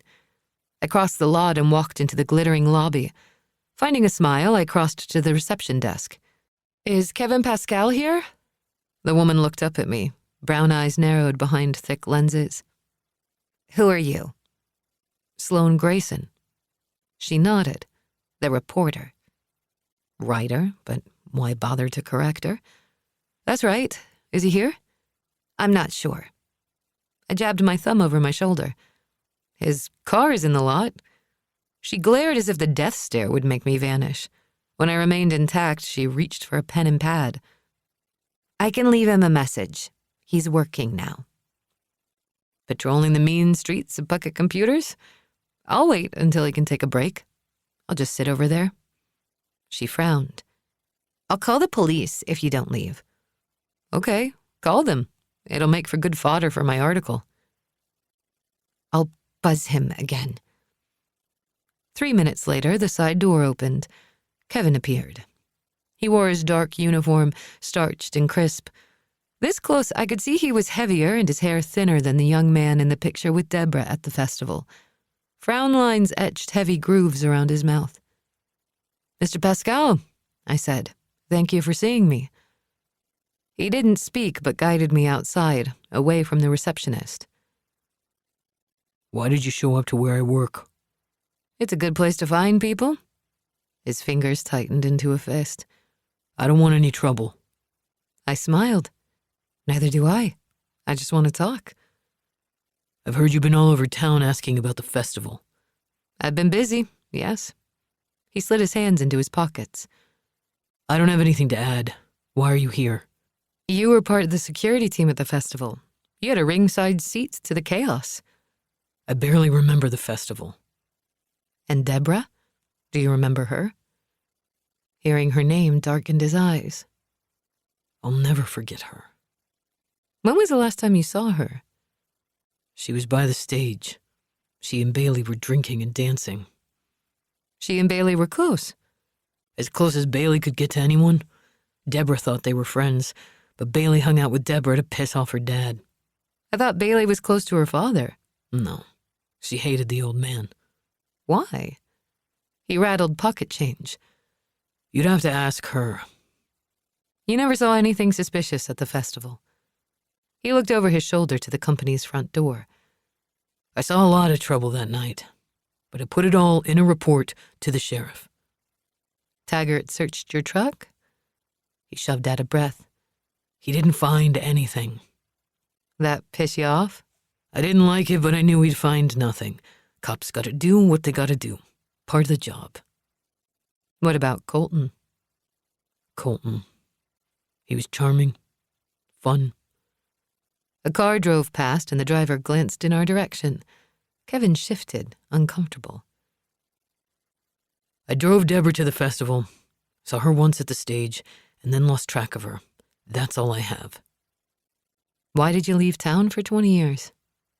Hard living here after the festival. The festival was a raw wound for a lot of years. And you came back when the coast was clear? His lips thinned. Yep. This place is home. What's the deal with the barn on Miller Road? His jaw pulsed. What do you want to know? It's falling in on itself. Used to be part of a large farm. You used to go there when you were younger? What kind of question is that? But just asking. Did you take Deborah there when you dated? Sure. We camped out there a couple of times. Why does that matter? Was it searched when the women vanished?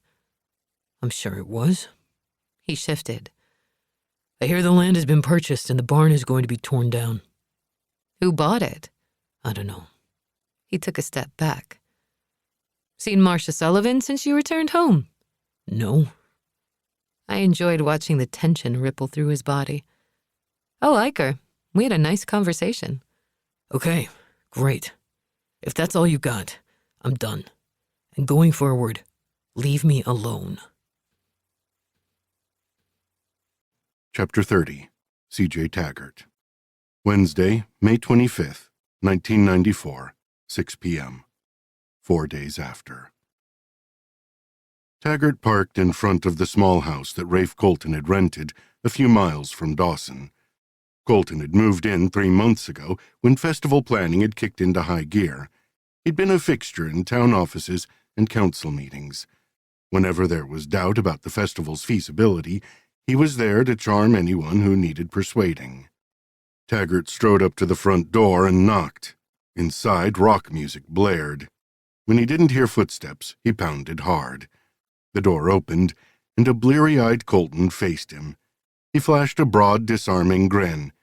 "Sheriff, hey, the cleanup crews should be on site any minute. I was there midday and didn't see anyone." 4 days after the festival ended, the Nelson farm looked like a garbage dump. Trash, clothes, and shoes littered the trampled ground. Colton's smile softened with contrition. "I know my people have been slow, and that's on me. I've been on the phone with Briggs telling him the same." Few guys like Colton served in combat, and when they did, men died. "Like the security team you hired for the event?" Colton held up his hands in surrender. "That wasn't my fault. I had a contract with the company. They screwed me. I hear you called Woodward in a panic on Friday looking for men." "That isn't true. I called months before. They lost the paperwork. That wasn't my fault." "It was your job to make sure that security was covered." "I know. I fucked up. Buck stops with me. But the festival is over, and there were no major disasters. I'll do better next time. I learned valuable lessons. Rapes, robberies, and missing women. I'd say there were several disasters. There's always someone that goes MIA after an event like that. Too many drugs or too much booze distorts their brains for a while. Then they clean up and stumble home. Rapes and robberies happen anywhere, anytime. These missing women aren't fools." He grinned. "Everyone has it in them. We all go nuts from time to time. It's being human, right? I looked you up in the system, and you found charges against me. I'm no choir boy, and flirting with the ladies is part of the job when you're in entertainment." The grin returned. "Chicks love music, man."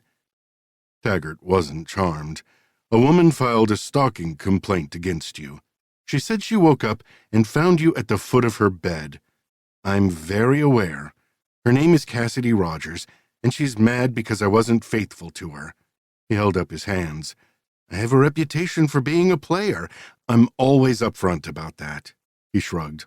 "It pissed her off, and she decided she needed some revenge. Cassidy said you climbed on top of her. She said you put your hands around her neck and threatened to strangle her." And the investigating officer found no marks on her neck, did they? They did not. Because I didn't try to hurt her. She invited me over, accused me of cheating. I talked her down and into bed, and then she lost her shit. The officer had insisted on executing a rape kit, and Ms. Rogers had agreed. Colton's semen had been found in the woman, but there'd been no signs of vaginal bruising. There'd also been no indication of trauma on her body. Colton could be telling the truth. Had the woman filed her complaint to get back at him? She wouldn't be the first. Or Colton had been acting out some of his darkest fantasies when he'd put his hands around the woman's neck. Without squeezing, he might have been curious if her pulse would quicken or her breathing speed up. For whatever reason, he could have lost his nerve. That incident had occurred 3 years ago, and there'd been no formal complaints since. Still, 3 years was a lot of time to refine his fantasies and bolster his nerve to kill. Colton leaned forward a fraction as if they were pals. "What do you want from me, Sheriff? I'm not a great administrator. Guilty as charged.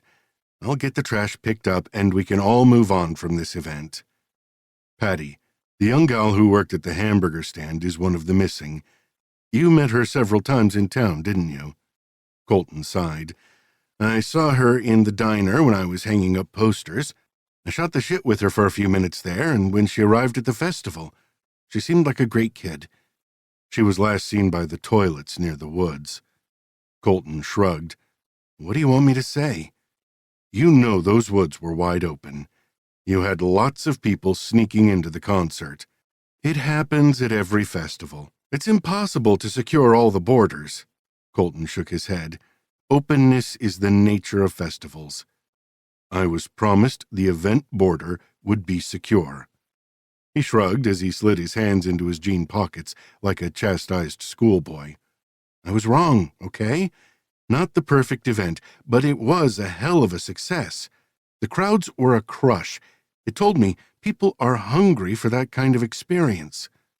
"Do you have final numbers on the event?" All Taggart had at this point were estimates. "We sold all the tickets, but we had twice, maybe 3 times the estimates." "You estimated 500 people. There were at least 2,000 at the festival." "Wow, I didn't realize." He sounded pleased. "I knew we'd done well, but not that well. The bands loved it, and the music producers in the crowd loved the vibe. Great feedback from the trade magazines and reviews in the local papers." Taggart had read the reviews and newspaper articles. They'd focused on the bands, the music, and the crowd's energy. The rain had been mentioned, but not the sucking mud, dwindling food, and troubles in the woods.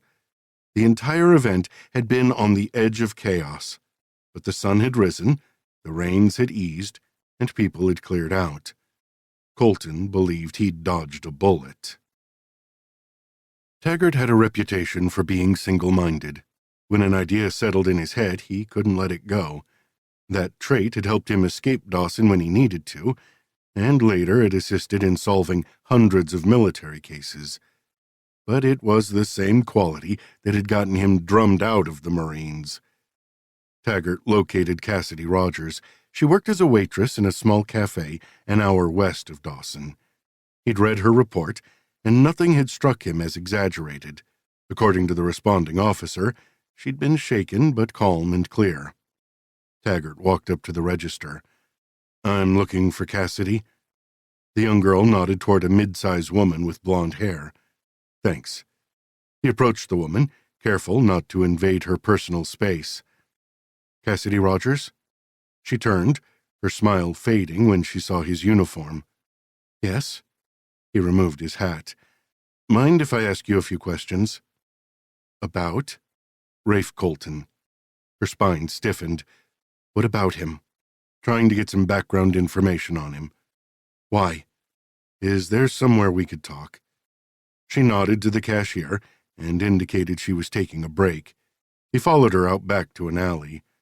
"What has Rafe done now?" "Nothing that I know of, but I want to know more about him." "He must have done something." She folded her arms. "He's in the center of another shitstorm." "Why do you say that?" You must have an idea of my history with him, or you wouldn't be here. She inhaled. I read a small article in the paper yesterday. A girl is missing after the Mountain Music Festival. It's 3 girls now. She rolled her head. I'm sorry to hear that. What's your history with Colton? You read the reports. I want to hear it from you. A silence settled over her. Going backward was never easy for him, and he guessed her as well. I met him at a concert. He was repping a local band that I liked. We hit it off. We had a one-night stand, and life went on for me. But not for him. I kept running into him. He always seemed to be at the cafe, or across the street, or at the grocery store. Creeped me out, and then I didn't see him for a couple of weeks, until I woke up in the middle of the night and found him at the foot of my bed. He was on top of me in a second. The medical report said that you had no bruising. He held a knife to my throat, told me to lie very still. He said we would have a good time like we did the first time.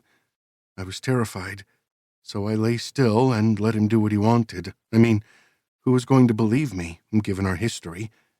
After, I thought he would leave, and that would be that. But he wrapped his hands around my neck. I felt the power in his hands. I hadn't looked at him before, but now I had no choice. His eyes looked black. He could have strangled me, and I couldn't do anything about it. And he just stopped? My roommate came home. We both heard her in the living area, which was off my room. He let go of me and kissed me on the lips.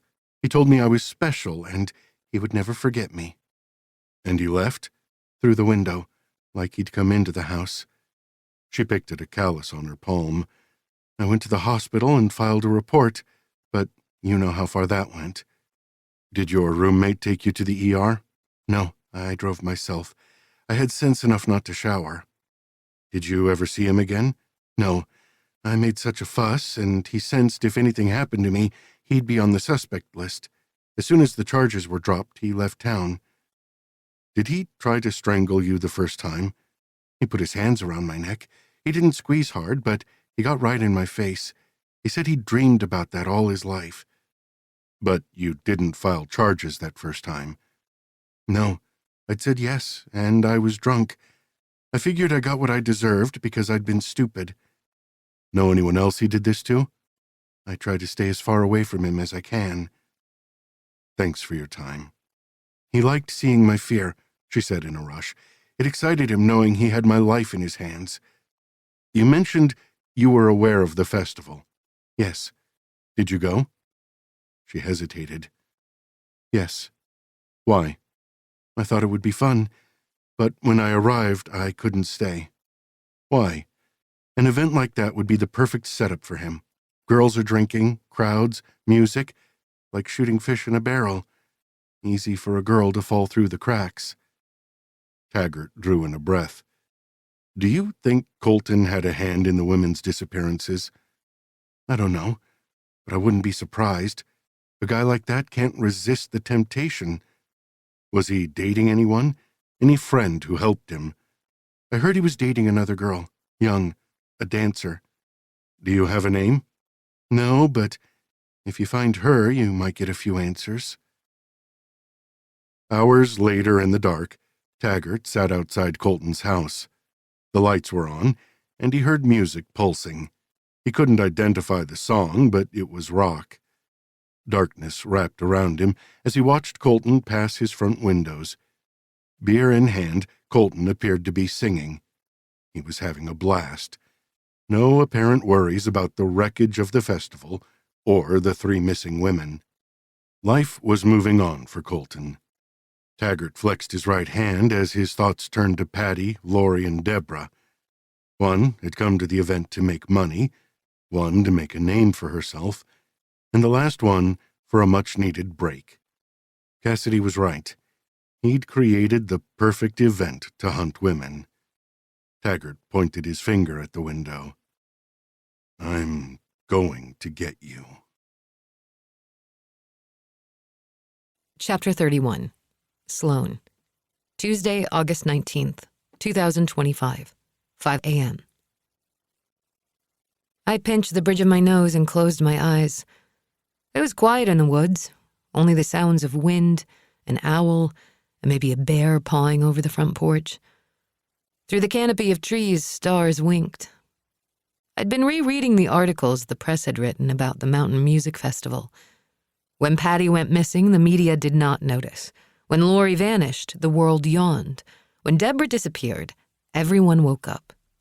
3 was a pattern, and stories spun around repetition. Taggart held his press conference on a Sunday, 9 days after the festival ended. 1 day after Taggart's press conference, Brian Fletcher arrived at the police station to report his daughter Tristan missing. Tristan Fletcher, the dancer. Cassidy Rogers had said Colton had been dating a young dancer. Colton had been around a lot of dancers in the music world. Maybe he liked them in general. Long, fit, young bodies were hard to resist. Tristan had been at the festival handing out wristbands. She'd been nearby when Taggart had broken up a fight during the festival. 2 days after Taggart's press conference, Mayor Briggs had insisted to a reporter the women would turn up. Estimates placed 2, maybe 3,000 people at the event. People are bound to get lost in the shuffle. Of course we are searching. And if any of these women hear this, please reach out to the Dawson Sheriff's Office. Dawson is a peaceful town, and this festival was a celebration of life. The mayor was still spinning his positive story. He was a politician, and his job was to sell the town. But when did a positive outlook become negligence? 9 days was a lifetime in the world of a missing person. Their golden hour had long tarnished. My stomach was queasy, and I could feel energy building in me as if a stopwatch embedded in my brain had sped up. Tick-tock. Colton was getting out in 12 days, and I hadn't found an answer. After a quick shower, I dressed and drove into town. I picked up aspirin at the local drugstore across from the depot. As I approached the diner, I saw Paxton enter. Sheriff Paxton liked his routine. He worked Monday through Friday and ate his breakfast here Tuesdays and Thursdays. I walked into the diner and took the seat next to Paxton in the back booth. When he glanced at me, he looked more annoyed than curious. Still working on your article? I am. Callie held up a pot of coffee and I shook my head. Soda? She asked. That would be great, thank you. Coming right up. Found out anything new? Paxton asked. Hard to say. I jostled a couple of aspirin out of the bottle into my palm. I swallowed them. I stare and stare at my computer screen, but don't see the solution. All I need is the one critical piece and it will come together. Paxton lifted his cup. What do you want to know? The blue guitar case, I said. You found it in the woods. That's right. Walk me through it. I had Taggart's version. After the press conference, the case exploded. Taggart and I knew the clock was ticking louder and louder. By then, the clock had expired. The women were dead. Where did you find the case? In the woods. It was lying at the base of a tree, half buried under leaves.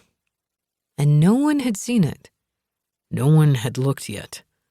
We all kept hoping the girls would be found.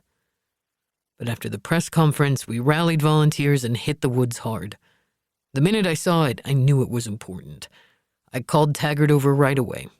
He radioed dispatch and told them to get the county forensics team over. Your prints were found on the guitar case. I let the statement stand. The fact had been lost over time. I picked it up, and then I put it back down. No gloves. I wasn't thinking.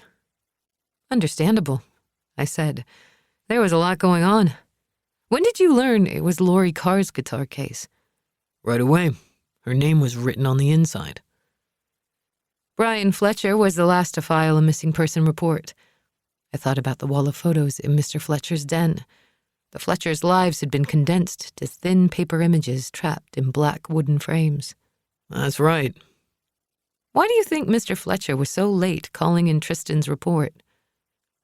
Tristan's sister had told her parents that Tristan was staying with a friend. The sister saw the press conference and panicked. She told her parents she'd not heard from Tristan. Do you believe that? Sure. Why not? Mr. Fletcher didn't realize Tristan was missing for 9 days? The wife was sick with cancer. Families under stress miss details. Mr. Fletcher's wall of photos suggested he was obsessed with details. Cassidy Rogers said Colton was dating a dancer. He dated a lot of women in the entertainment field. Tristan Fletcher was a dancer. Ever wonder if the two hooked up before the festival? No way. Tristan was barely 18 and going to a fancy dance school in the fall. She was too much of a straight arrow to date a guy like that. I keep coming back to the fact that Brian Fletcher was so late contacting the police. Maybe he knew something. Maybe he worried what the cops would discover if he called. We talked to Brian Fletcher for hours. His story never wavered. How do you think Colton got the bodies off the mountain? There were dozens of trailers on site near the stage. I think he stowed them in there and drove off with them after the concert ended. Colton was seen at the location the morning after, right? Showered and clean, looking fresh as a daisy. Does that track with a man who just disposed of 4 bodies? No one realized there was a problem until 3 days after the event. Plenty of time to go back and retrieve the bodies. He shrugged. That's what we thought. I shook my head. Did it bother you that no one, and I mean no one, heard any of the 4 girls screaming or resisting? I lied. It was so crowded, a lot got missed. I think someone lured the women to a place where they could be subdued, and I think that person drove the bodies off the mountain for Colton. Taggart and I believed Colton was the classic lone wolf. Colton had a concert to run, but he still had time to subdue and murder 4 women? That's a busy guy. Colton wasn't too worried about the festival logistics, and he was doing cocaine. It can give a man superhuman strength. Toward the end of his life, Taggart began to suspect Colton had help. Taggart hadn't shared his theory with anyone other than Mitch, but I wasn't above passing that bit of news around town. Did he ever run those theories past you? He never said anything to me about it. He sipped his coffee.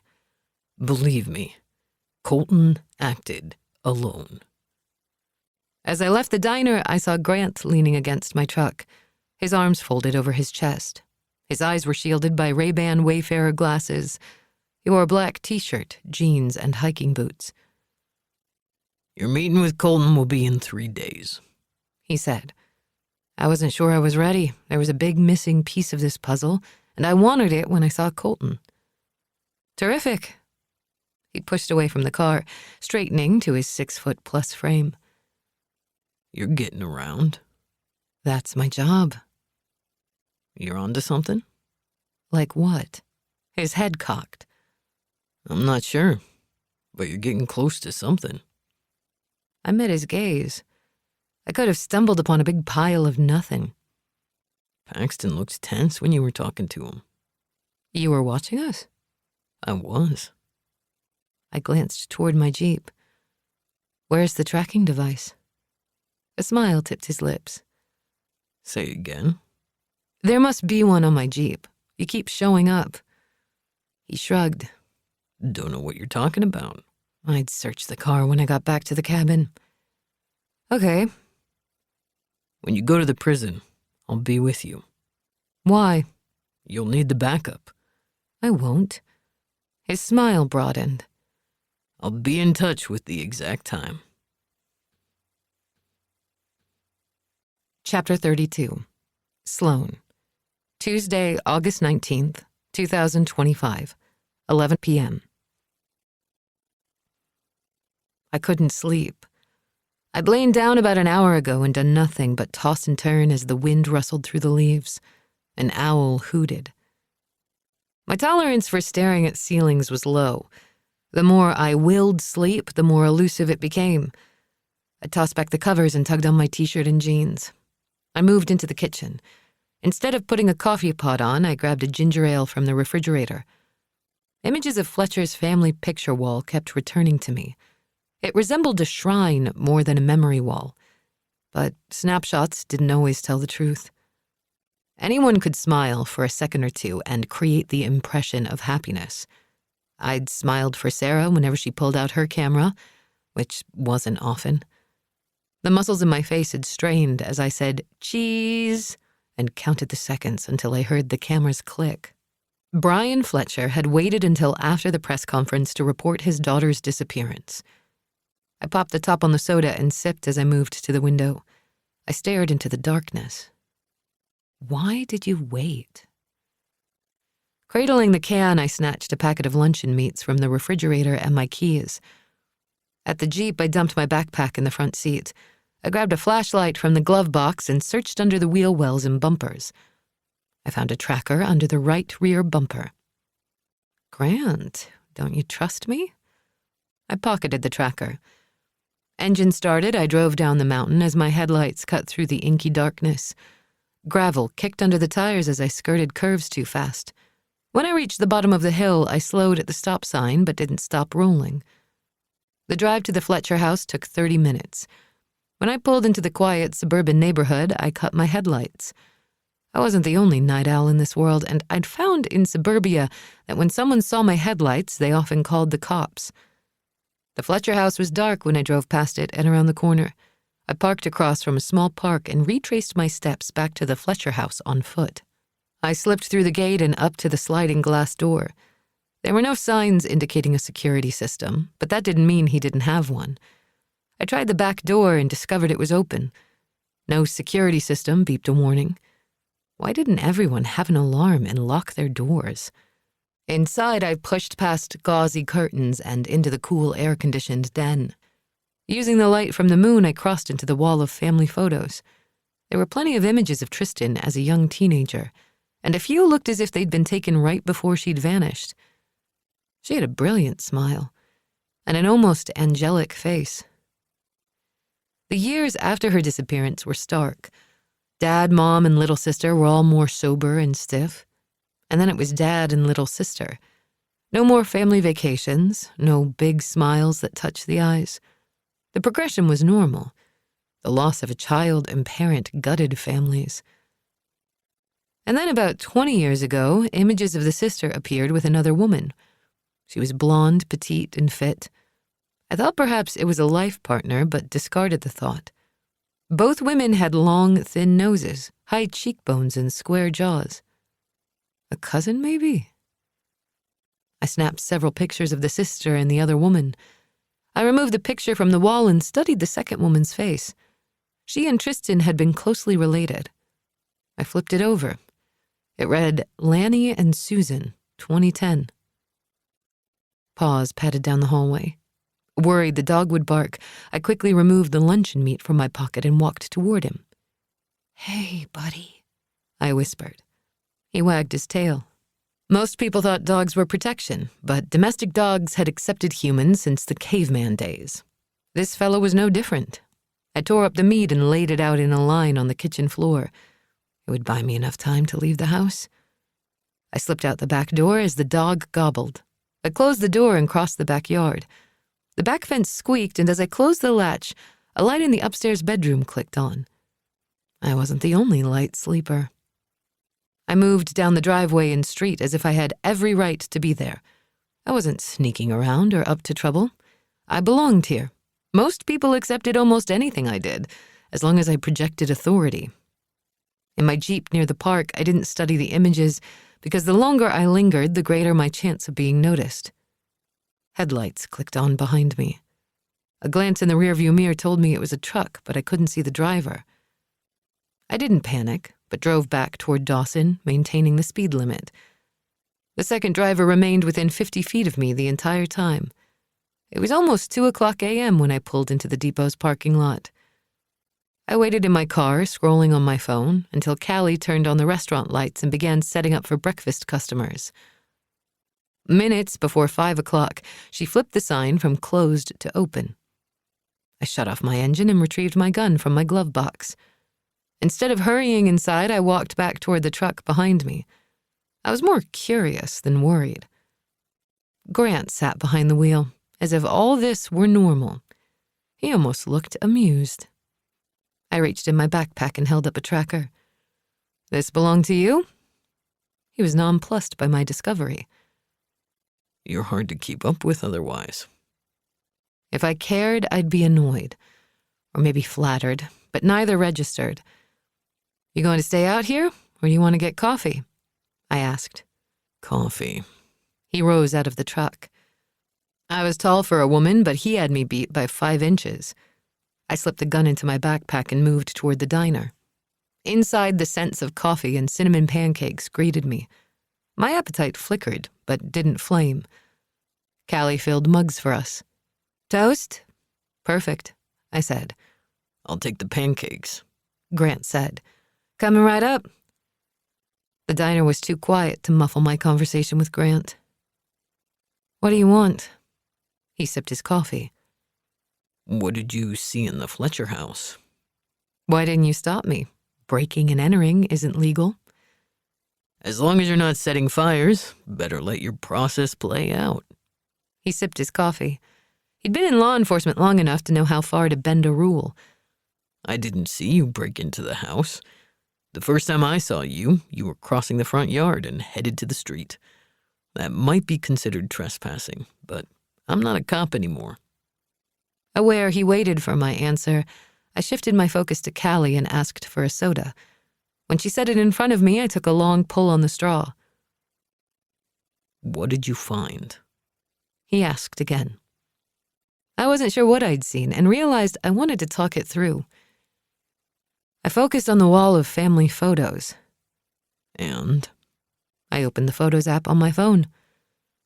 Tristan's younger sister, Lanny, was photographed with another woman about 20 years ago.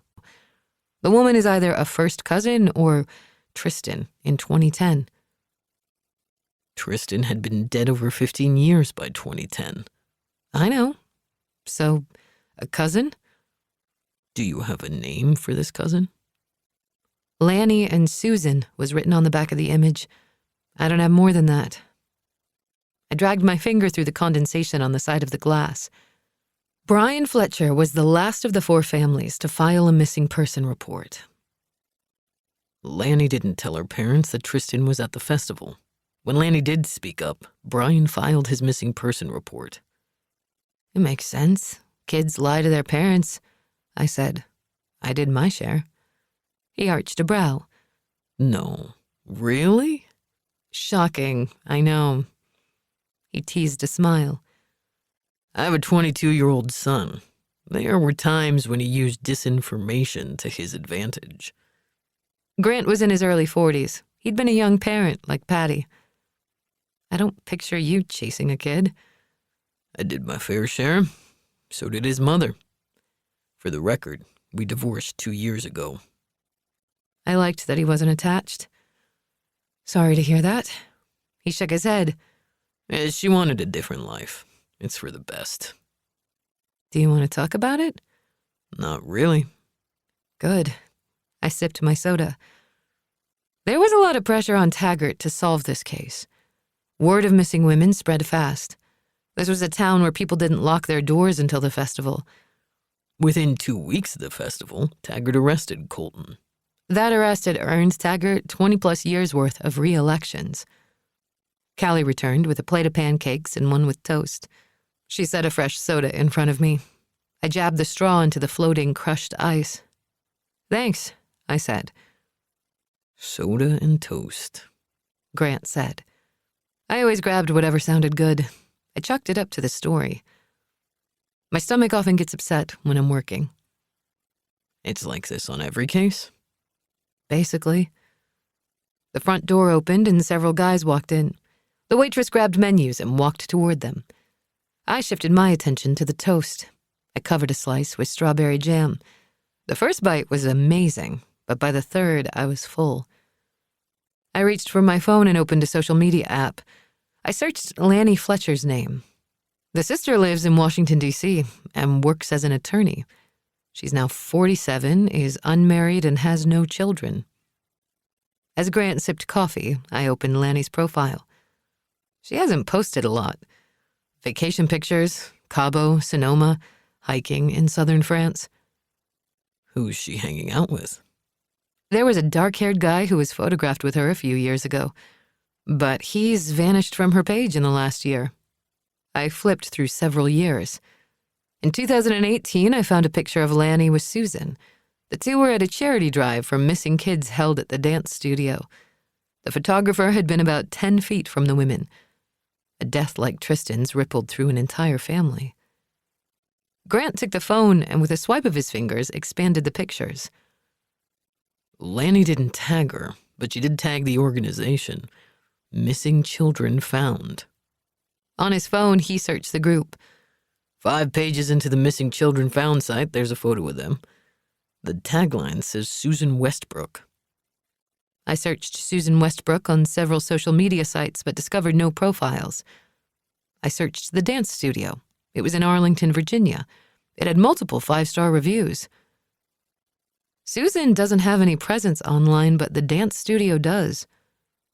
I studied the image of Lanny and Susan, still wondering if the unknown woman was Tristan decades into the future. Tristan Fletcher's body was never found. Her high school ring was found in Colton's barn with the other victims' trinkets. Everyone assumed she'd died. You think she's alive? He shook his head. You're stretching this one. Why? Her body was never recovered? This means she's been in hiding for 31 years. It was easier to vanish in 1994. I don't know. Can you analyze a photo of Tristan Fletcher and Susan Westbrook and tell me if they're the same person? I can do that. How long will it take? A day. I still have friends who can push it through. That would be great, thank you. Amusement brightened his dark gaze. Thank you. Where's the real Sloane? Body snatchers took her yesterday. I'm a simulation. He regarded me. Good to know. His scrutiny was unsettling. He saw something in me. I had no idea what, and I wasn't comfortable with it. I shifted my focus back to the images of Susan and Tristan. Family genetics were powerful. Patty and I were living examples. But something about these two women set off red flags. My head was starting to pound. I needed a quiet place to process. Call me as soon as you have results, I said. Will do. See you soon. Where are you going? I tossed $15 on the table. DC. He grabbed my wrist. Wait. It wasn't an unbreakable grip. It was a suggestion. Take a pause. A comma in a sentence. So, I waited. Chapter 33. CJ Taggart. Monday, May 30th, 1994, 10 a.m. 10 days after. Following the press conference, the office was inundated with calls. Taggart recruited a half-dozen volunteers to operate the phones so Brenda could do her job as a dispatcher. The office received at least 30 calls a day. A good portion were either crackpots, attention seekers, or the lonely. He'd known when he held the press conference the floodgates would open. But in the chaos, he had the chance for a lead that would help him find these women. A knock on his door caused him to look up from his case notes. Brenda stood in his doorway. "Have another guy ready to file a missing person report?" There had been 4 additional missing person reports in the last 24 hours. Paxton had interviewed all the family members and located the 4 additional missing women. In each case, there'd been no foul play. Finding these women gave him hope the others would appear. "Who do we have?" Taggart asked. "His name is Brian Fletcher. He said his daughter Tristan was at the concert, and he's not seen her since the festival." Taggart pulled in a slow, steady breath. "Okay, show him in." He rose and straightened his tie. The man who appeared at his door was tall, lean, and fit. He had thick brown hair and faint lines feathering from his eyes. Taggart came around his desk and extended his hand. Fletcher's grip was firm, but his gaze darted down and then back up. Fletcher looked like the kind of guy who didn't like to make waves. "Mr. Fletcher, you're here about your daughter?" "Yes." "Have a seat, and I can get the details from you." He motioned to a chair on the other side of his desk. Both men sat. "Do you have a picture of your daughter?" "I do." His hand shook as he removed a photograph from his front coat pocket. Taggart studied the image. The girl had a sweet smile and bright, expressive eyes. The Tristan he'd seen at the festival was seductive and edgy. "I remember Tristan from the concert. She's a dancer." "That's right. She's a great kid. Loves to dance. Loves music." His impression of her had not been as positive. "And she went to the music festival?" "I think now that she did." "Think?" "She wanted to go, but I said no. So she went to stay at her friend's lake house." "But she didn't go to the lake house?" "No. My youngest daughter, Lanny, knew Tristan was going to the concert, but she didn't tell me or her mother. We only just found out that Tristan wasn't at the lake." Taggart remained silent. Young girls and boys made dumb decisions. He'd seen his share in the military. "When did Lanny tell you the truth?" "After your press conference. She called Tristan's friend and discovered Tristan never made it back to the lake house. My youngest admitted that Tristan had gone to the concert." "How did Tristan get to the concert?" "She caught a ride with her friend Callie. The girls separated at the front gate." "And the concert was overcrowded. Rain, mud. They lost track of each other?" "That's what Callie said." Taggart ran through the standard questions. Did Tristan have a boyfriend? Had anyone been hassling her? Any threats or anything out of the ordinary? All no. He wrote down a few of his impressions. Nervous, fidgety, tense. "There's no other place she could have gone?" Frown lines furrowed Fletcher's brow. "I've called all her friends." "And everything's all right in the home?" Fletcher's eyes hardened. "We have challenges, but we're a happy family. My wife has terminal cancer, and Tristan would not run off knowing this." "But Tristan defied you and went to the concert." "What the hell are you trying to say?" "I have to ask all the tough questions, Mr. Fletcher." "She's a good kid. I know she snuck off to the concert, but that's not like her." Fletcher loved his daughter, but, like many parents, didn't see the truth. "Okay, let's start from the top, and I'll fill out the missing person report." "Is anyone out there searching?" "We have volunteers walking the woods around the concert site. We're doing all we can now." "How can so many girls go missing?" he asked. "That's what I'm trying to find out." Phones rang in the background. "All those phones you hear? They're tips called into the office." Fletcher's brow nodded. "Have you found the bodies?" "Not yet, but we're doing everything we can." Taggart had learned a long time ago not to make promises he couldn't keep. Everything we can. Everything. Taggart saw a lot of activity, but no results. They were checking boxes, but was that everything? His own words rattled in his head as he drove to Colton's house. He shut off his lights as he parked across the street.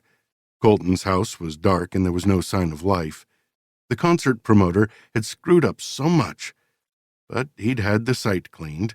Every bottle, sheet of paper, or discarded piece of clothing was gone. The spring chill had given way to summer heat in a matter of days. The air in the car grew stuffy, so he rolled down a window. Crickets sang their night song. He'd been on his share of stakeouts over his military career. He'd never liked sitting and waiting, but he'd learned sometimes patience paid off. An hour later, headlights emerged in the distance. They grew closer, sweeping the road and slowing. Colton's Jeep pulled into the driveway. He was alone and carrying a brown bag twisted around a bottle. At the front door, he swayed as he fumbled with keys. After 2 attempts, the key slid into the lock. The door swung open. He stumbled inside. Lights clicked on. Seconds later, he passed the front window and stopped. He picked up his phone. He gripped the receiver and was soon shouting. The call lasted for over 5 minutes before he slammed the phone down. He paced the room and then picked up the phone, ripped the cord from the wall, and threw the phone against the wall. Taggart sat up in his seat. What had pissed Colton off? He must have known by now about the press conference. The media was paying more attention to the festival. Like sharks, They smelled blood and were ready to paint Colton's day of peace and love in crimson. 15 minutes later, Colton was showered and had changed into fresh clothes. He left the house and drove off in his car. Taggart switched on his engine. He kept the headlights off as he followed Colton. He maintained a healthy distance and watched as Colton's Jeep took a right at Route 158. The road led away from town toward the concert venue. Following this late at night was difficult. He had to keep his distance so Colton wasn't tipped off. The man was edgy, angry, and if he was still buzzed, he could be paranoid. Colton's next left suggested he was driving to the concert site, so Taggart took a right. He stopped, turned his car around, and after waiting a beat, pulled back on the route to the concert site. He drove past the entrance and took a right onto the fire access road. His lights off, he drove up the rutted road. His vehicle rocked when the front tire hit a deep hole. Cursing, he righted the car and stopped just short of the mountaintop. He shut off the car and walked through the woods toward the back entrance to the concert site. As he moved through the woods, headlights washed over the field. The Jeep stopped, and the lights glared ahead into the empty, barren field now stripped of vegetation. Colton got out of his Jeep. He clicked on a flashlight and crossed to where the stage had been. He walked back and forth, flashing his light over the ground. His pace grew faster as he retraced his steps again. He stopped, knelt, and picked up a plastic grocery bag bulging with something. He jogged back to his Jeep, tossed the bag inside, and nosed the car back toward the exit. Within minutes, the lights of his Jeep vanished down the hill. Taggart walked through the woods to the spot where Colton had found his bag. What the hell had he taken? Who had called him? Chapter 34. Sloane. Wednesday, August 20th, 2025. 6 a.m. You look troubled. Grant's comment rose above the din of the restaurant crowd. What do I look like when I'm troubled? More intense. Like you're ready to break into a house or steal something to relieve the pressure. That prompted a nod. I should smile more. He looked amused as if he expected a punchline. What does it feel like when you smile? Nothing, I said. It feels like nothing.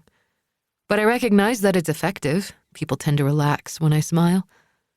You were smiling when you spoke at CrimeCon. Conference Sloane smiles because people react well. He sipped his coffee. When we were alone in your room, were you pretending then? Sexual satisfaction was a connection I didn't have to fake. No. Grant nodded, setting down his mug. Why do you break into houses? What do you mean? Does bending or breaking the rules really ease the pressure? The question hit close to home. He'd been a cop. He'd interviewed people like me who'd crossed the legal lines much further than I ever had. He had a good sense of who I was.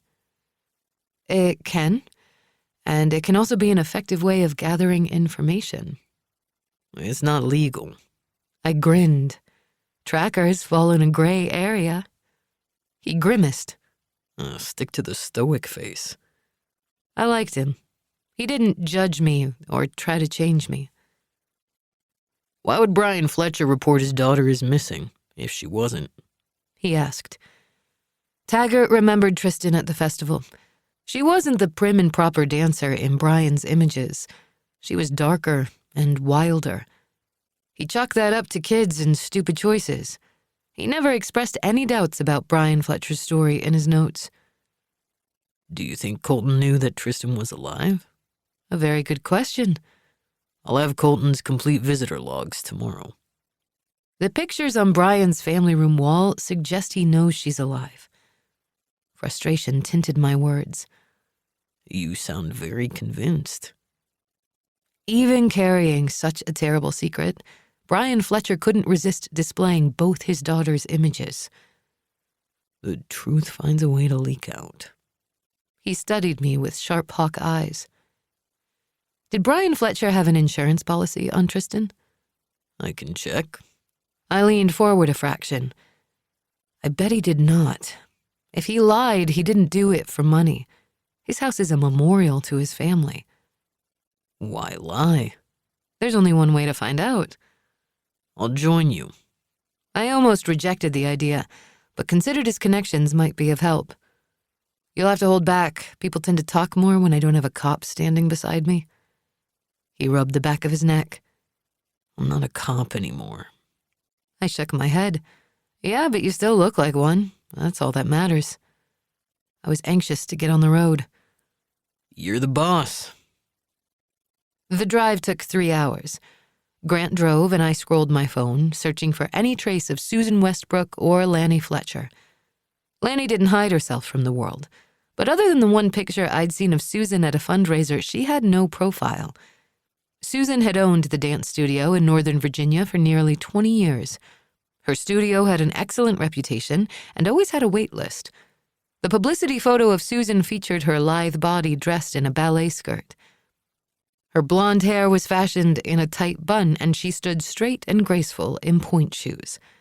But her face was turned from the camera, so anyone who looked at the image wouldn't recognize Tristan Fletcher. It was late afternoon when we arrived in Northern Virginia. Grant wound his way off the Beltway toward the side street in Falls Church. He parked in front of the dance studio. The white brick building had tall windows reflecting the outside world. The facade created an illusion of light and brightness while it blocked out the world. Smoke and mirrors. A couple of vans parked out front, and 2 moms helped little girls dressed in pink leotards and tulle skirts. Each wore sneakers, and they all carried little matching bags.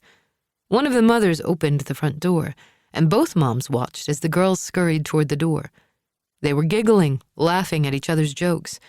They vanished inside. For a moment, I saw shiny wood floors, a mirror and bars.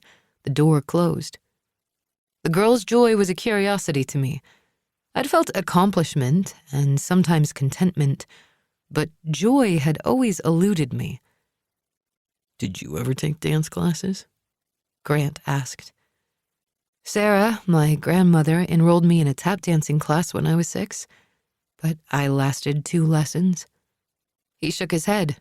Why? One of the girls, Daphne, was the best dancer, and she was good. I was impressed. But? She bullied another slower, awkward girl. Everyone acted as if it was a regular thing. It made me mad to watch that little kid doing her best not to cry. So I body-checked Daphne. Good for you. I shrugged. That bully lost her balance and hit the floor.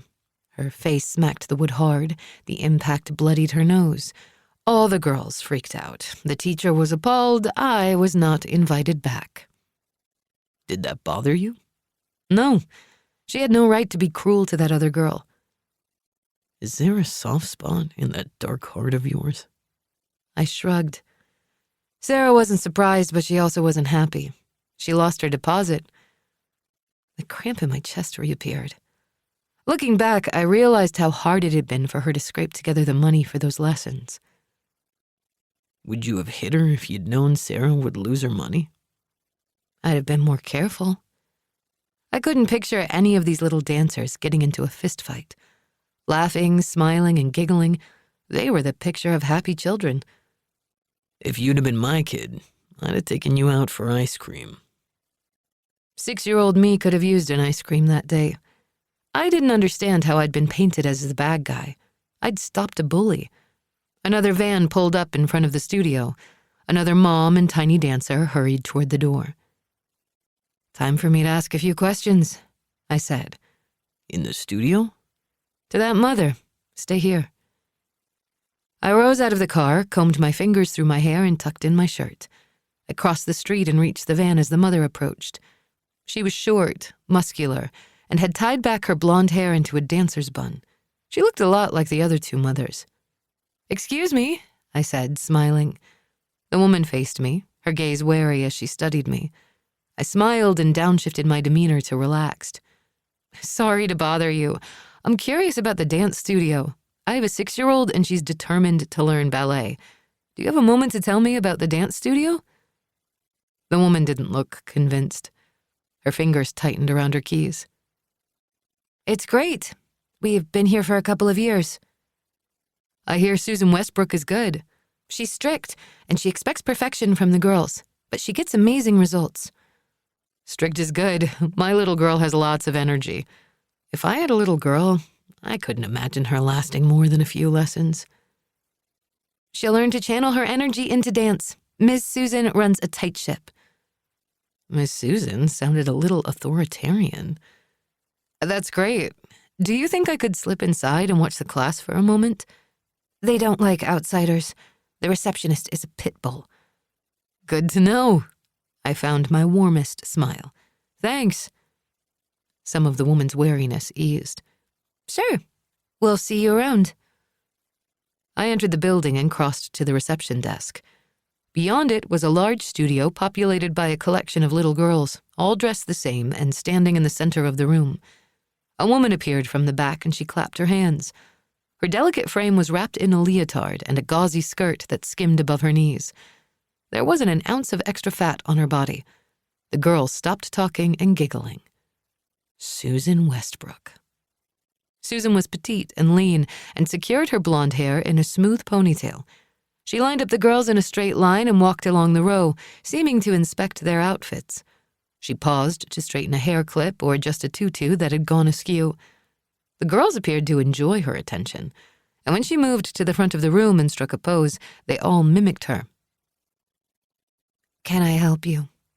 The question came from a thin, middle-aged woman with salt and pepper hair. I've heard a lot of good things about this studio. I have a 6-year-old who loves to dance. The trick to lying was to keep it simple. We have a waiting list, but I can give you an application. We'll add your daughter to the list once we have your deposit. Great. I looked at the application as if I cared. Do you mind if I watch the class? I'll stay back here.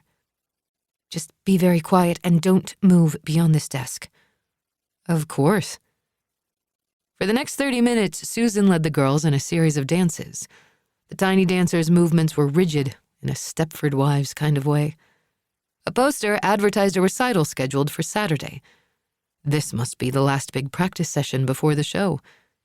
The receptionist glanced at me several times. In the last 30 minutes, she determined that I didn't fit in this suburban world. I watched for a few more minutes but saw nothing of real interest. As I turned to leave, I remembered manners helped. Thanks, I whispered. I left the studio and walked across the street, aware that the receptionist was watching me. I slid into the passenger seat. Susan Westbrook is leading the class. He fired the engine. The place looks legit. I glanced at the dance studio brochure. It says she trained and danced in Seattle. 31 years ago, it would have been easy to recreate herself across the country. She opened this studio 20 years ago. The kids and mothers seemed to love her. Grant pulled into traffic. The most we could get Brian Fletcher and Susan Westbrook on would be filing a false report. And after 31 years, no one would care. Brian is a straight arrow. Even straight arrows will lie to protect their children. Sarah told a few lies on my behalf, but that was more to protect herself than me. Many parents will do anything to protect their child. Would you? Grant nodded. I would. He parked in front of a place called Presidential Burger. You look like you could eat. You didn't eat a lot of breakfast. Sure. We both ordered burgers, fries, and sodas, and found a booth in the corner. I focused on the food, sensing it was going to be a late night. I still wasn't sure how I was going to approach Susan, but I needed to wait until the children and parents had cleared out from the studio. As I sat, I imagined Tristan's father panicking and calling in a false missing person report. I didn't have a lot of stats on Susan yet. She could be a legitimate cousin, but I had serious doubts. If I get a DNA sample, can you test it against DNA from Brian Fletcher? I asked. He wiped his hands with a napkin. How are you going to get samples from them? I'll figure something out. Gently, Sloane. Adults who body check other adults get arrested. I get it. I glanced at my watch. The studio closes at 8 o'clock. I'll be there when she leaves. The burger that had tasted so good now felt heavy in my stomach. I hate waiting. In your line of work, I'd think you'd be used to it. I still don't like it. I picked up a fry. Do you like waiting? I've accepted the wheels of justice can move slow. But you hate it. What I hate is when good work is undone and bad people are set free. You have no doubts about Colton. At the trial, his attorney made a decent argument that Taggart planted the evidence. Colton is slick. He's a salesman at heart. What was he like when you interviewed him? Charming, almost pleasant to be around. He's popular with the guards and the inmates. Are you sure he's guilty? He was silent for a moment.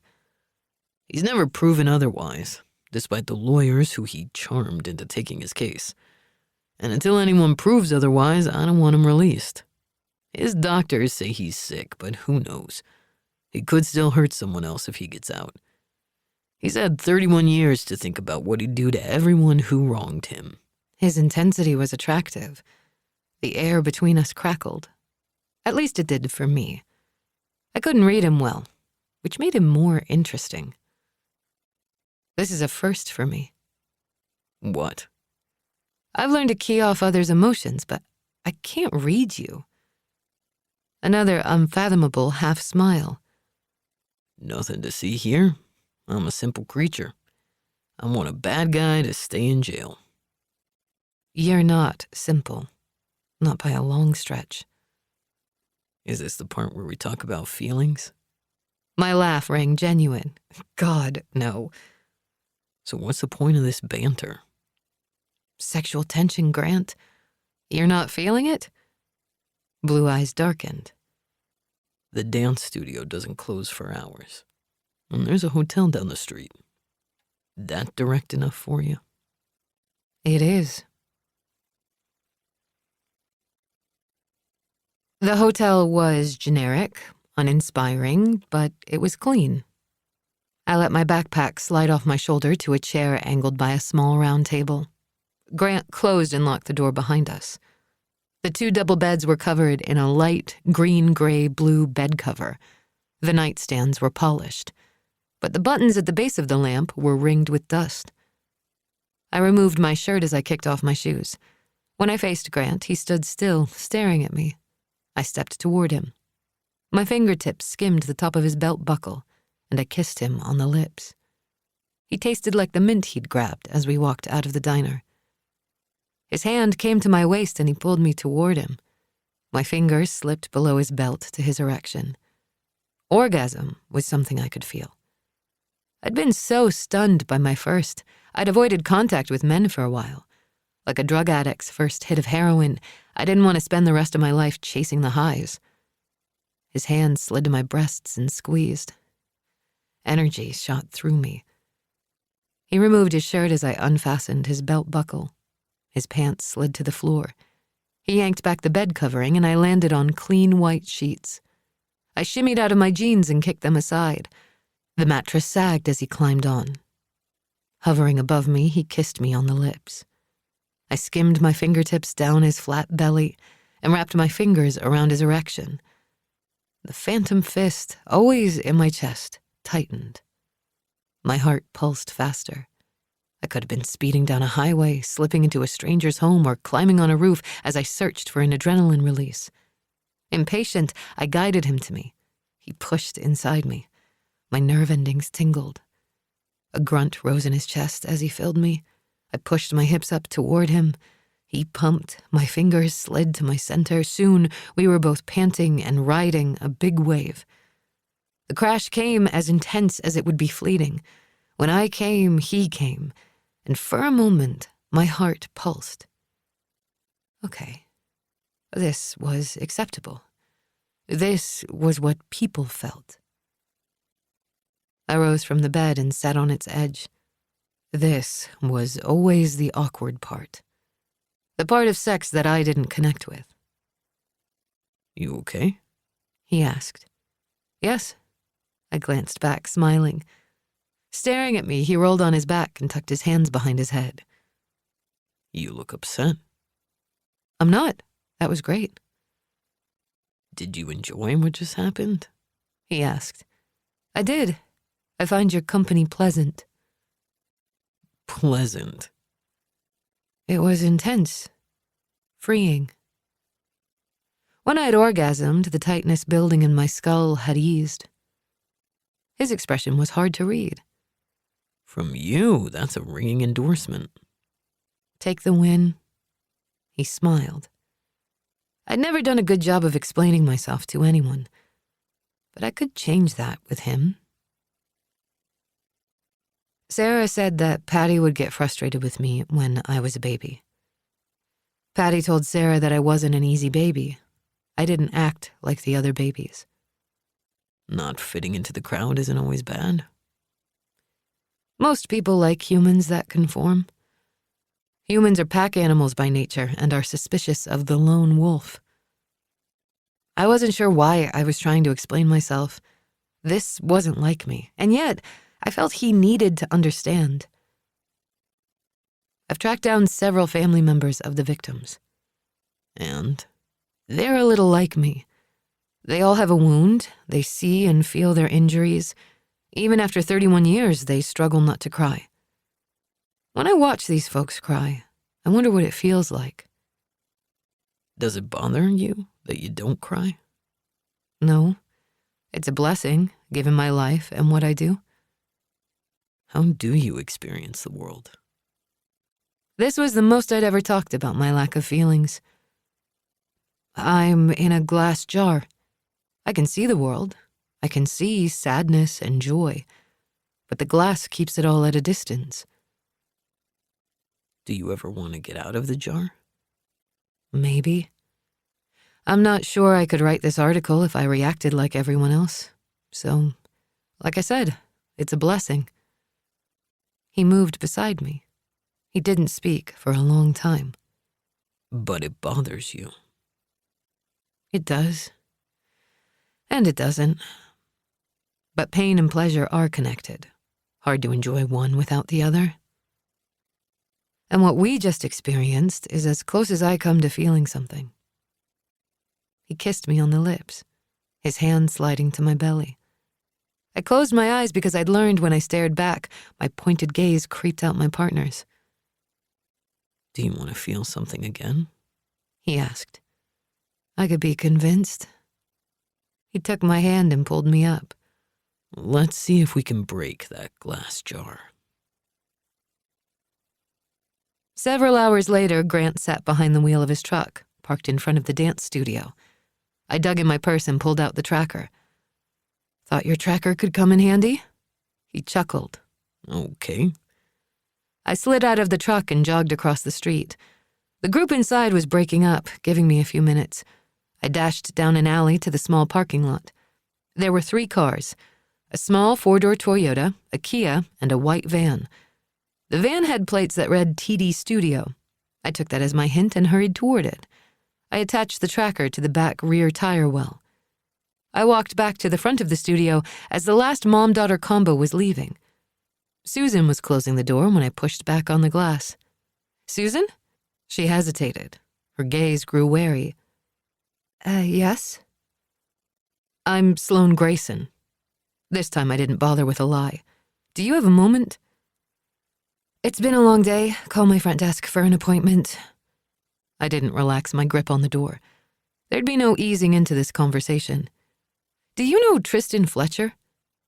Susan's face paled. No. Should I? I think you do. She stiffened. Go away. I can't. Not until we talk. I don't know who you are, but I have nothing for you. You look scared. She shoved me back, then closed and locked the door. Chapter 35. CJ Taggart. Tuesday, May 31st, 1994, 10 a.m. 11 days after. The phones had not stopped ringing since Sunday's press conference. 3 more women had been reported missing, but all had been found. One caller insisted she'd seen the bodies north of town at the Nelson farm. Another insisted he'd seen Colton with one of the girls, but his tip was discarded when he couldn't prove he'd been at the festival. One woman said she was a psychic, and the spirits of the dead were crying out to her. Through it all, Taggart continued to watch Colton's house. During this time, he lobbied the judge for a search warrant. He kept insisting if he could search Colton's property, he'd find evidence related to the missing women. Press from around the region had caught wind of the story, and reporters were swooping into Dawson. Taggart had taken a few interviews, reinforcing that the police had no suspects. Despite his efforts to assure everyone they were safe, few believed him. Kids were no longer riding their bikes alone. Girls went out in pairs or trios. The gun store sold out of mace and handguns. Taggart's taciturn answers to the media weren't selling enough papers, so a few reporters began interviewing family and friends of the missing women. As profiles of aggrieved families hit the papers, the pressure on the mayor grew. "What the hell?" Mayor Briggs clutched the Washington Post as he closed the door to Taggart's office. "That damn story is gaining traction." Taggart rose, straightening to attention. "I know." Briggs shook the paper as if it were a club. "What are you doing about it?" "I've been asking for a search warrant for Rafe Colton's house. So far, the judge won't give it to me."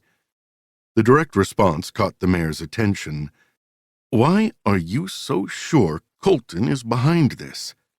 "That music festival was designed to fail," Taggart said.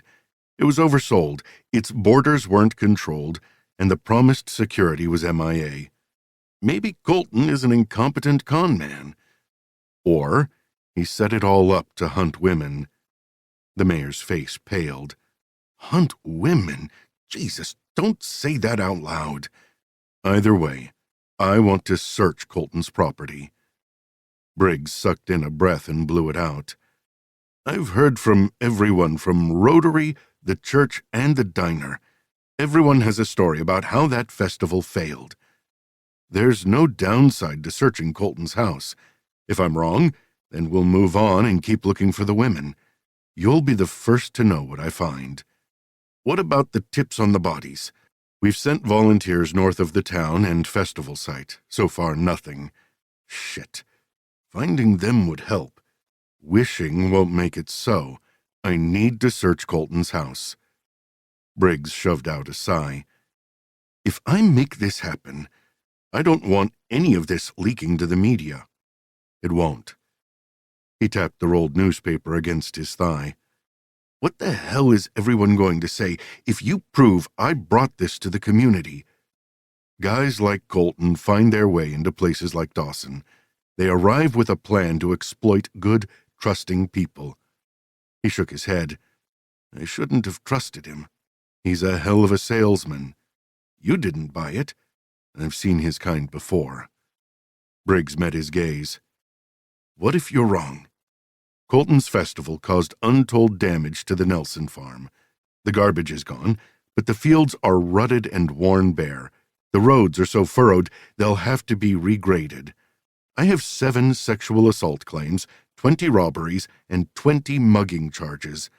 I doubt anyone will get that upset if I search his house." Mayor Briggs rubbed the back of his neck. "The festival was supposed to be a moneymaker. Now we'll be lucky if we break even." "I need a search warrant. You and the judge are friends." The mayor nodded. "Can you do it while Colton's not home? I don't want to make a thing out of it in case you're wrong." "I'm not wrong." Briggs ran his hand over his thick gray hair. "Why did you set your sights on Colton?" "It started with a feeling." Before the mayor could rebut, Taggart held up his hand. "And a string of broken promises and a disregard for security were major red flags. There's a big difference between con artist and killer. I can't prove anything until I search his house. I must start somewhere." "Okay, fine. I'll call Judge Owens and tell him to grant the warrant." Briggs ran his hand over his hair. I don't know if I want you to be wrong or right about this. If I'm right, we'll find those girls.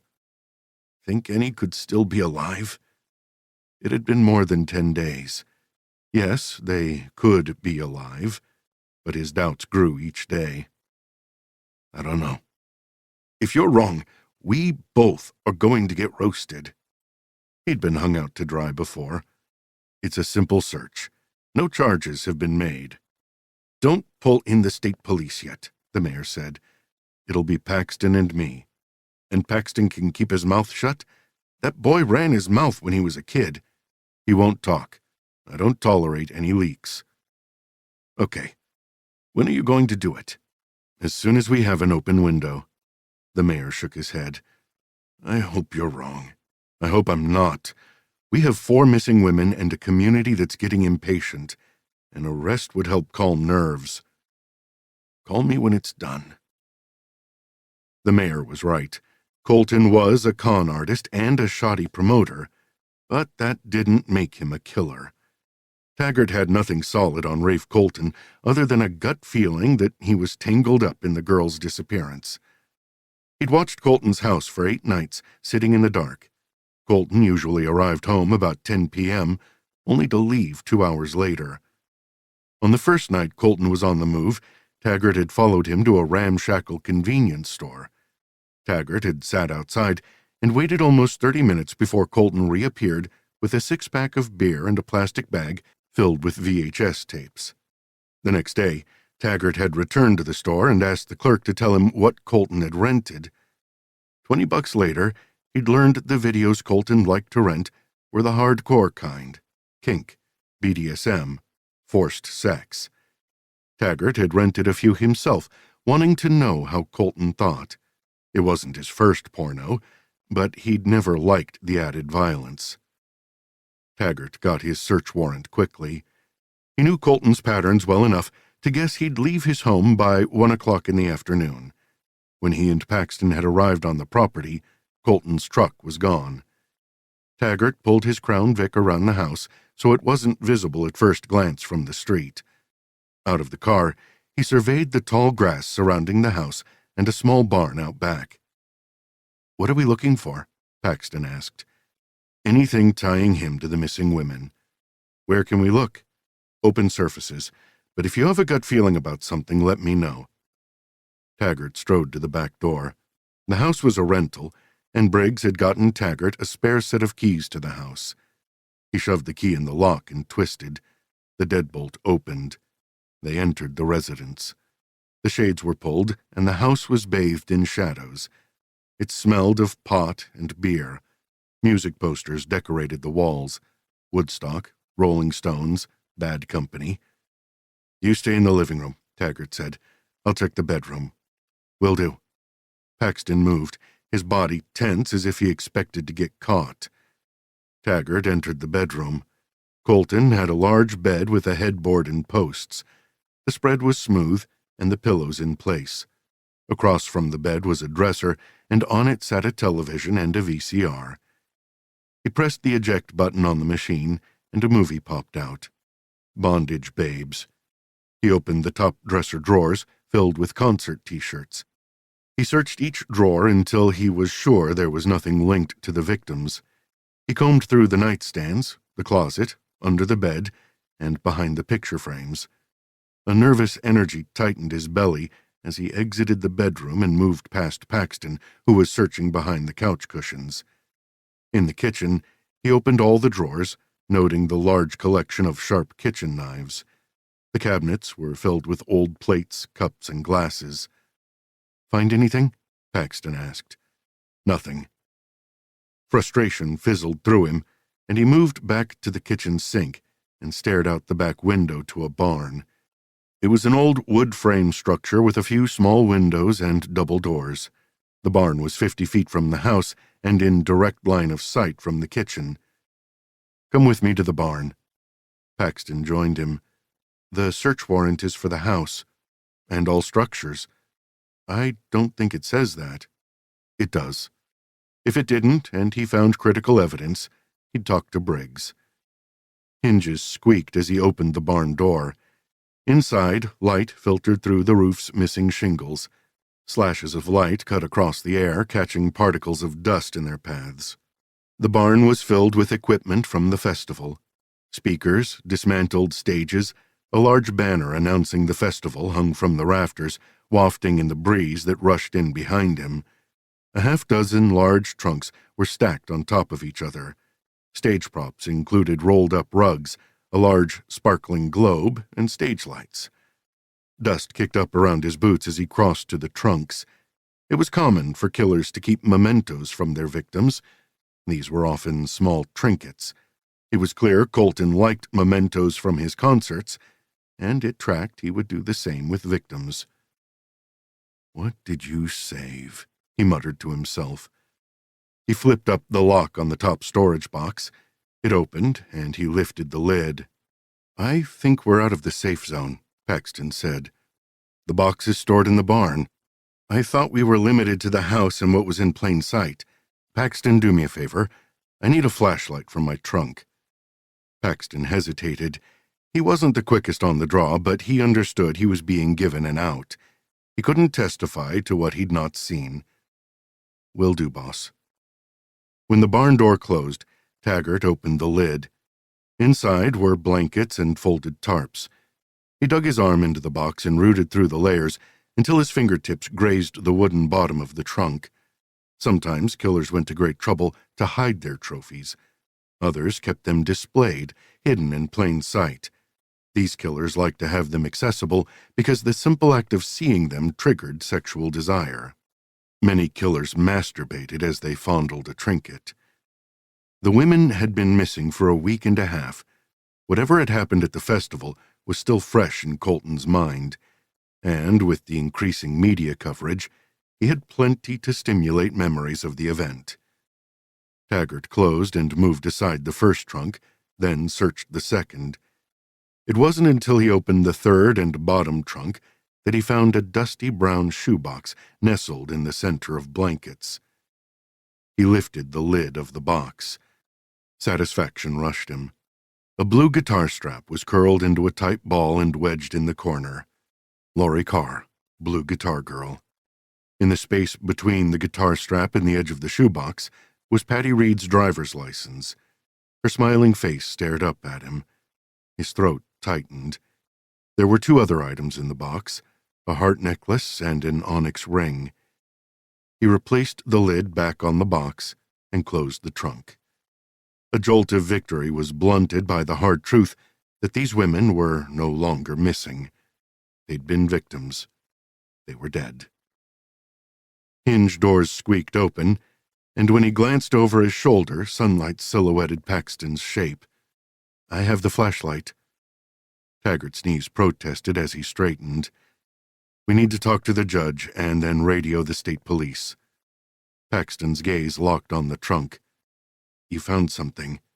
"I'm not sure what I found," he lied, "but I need to talk to the judge before I look any further." Paxton looked relieved. "Okay." Outside, sunlight warmed his chilled skin. He wanted Rafe Colton to spend the rest of his life in jail, and he wanted to find those women. He would have to tread carefully to accomplish both. Chapter 36. Sloane. Wednesday, August 20th, 2025, 9 p.m. Grant and I sat in his truck down the street from the dance studio's back parking lot. He opened the tracking app on his phone that he'd used to keep tabs on me. An hour after I left the studio, the app showed movement. Susan's van was soon headed west. We stayed a good distance from her, letting the tracker do the work. We drove to a suburb outside of Leesburg, Virginia. He parked in the parking lot of the community's recreation center. "You okay?" "It's a lot. I never thought I'd find one of them alive." Maybe on some level, I had hoped that if anyone had made it out alive, it would have been Patty. Even if her living meant she'd abandoned me, I wanted her to be the lone survivor. "It's going to take a DNA test to prove it's her," Grant said. "And I'd bet she's not going to give one up." Hair or saliva samples are easy enough to get. You need to do this part by the book, Sloane. Taggart's search methods were always suspect. There had been suggestions that he had planted the evidence. The defense attorney had argued Taggart could have obtained all the trinkets from searches he'd conducted of the victims' residences, or from the festival site. Taggart had been alone when he'd made his initial discovery, but when the state police arrived, he was waiting outside, and he played it all by the book. It had taken 15 minutes for them to find the evidence. Susan's shocked reaction to her old name was all the proof I need. You sound like Taggart. Gotta have more than a feeling. The police will require more. Is she still in the same place? He glanced at his phone. Yes. I searched the address on my phone. She incorporated her business 20 years ago. I would bet her home is owned by the corporation. Hiding behind a corporation was an effective way to dodge searches for a name or social security number. Layers of corporate identities are a good way to hide in plain sight. She's not going to stay in her house long. Her cover has been blown. I said, her legal troubles have just begun. She's calculating the damage now, he said. Taggart voiced suspicions about Brian Fletcher. He always wondered why the guy was so late filing his daughter's missing person report. Brian's reasons were plausible, Grant said. Taggart was in the center of a shitstorm, so he never pressed or followed up. Brian Fletcher never attended the trial. His wife had died. They had a funeral for his wife and Tristan at the same time. Tristan's empty coffin was laid to rest next to her mother's. If Tristan survived, her father must have known, I said, but he deliberately broke several laws and reported her missing. He thought he was protecting her, Grant said. She was fearful for her life, I said. Or maybe she knew she could be arrested for helping Colton lure the girls to their deaths. We need to talk to her, he said. First thing in the morning. We're going to need to find somewhere else to wait. We'll get noticed here, and someone is going to call the cops. I want to make sure she's still in her house, I said. Do you have a screwdriver? He reached behind the seat and opened a small toolbox. He handed me a red-handled screwdriver. Should I ask? I shook my head. I'll be right back. Roger. Out of his car, I walked down the street, pumping my arms as if I were out for an evening power walk. I walked into Susan's cul-de-sac and spotted her van in the driveway of the last house. The lights were on in her home, but I strolled by, keeping my head turned. I circled the cul-de-sac and then approached her car. I jammed the screwdriver into the back tire. Air hissed out. Standing, I returned to Grant's truck and he drove. There's a strip mall a mile from here. We can wait it out. Right. He swung into a drive-thru, grabbed a couple of hamburgers, fries, and sodas, and parked in a darkened portion of the lot. I nibbled fries and sipped soda. I can take the first shift watching the tracker, he said. No need. I'm a bad sleeper. We both sat in silence for most of the night. I dozed once and found myself tripping into a dream. Patty was there, smiling and holding her arms open for me. I stood stock straight, unwilling to let her embrace me. She smiled, accepting that her daughter had never been one to show affection. The rising sun leaked over the dashboard, and when I opened my eyes, Grant was drinking hot coffee.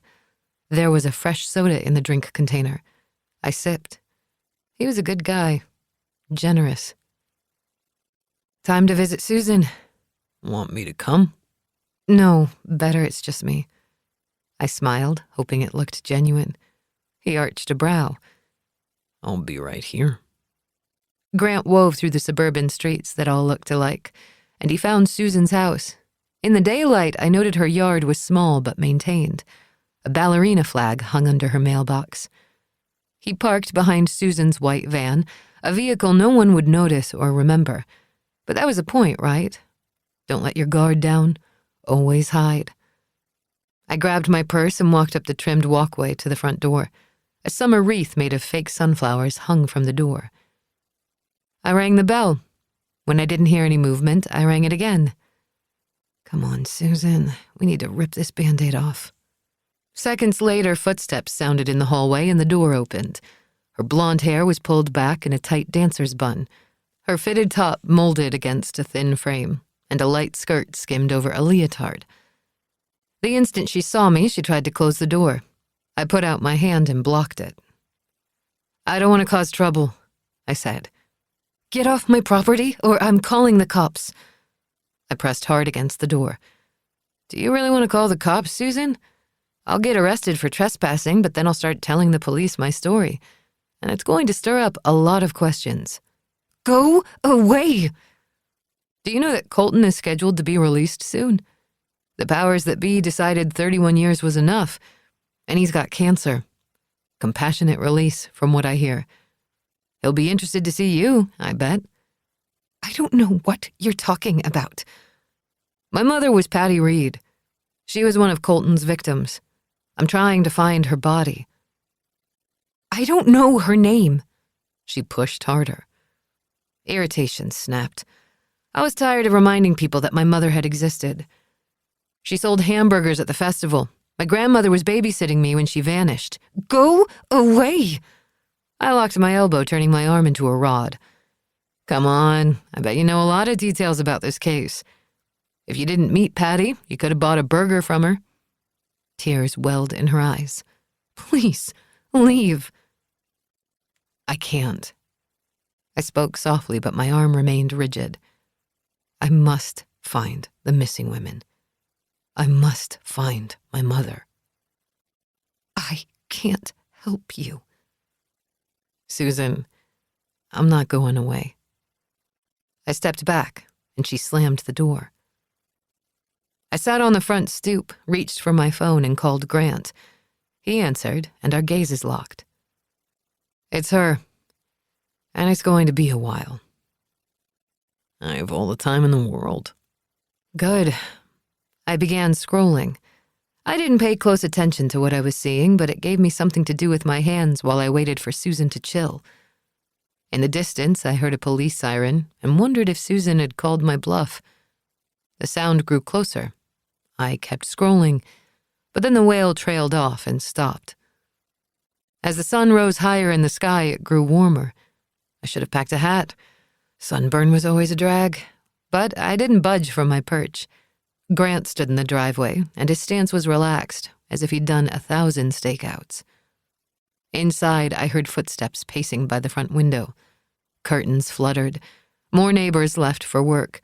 A few glanced in my direction. But I smiled and waved as if my sitting here were the most normal thing in the world. A smile and an attitude went a long way to dissuading anyone's worries. Another hour passed. At 9:30, Susan opened her door. "What's wrong with you?" "I'm very determined." I didn't glance up from my phone. "My ass is bonded to your front steps until we talk." "I have to go to work." "Your studio opens at noon, right?" "How much do you know about me?" "As much as a quick internet search could tell me. There's a lot more I'd like to know about you." "How did you find this house?" I remained relaxed. She was talking to me. Progress. I skipped the part about the tracker on her car. "I started with your studio, which has a good online presence. Finding your home address took more legwork. The next was a guess. Hiding your home address behind your incorporated company was a good idea." "I like my privacy." I looked over my shoulder. Her face was flushed and her eyes red. "I don't want to invade your life, but Colton is about to be released. And you saw something at that festival that sent you into hiding for 31 years. I'm not who you think I am." "I think you're Tristan Fletcher. I'm still not sure if you were Colton's helper or one of his victims." Her face paled. "I would never have helped him hurt anyone." "Ah, an admission of sorts." But I didn't look at her, fearing she'd lock down again. "So you did know him?" She pursed her lips. "The press covered the case extensively." "I know. I've read all the articles." I shook my head and closed my phone as I rose. I faced her. "Those women were silenced. I want to give them a voice." "Everyone has forgotten them." The words slipped over her lips, like a whispered curse. Their families have not. They're still grieving. They can't move on because there's a hole in the middle of their hearts. The words sounded trite, corny even, but the image summed it up. I'm not leaving, for their sake. Silence ticked between us. And then, come inside. I stepped inside. I didn't glance over my shoulder toward Grant standing in the driveway. Air conditioning cooled my hot skin. The house was immaculate. A carpet indented with vacuum cleaner tracks, a mirror so polished it cut the light hitting it into, and kitchen counters behind her wiped clean. I'd hoped to grab a dirty glass or hair from a comb for a DNA test, but there was nothing. Thank you, I said. She closed and locked her front door. You cannot expose me. You're Tristan Fletcher. I didn't say that, and if you spread that lie, it won't matter if it's true or not. I don't want to go public, but I will if you don't talk to me. She folded her arms over her chest. I don't bluff, Susan. Don't you care about me? Her voice kicked up an octave. This is going to destroy my life. At least you're alive. I can't undo what happened 31 years ago. You can help me find them. Who's the man in the car in my driveway? Former cop. He's been working with me. He's interested in keeping Colton in prison. You'll end the life I have. She was a broken record, her fear on constant repeat. I don't want to ruin anything. That wasn't true. She'd been hiding for 31 years, and her silence had trapped so many innocents in their own prisons. Even her father was ensnared in limbo. But sometimes you must break a few eggs to make an omelet. Tears glistened in her eyes. Can't you just go away and leave me alone? What happened at the festival? She closed her eyes, shaking her head.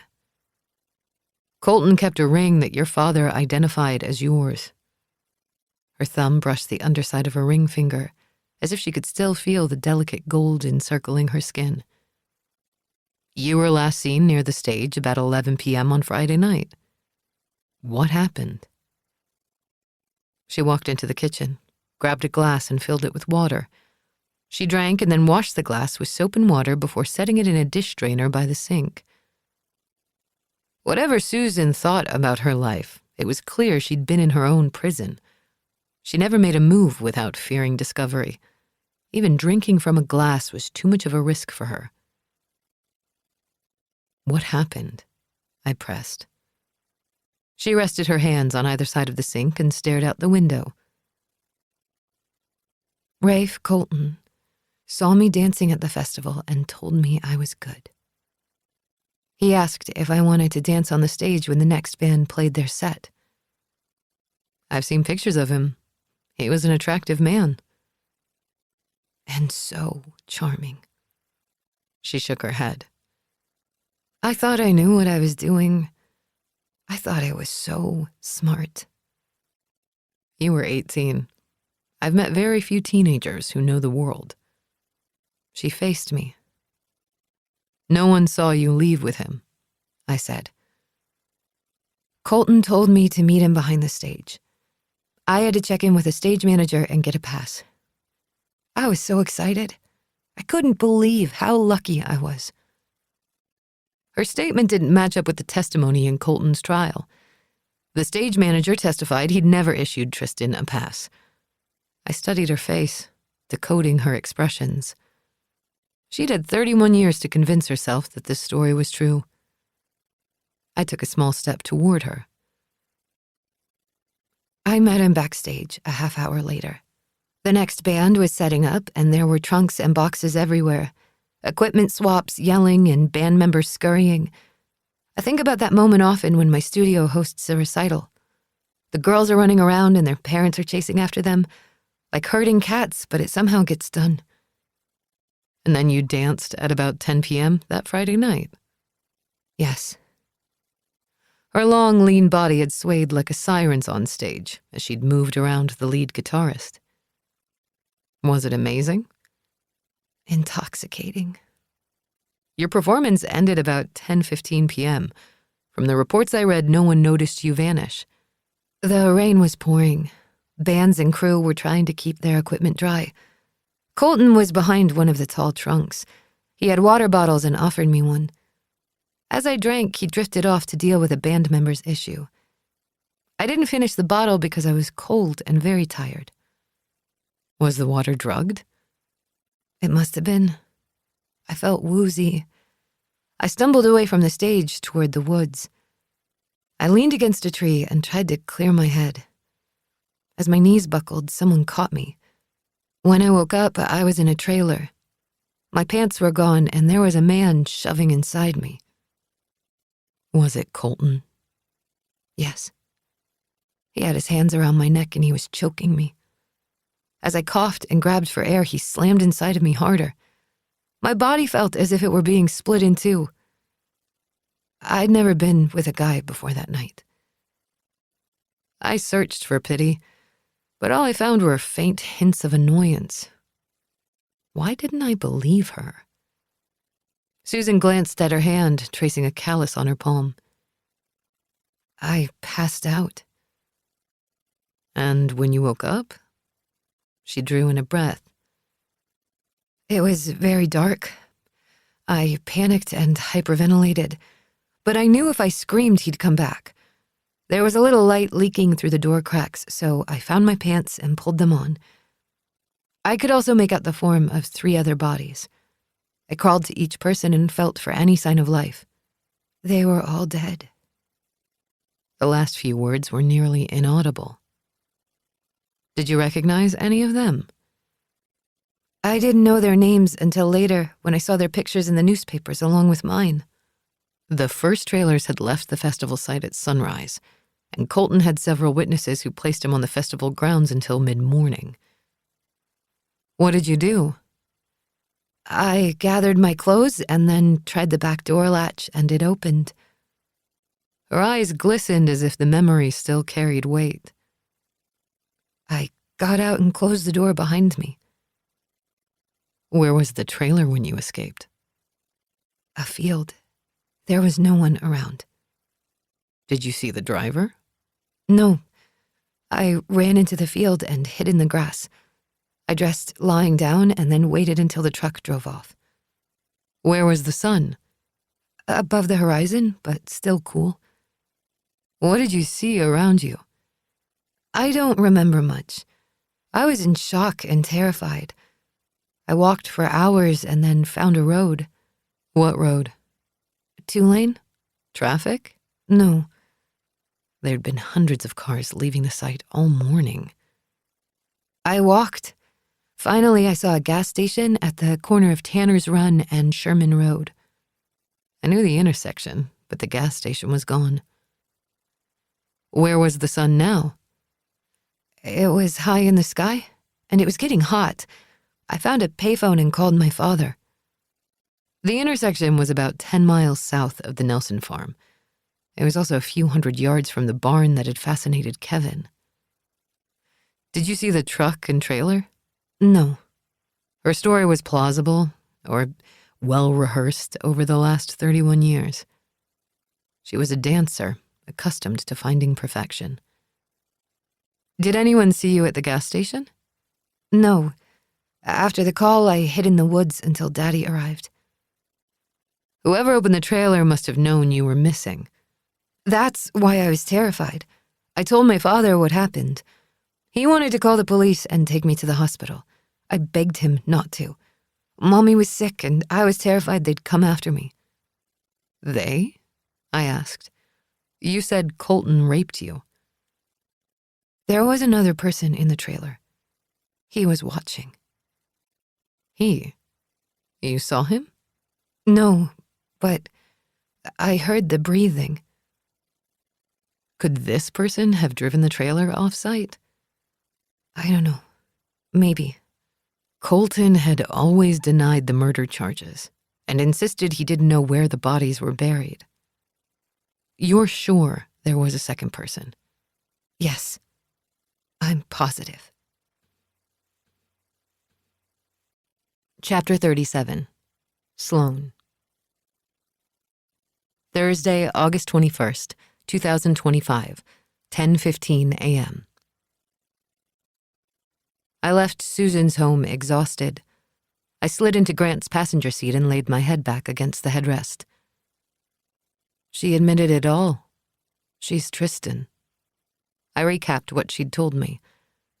She convinced her father to report her missing. Colton was arrested 2 weeks later. Why keep the secret for 31 years? She said there was someone else in the trailer. She didn't see any faces. Colton strangled her until she passed out. When she woke, she was alone with the 3 other dead bodies. She feared Colton or this second person would come after her. So she played dead until she could escape. Yes. She couldn't be too worried about discovery. She's living in plain sight. She recreated herself 31 years ago. By the time she'd returned to the East, she was a blonde and people had forgotten about the Mountain Music Festival. He sat back and folded his arms over his chest. Who is the second person? She doesn't know. There are many festival goers who are still alive and well. It could be anyone. If she'd come forward, Taggart would have had a witness who'd seen the bodies. We wouldn't be in this situation now if she'd been honest. Maybe. Who drove the bodies off-site? She doesn't know. She called her father from a payphone? At the gas station, at Tanner's Run in Sherman Road. This was all assuming she was telling the truth, and I wasn't convinced. You think she's lying? Kinda takes one to know one. This does support your accomplice theory. When Colton says he doesn't know where the bodies are, I think he's telling the truth. Whoever was helping him never told him. He glared at the house. She never saw the second person? No. But she's certain she saw the bodies. Yes. She can still testify to rape and seeing the bodies. Grant said. That'll be enough for the parole board not to grant Colton a compassionate release. She doesn't want to go public. Grant shook his head. She can be compelled to talk.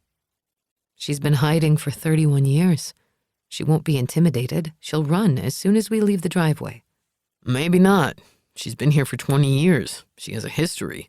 She doesn't have a life to speak of in 1994. And we're more flexible in our teen years. I'll bet she's braced for this moment for 31 years. The tracker is still on her car? It is. I'll call local police. They can watch the house. He dialed and raised the phone to his ear. Minutes later, a patrol car pulled into the cul-de-sac. Don't expose her. Not just yet. I think she knows more than she's saying. Like what? I shifted in my seat. I don't know, but there's more. His jaw pulsed as he got out of the car and spoke to the officer. When he returned, he didn't look any happier. They can watch her for a day or two, but they can't watch her forever. Understood. My next visit will be her father. She's handled this secret better than he has. He looks like a man eaten up with guilt and remorse. He drove out of the neighborhood to a small coffee shop in a generic strip mall. What do you want? I'll take anything. Easy enough. 10 minutes later, Grant returned with a soda, a coffee, and 2 wraps. Parchment paper crinkled as I lifted a rolled tortilla to my mouth. I took a big bite, amazed at how much I needed food. Thank you. I'll buy you all the wraps after today's break. I still haven't found the bodies. You're closer than anyone has ever gotten. Close doesn't count. Close is better than 1,000,000 miles away, which is where we were 2 weeks ago. I wanted to believe Susan was on Team Outcast, but I couldn't make the jump. She wasn't telling me everything. Who else would keep Colton's secret all this time? I asked. Assuming they're still alive? Let's pretend that this person is alive for now. My thoughts drifted to Kevin Pascal, Sheriff Paxton, and Bailey Briggs Jones. All had been at the festival. All knew Colton. Colton was a charmer and could convince anyone to do anything. Hiding 3 bodies is a hell of an ask, Grant said. I understood manipulation. It wasn't hard if you didn't care about consequences. Colton and I were cut from the same cloth. You aren't Colton. Grant was watching me. His ability to read me was unsettling. I didn't say I was. But you're thinking it. Did I tell you my old man is in prison for life? He hacked 3 people to death 2 years after the festival. The prosecutor reported that Daddy showed no emotion or remorse at the trial. He laughed at sentencing. The media called him a psychopath. None of us can pick our families, Sloane. That prompted a startled laugh. We can't escape the genetics they dump in us either. How many violent crimes have you committed? Define violent. You know what I mean. None. I sighed. I don't feel emotions like real people, Grant. I'm not as violent as Larry, but I'm not even close to the angel Patty was. Saints aren't very interesting. You don't get it. I don't feel at all. Sensing his disappointment, I added, I want to, but I don't. I think you do care. You care about this case. It's a puzzle. I love puzzles. You put everything into the cases you report on. I've read your work. There's real empathy in your writing for the victims and their families. I'm a mimic, a good one, but a faker nonetheless. He shook his head. Not buying it. A smile tugged at my lips. I like you. I find your brutal honesty refreshing, he said. It grows tiring for most. I make my living rooting out liars. Your honesty will never get tiring. I was doing my best to chase him away. Everyone who should have mattered to me was gone. Okay. What does that mean? Did I tell you I broke into the Nelson farmhouse? A brow arched. Did you? When? After I saw you in town, I doubled back. Why? I wanted to see it. The festival house? Your house. Maybe I'd been as curious about him as I was the house he'd inherited. And what did you learn? That he had a softness for lost causes. It's a teardown. Maybe. He grinned. The work is going to take the rest of my life. Good to have a purpose. Do you break into houses often? Beyond the farmhouse, the Fletcher house, and Kevin's apartment, a few here and there. He leaned forward and lowered his voice. You broke into Kevin's apartment? He has a picture of Deborah and himself on his mantle. It looks like it was taken at the Mountain Music Festival. I opened the pictures on my phone and showed it to Grant. A guy in a uniform is trustworthy, right? Grant shook his head. Kevin still loves Deborah? Or the idea of her. Sarah had professed her grief and loss for Patty, but I sensed if Patty had walked into our house, Sarah would have been so grateful that she wouldn't have had to raise me anymore. Or maybe he doesn't want to forget what he did to her. Tension rippled through him, but he didn't look away. I felt the need to add, my undocumented criminal history isn't violent, but it is long. He was silent for a long moment. How did you leave it with Susan? I told her I wouldn't say anything. I left it to her to reach out to the police. She won't, will she? No. If she's telling the truth, not until the second person in the trailer is found. She's biding her time for that cop to leave the cul-de-sac. And she saw the bodies? Well, that's what she says. What about sounds, smells, textures? She heard breathing during her assault. I reached back, recalling her words. The second person was breathing fast. He turned his coffee cup handle from the left to the right. It was something he did when he was chewing on a problem. Hyperventilating? Or excited? I don't know. I used to think memories were concrete, but I realize now that time tended to attach to facts and alter the meaning. I didn't doubt what Susan had heard, but her interpretation at the time could have been off if she had endured a sexual assault. She has gaps in her memory, but some moments are very specific. Trauma can blur and sharpen memory. If she's telling the truth, I said. You don't think she is? He asked. Look for someone who is the opposite of Colton. Someone who is awkward or nervous, who would have been too afraid to carry out a crime as the primary assailant. That would explain the breathing. You just described Kevin Pascal, Sheriff Paxton, and Bailey Briggs-Jones. Maybe. The thought of someone watching Patty suffer in her final moments unsettled me. The glass cracked, allowing frigid anger to rush me. But Grant's steadiness wrapped around me like a warm blanket. When do I see Colton? I asked. Tomorrow. Chapter 38. CJ Taggart. Friday, June 3rd, 1994, 1 p.m. 2 weeks after. Once Taggart presented the evidence he'd found in the barn to the judge, the wheels turned faster. The state forensic lab was called, and within a couple of hours, they'd dispatched a team to Colton's house. The team had been on site when Colton pulled into his driveway. He parked behind a van and rose out of his car. He was confused by the collection of police vehicles, but he made no effort to flee. Taggart had arrested hundreds, maybe thousands of people during his career, and he'd seen every kind of reaction. Some panicked and ran, and others, like Colton, acted as if he'd made a huge mistake. Taggart could already write Colton's defense team's argument. They'd insist that their client was innocent.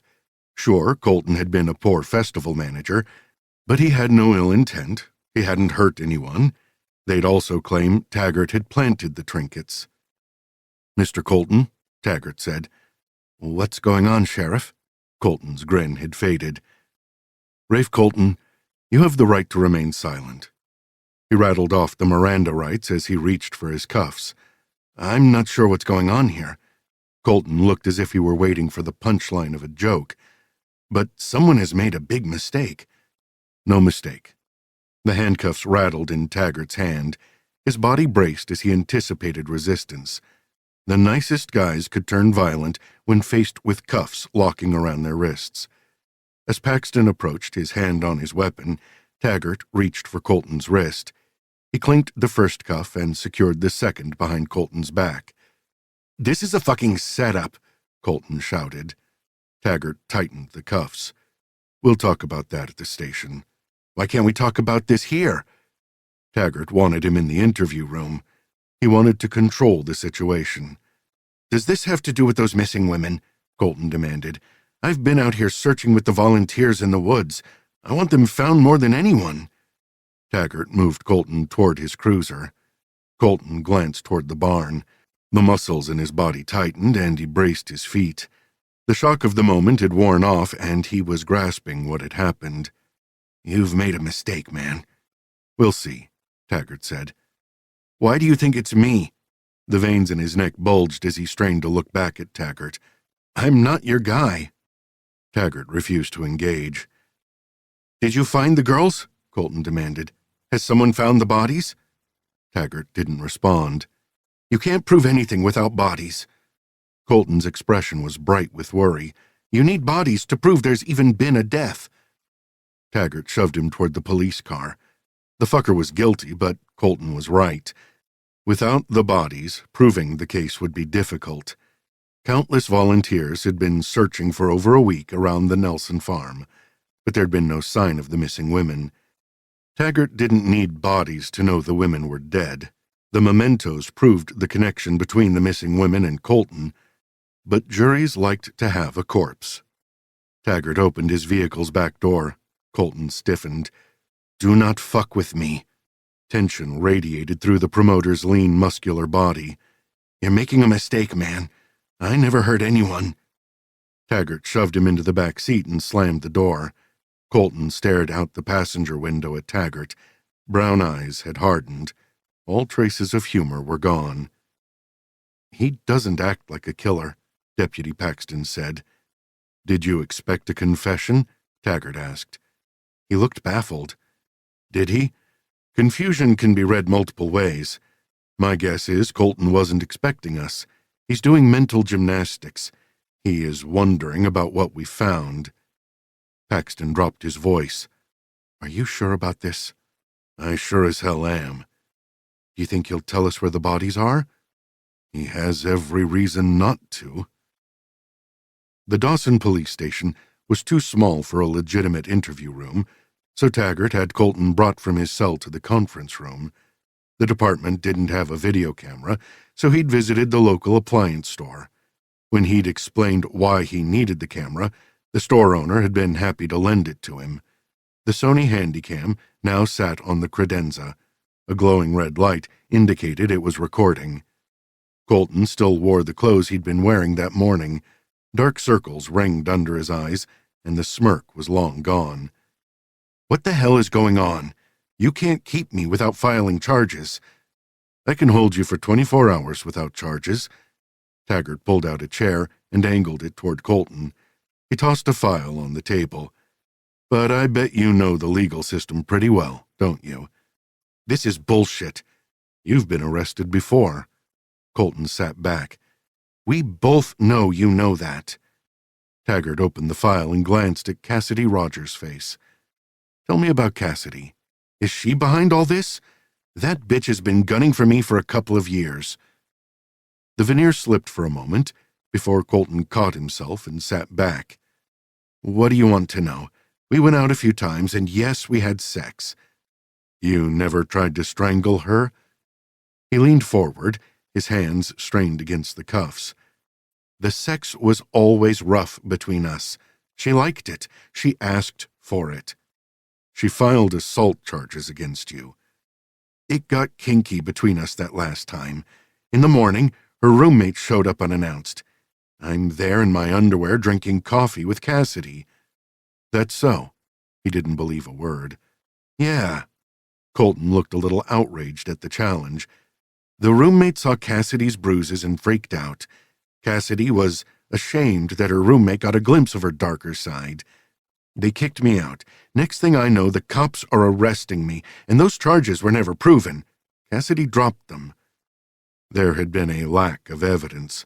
Colton's lawyer had brought forward several men who testified that Cassidy liked rough sex. It became a case of he said, she said. Taggart worried this case would follow the same route. He had trinkets, not bodies, and any good lawyer would suggest Taggart had planted them. He pulled Patty's picture out of his file. "Tell me about her." "Patty? I didn't know her beyond the festival." "You met her before, right?" "I saw her at the diner for a few seconds. I was hanging up posters for the festival." "Did you suggest the depot have a booth there?" "That was Buddy's idea. He saw an opportunity to sell a ton of burgers, and he did." Patty did the work at the festival. Buddy showed up at about 10 p.m. to restock the booth, but he got stuck working the tent when she vanished. "I never saw him." "Did you talk to Patty at the festival? Did you chat her up?" "Sure. She was cute, fun, good sense of humor. I backed off when I realized she had a kid. I don't do chicks with kids. Don't want the complications." "When's the last time you saw Patty?" Colton leaned forward. His eyes were strained with the first hints of panic. "I didn't kill Patty." "I didn't say you did. She's one of the missing girls, right?" "When is the last time you saw Patty?" "I don't know. At the burger stand. The event was bigger than I'd imagined. I was putting out fires." "What kind of fires?" "Band stuff. Equipment failures, power surges, a drunk guitarist. It's standard for an event like that." "You've done many similar events?" "Yeah, across the state. Not as big, but similar." There'd been chaos at his other events, but no missing girls had been reported. "I can see how a guy would be attracted to Patty. She's a looker," Taggart said. "If I were a younger man, I'd go after someone like her." Colton's voice was gravel. "Like I said, I didn't have time for her. Because of the band dramas and the festival. Yeah, that kind of event isn't easy to pull off. And you think you did a good job with the festival? Not my finest work. It got out of hand, I admit that. But I didn't hurt anyone. I talked to Patty's mother today. Sometimes painting a victim as a real person worked in an interview like this. Patty's baby won't stop crying. She wants her mother. His face remained stoic. Man, what do you want from me?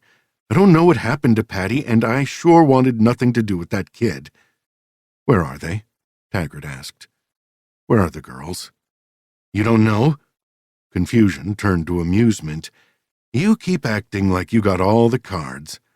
I have a lot of cards. Colton sat back, his grin returning. But you don't have the bodies, which means you don't have shit. Chapter 39. Sloane. Thursday, August 21st, 2025, 1 p.m. As Grant confirmed final details of my appointment with Colton, I drove out to Brian Fletcher's house. I wasn't sure if Susan had called to warn him that their 31 years of lies were unraveling, but I was hoping to catch him off guard and willing to talk. I rang the bell, and when he didn't answer, I went straight for the privacy fence gate. The dog trotted across the backyard toward me, wagging his tail. I pulled a dog treat from my pocket and fed it to him. I rubbed him between the ears, and he followed me, barking as we made our way to the back door. I knocked on the sliding door. As tempting as it was to break into the house, I decided to wait. Brian Fletcher wouldn't be thrilled with me, and I didn't need to find myself at the wrong end of a gun. I knocked again. The dog nuzzled my hand. I gave him another treat. When Fletcher didn't appear, I slid the door open a few inches. "Mr. Fletcher, it's Sloane Grayson." The air conditioner hummed, but the house had an unsettling stillness. "Mr. Fletcher?" I tossed a couple of treats on the deck, and when the dog turned to eat them, I slipped inside and closed the door behind me. The kitchen was cleaned, the counters wiped, a coffee mug in the dish strainer. An open bottle of Jack Daniels rested in the center of the counter. No glass. He'd been drinking straight from the bottle. "Mr. Fletcher?" I glanced at the pictures on the wall. The pictures with Susan were gone. Left behind were the faint impressions of the frames. The dog barked. He was at the sliding door, pawing at the glass. I turned from the door and walked down the center hallway. As I moved toward what looked like an office, I caught a sick, sweet scent. When I'd found my grandmother's body, she'd been dead a couple of hours. She'd died in her recliner. The television was still blaring cable news. Later, I learned she'd died of a heart attack. The smell had been the same, and after she'd been taken away, I remembered getting a lungful of it when I dragged the recliner outside to the curb. I wasn't repelled or nervous, but curious as I edged open the office door. The lights were off, and Mr. Fletcher's office chair was swiveled away from the door. His right hand draped over the side, and on the floor was a handgun. I looked around the room and saw no sign of the missing pictures. "Mr. Fletcher?" Silence mingled with the hum of the air conditioner. I moved toward the desk with some caution. The less I disturbed, the better. The wall facing him was splattered with blood. I stepped close enough to see the blood on what remained of his face. The bullet had traveled up the roof of his mouth into his brain. My stomach tightened, and I backed away.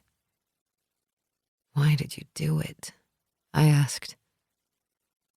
My mind flipped through what I should do next. Call the cops? Call Susan? Call Grant? I exited the house onto the back porch. The dog greeted me with a wagging tail, but as soon as I reached out to him, he sniffed my hands, legs, and feet. His ears flattened. "I found a big mess, fella." Sitting in a patio chair, I tugged treats and my phone from my pocket. I dumped what biscuits I had out on the patio and called 911. The phone rang twice. 911, what's your emergency?"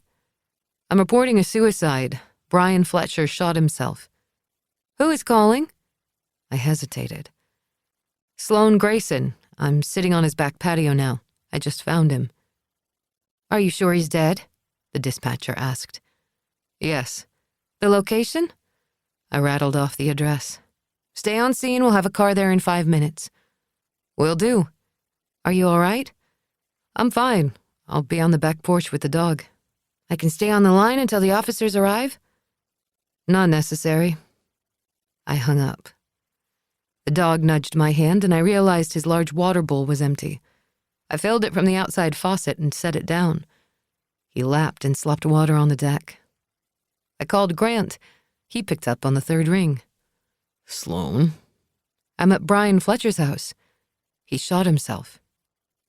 What? You were supposed to wait for me. I didn't, and I found him in his study. The police are on their way. Any sign of Susan? All the pictures of her are gone. Okay. Right? Why would Brian Fletcher kill himself? He'd been protecting his daughter for 31 years. She must have called him and told him I'd found her. But again, why kill himself? Did he think his death would draw attention away from her to him? I sat back down, closed my eyes, and tipped my face toward the sun. A twinge of remorse for Brian Fletcher snapped my skin like a rubber band. Did he regret not coming forward sooner? If he had pressured his daughter to talk to the police 3 decades ago, would Colton's accomplice have been found? His actions had let a co-conspirator run free, and families still struggled for closure. Sirens wailed and the dog lifted his head from the water bowl. He barked and turned toward me. It's okay, just the police. I took hold of his collar and tugged him toward me. Out of treats, all I could do was scratch him between the ears. The back privacy fence gate opened and 2 officers appeared. Their guns weren't drawn, but each had a hand on their sidearm ready to draw at a moment's notice. Miss Grayson? The first officer said. That's right. I moved to stand, but he motioned me to sit. Stay where you are. Keep your hands in sight. Sure. Fletcher is in his home office. It's on the main floor beyond the den. Door's on the right. I went through the sliding glass door. Thanks, the officer said. The second officer disappeared into the house. How do you know Brian Fletcher? The officer asked. I'm writing an article. I interviewed him a few days ago. You're poking into the Mountain Music Festival. Small towns were efficient with news. That's right. Fletcher's daughter was one of the victims. That's right. And so was my mother. Did he appear upset to you the other day? Sure. All the families I've spoken to were upset. He missed his daughter. His life was never the same. Did you get the impression he wanted to hurt himself? I didn't, I said. But maybe if I hadn't tracked down Susan, he'd still be alive. I considered telling the officer about Susan, but decided to save that for later.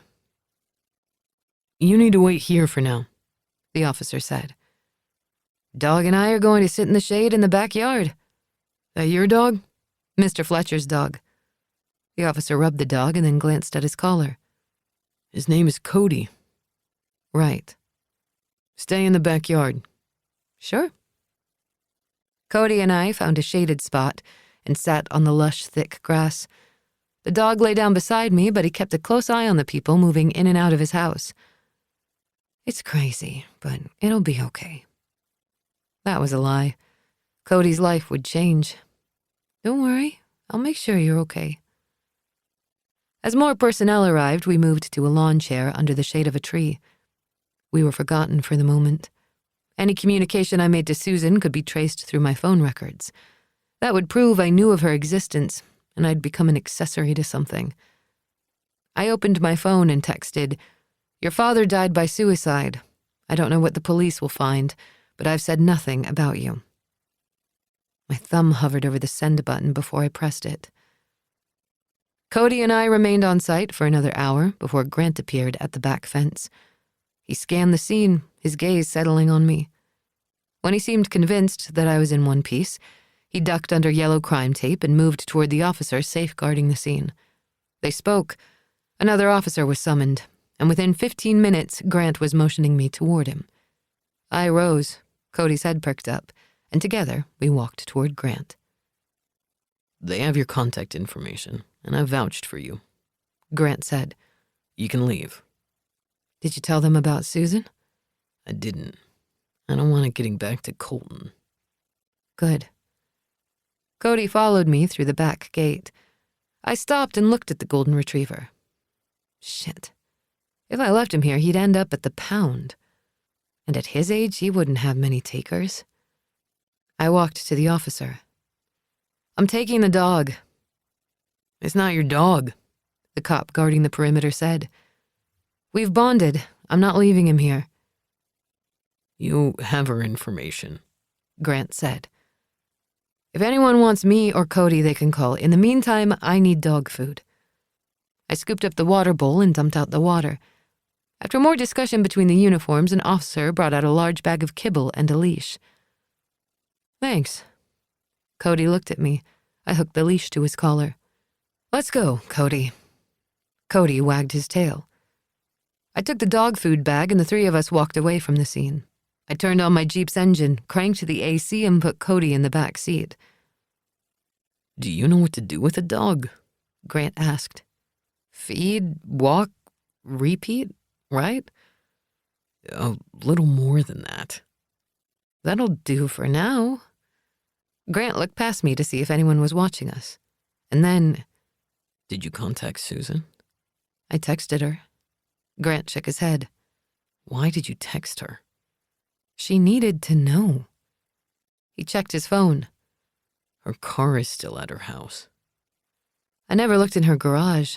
Is there a second car? He frowned. I don't know. I'll keep my eyes open then. Cody and I are headed back to Taggart's cabin if you need me. Are you safe up there alone? His question wasn't unreasonable, but still felt a tad overprotective. I have Cody. He's 10 or 12 years old, and he greeted you like part of the family when you broke into the house. Twice. I rubbed Cody's head. He's a good boy. You're assuming Brian Fletcher's death was a suicide, Grant said. You're saying it's not? The timing is worrisome. My mind skidded over my memories of Fletcher's bloodied body. I'd not studied it. I'd not lingered. I'd been more worried about leaving my DNA than analyzing the scene. The forensic team was in that room now, studying and photographing blood splatter, analyzing the position of the handgun relative to the wound, and dusting for fingerprints. Maybe my first impression was wrong. Maybe he didn't kill himself. You think Susan could have killed him? Her father protected her secret for 31 years, but their silence created a lot of suffering. Who else knows Tristan is alive? Grant asked. I don't know. The second person who was in the trailer with Colton would have realized one of the girls was missing. He would have known all along that Tristan had escaped. Grant said. And this person knows where the bodies are buried. Bodies mean Colton never sees the light of day again, I said. A devil's bargain. What time is my appointment with Colton? Tomorrow, 4 o'clock. I didn't experience fear like most, but the pressure in my head expanded. Great. Grant followed me to the cabin. I told him I was fine, but he had a bit of a savior complex, which I didn't mind right now. One thing to be brave, another to be foolish. Cody drifted off to sleep until I made the turn onto the gravel road leading to the cabin. He raised his head, looked out at the woods, and sniffed. I suppose the woods had better smells than suburbia. I slipped Cody's leash on and we got out of the car. I walked him to the woods, and when he'd taken care of business, I took him inside. I filled a water bowl for him. I grabbed the dog food bag from the Jeep and filled his bowl. He gobbled, his tail wagging. A car pulled up outside, and seconds later, Grant's steady footsteps climbed the porch stairs. Cody looked over at him, wagged his tail. Great guard dog. Grant scratched the dog's head. Lucky for you. I'm hoping the woods will help him tap into his inner wolf. Not likely. He pressed his mouth against mine. He tasted good. Has anyone checked Susan's house? Is she there? The local cops are short-staffed. They'll report back as soon as they can. I wrapped my arms around him. He felt so solid and steady. Grant was proving to be the kind of guy who showed up in a pinch. His hand slipped under my t-shirt and cupped my breast. A twist of a swollen nipple, and I groaned. I was beginning to crave this from him. Cody barked. I glanced at the dog. I grabbed a blanket from the bed and laid it on the floor. Cody looked at the blanket as if to ask, what am I supposed to do with this? I went to the refrigerator and grabbed the remains of a sandwich I hadn't finished. I handed it to Cody. He took it and settled on the blanket. He grunted his pleasure, his teeth gnawing the doughy bread. Grant followed me to the bedroom. I shimmied out of my jeans as he undressed. I pulled off my t-shirt, the cool air teasing my bare nipples. I reached for my thong, but he told me to keep it on. The bed squeaked as I lay back and propped myself up on the pillows. Grant was very focused. He prowled between my open legs and kissed my belly. Then he slipped his finger under the delicate fabric of my panties. He cupped my face in his large hand and locked on my gaze. I threaded my fingers through his hair and kissed him. Energy radiated inside me, scraping the underside of my skin. He unfastened his belt buckle and opened his pants. Seconds later, he angled around the small scrap of fabric and then pushed inside me fast and hard. The sex was rough, his thrusts aggressive. I liked the way he took me to the brink and then eased up over and over until I tumbled. Our bodies grew slick with sweat. My heart pounded in my chest as he again teased me toward climax. He circumvented my dampened emotions and communicated directly with my body. We both came at the same time, and when he fell on the bed beside me, my heart thrummed in my chest.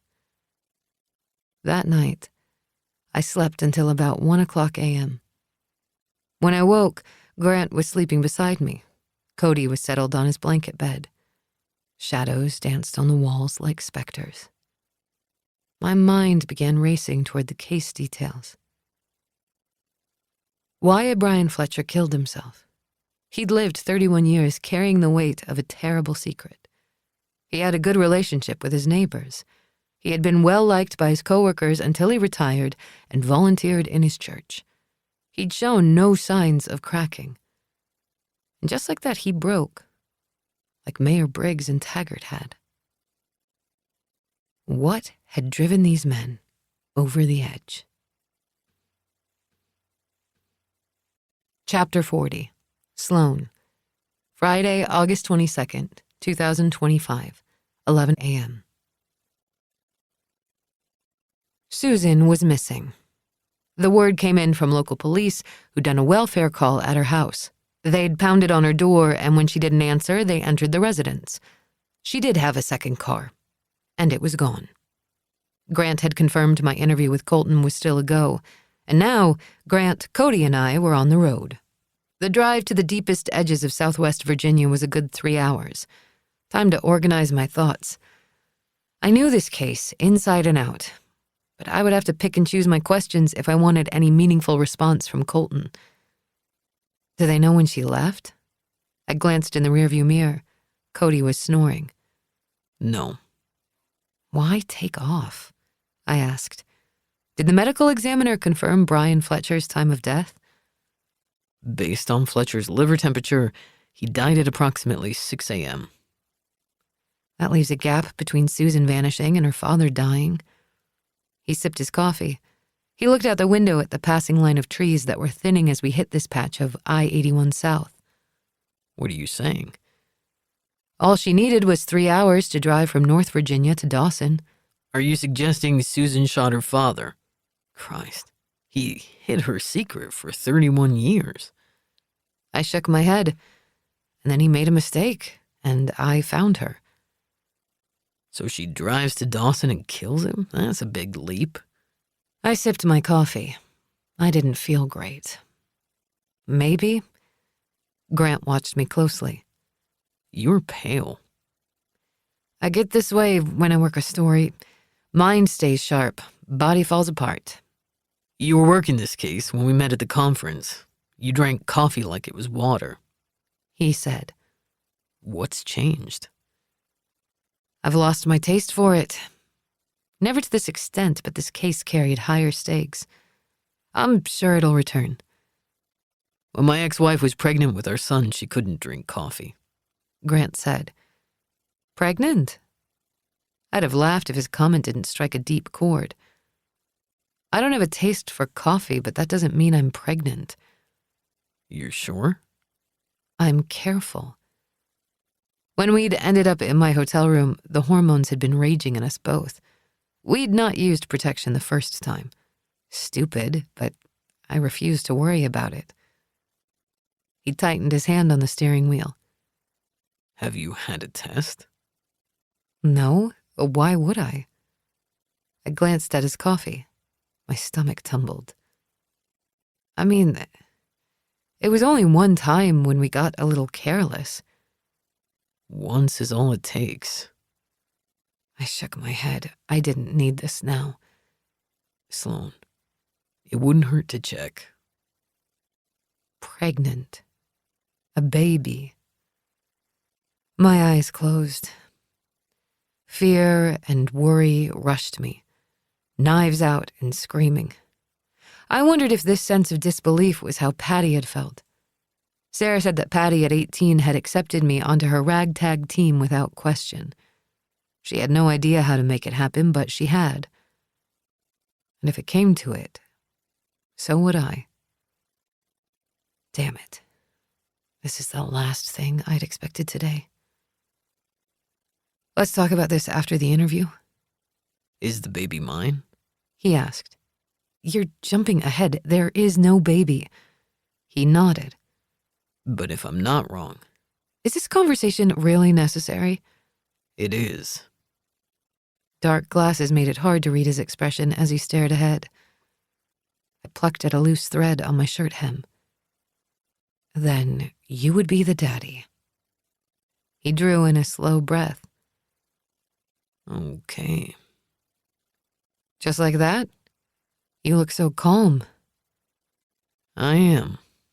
What about you? I sighed and glanced back out the window. I drew in several deep breaths.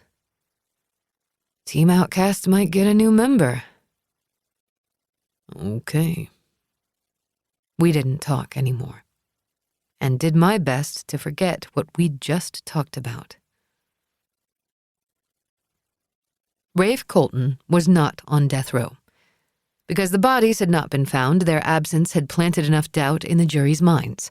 They'd sentenced him to life in prison, but not to death. That made today a little easier. Visiting a lifer was difficult, but not impossible. From the moment Rafe Colton had entered prison, he'd put his charm to good work. He'd been a model citizen for almost 31 years, and everyone from the guards to the warden liked him. They enjoyed his easy demeanor, his talent for diffusing tense situations, and his ability to mix with any of the prison gangs. His Friday guitar concerts had always been a hit. A few times visiting artists who'd at one point done prison time paired up with him, and they jammed for the prisoners. He was the cool everyman, just like he'd been on the outside. In a world of violent offenders, he'd used his charm to win hearts and minds and whitewash over dead women, rapes, and lies. Grant and Cody dropped me off at the front door. Grant promised to wait. I didn't know what to say, so I thanked him. As I walked toward the prison gates, I didn't dare look back at him or Cody. This moment was as close to domesticated as I'd ever come, and it scared the shit out of me. I went through the security routine, and 45 minutes later, I sat at the small desk on the other side of a glass partition. The seats to my right and left were filled with two women. Each looked as if she was in her 50s or 60s. Gray hair, skin deeply lined, and resigned expressions testified to the weight of having an incarcerated loved one. My father had been imprisoned in Tennessee since 1996. I had never asked Sarah if I could visit him. I knew her well enough to realize she'd have said no, but for all the fights we'd had, that one never came up. Once, I'd bribed a police clerk to let me read Larry's criminal file. My bio dad had walked into a Chattanooga bar, gotten drunk, and then with lightning speed gutted 3 men with a hunting knife. The patrons had subdued him, the cops came, and his life on the outside ended. In prison, Larry had a record of violence. He'd never get parole, and he'd never see the outside again. Suited me just fine. I'd never missed him, and the way I saw it, if Patty was dead, he had no right to walk around free after how he'd treated her. Kids had teased me about not having parents. Their smug expressions and know-it-all tones had pissed me off. Why were they better than me because their mothers hadn't gotten murdered or their fathers hadn't sliced 3 men to death? When the playground turned ugly, I struck back. After I punched the first boy in 1st grade, I got suspended, but few tested me after that. And for those who did, I found more subtle forms of revenge. I had my faults, but I knew how to protect what was mine. The door on the other side of the glass opened, and 3 prisoners were escorted to their seats. 2 were hulking men in their 30s or 40s. Their arms and necks were covered in tattoos. If anyone conjured an image of a lifer, it would be these 2. The 3rd man was different. He was trim, fit, and his thick hair, now gray, skimmed his shoulders. The gray didn't make him look old, but cooler, hipper, in a Bon Jovi kind of way. If he were on the outside, the ladies would still be chasing him. His gaze skimmed the interview tables and their occupants. Without hesitation, he moved toward the seat across from me. He sat, grinned, and studied me. He reached for the phone on his side of the glass. I did the same with mine. Sloane, I feel like I know you. Colton's voice rattled like smooth gravel. Charm was one of the coping techniques I'd learned on the 1st grade playground. And because I didn't feel guilt, I could smile. Hours of practice had forged the perfect grin. I could say the same. I've read all your articles. You're a terrific writer. Thank you. You do an excellent job of getting into the minds of killers. The victims too, I hope. Of course, but all writers start with victims. They gloss over what drives the killers. And let's face it, without the killer, there's no story. I thought about Patty staring into Colton's eyes as he drove into her, while another person watched the scene. They're people too. They have needs, wants, and desires. Exactly. He threaded his fingers, flicking a thick shock of gray hair off his forehead. So, after all these years, you're here. What took you so long? I'm writing about the Mountain Music Festival. The festival for the lost ladies. A great deal has been written about that case. I've been interviewed by a few writers over the years. The story comes and goes in popularity. People are fickle. They care about a case one day and not the next. I try not to chase the trends. Most writers tried to link me to the victims. They were very predictable. Finding the smoking gun was their ticket to stardom. What brought you to Dawson? What was it about that tiny town that was so appealing? He relaxed back in his seat. Beautiful setting. The mountains are stunning. And it's close to Roanoke, Charlottesville, Richmond, and D.C. It made sense. You organized other festivals before this one. I did, but they didn't do as well. But I was learning. You don't know what you don't know, right? Exactly. A little like writing. I chuckled. Read any of my early stuff, and you'll see I had a few things to learn. We chatted about my career. He was interested in the Susie Malone case. He smiled when he mentioned the random fire in the storage unit that had exposed the pastor's cache of trophies. I shrugged, smiled. He laughed. You're a pistol.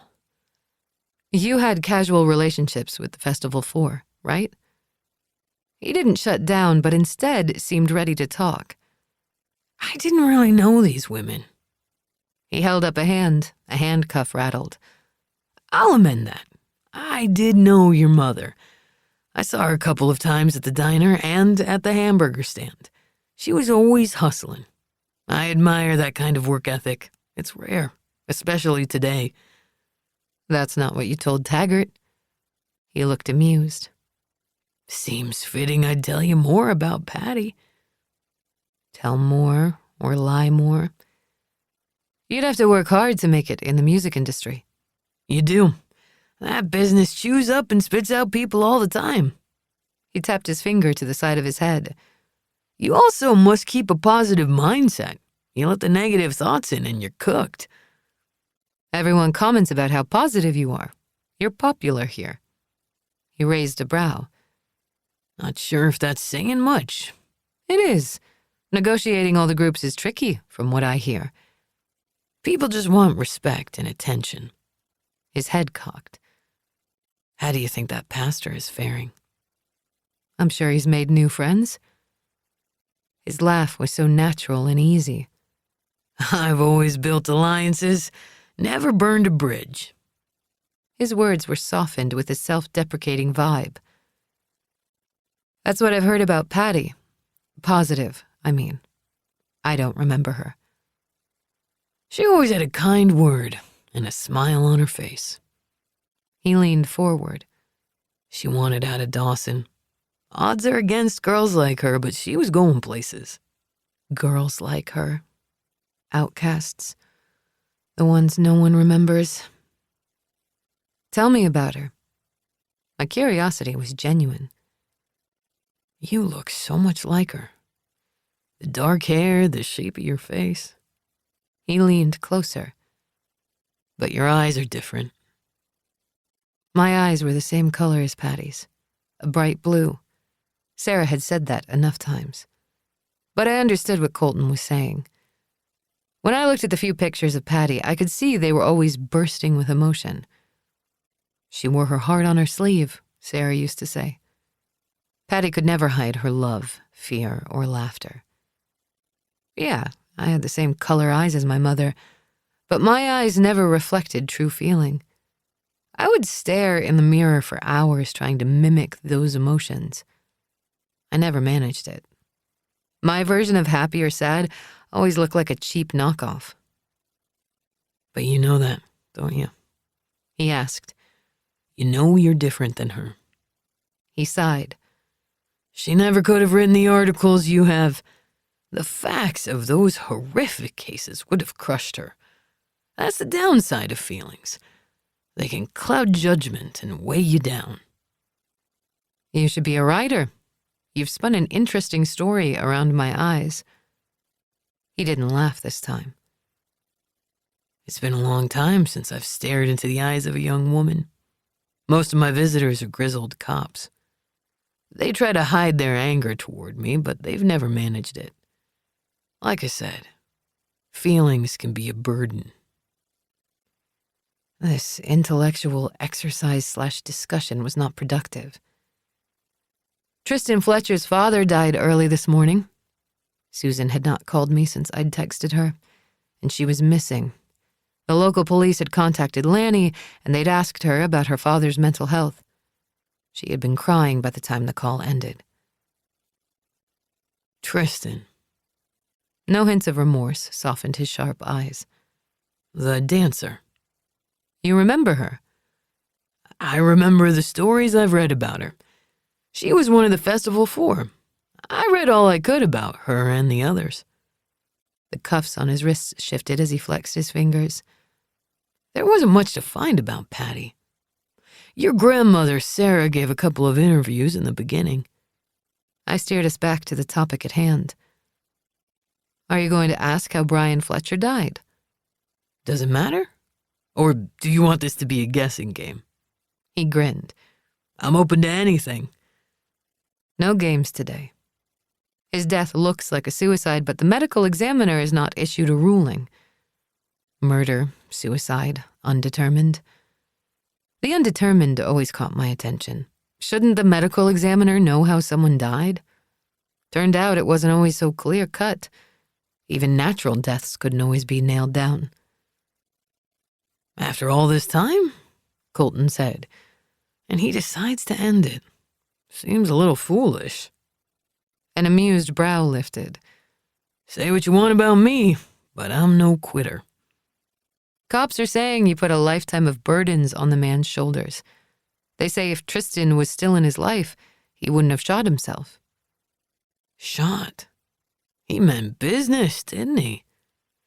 No false attempts to stir up drama from that old boy. When I didn't respond, he added, Try living in a max prison for 30 years. There are lots of reasons to give up here, but I never once considered it. Not once. You can't let those kernels of doubt in your mind where they root and sprout. Positivity, right? Exactly. He leaned forward a fraction. I'm curious. Why did Brian buckle now? Was he sick? There's a new witness. For the Festival 4 case? He looked expectant. Was it your mother? Did she decide to reappear in her baby girl's life? Not Patty. She's still MIA. That's too bad for you. Little girls need their moms. This witness says you weren't working alone. You had help. I did. He waggled his eyebrows. All this time, and now you have evidence that I had an accomplice. Sounds compelling. It makes sense if you think about it. How so? You never told anyone where the bodies were buried because I don't think you know where they are. Really? Without the bodies, you stayed off death row. You get lots of media and law enforcement visitors over the years hanging on your every word.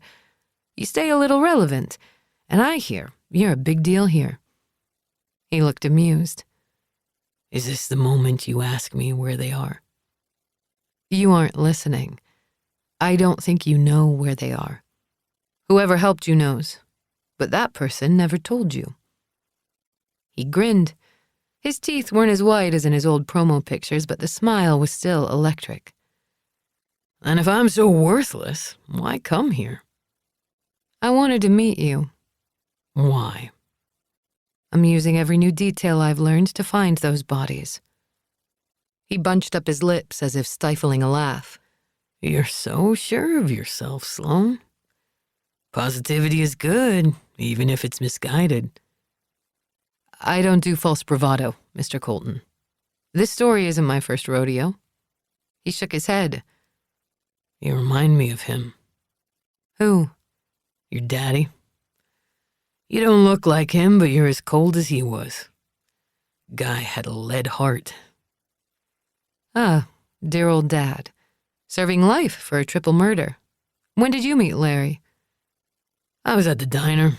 The festival was just an idea, and Patty was pregnant with you. Larry came in.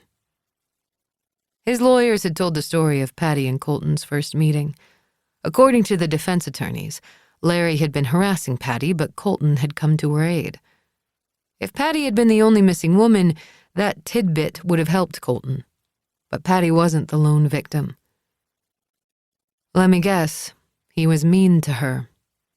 I'd heard enough war stories from Sarah. She wanted to make you work with him, but he was too nasty. I let him talk. I knew he was manipulating me, but I was curious about Larry. His DNA mattered more now. Did you know I helped Patty name you? I still didn't respond. I grew up with a kid named Rick Sloane. I liked the guy, but he was a hellraiser.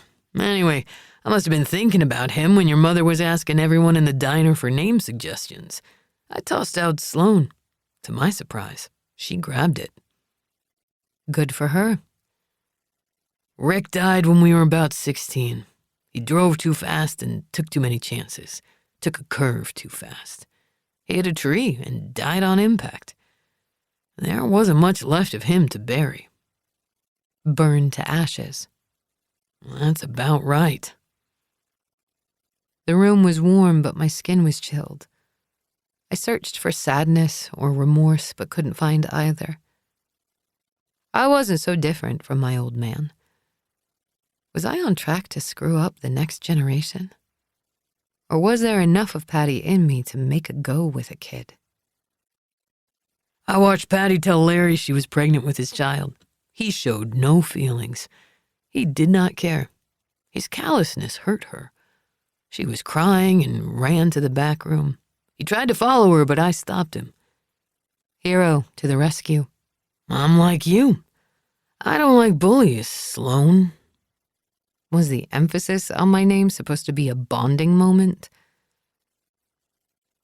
All the girls were similar. Young, attractive, vibrant. You have a type. We all do. He sat back. Let me guess. You go for guys that are sensitive and in touch with their emotions. Makes you feel like you've got a connection. But after a few weeks, you realize that you're incapable. So you lose interest and move on. The arrow hit the bullseye. He was right. I reached for long-term implications but couldn't grasp them. The woman sitting next to me chuckled softly and raised her hands to the thick, smudged glass. The man on the other side did the same. Their grins were sloppy, but in this moment, they felt genuine. I love all women, he said. You love them so much you hide them and keep them all to yourself forever? You just told me I don't know where they are. Which is it? The point is, no one else can have them. And one day, you believe you'll stand over their remains. You mean their naked, stripped bones? I imagine all the flesh is gone, and the bones are discolored. The truth always leaked out. When you drift off to sleep at night, do you dream about their bones? Dark eyes glistened with amusement. Dancing like marionettes on a clear day in the mountains. I bet it's a rush to know their flesh and bones are nearly dust. He chuckled. You're clever. Not really. I tend to be very direct. I'm sure you'll have lots of good theories as you hammer out your word count. I don't want theories. I want the truth. Colton leaned forward, closed his eyes, and sniffed. God, but I wish I could smell you. I love the scent of a woman, especially after she's had sex. When's the last time you got some? 3 decades hadn't softened him. He was enjoying my attention. Do you ever dream about Tristan Fletcher or Cassidy Rogers? His eyes brightened. Cassidy is a bitch. Tristan is dead. I like my women willing and alive. You liked Cassidy at one time. Sure, she was hot. In the reflection of the glass barrier, I caught the deputy's tight-lipped expression. I think the officer's outrage was as much for himself as it was for me. Not everyone was charmed by Rafe Colton. And you don't dream about Tristan, even though she's dead? He grinned. Give me a picture of her at the festival, and I will. I reached in my bag and pulled out a picture of Tristan at the festival. Like this? His eyes darkened and he leaned closer. Yeah. She had a thing for you, didn't she? A lot of chicks did. But she hung out with you in the weeks leading up to the concert, didn't she?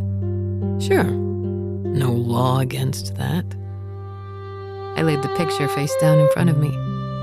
I forgot to tell you, Tristan is still alive. I smiled. I'm not going to lie, finding her alive and well threw me for a loop. Who would have thought that one of the Festival 4 was alive? Is that the best you got?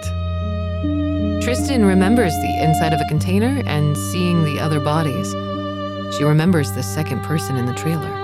Nice try, Sloane. I could not name the feeling unfurling inside me. It was acrid and angry. She said all the girls around her were dead when she startled awake. I guess you didn't strangle her well enough. Oh well. Either way, she's going to testify that she saw the bodies. I smiled. No release for you.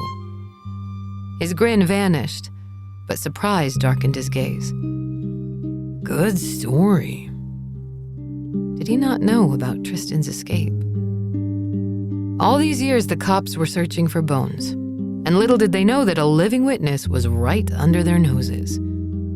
He shook his head. For a girl who doesn't like games, You're good at it. The deputy's slight surprise told me he was paying close attention. I thought seeing you would be interesting, but I'm bored. I don't need the bodies anymore. I have Tristan. His face hardened. Why did you come here if you don't need me? To see your face when I told you. If I did have a little helper, and I'm not saying I did, but if I did, doesn't that worry you? That person has everything to lose, and will be freaking out. He was right. Coming here could very well have put a target on my back. Then I'll have to be extra careful, won't I? Chapter 41. CJ Taggart. Monday, December 8th, 2014. 20 years after. The community breathed a sigh of relief when Taggart announced Colton's arrest in early June. After Colton's arrest, the Commonwealth's attorney had quickly filed charges. At trial, he'd fashioned the portrait of a complicated, dangerous man who should never be free again. More sexual assault accounts like Cassidy Rogers's came to light. Women told Taggart in graphic detail how Colton enjoyed their suffering as he sexually and physically abused them. Some admitted Colton liked threesomes and got off when one of the partners sat by the bed and watched. Several town leaders from the region testified that Colton's other festivals were just as poorly organized, and many were plagued by assaults and robberies. An FBI agent searched missing person reports in all the areas where Colton had held festivals. He came up with 3 missing women. None of them had been found, but there was never enough evidence to link any of it to Colton. Taggart was more convinced than ever that he'd made the right move. A few questioned Taggart's luck. Finding those trinkets had been one hell of a Hail Mary, almost a little too good to be true. There was talk the evidence had been planted, but it was a small sin compared to Colton's greater depravities. Taggart's cobbled-together puzzle pieces created a good enough picture of a murderer. Bottom line was, the killer had been caught. It was as happy an ending as there could be. In many jurisdictions, the case would have been thrown out, but there was an unspoken consensus in the Dawson community that Colton deserved prison. His lawyers lobbied for a change of venue, but the judge had refused. The town of Dawson, especially the mayor, wanted a pound of Colton's flesh. And the town of Dawson got its justice. 11 months after the music festival, Colton was convicted on 4 counts of murder. Despite all the congratulations, Taggart didn't feel the full weight of the win. He'd never found the women, and for that he felt as if he'd failed. Taggart had thought Colton would eventually break and tell him, or someone, where he'd buried the women. But as hard as Taggart had pressed Colton in the interrogations, the man had never wavered. He insisted he was innocent, and that Taggart was framing him. 5 years after the trial, Taggart had taken the case file records and made copies of them all. He'd swapped the copies for the real files and hidden the originals in his cabin. He'd hoped time and a new perspective would help him see the case in a new light. But the facts refused to lead to the bodies. In his gut, he knew he had the right man behind bars, but the specter of missing remains taunted him more as he got older. He'd kept tabs on Sloane Grayson, Patty's kid. Sarah had moved her to Charlottesville and raised her there. He'd never seen her as an infant, and the first time he'd laid eyes on her, she was 6. He'd spent an all-nighter reading the Mountain Music Festival files and the profile on Patty Reed. On a whim, he'd gone looking for her kid. He'd found her on the playground of her elementary school. Her mother's black hair and angled face made her easy to spot. The kid had been watching a couple of boys teasing another girl. She'd held back, and he'd thought for a moment she was just afraid to confront the older boys. Then, she'd picked up a rock, marched toward the boys, and smacked the biggest one. He'd fallen forward. Blood stained the rock, Sloane, and the kid's shirt when the teachers came running. Sloane, who showed no sign of remorse, had been pulled away. Teachers gathered around the crying boy. Taggart followed Sloane through her time in school.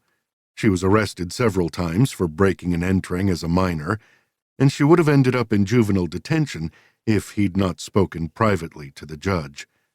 Social workers determined she had sociopathic tendencies, but she wasn't like her father. Though she didn't take pleasure from violence, she wasn't afraid to bend the rules to the point of snapping. In his mind, she was a perfect blend of her parents. It made sense to give her his files. He wasn't sure if she'd tackle the story, but if he'd had to bet, he'd have put his money on her. In thick black ink, he scrawled the only note to her. I couldn't find the missing women. Maybe Sloane could. Chapter 42. Sloane. Friday, August 22nd, 2025, 9:30 p.m. By the time Grant parked in front of the cabin, it was pitch black on the mountain. The air had cooled and the wind blew in quick gusts, twisting the leaves and straining branches. A storm was coming. I hoisted my backpack on my shoulder and then slipped on Cody's leash before we got out of the car. Grant followed. I'll go to the convenience store and grab a couple of pizzas, he said. That would be great, thank you. I'd spent the drive processing Colton's visit and a possible pregnancy. The two thoughts competed for brain space. The pressure in my head was building, and it was hard to concentrate. Cody peed, sniffed the wind. His tail wagged. You okay? Grant asked. I'm fine, just processing the day. I met his gaze, feeling I owed him an explanation. I'm a little overwhelmed. I get that. He came toward me and wrapped his arms around me. I wasn't sure how to react, but some of the stress tightening my body eased. I'll be fine. I know. You're tough. He kissed me on top of the head. See you in an hour. Right. Cody, hop in the car, buddy, Grant said. The old dog was happy to follow Grant, with whom he seemed to have already bonded. Me he liked, but Grant he adored.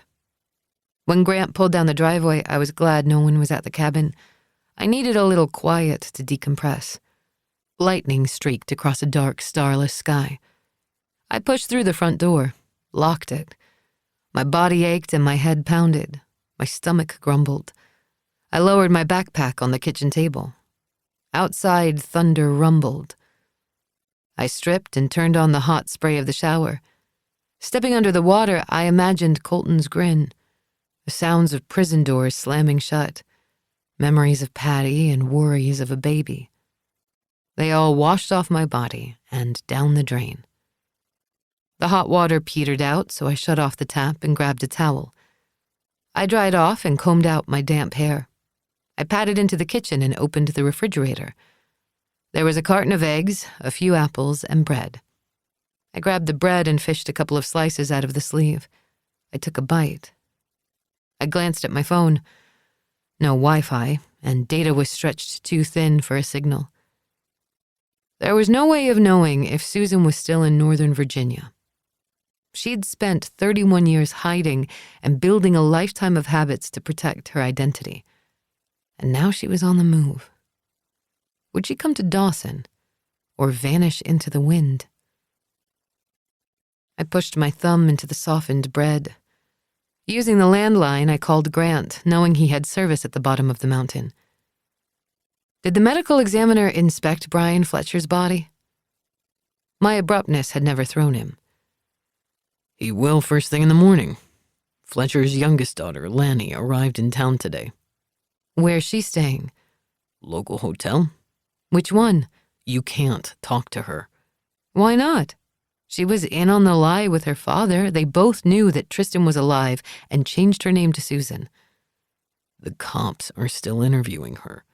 They don't need you complicating the process. Susan hid from everyone for almost 31 years. She knows how to get around unnoticed. If she were going to run again, she'd be smart. She'd change her appearance and ditch her car for another one. I bet she had a go bag with cash in the house. There's a bolo out for her and her second vehicle, which is a gray 4-door sedan. The kind of car no one pays attention to. They are now. Colton turned white when I told him Tristan was alive. Good. Let him chew on that for a while. Susan had said that Colton had had an accomplice. My mind had jumped to Kevin. Was that simply because I didn't like the guy? Susan didn't tell the entire truth. What's she holding back? I keep thinking back to Taggart's impression of Tristan. She was seductive, combative, and high. I wonder if Colton dragged her in the trailer or she went willingly. Not a rape. She wouldn't be the first girl to make a bad decision and then turn the tables on the story. What about what she saw in the trailer? That was too on point not to be real. That's the moment she realized she'd chosen the wrong guy.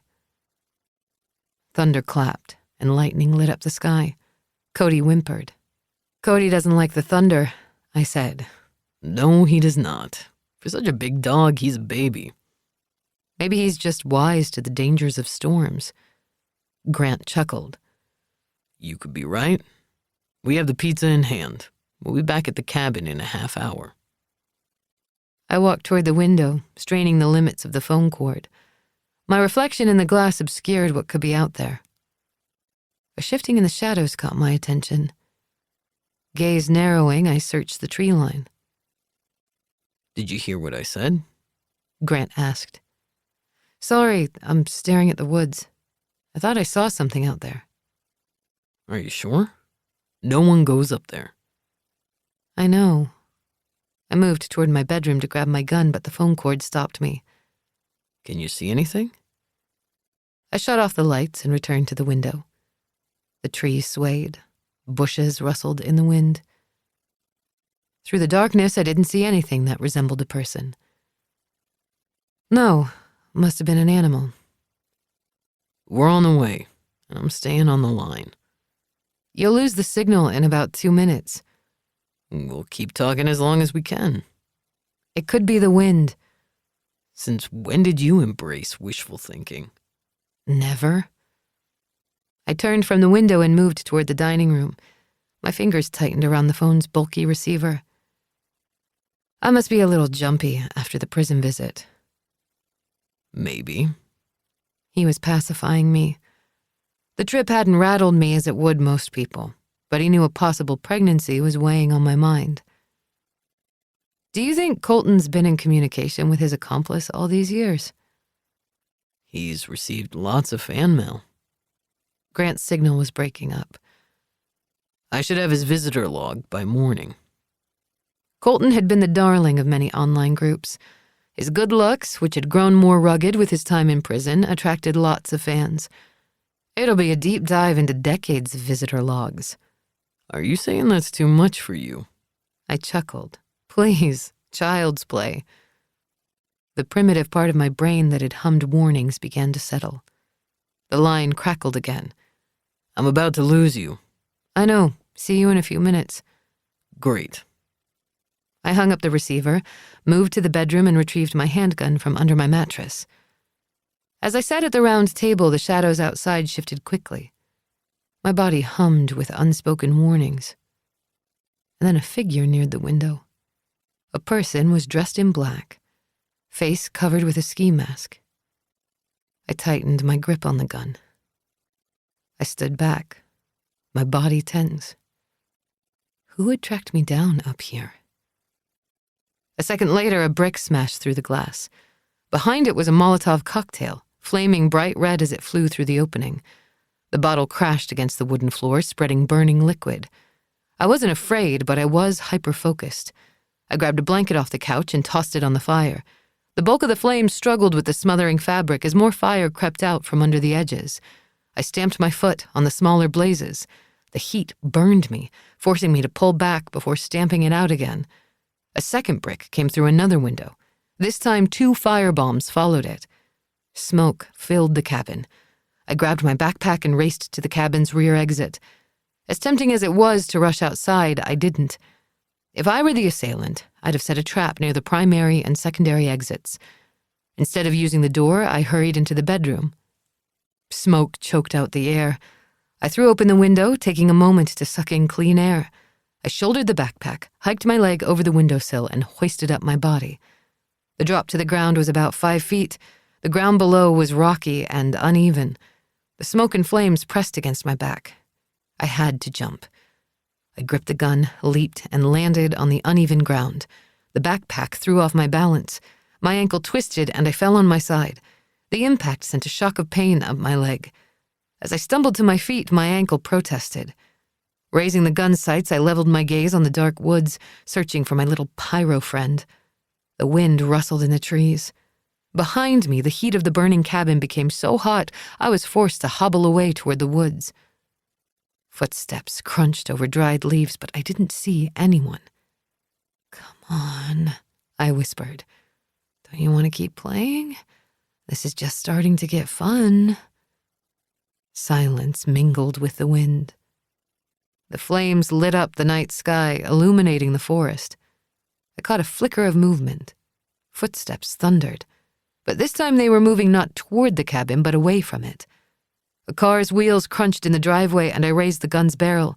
I came around the side in time to see Grant rise out of his car. The light of the flames danced across his tense features as he stared at the cabin in horror. He moved toward the front porch, now crackling from the heat. "Grant!" I shouted. He turned. Relief eased deep lines around his mouth. He raced toward me and hugged me close. I relaxed into him. It felt good to press against solid muscle and feel the tight band of his arms around me.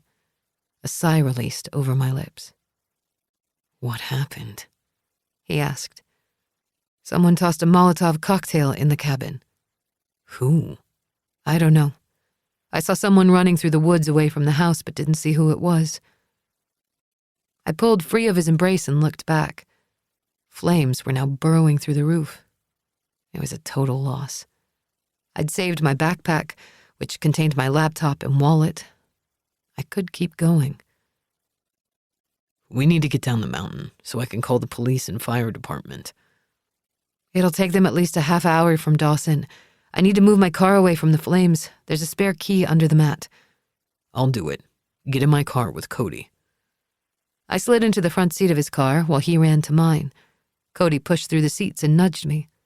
"It's fine, Cody. Just a little fire." The flames licked high in the trees. Fat raindrops fell. Grant started my Jeep and moved it to the turnaround, well out of the fire's path. When he jogged back, the center beam of the cabin cracked. Flames hissed. It took seconds before the cabin's center fell in on itself, sending sparks in the air as thunder rumbled. More fat rain droplets fell as he returned to his car. He opened the front door and slid behind the wheel. I was amazed at how shaken I was. The skies opened, sending rain showers down the hillside. The fire roared and sizzled as rain hit it. It was a beast in agony, drawing in its last breath. "At least the woods won't burn," I said. "The rain will also slow down whoever did this," he said. "This mountain will get slick when the dirt turns to mud." Fire hissed and bellowed as rain fell and steam rose. "It's a good thing." He backed up his truck and nosed the vehicle down the mountain road, now turning into a soupy, muddy mess. He reached the hard service road and was 2 miles down it when cell reception returned. He called the local police and fire. "Whoever did this is worried," I said. "I've struck a nerve." "A Molotov cocktail doesn't require anything high-tech." "That's what makes it so effective." "And you didn't set the fire?" I glanced at my soot-covered jeans. "I remember a storage unit being set on fire," he prompted. I had nothing to do with this fire. "Okay." "You believe me?" He nodded. "I do." I studied his profile and, finding no hesitation, said, "Good." "How about you lie low and let the cops see what they can find? It might not be just you anymore. A baby. That was an unsettling thought. Maybe. Maybe not. He shook his head. You don't have to do this alone. Are you going to help me? It was a half challenge, half joke. Yeah, I am. Grant, you don't know me. I'm not built to do forever. I can promise you my brand of seeing the world grows very thin with people. I'm more patient than you think. I don't want you to tolerate me. I decided a long time ago I'm okay with how I'm wired. Frustration furrowed the lines on his brow. I'm not asking you to change. But you'll want me to at some point. You'll see that I can't live a normal life. Normal is overrated. In the distance, a siren blared. That was fast. He shoved out a frustrated sigh. Sometimes we get lucky. Maybe. As the rain fell on his truck, the light from the flames at the top of the mountain faded. Blue and white lights bounced off the tree leaves as a cop car raced through the rain and up the hill.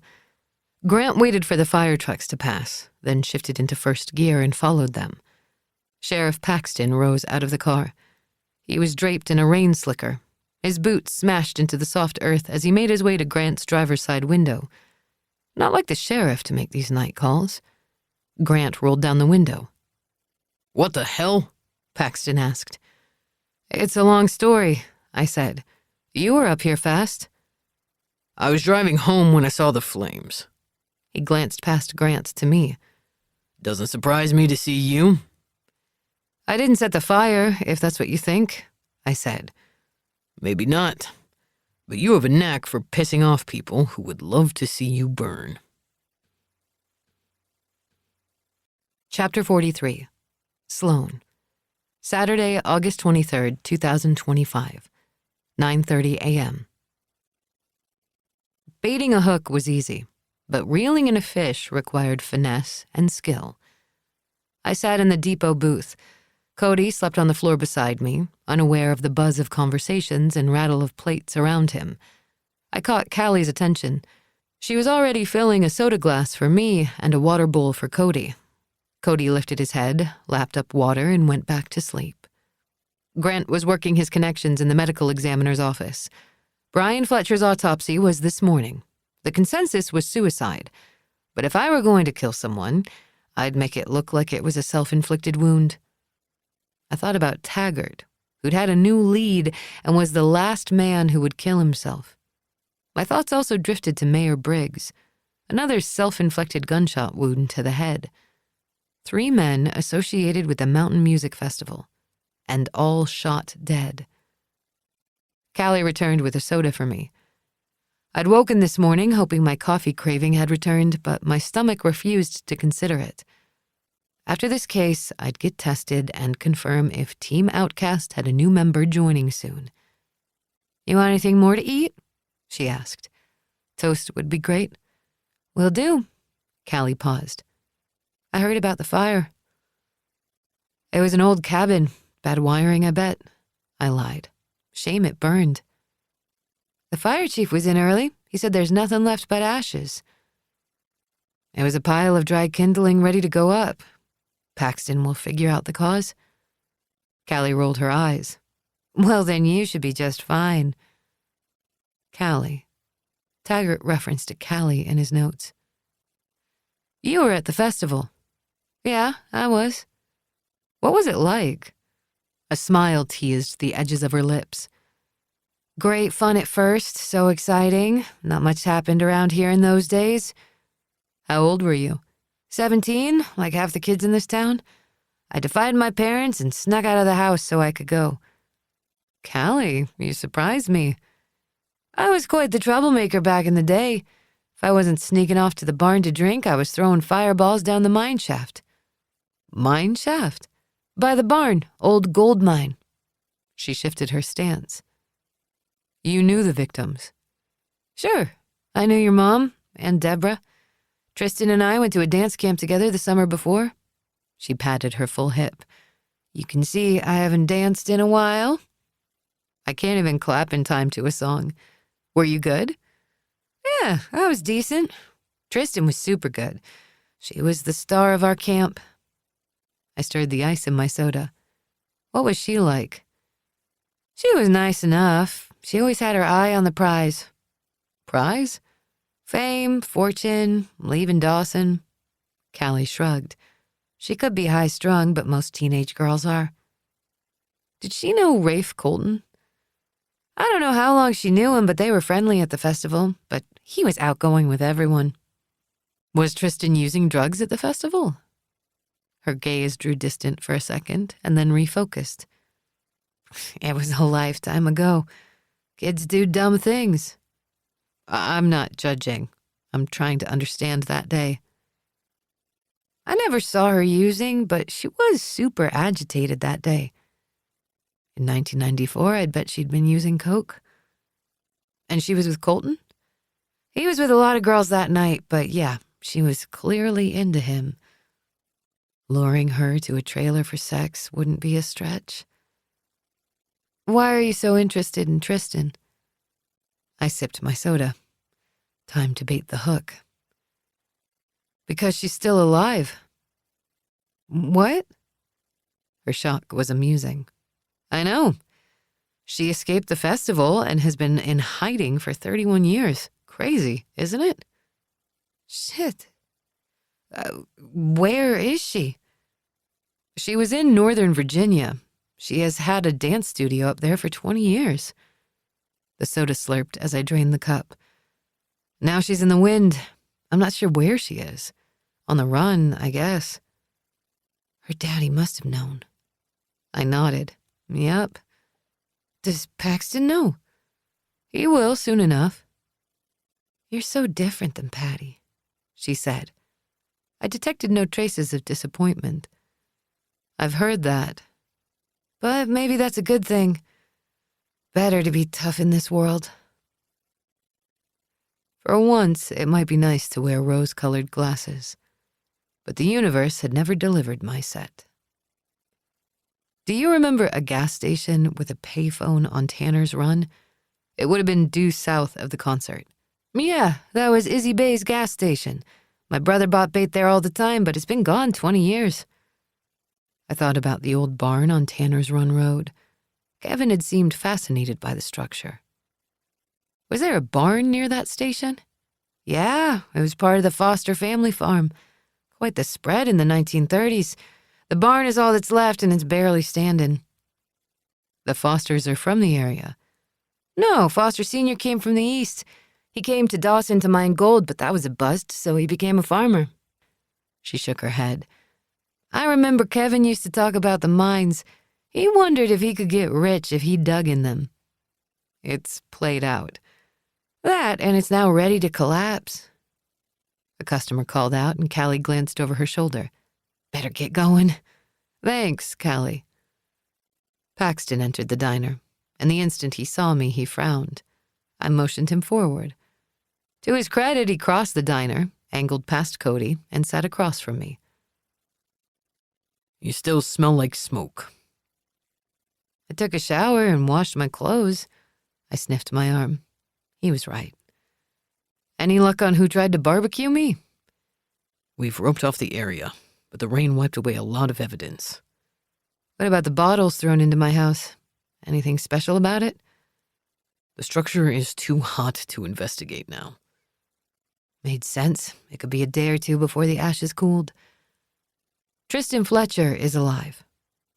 He stilled. Say that again? I repeated my statement as I pulled up the website for Susan's dance studio. Alive and well. He studied the image.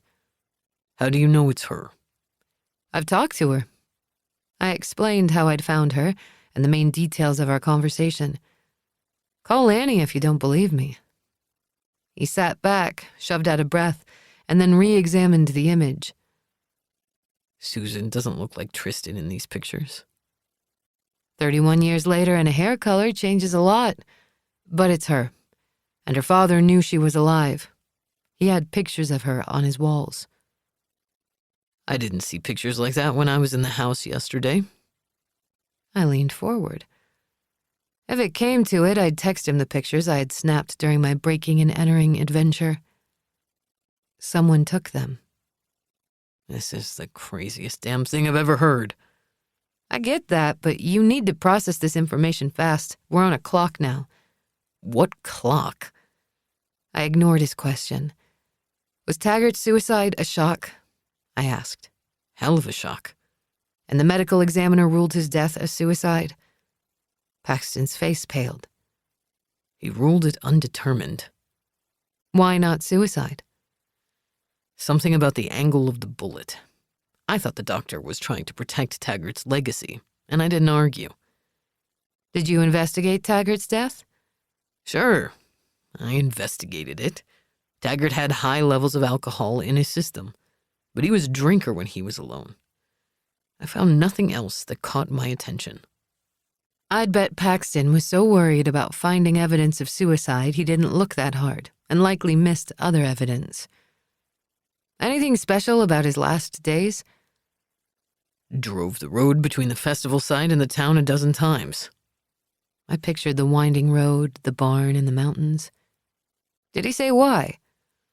No, I know the case never let him go. I understood that. And Briggs? He shot himself too? Paxton frowned. Yeah. Why are you so fixated on this? All of these men were connected to the festival. They knew details that could stir trouble. Paxton shifted in his seat. Everyone in this town had information on the festival. As I readied to fire another question, he held up his hand. Back to Tristan. If what you're saying is true, we need to find her. Yes, we do. Do you think she knows where the bodies are? I reached for my phone and texted, I know where the bodies are buried. Paxton peered over the edge of my phone. That true? Do you wear a bulletproof vest? Sometimes. Might want to strap one on today, pal. As I drove out of Dawson, the dream catcher dangled from the rearview mirror as I dialed Grant's number. My call went to voicemail. I recapped my conversation with Paxton, the text I'd sent, and my final location. I turned east on Tanner's Run Road, toward the rolling hills. In the distance, I saw the barn's dried, sun-stripped boards. My phone rang. Grant. Where are you? A beat of silence, and then, a mile from the barn on the old Foster family farm. I think that's where the bodies are buried. How did you come up with that? The original Foster bought the land to mine gold. It went bust, so he turned to farming. There's a mine shaft on the property. I think the barn is very near that shaft. 31 years ago, someone could have parked a van inside the barn. This person could have gone undetected as they dumped the bodies in the shaft. Who did it? That's what I'm about to find out. I'm 15 minutes from you. Can you wait? No. Cody rose on the passenger seat and stared out the windshield. Someone set fire to your house, Sloane. Someone wants to kill you. Yeah, not ideal. I knew the road well enough to take a slight right 1/4 mile before the barn. I got my man Cody to help me. He swore. Do not engage. I pulled off the road and parked. I could say okay, but I would be lying. Sloane, just wait. No can do. Why are you pushing this? I hooked Cody's leash on his collar, got out of the car and helped him to the ground. I've done this before. He was swearing when I ended the call. The dog and I moved through the thicket of tall grass. The trees thinned. Cody paused to hike his leg and pee. He was chill given the week he'd had. I liked that about him. No drama, just one foot in front of another. Ahead, I heard the rumble of car tires, so I knelt, pulling Cody with me. Shh, I said. The dog wagged his tail. I fed him a few treats. A car drove down the dirt road and parked at the barn. Bailey rose out of it. She was dressed in jeans, a simple pullover, and old shoes. She removed dark sunglasses and surveyed the barn. An older truck pulled up behind Bailey's car. It was unmarked, but there was no missing Paxton's bulky form as he emerged from it. Bailey slipped her glasses back on and whirled around, her body stiff. Bailey, what are you doing here? Paxton asked. Looking at the property. I hear the land might be for sale. You know me. I love a good bit of land. You're trespassing, Paxton said. She smiled. I'm sorry. I just wanted to see the barn. Trying to figure out how expensive it'll be to tear it down. You going to demolish the barn? Yes, I'll sell it for parts and scrap. Paxton stepped toward her. Even from this distance, I could see his body tense as he studied her. Remember Tristan Fletcher? Bailey took a step back. You've been talking to that reporter. She's dug up all kinds of trouble surrounding the Festival 4. That's right. What about her? Bailey walked toward him. She's alive. Sloane found her. Bailey laughed. She's lying. She's trying to shake us all up so someone says something stupid. What kind of stupid things would someone say? Something like this. Sloane is trying to spook us. Why us? We were both at the concert. She sees us both as suspects. Her hand slipped into her purse, and she pulled out a revolver. Without hesitating, she shot Paxton in the chest. The bullet's impact knocked him backward, and he fell to the ground. She moved toward Paxton and stood over his still body. Bailey was a little more bloodthirsty than I'd imagined, but I only underestimated someone once. Come on out, Sloane, Bailey said. You set this little meeting up, so let's finish it. I wrapped Cody's leash around a bush, and then I rose, my gun pressing in the small of my back. I studied Paxton's beefy frame. His chest moved very slightly. He'd been wearing his bulletproof vest. I moved toward her, not daring a look at Paxton. When did you figure it out? Bailey leveled the gun on me. Takes one to know one, I suppose. I've faked emotions for so long I can spot another faker. I'd learned at an early age to smile or cry when my grandmother needed a reaction. Both achieved the desired effect because I was savvy enough to use my whole body to project the desired emotion. Bailey's smiles flashed bright, but they didn't reach her eyes. A rookie mistake, as far as I was concerned. What was my tell? I ignored the question. Paxton was right. Tristan is alive. Her eyes narrowed. Right. Not joking. And I think you know that. If she was alive, how did you find the bodies? She doesn't know. Why do you say that? Bailey paused. No one knows where the bodies are. I do. At least I was pretty sure I'd figured it out. Bullshit. You and Colton must have met during the festival planning. Her smile faded. We did. He came by the house often to meet with Daddy. He's charming. And back in the day, hot. I could see a teenager falling for him. Did he convince you to help him get the girls? She stood still, her stare lingering for several beats. My goodness, you do have a real good imagination. First, Lori, right? She'd have been easy. She wanted into music so badly he could have sold her any story to get her alone. She'd have followed him anywhere. Lori wanted to sleep with him. I saw the way she was looking at him. Lori goes to the trailer with Colton. Sex might have been consensual, but he liked to strangle women. Maybe it got out of hand. Or maybe he'd planned to kill that night. Bailey's smile faded. Then Patty and Deborah, they weren't as easily lured. A scream in the woods would have sent both running to help. And then Colton grabbed them. By now, I bet he had a taste for the violence and wanted more. He got them all, except Amy, the one that got away. Did he try to take Amy in the woods near the tents before or after Patty and Deborah? Bailey shook her head. Poor, drunk and battered Amy wandering in the woods. Low-life girls no one would have ever missed. Anger clawed inside my chest. Tristan was high during the festival. It wouldn't have taken much to lure her into a trailer. "But don't let her fool you," she said. "She wanted Colton. It wasn't rape. Because you were standing in the corner watching." She smiled. She liked it. I'd sensed Susan had been lying. Did she blame herself for going with Colton all those decades ago? That choice tore her family apart. Until he strangled her. "You got it all figured out." "Did you watch Colton rape Patty and Deborah?" Her gaze grew distant, as if staring back into the darkness. "It was oddly hot." Disgust coiled in my belly.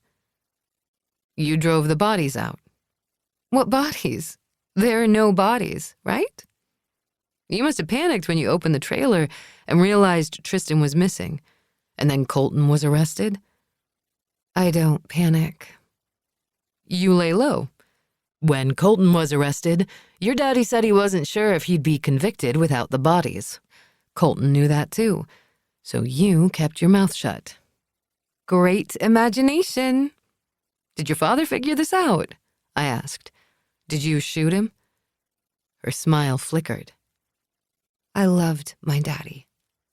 "But Daddy discovered something, didn't he?" "You don't know anything." I shook my head. "What did Daddy figure out 5 years after the festival? Did he find a few mementos from the other girls in your room?"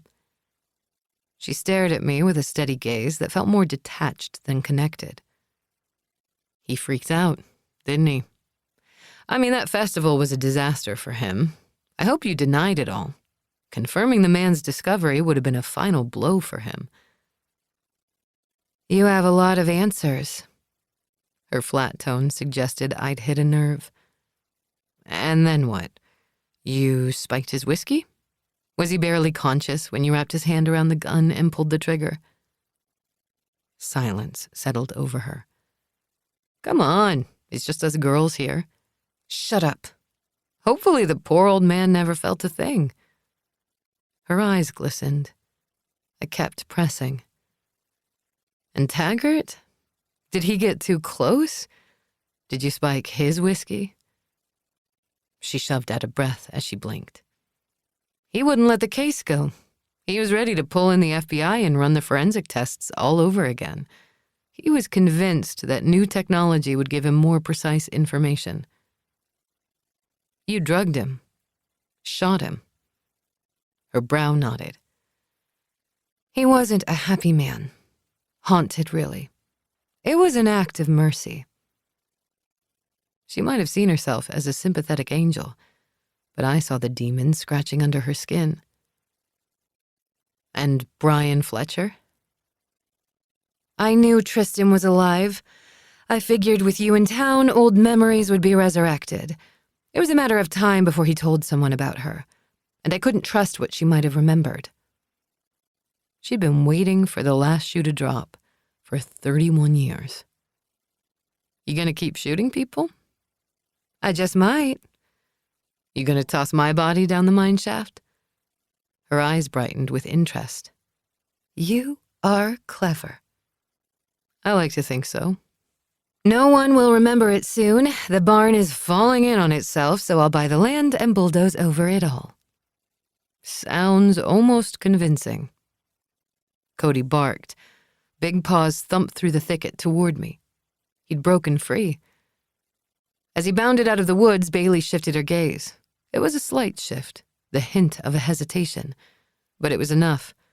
I drew my gun from the small of my back and raised it in one smooth move I'd practiced at the shooting range 1,000 times before. My shooting instructors said muscle memory was critical. Don't give yourself a chance to think. Just react. Bailey and I fired at the same time. Chapter 44. Sloane. Monday, August 25th, 2025, 1:30 p.m. State police crews and vans were now parked off the road by the barn. After locating the mine shaft, the crews created a pulley rig and harnesses over the now exposed opening. 2 cops dressed in tactical gear stood over the vertical shaft with helmets and GoPros. They were ready to lower. I stood back with Grant, watching. I didn't feel anything as I watched the officers' choreographed actions, but my stomach was so taut I could barely breathe. We were a tight circle. Grant, me, Paxton, and Cody, as well as assorted police from area jurisdictions. Most were curious and wanted a ringside seat at the conclusion of a 31-year-old mystery. Paxton's bulletproof vest had saved him. The bullet that should have killed him had left a deep bruise on his chest. Bailey's shoulder was shredded. She'd never regain full use. I wished I'd shot her in the leg, too. Susan, with her sister's support, had turned herself into the police. She was ready to relay everything she'd seen in the trailer in exchange for immunity. Frankly, I wouldn't have given her the deal, but Grant said the prosecutor wanted to leverage her testimony against Bailey and present it to the parole board before Colton's hearing. Life was full of compromises. When cops told Bailey that Susan was willing to testify, she admitted that she'd been drawn to Colton immediately. He was handsome, sexy, and dangerous, and she'd been very willing to help him lure his victims into the trailer where he'd killed them. At first, she'd thought he'd turned her into the police, but he'd kept quiet because she was the key to avoiding the death penalty. Unfortunately, her father had found a love letter from Colton to Bailey in her bedroom almost 5 years after the festival. It had referenced their secret. He'd confronted her, and 1 week later he'd shot himself. And then, years later, Taggart had started driving by the barn several times a day. He'd talked often about breakthroughs in forensic science. He'd killed himself within weeks. And then Fletcher met me. How long would it have taken for him to confess all to me? And now he was dead. Bailey had shot and killed all 3 men, careful to make their deaths look like suicides. The odd thing was that Bailey had not spoken to Colton in 31 years.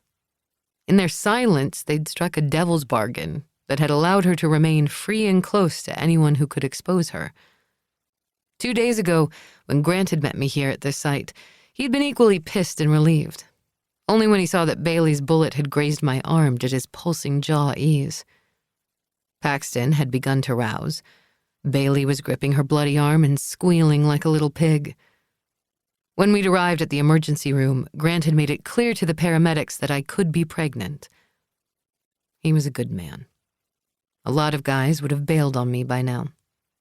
But he'd sat beside me in the emergency room cubicle and put on his best calm expression.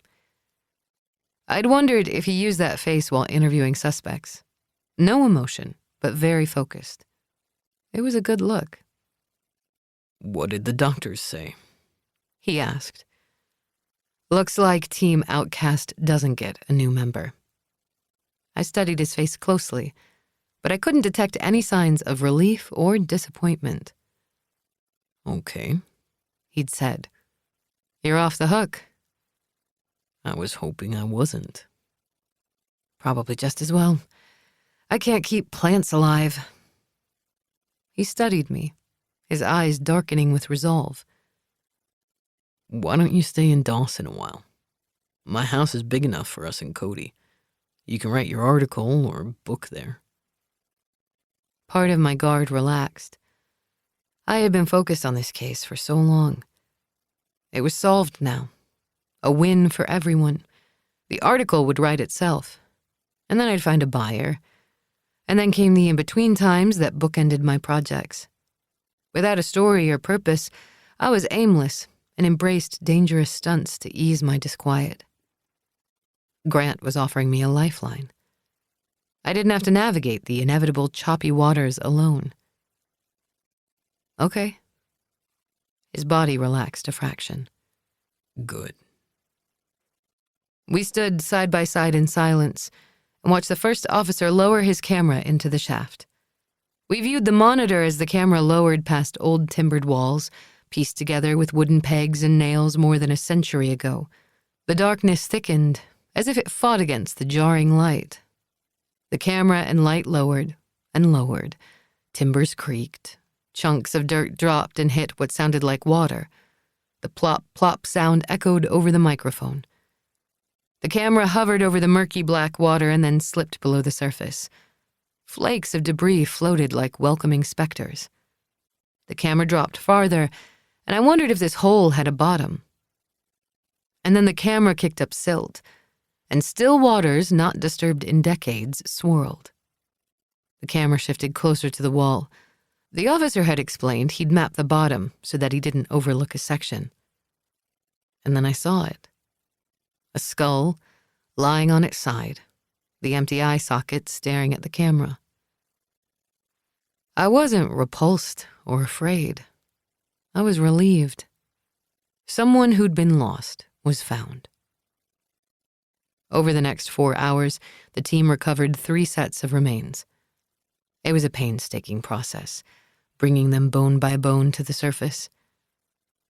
After 31 years, the lost girls were brought into the light. Uncertainty became what it should have been 3 decades ago: grief. But for me, there was no grief, only a sense that I'd done right by Patty, like she had me. Grant handed me a soda. "You okay?" Was I? I stared at the remains, dark and discolored, stripped of flesh. I wanted Susan to see them. Her silence had condemned them and their families to the cold, wet darkness for decades. But Susan or Bailey standing here wouldn't change anything. I'm okay.